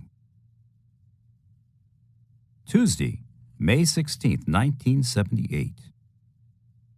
Because of the furor over the April hoax letter, cries for Zodiac's capture intensified. San Francisco residents put Chief Charles Gain under terrific pressure to solve the case. He asked FBI Director William H. Webster to analyze 6 Zodiac cryptograms mailed to local papers in 1969. Gain wrote, 3 of these were subsequently broken, but the others remain unsolved. We request that a new attempt be made to break these ciphers. Enclosed, 1. Photocopy of Zodiac letter with 13 characters. My name is. 2. Photocopy of Zodiac letter with 31 characters. 3. Photocopy of cryptogram excerpt from letter. 4. Copy of 3 broken cryptograms. FBI attempts to decrypt using the old key as part of a combination crypto system failed, as did linear and route transposition. Experts examined the first and last halves for a cyclic use of variants, did hand anagramming with the message as written or backwards or written columnarly. They read it as a first line forward and second line backward. They ran a sliding word through the messages. They tried concentrated anagramming. Took, look, book, cook, shook, hook. All endeavors were non-productive. Toschi was not too surprised. Like many policemen, he had no great faith in the elitist bureau. Friday, May 19, 1978. In the meantime, Gain obtained FBI lab results on his petition comparison of the Zodiac letters. The question documents examiner considered 16 manila folders containing the letters between October 13, 1969 and April 24, 1978. The expert renumbered them Q85 through Q99. The Riverside letters, including the desktop, were studied separately in photographic form and labeled QC100. The report, in longhand, read, the handprinting on the Q85 through QC100 letters show a wide range of variation and various writing speeds. Additionally, portions of the material, particularly the 3 Riverside letters, may have been disguised or deliberately distorted. For the above reasons, the handprinting examination of these letters was inconclusive. However, consistent handprinting characteristics were noted in the Q85 through QC100 letters, which indicate that one person may have prepared all of the letters, including the Riverside letters and the message found on the desktop in the Riverside case. A month later, Gain requested the Behavioral Science Unit at Quantico review the letter's contents and develop a psychological profile of Zodiac. Later, I called to see if Cheney ever wrote any letters to Lee Allen. I couldn't help but notice that your printing resembles Zodiac printing, I said. Could Zodiac be copying your handprinting? Maybe, said Cheney. Before changing to permit microfilm, upper and lowercase lettering was standard drafting practice. Cheney, an engineer, referred me to technical drawing, Giesecke, Spencer, and Mitchell, Macmillan, 4th edition. Though I never got a letter from him with double postage, he said, Lee typed his letters and recipes, misspelling certain words on purpose. Allen began meeting with his parole officer, Bruce R. Pelle, Deputy Probation Officer, County of Solano. Pelle noticed that Allen consistently wore old-fashioned pleated pants to their conferences. Their first monthly meeting was troubling to Pelle and uncomfortable for Allen. The parole officer attempted to see just what would set him off, threatening him with a return to jail if he did not cooperate more fully. This brought a lowering of his head and a refrain of, I wouldn't like that at all. Allen's improper relationships with children had not concluded either. When Pelle first visited Allen's home with his partner, Lloyd, the parolee had all the neighborhood children out front riding bicycles. Lee had them circle their car waving red flags to direct the officers into the driveway. He also maintained a friendship with a 9-year-old that would only cease when she reached 16. One evening, Pelle gazed out his apartment window at the bodega complex where he lived. 2 stories below, the smell of chlorine and suntan oil drifted upward. Next to the intermittently sparkling pool, Lee was holding hands with a little girl, a direct parole violation. Pelle realized that Lee had followed him home after their session. For some reason, the ex-convict was trying to intimidate him or taunt him by his close proximity to a child. Why? Pelle made some calls, learned the girl was Lee's cousin, and ultimately let the matter pass. Shortly afterward, he learned that Alan was a serious Zodiac suspect. In fact, the day I found out, he told me, I was home looking at copies of the Zodiac letters. All evening I kept getting these calls where someone would just breathe. I kept telling my girlfriend, I think that Alan knows that I know, and that he knows that I know he knows. I told him, Arthur, you're suspected of being the Zodiac. I know, he said. What do you think about that? I think that's a real misnomer to do that to me. I think it was unfair. It was? Yeah. Have you read the reports? Yeah. I know what they're talking about. That's all a pack of lies. Wouldn't the person who was the Zodiac feel that it was a pack of lies? Probably. Who in hell is going to admit to being the damn Zodiac? He told Pelle that on the day of the Hartnell and Shepard stabbings, he was supposed to be at Lake Berryessa catching ground squirrels to dissect. Amazing coincidence, Pelle remarked. He was also disturbed by Lee's mental evaluation. Basically, Arthur is an extremely dangerous person, he told me later. He is sociopathic and possesses an incredibly high IQ. Alan is repressing very deep hatred and is incapable of functioning with women in a normal way. Apparently, after his 1971 oil refinery questioning, Lee, at the urging of his family, had been evaluated by psychiatrists at UC Berkeley and Langley Porter. They had worked up mental reports on the prime suspect from May 1973 until September 26, 1974, when he had first been considered capable of murder. Dangerous. Doctors had looked for indications of self-mutilation drives and a disregard for the sanctity of human life. They noted his impulsiveness. I asked Pelle if he'd ever seen a light table or enlarger at Lee's house on any of his visits. I suspected Zodiac projected grids through an enlarger onto his blocks of cipher to align them so perfectly. Yes, Pelle said, I recall seeing an enlarger in his home. But of course there had to be one. Whoever Zodiac was, he had to have access to a light table, grids to position his symbols, a T-square and triangle, and other drafting tools. Ethan W. Allen had been a draftsman for the city of Vallejo. Such items were the tools of his trade. As a professional artist, I knew that the Zodiac letters, the 340 symbol code in particular, would tax the most experienced craftsmen. Lee's got a new motorcycle now, Pelle told me, apple green, a color close to Sherry Joe Bates' lime green VW. It's not registered in his name, but a friend's. And he's got a new job, too. Lee told me how much he hates working for a living, told me forcefully. But when he chooses, he can project a calm and reasonable front. He's working part-time at the California Human Development Corporation, 1004 Marin Street, as a senior citizen aide. For $4 per hour, Lee explained, I take seniors to and from hospitals, inspect and install security devices in their homes. Security devices, that's mighty interesting. As for Lee's brother, Ron, he's now a city planner. He's still worried about his brother, but rarely has any more contact with the police. One evening, sometime later, I drove out to the first Vallejo crime scene, Lake Herman Road. Other visits had been at midnight, the time of the murders. Tonight, the wind trembled the trees along the road. The landscape, lost and found in every curve, was finally swallowed up in white fog.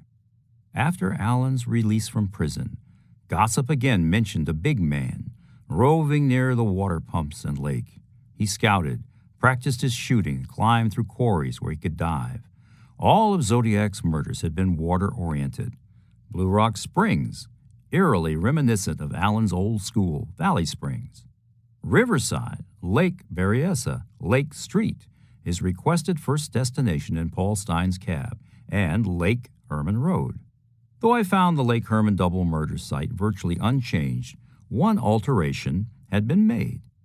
The little gravel lane just past the chain-link fence leading to Pump House number 10 now had a name. A brisk wind rose, ruffling the standing water as I made my way to the gate to read, Water Lane. That told me that a decade ago, Zodiac had been extraordinarily familiar with Vallejo. He had selected an unmarked path that fit his mania for water-named sites. He knew all the secrets of Watertown. Tuesday, June 27th, 1978. And still we receive tips portraying what sort of guy Zodiac might be. I feel that he might have a bike or motorcycle, a San Francisco art director suggested, is bordering on genius, untapped and untrained perhaps, but mentally superior to the ways in which he had been able to make a living, that he is hardly an accepted individual at all, but considered curious, temperamental, and a socially limited personality. His split personality is fed daily by insults and fringe knowledge, of which he is a miserable spectator, not participant. He is, in my imagination, 35 to 40 years old. He is deathly afraid of women or impotent. He is, if the man is guilty of the wasteful, senseless crimes you've had to report, in dire need of love. He also needs help. Unfortunately, he also needs to be caught. Assistant FBI Director Thomas Kelleher, Jr., advised Chief Gain on Tuesday that they had been analyzing the unsolved Zodiac ciphers since their acquisition, particularly the 340-symbol cipher. The laboratory will continue analysis of these ciphers as time permits. You will be notified immediately of any positive results. Cryptographers search for hidden ciphers and messages. Initial letters of words, first, second, third, last letters of words. Line beginnings, line endings, they reported, did not spell anything. There were no extraneous markings, no indentations, no invisible writing. As for Zodiac, he was invisible too. Monday, July 17, 1978. After controversy over the April Zodiac letter, Inspector Toschi was reassigned to robbery detail. An unfounded allegation that he had written the letter caused his transfer.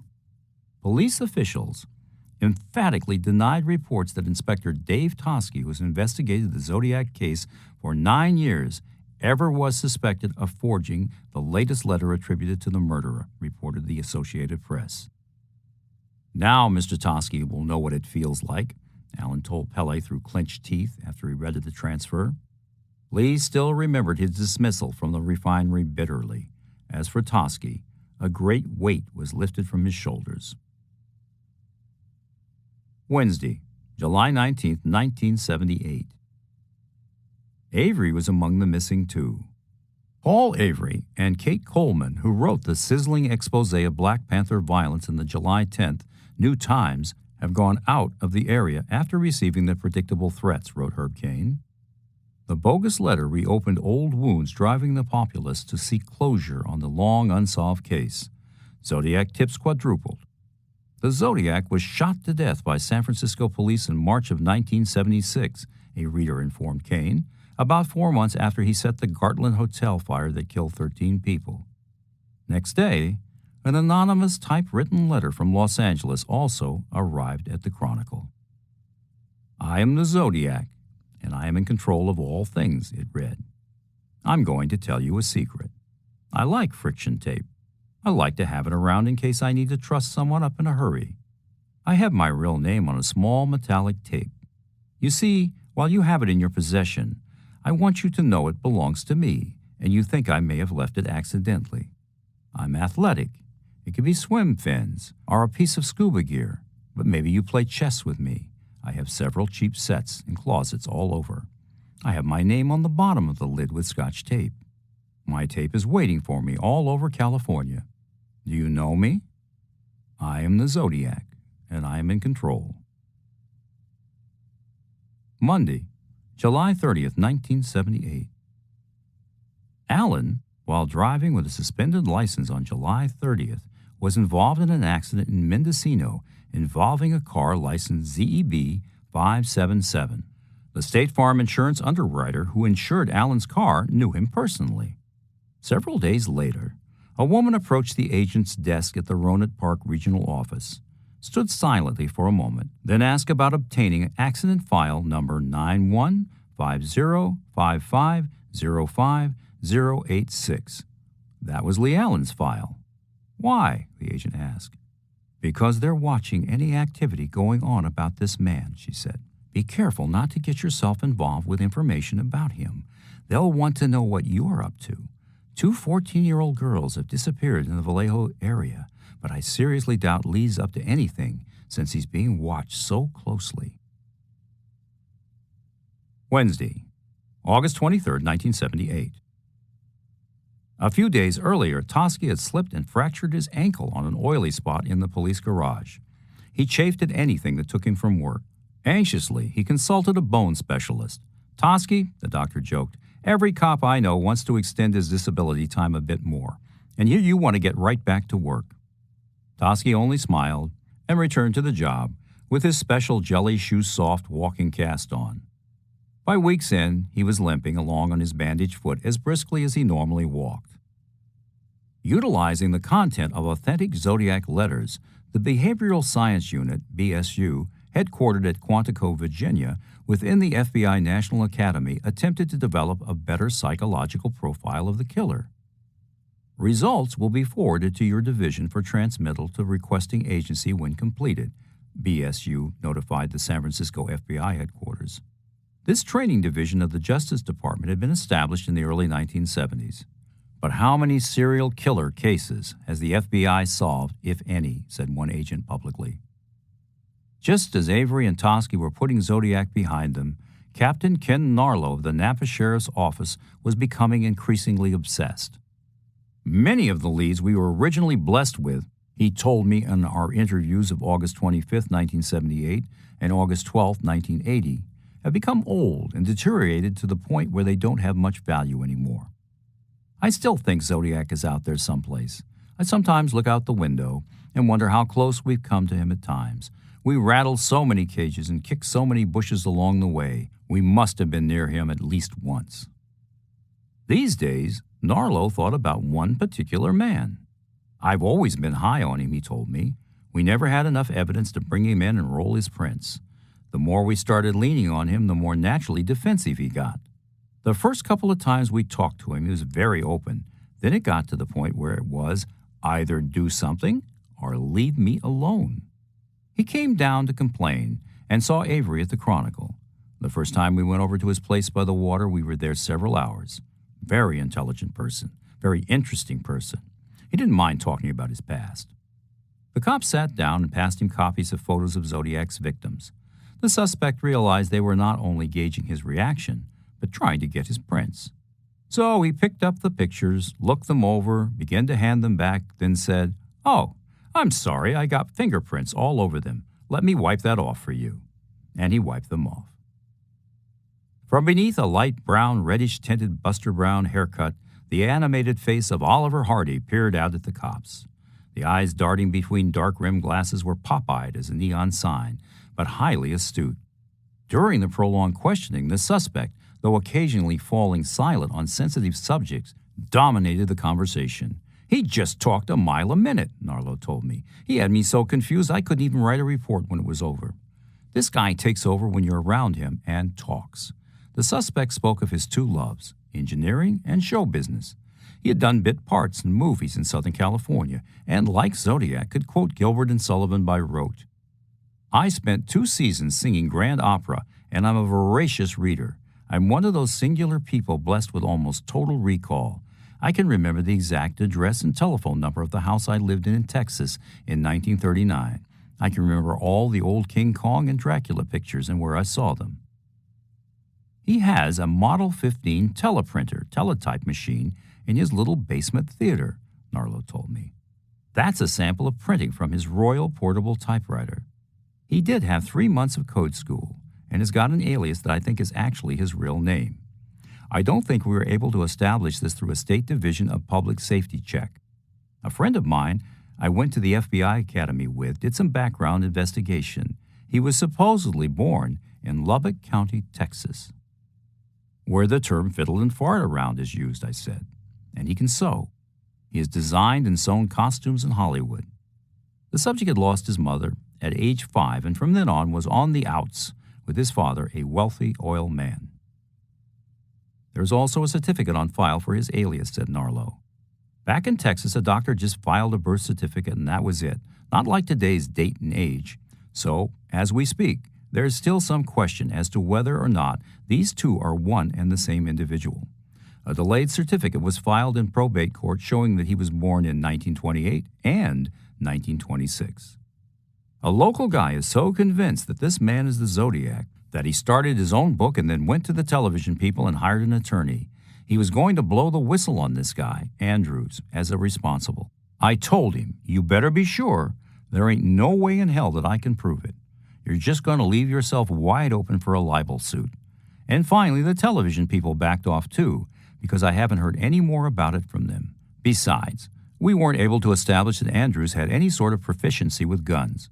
Nervous, temperamental, the suspect once said, "What I have is better than sex." He told a Sambo's restaurant waitress he was going to come back and blow her legs off. Avery determined that this man was a student at Riverside City College, continued Narlow, but I was never able to confirm that. There's his apartment in San Francisco, the one that was supposedly underwater. On April 20th, 1970, Zodiac wrote that the bus bomb he kept stored in his basement had been a dud. I was swamped out by the rain we had a while back, he explained. He worked at the San Francisco airport. As a matter of fact, he would have been working there about the time of Sherry Jo Bates' murder in October 1966. Well, I'll tell you, if he's not the Zodiac, I'll take one just like him. 2 months before the first Zodiac murders, the subject had colorfully remarked, I felt the smartest thing I could do would be to pull an Anton LaVey. He couldn't make it as a bar organist, so he looked at himself in the mirror one day and said, I am a character. Then he hired a press agent and became Satan. I am a character too, right off the old screen. But I can't afford a press agent. I am also humble, because I see how absurd this game is. Zodiac had written, I am insane, but the game must go on. My friend Faye Nelson spoke with Andrews in San Francisco. His car at the time of the Blue Rock Springs murders was a white Renault Caravelle, a car similar to the Corvair in appearance. We learned Zodiac was not this man, but there was a link of sorts. He worked at a vintage movie theater. Police thought so too. They compiled a list of everyone who ever worked there. I discovered the following. The Most Dangerous Game, a film that inspired Zodiac, had played there in May 1969. After January 1st, 1969, the theater had gone to Friday night showings, and Zodiac had begun attacking on Saturdays. Darlene Ferrin, the Blue Rock Springs victim, had written 2 names in her notebook, Lee and Vaughn. Robert Vaughn was the name of the silent movie organist at the Avenue Theater. Both he and Avery's suspect had worked there since March 1968. Was this a theater Zodiac frequented regularly? I decided to pay another visit there and find out. Friday, September 1st, 1978. Classic cars parked on the rain-slick street made the silent movie palace at 2650 San Bruno Avenue hard to miss. The theater's large domed ceiling had once been decorated in a Spanish motif. Now, around a chandelier, right out of the Phantom of the Opera, an artist had painted all the symbols of the Zodiac. Narlow's chief suspect managed the theater, existing in genteel squalor to finance his passion for flickering silence and early talkies. He defrayed costs by exhibiting unique contemporary films. The previous week he had shown a 3D thriller, Man in the Dark. On Fridays, photo plays and concerts with full Wurlitzer accompaniment were featured. Fans flocked to these early Pathé Frere films. D.W. Griffith won reel biographs. They adored stars like Mary Pickford, Lionel Barrymore, Doug Fairbanks, and Buster Keaton. Waddling like Charlie Chaplin, round-backed, roly-poly, and bandy-legged, the suspect roamed the aisles bellowing, Road to Mandalay. At any second, his 200-pound, 5 feet 8-inch frame threatened to burst from a tux 3 sizes too small. He recited Shakespeare in a booming voice. The surviving victim at Lake Berryessa had characterized Zodiac's voice as like that of a student, with some kind of drawl, but not a southern drawl. Andrews admitted that though his own voice was moderate in sound, that is, not high or low-pitched, I have something of a gift of mimicry. I can imitate W.C. Fields and have done both male and female voices on the radio, and I just enjoy what a pompous ass I am. I may look okay on the outside, but inside. While Vaughn the organist pumped on a mighty Wurlitzer pipe organ, Zodiac had mentioned the piano organist on his little list of potential victims. Narlow and Avery's interesting find became the projectionist. After the double feature, they ripped down a hand-printed felt-tip pen poster advertising The Big Parade with John Gilbert and Renee Adore. Someone at the theater drew them for the constantly changing bills. I retrieved another from the gutter and took it to Morrell in Sacramento. He studied the handprinting. With the exception of the 3-stroke K, it's a good match, he said, beaming. That's the closest Zodiac lettering I've seen. Not only might the theater's discarded posters have provided Zodiac with his alphabet of printed letters, but the Academy standard leader on each strip of film was fittingly a cross circle. Wednesday, October 17, 1978. I drove over the Golden Gate Bridge toward Santa Rosa in a steady downpour. I stopped along the way and parked amongst the gray warehouses where the theater manager had once kept his warren of connected apartments. The building had been redone and repainted, the old line of mailboxes in the courtyard taken down, and his gadget-cluttered rooms, movie equipment, theater seats, rows of 35mm monochrome film processing machines, emptied. Time was marching on, and Zodiac was no closer to being caught than a decade ago. Lee was nowhere around his trailer when I got there. 18 days earlier, he had ceased installing home security devices and quit his job as a senior citizen aide in Vallejo. Could Narlow and Avery's suspect and Lee Allen be working together? A policeman suggested to me. Check out the possibility, however remote, that there is a connection between the two. The thought of some sort of Zodiac confederate was never far from my mind. I had noticed the odd spacing in the Zodiac letters. He plunged himself, wandering. It reminded me not only of sign painters who did one letter at a time, but someone taking dictation, writing each syllable as they came, stringing them together like cars on a train, and with no regard to sense. Thursday, October 18, 1978. Bill Armstrong retired from the SFPD. I could feel the fire had gone away, Toschi said of his partner. I remember when he left homicide in late 75, he told me, Toschi, I've stood over my last body. However, the fire was still burning inside me. The same day, Allen begrudgingly began seeing a mental health professional. As a condition of his release from Atascadero, Lee had been required to see Dr. Thomas Rykoff, a Santa Rosa psychiatrist. Prior to their first meeting, Lee, as he had in prison, probably combed the library. In the 1960s, he asked Cheney, "Are there books on how to disguise your handprinting and change your appearance?" Cheney said, "I'm sure they exist." It made sense he would now bone up on proper responses to psychiatric tests. Under present law, a fragmented man such as Zodiac could not be considered legally insane. Dividing sane from insane becomes difficult with murderers who seem rational, coherent, and controlled, wrote Dr. Joseph Satin, and yet whose homicidal acts have a bizarre, apparently senseless quality. Unlike schizophrenics, a sexual sadist such as Zodiac does not exhibit obvious aberrations, but takes considerable pains to appear normal and avoid capture. Of all the murderers, he is the most likely to repeat his crime. After the first killing, these intelligent killers become amazingly proficient at concealing themselves. They take great pains to appear normal, but often perversely throw suspicion upon themselves. The cat and mouse game with the police eventually becomes the principal motive for the crimes. Behind a smiling, secretive facade, he feels vastly inferior, hostile, anxious, and persecuted.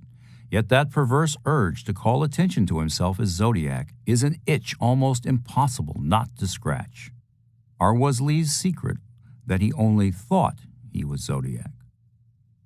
No one knows what creates a compulsive killer. A missing sex chromosome? An event during the first 6 months of life? Whatever the cause, the condition is incurable. Cruel, rejecting parents and peers create pressures expressed in childhood by bedwetting, shoplifting, and animal torture. With the awakening of puberty, the anger manifests itself in ever-increasing and cleverly concealed acts of sadism. Sheriff Strepik's privately commissioned psychological profile stated Zodiac was a white, unmarried man under 35 years old who tortured animals, had a passive father and dominant mother, and may have spent time in a mental institution. Meanwhile, Lee Allen continued to daydream in his trailer and basement. Dwelling in an escapist world of science fiction and the occult, arrogantly intolerant of people, he tended to set his own rules. I've been able to personally study several of these serial killers very closely, Dr. Lundy told me. Bianchi's responses on psychological tests are almost verbatim like Kemper's. The whole sort of thing of seeing animals torn apart in blood and animal hearts. A psychologist working under conditions of Allen's parole evaluated Rykoff's tests and findings. When he gave the suspect a projective test, a Rorschach ink blot test, Rykoff was warned to look for answers that contained the letter Z. The odds of more than one answer beginning with Z are very remote, the analyst told detectives before the Rorschach test. I don't expect any. The first two mirror images Lee was shown reminded him of a zygomatic arch. The analyst was shaken by this. He went on, what do you see in this? At the end of the test, he found that Allen had given 5 Z responses, far outside the norm. Cab driver Paul Stein had been wounded in the zygomatic arch by Zodiac. A doctor's report on Lee had said, he is potentially violent, he is dangerous, and he is capable of killing. The same analyst thought Allen had 5 separate personalities. Split personalities would explain how he passed a lie detector test, why his handprinting did not match Zodiac's. The psychiatrist's conclusions were mounting. Lee is extremely dangerous and is a sociopath, is highly intelligent, and incapable of functioning with women in a normal way, has a potential for danger. In their private sessions, Dr. Rykoff discovered the violent side of his new patient's nature. Any kind of accusation set him off. The subject of his mother, or prison, enraged him. Lee became defensive, shaking with anger until he regained control, then became sarcastic. His remarks, icy though witty, were packed with puns and double meanings. Immature, self-centered with a strong ego, he had a taunting way of speaking, but was capable of great personal charm. When Allen spoke of Zodiac, he felt persecuted. Worst of all, he cried long, heart-rending moans. Between sobs, Dr. Rykoff felt Allen was repressing very deep hatred. But on another level, Lee aced every perception test from blocks to puzzle. This guy can look at something, figure it out in a matter of minutes, and do it with the least amount of energy and effort, one expert had said, and he laughed at other people for stumbling through the same task. Allen took his psychiatric test under duress and always in the same manner. He would not smile or show emotion and would speak in a low, measured monotone. Allen's parole officer, Bruce Pelle, came to know this menacing, focused monotone well. Rykoff's sessions with Allen were conducted as a favor to Lieutenant Jim Husted of the Vallejo PD and Pelle. Rykoff was in the middle of studying Lee when a new patient was signed on, a young woman. She desired to be hypnotized as part of a training program for a social rehabilitation group she was organizing in Santa Rosa. Rykoff welcomed her, unaware that she was Lee Allen's sister-in-law, Karen. Whether or not the police suggested Karen see the same therapist as her brother-in-law is open to speculation, but Husted, head of the intelligence unit, was wily. Through his manipulation or not, somehow Karen ended up with Rykoff. During their session, she remarked about a chemist brother-in-law and his dark side. Rykoff saw the man constantly preyed on her mind. As Karen expounded more of her impressions and suspicions, Rykoff began to realize the character she was sketching seemed familiar. He spoke of man as true game, she said. Once he and his brother got in an argument over dinner. He leaped on him and began choking him. What's this? Thought Rykoff. That sounds just like Arthur Lee Allen. The potential for danger is just the same. Thursday. November 16, 1978. Dr. Rykoff had Karen back in. He placed her under a deep hypnosis conducted by Houston and Lieutenant Larry Haynes of the Concord PD. Haynes, trained by the LAPD's Law Enforcement Hypnotic Institute, had hypnotized one of victim Darlene Farron's babysitters back on June 16, 1977. "Does it matter how much time has passed since the incident?" asked Rykoff. "No," replied Houston, who gently uncovered a number of large crystals he kept swathed in soft black fabric. Each glittering gem hung from a slender chain. Haynes induced a hypnotic trance by swinging or spinning a crystal.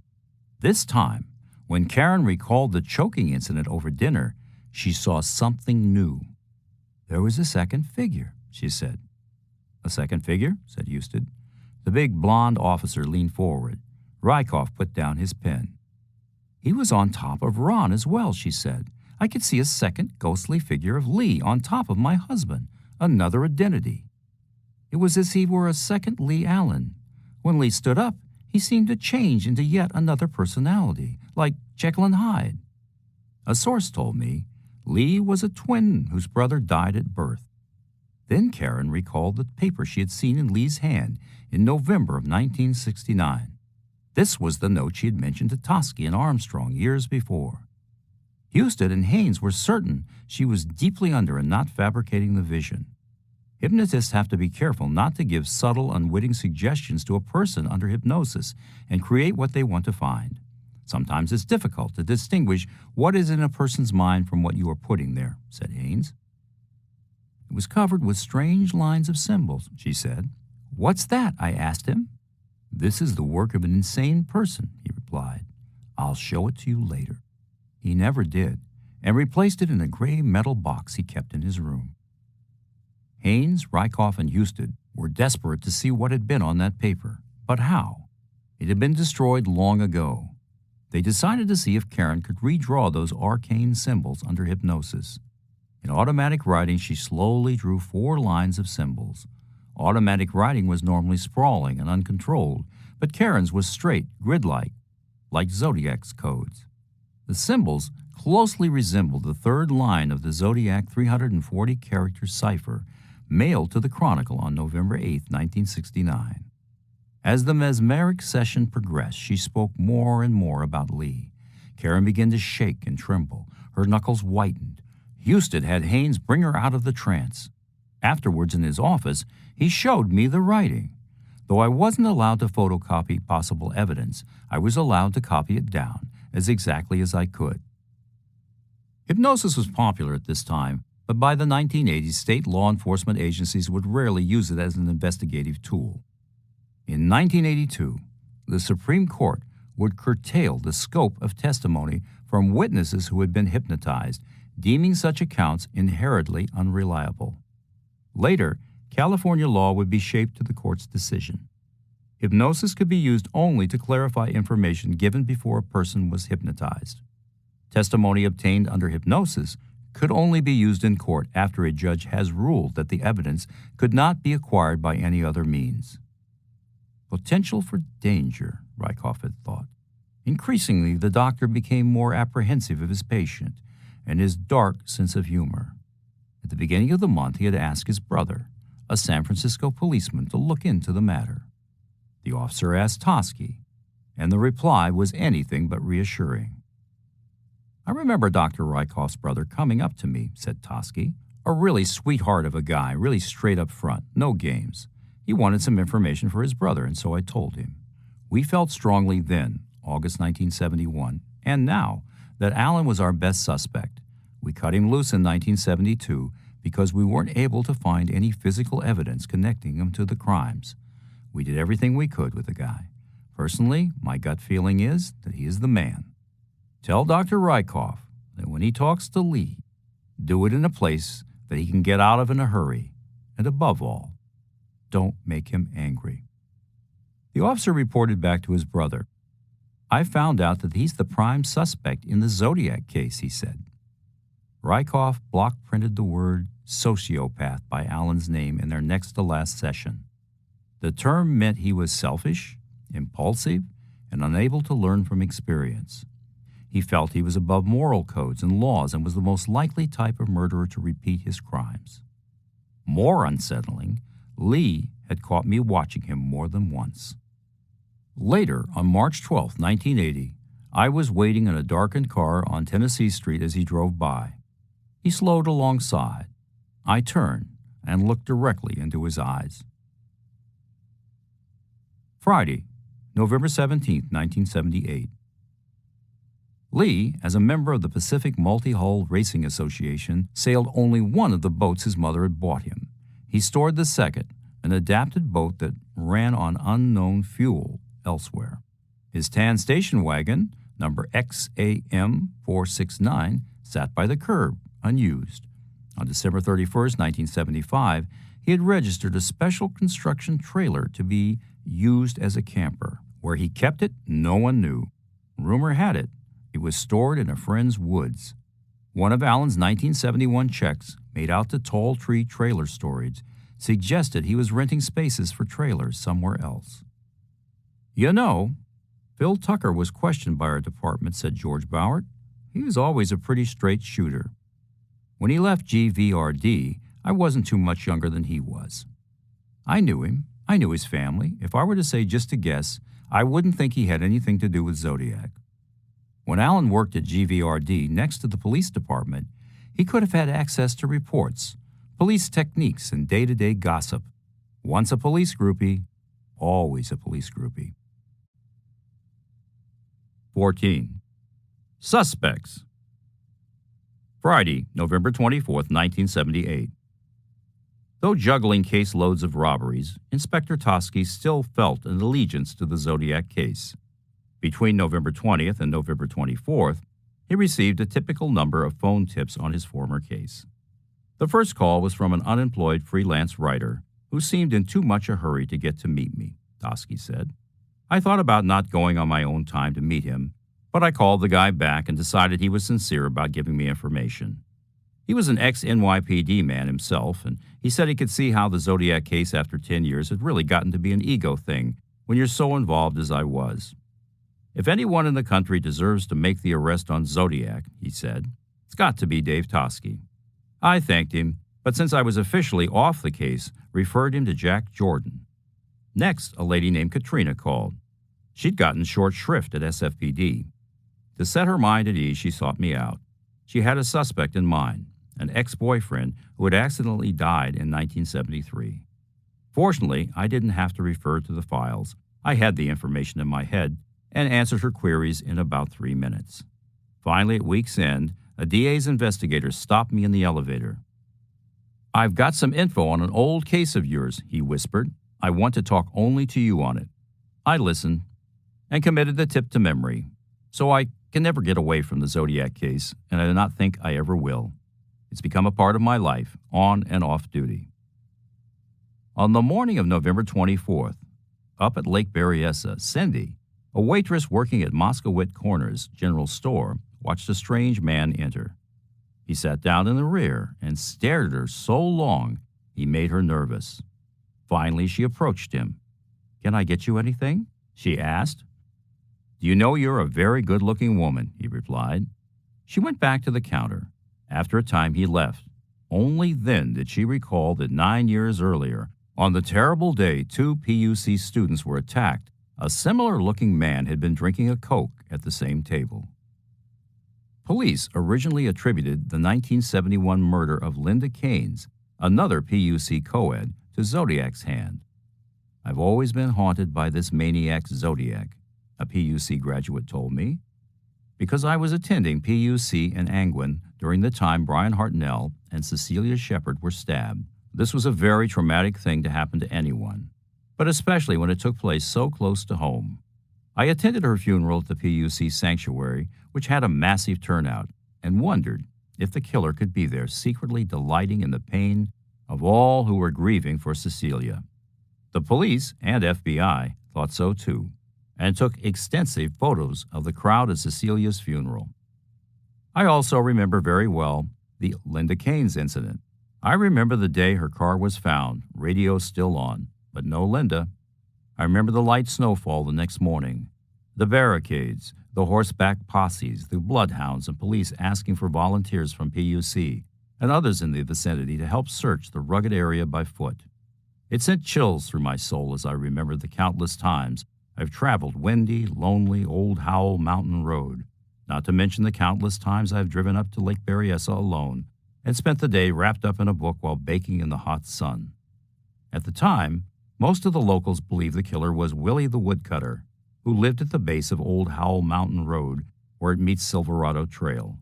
Willie got his name because he could be seen most of the time at his house chopping firewood. Linda used to stop and chat with him on her way back to campus from town via Old Howell Mountain Road. Zodiac, much to our relief, had not been involved. In 1971, in Napa Superior Court, Walter Willie the Woodcutter Williams was convicted of Kane's murder. Her blood-stained clothing had been found in his house. Thursday, December 7, 1978. Allen had been driving on a suspended license. In the morning, his new driver's permit, number BO67-2352, became effective, just as Homicide Inspector James Deasy received the keys to that tough little number called Zodiac. Deasy, formerly of the SFPD Gang Task Force, hunkered down to take on the job of fielding Zodiac tips. Gathering leads on an unsolvable case was character-building, but futile. An informant rang Deasy from Canada, claiming that a now-deceased Albion, California public safety officer, retired Fire Chief Ralph Perry, had been Zodiac. He alleged Perry had owned a Zodiac-style hood. The tip became more intriguing when Deasy attempted to check Perry's prints. Monday, December 18, 1978. The funny thing about it is, Deasy said, we tried to check this guy's fingerprints through his agency's print files and found out that they had no prints on record for him. Neither did the State Department of Justice. Neither did the FBI. We came up totally blank on this guy's prints. Spooky. Deasy and Captain Narlow knew they had to convince a DA to issue a court order to exhume Perry's body and take prints. He wondered how long fingertip ridges survived underground. Can you successfully lift prints from a corpse? Deasy inquired of their print man.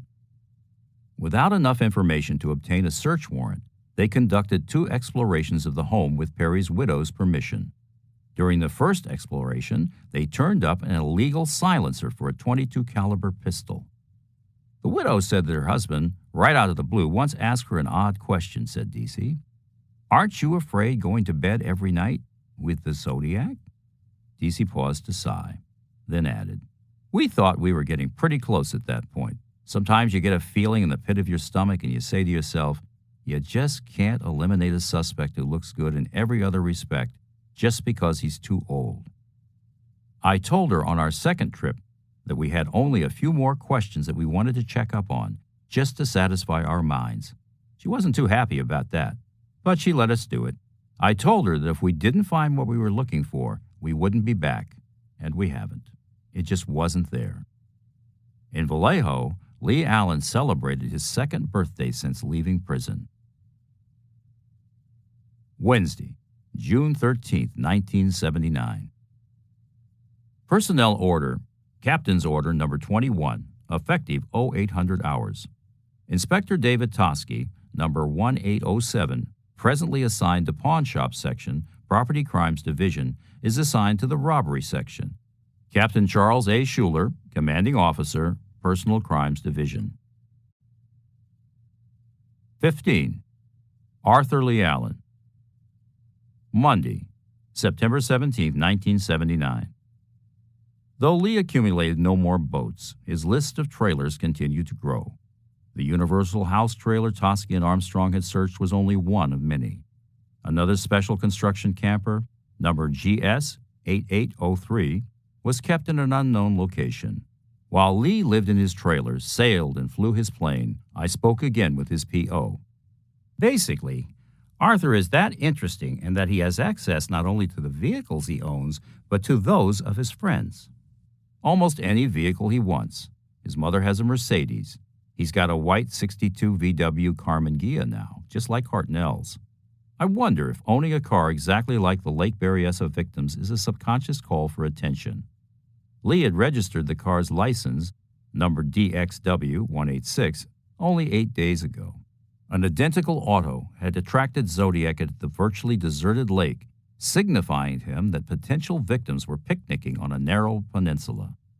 During the summer, Lee's childhood friend, Harold Huffman, had driven his VW Dasher by Vallejo to introduce his 8-year-old son, Rob, to Alan. Harold had married Lee's friend, Kay. I had seen Harold play football and swim, Kay told me. I knew who he was, but I didn't know him. At the end of my first year at junior college, a mutual friend introduced us. He had come back to see the coaches. He offered me a lift home, and I took it. I offered him coffee, and he accepted. I didn't know how to make coffee, and he didn't drink coffee. He drank it anyway. That was the beginning of the love story. Lee was like a grandpa figure, Rob recalled, a tall, heavy-set, balding man who lived in the basement of an old house. Rob played with his chipmunks, while Lee loaded wire traps into the trunk of their car. Lee left the cages at various rest stops on their way to Lake County. I hope I don't get caught, he remarked slyly. I no longer have a valid trapper's license. Rob took a quick liking to him. He was quite funny, he recalled. Lee told great stories at night, when the three of us stared at the stars and treetops cocooned in our sleeping bags. By day, he would entertain me by doing somersaults off an old diving board into the shimmering melted snow below, which sprayed in every direction upon his impact. He limped on earth, but was an acrobat in the air and water. Like a fish, he used to sneak up on me underwater in the kiddie section of the lake and grab my submerged legs. He could hold his breath for an eternity, so I never knew where he was. The trio picked up the still empty cages as they hurtled north to Blue Lake. At the cheap motel where they stayed, Lee showed off by diving into the motel pool and swimming the perimeter of the pool underwater for nearly 2 minutes. Toward the end of their stay, Lee slammed the car door on Rob's toe. The boy began to weep. You're tough and brave, Lee told him. Most boys your age would have cried. You aren't a sissy. After that, they were real friends. Rob visited him at Ace Hardware and ate with him and his father at the corner IHOP. Thursday, October 11, 1979. A major corn shop robbery had occurred on Irving Street, and Toschi had been searching for witnesses. He realized it was the 10th anniversary of his most daunting case. At 6:26 p.m., instead of going home, he stopped to relive old memories on the corner of Washington and Cherry. He heard the evening news blaring from a nearby home as file footage of the Stein murder unrolled. As he drove away, Toschi could not escape the sense that he had not been alone on that dark corner among the solemn mansions. Wednesday, October 31st, 1979. On Halloween, Lee registered another special construction trailer, number ME86336. Why so many, in so many places, and what did he keep in them? Certainly he feared a second search, and knew such an inquisition must come eventually. However, he feared something more than any intensive inspection of his dreary basement. Any parole violation might remand him to Atascadero, which he dreaded above all.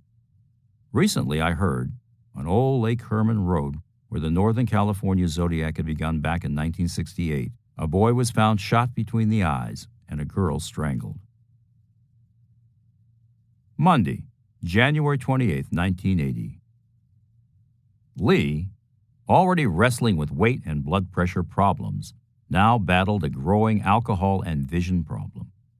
Haltingly, he strolled the short distance from his Fresno Street home to 1131 Tennessee Street, his new job at Ace Hardware. He later claimed March 19th as his first day, but actually began January 28th. Steve Harshman was his new boss, Dean Drexler his supervisor. Drexler immediately put Lee in charge of selling electrical supplies. Eventually, Harshman would make Allen a buyer for the garden and tool department. Highly educated, the former convict knew he was worth more than the $5.35 an hour they were paying him. Quite quickly, he became dissatisfied in another area. Working every day but Sunday gave him no time for other things. A letter delivered to the Chronicle that morning read, "This is the Zodiac speaking. I have moved to higher country for my next victim. Good luck, Zodiac." The return address on the envelope was, guess. But the postage was not excessive and the ink red, not blue, another copycat. In Sacramento, I visited Sherwood Morrell, CI&I's handwriting expert. Morrell had been born and bred to the investigative bureau. His father, Berkeley Police Sergeant Clarence S. Morrell, opened CI&I in 1918. My father was a little fellow, Morrell said. He was 5 feet 8 inches, weighed about 140 pounds dripping wet. When they lobbied the bill to open the State Bureau, they set it up with a board of managers. An independent agency, they had a sheriff, a chief of police, and a district attorney who were appointed by the governor for staggered terms. In theory, no one person or board could get control of the office. My dad wasn't going to take the civil service exam, but his boss, Chief August Vollmer, one of the most progressive officers at the time, insisted. Dad came up here, opened the agency January 1st, 1918. He died in 1940, and he had been at CI&I all that time. It was Chief Vollmer who encouraged San Francisco writer Dashiell Hammett to speculate whether or not it was possible to transfer fingerprints from one place to the other. Hammond decided prints could be forged successfully by laminating a set of prints onto fingertips, as he had a blackmailer do in his story, Slippery Fingers. Zodiac had written that he used glue on his fingertips. Was this the secret of the unmatchable prints on Stein's cab? The phony clues Zodiac claimed he left behind for police to find? Morrell had wanted to be a ball player, but instead learned handwriting analysis under Charles H. Stone, the state's first documents expert. He'd been chief of police of Bakersfield before that, Morrell said. My dad hired him to be assistant chief, but put him in charge of questioned documents. He took me aside when I graduated from high school and told me, "There are no document schools. California will grow, and with growth comes litigation, and with litigation comes the need for documents examiners." I studied psychology and science, and after working for 7 years, took to the courtroom. In 1933, I went to work for questioned documents, and they put me under Stone. Because Zodiac wrote in manuscript instead of cursive, Morrell said, that presents some idea of his actual age. Teaching that style of writing had been confined to a few selected schools in the U.S., such as Pleasant Valley Grammar School in Camarillo, California. In 1969, those students would have just turned 35. Sherwood was studying a vicious piece of hoax mail addressed to Herb Cain. A huge, staring eye, deliberate misspellings. "We have such fun on the way here. We kill many hitchhikers so slow to dance." And comments about hot irons echoed earlier Zodiac letters. This is the second similar note we've received, science reporter Dave Perlman had written in a Chronicle memo. It seems unusually ugly, so I thought maybe the FBI folk would want to be aware of it. What I look for when making an analysis varies, Morrell explained. If a person has a peculiar style of writing, maybe 1 or 2 characteristics will tip you off. I just did one yesterday. There were several similarities, but there were several big discrepancies, which rules it out. Now, this is the same way you make an identification in fingerprints. If you have enough points, a partial print often contains 12 characteristic points and no significant difference. You have an identification. The average print has about 50 ridge characteristics. The same thing happens if you find enough individual handwriting characteristics in a person's handwriting and no significant difference. You have an identification, but any one significant difference would throw it out. You'd have to discard it. You may feel it's still the same guy, but he made a goof. Now, a significant difference is one that can't be reasonably explained. Zodiac might have memorized a series of just such goofs and used them consistently in his letters. The significant difference from his true writing might be explained if he had trained himself to make these goofs. "What's so unusual about the K Zodiac makes?" I asked. "That was one of the things at first we thought was consistent," said Morrell, "but Zodiac got away from it. He made it in 3 parts, but since then he's made it like you or I might make them. If that K had been window dressing, then it was another indication that Zodiac's writing, that checkmark-like R, that cursive D always on the verge of falling over, and that 3-stroke K could be a purposeful fabrication. At times, I suspected Zodiac had a confederate who wrote the actual letters." A handwriting expert analyzed Zodiac's writing. "See those looped D's? That means he's arrogant and proud and also doesn't feel secure about himself. Misspelling words like nose is an effort at disguise, an effort to make the letter seem anonymous. When you combined his very rushed writing, indistinct letters, variability in the spacing, variability in the letter size, that would be an indication of a manic depressive. In addition to that, the writing slants downward at the end. Even if he starts up by the end of the line, most of the letters have fallen down, which can be indicative of a depressed state. Zodiac tends to dot his I's very close to the stem, where the writing is beginning to fall over. The I dots are still fairly carefully dotted.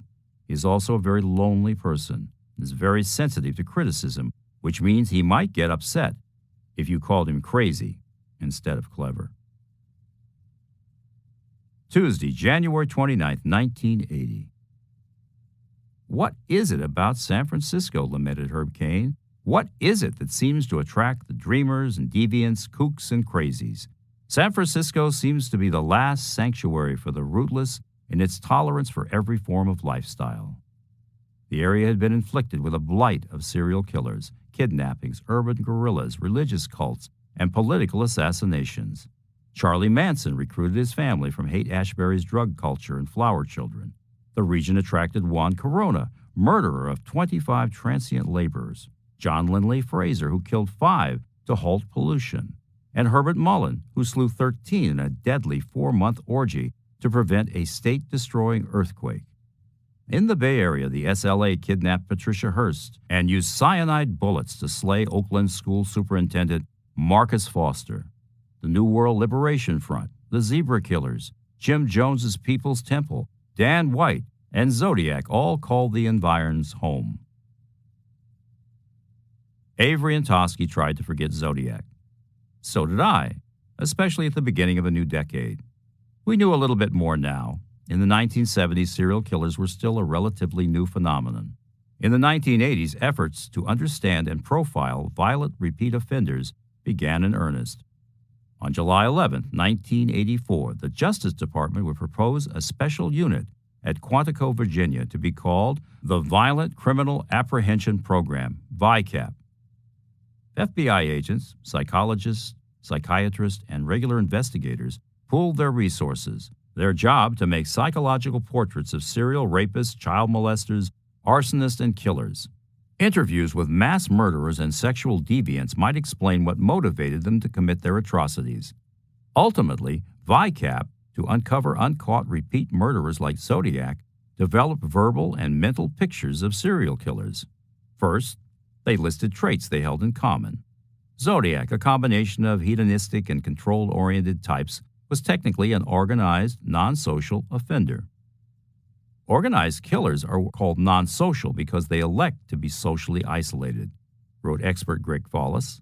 Although they are often glib and charming, they may feel nobody is quite good enough for them. They are often quite clever. More self-assured than the disorganized asocial offender, these killers are willing to travel far to find their victims. Monday, March 3, 1980. Alan has a friend I haven't told you about before. Lieutenant Houston of the VPD explained, and he seems to have confided in him that he is the Zodiac killer and told him details of some of the murders. I'd like to put that friend, Jim, under hypnosis. This is the same man Alan met at the Sonoma Auto Parts store and rode from Atascadero, remember? Lee was hoping that Zodiac would kill again and clear him. While Lee and Jim were drinking one evening, Alan allegedly confessed he was Zodiac. He offered to testify but got cold feet. He's afraid of Alan, and his wife has begged him not to speak with us. Eventually, Alan did as much as fess up to a second man at the store. But neither witness was ever hypnotized, and like so many leads, this one was pursued no further. Lee continued hunting in the hills, carving out the hearts and livers of captured squirrels and storing them in his freezer. Could the death machine in Zodiac's basement have been a reference to a freezer compartment that held the bodies of dissected chipmunks? This dismembering of birds, squirrels, and mice by the ambidextrous chemist fit the pattern of serial killers who tortured and killed animals. He had given it a new twist, masking his dissections with an assortment of scientific permits. Monday, April 21, 1980. Lee's list of vehicles grew. He registered a 1965 Buick sedan, a blue Skylark, number MLZ057. And he still had the Carmen Ghia, gray Corvair, 3 special construction trailer campers, and 2 sailboats. He had reportedly owned a brown Corvair in 1965, similar to the car Zodiac used during the 4th of July murder. However, though Lee once owned a 1957 Ford, he may only have been glimpsed in Phil Tucker's 1958 Ford sedan, which Tucker had given him permission to drive. I often circled by the Fresno Street home and saw his tan station wagon parked in front, unused. Most of the time, Lee worked within walking distance at Ace Hardware, though I knew he hated walking because of his limp and fallen arches. 16. Arthur Lee Allen. Saturday, July 26, 1980. In front of Ace Hardware, 5 wheelbarrows were lined up beneath a poster of a smiling Suzanne Summers. She was dressed incongruously in a Santa outfit. Inside, Lee was no longer secluded in the rear. He manned the front register, conversing with customers in a loud voice. The name Lee, L-E-E, was sewn neatly over the left breast pocket of his orange work coat. His boss, Steve Harshman, initially ordered the correct spelling, L-E-I-G-H, but the shorter version was cheaper. I needed more samples of Allen's handwriting, but it was becoming difficult to trick him into printing anything. Allen was piling boxes of fire extinguishers as a friend of mine approached. "Could you help me find these items?" Faye asked. He stacked 3 more boxes without looking up. "If I help you, will you help me?" he said deliberately. He picked up a small basket, filled it with her supplies, and tossed her list on top. "Couldn't you write an itemized receipt for me?" she said. "One of those people at the front registers will help you," he replied. "I'm not authorized to do that. Have a nice day." I spoke again to Allen's parole officer.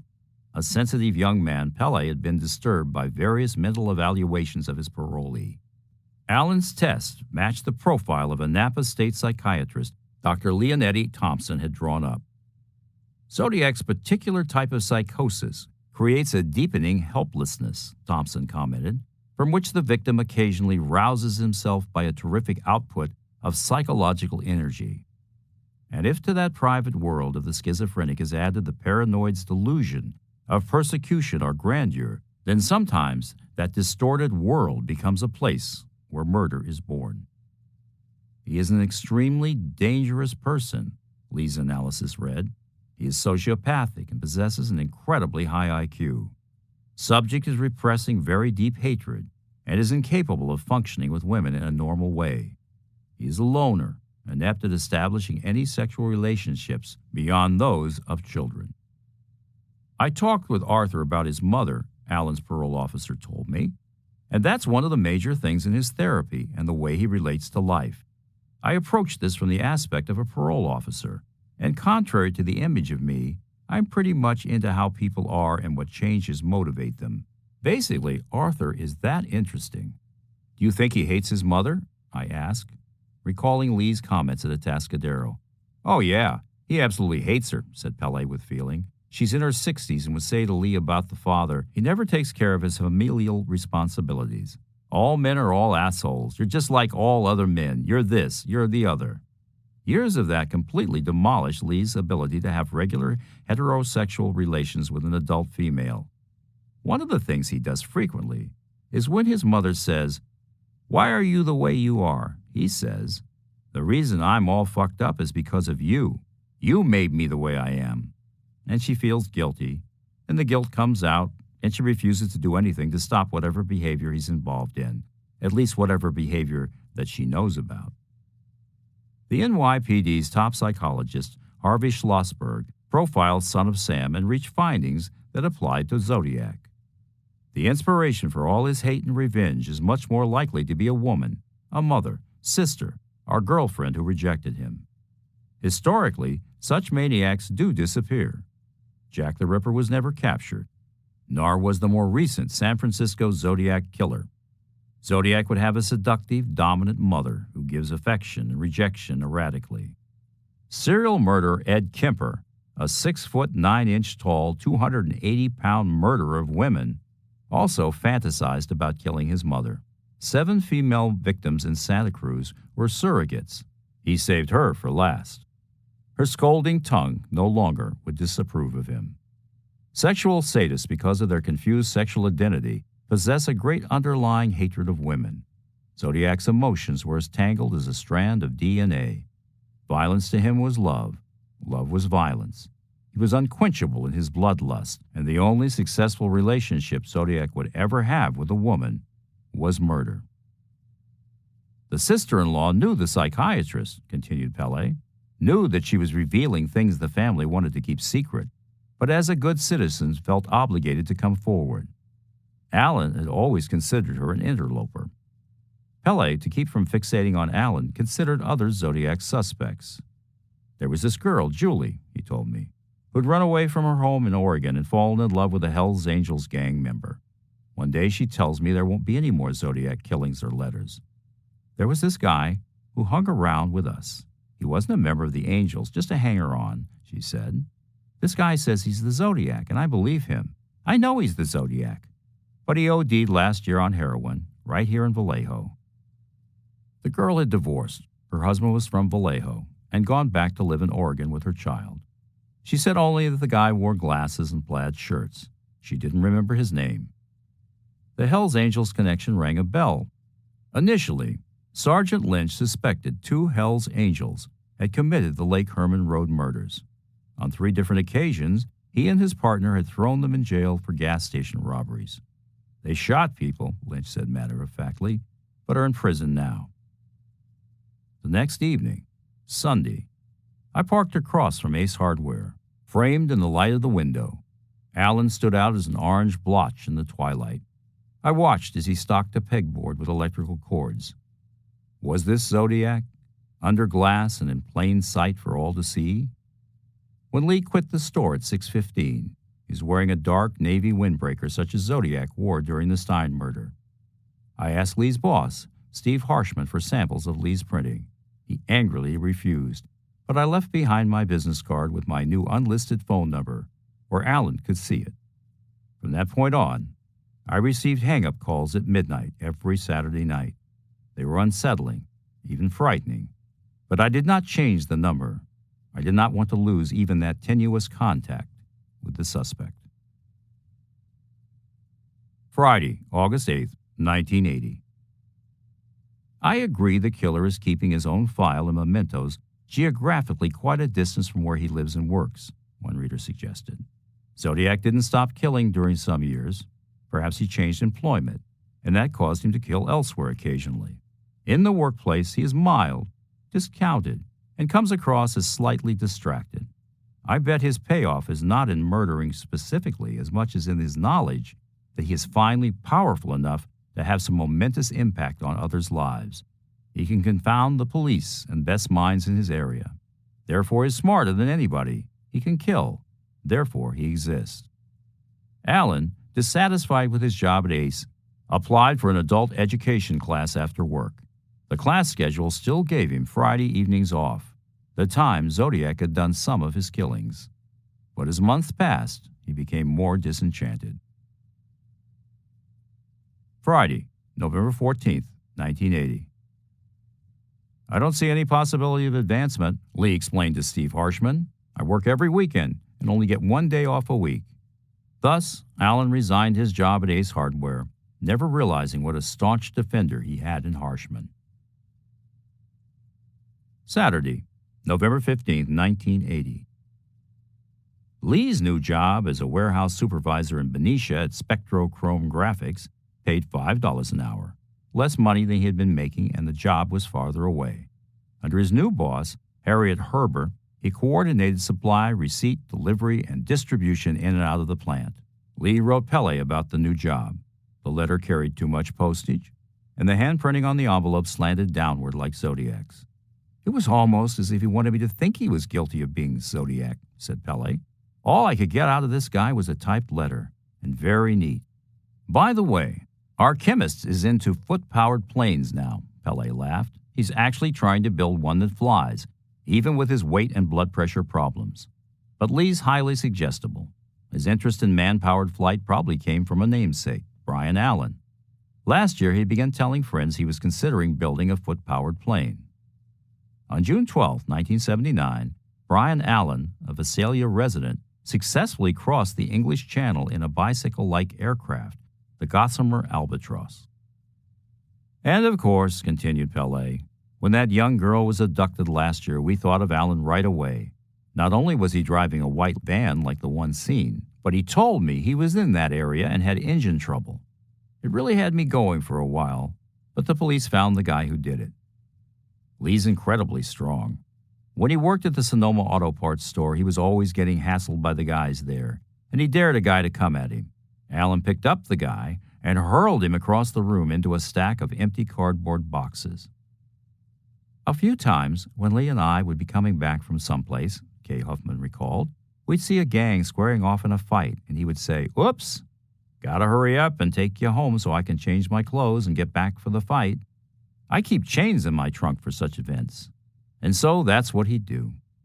One time, Lee took on a whole gang that had earlier harassed him, Harold Huffman recalled. He had witnessed many of Lee's furious, youthful outbursts. He'd ground out the leader's eye with a thumb, sending the other members fleeing. Sandy Panzarella later told me, "Remember the story of Lee kicking the shit out of the 5 Marines on a San Francisco street? Well, he had enormous physical strength. That was a true story." In San Francisco, a personal ad appeared in the Chronicle. "Big Z welcomes Big A. Permission granted." And in San Francisco, Zodiac continued to prey on Toski's mind. He recalled the days when Ron Allen would call to express his fears. He just couldn't figure out why Vallejo PD had ceased looking into his brother, Toski told me. What had happened? I never knew, and it bothered me. By 1980, John Douglas wrote, I'd been at Quantico a few years and had some research under my belt when I learned the FBI wanted to take another look at the body of Zodiac literature. I remember getting a file of letters to look at, and I had several conversations with Murray Myron over the finer points of our analytical approaches. Before we could get too deeply involved, however, the letters were pulled. I never did find out what prompted the renewed interest at the Bureau or what caused our involvement to be canceled. New adventures occasionally took Toski's mind off Zodiac. His encounter with San Francisco's human fly bandit was one. He's 6'1", 205 pounds, he told me. Now that's one big fly. With all his robbing gear, ski mask, surgical gloves, hooded jacket, and sawed-off shotgun, he was eerily reminiscent of Zodiac in costume, and this big fly is quite acrobatic. We called him and his partner the Human Flies because of their daring mobility on top of elevators and their cunning in maneuvering hotel elevators as they wished. I never saw such an ingenious method of robbery before. With an obvious knowledge of elevator electrical circuitry, they first disconnected the elevator alarm bell and emergency phone. They rode atop the elevators, then trapped their victims between floors. Sometimes there can be as many as 25 people squeezed into these elevators, and if these human flies strike, then they will get a big score. I've got to admit, it takes guts to ride shotgun on top of an elevator on the 25th floor. Flinging open the escape trap in the elevator roof, the flies covered their victims with a shotgun, lowered a mail sack, ordered the guests to fill it with valuables and credit cards, then drew the sack up. They struck at the luxury Holiday Inn and a week later at the Hyatt Hotel. I was kidded by every cop I saw. Hey, Dave, catch any flies today? Toski kept tabs on any use of the stolen credit cards. At one point, he told me, I was just 2 days behind the flies when I heard from Portland that they had a suspect with one of the stolen cards. The flies were finally getting sloppy. Then the Alameda County cops picked up 2 others trying to use stolen cards. It broke the case for me. I notified the East Bay cops that I had another suspect in custody in Portland and suggested they tell the main suspect in the Santa Rita jail in Alameda County that San Francisco was going to book his brother for robbery. The plan worked. The kid broke and protected his older brother. So now they're saying at the Hall of Justice, there are no flies on Dave. Monday, January 12, 1981. I understand Les Lundblad had a guy he liked a lot, I mentioned to Sergeant Molinex at his Vallejo home. A cheery fire crackled in the fireplace. Deer heads stared back at us with glassy eyes. Lundblad had gone to a mental institution at Atascadero in 1975 and come back and said, "That's the guy. That's Zodiac, and we can't do a thing about it." Well, I worked pretty closely with Les, Mullinex told me. He was inclined to get real high on a suspect where I wasn't. "Was this Lee?" I asked Mullinex. "That was the only suspect I ever developed I had any strong feelings about," said Mullinex. His father was a retired commander or lieutenant commander in the Navy, a much decorated serviceman. In fact, he worked for the city for a while. Old-time family, respected. He was an assistant engineer or some damn thing for the city. I didn't know him. Alan was down on the first Zodiac murder, down at Riverside at that college.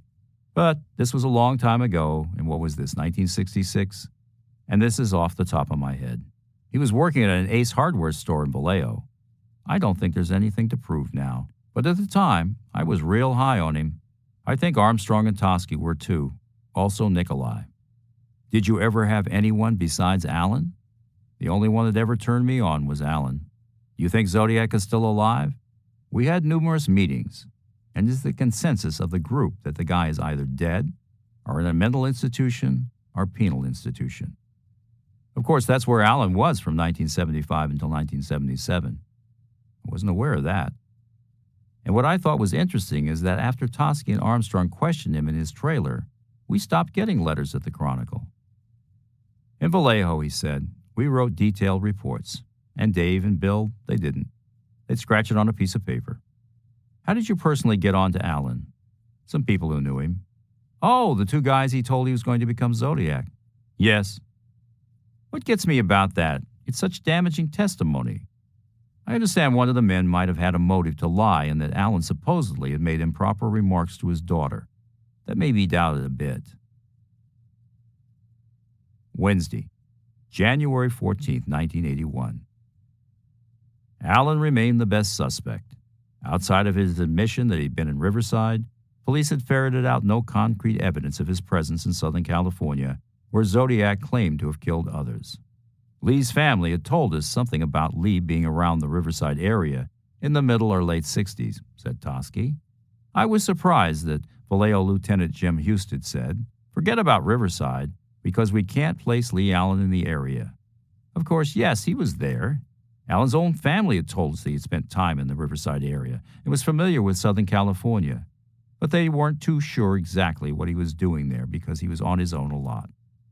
Lee stayed with families down south before and after Atascadero, I told Toschi. He worked in the area, often drove to Riverside on weekends for car races, and later he flew a plane there. On Monday, Mullinex confirmed Allen was at Riverside City College in 1966 when the murder occurred. Toschi sighed.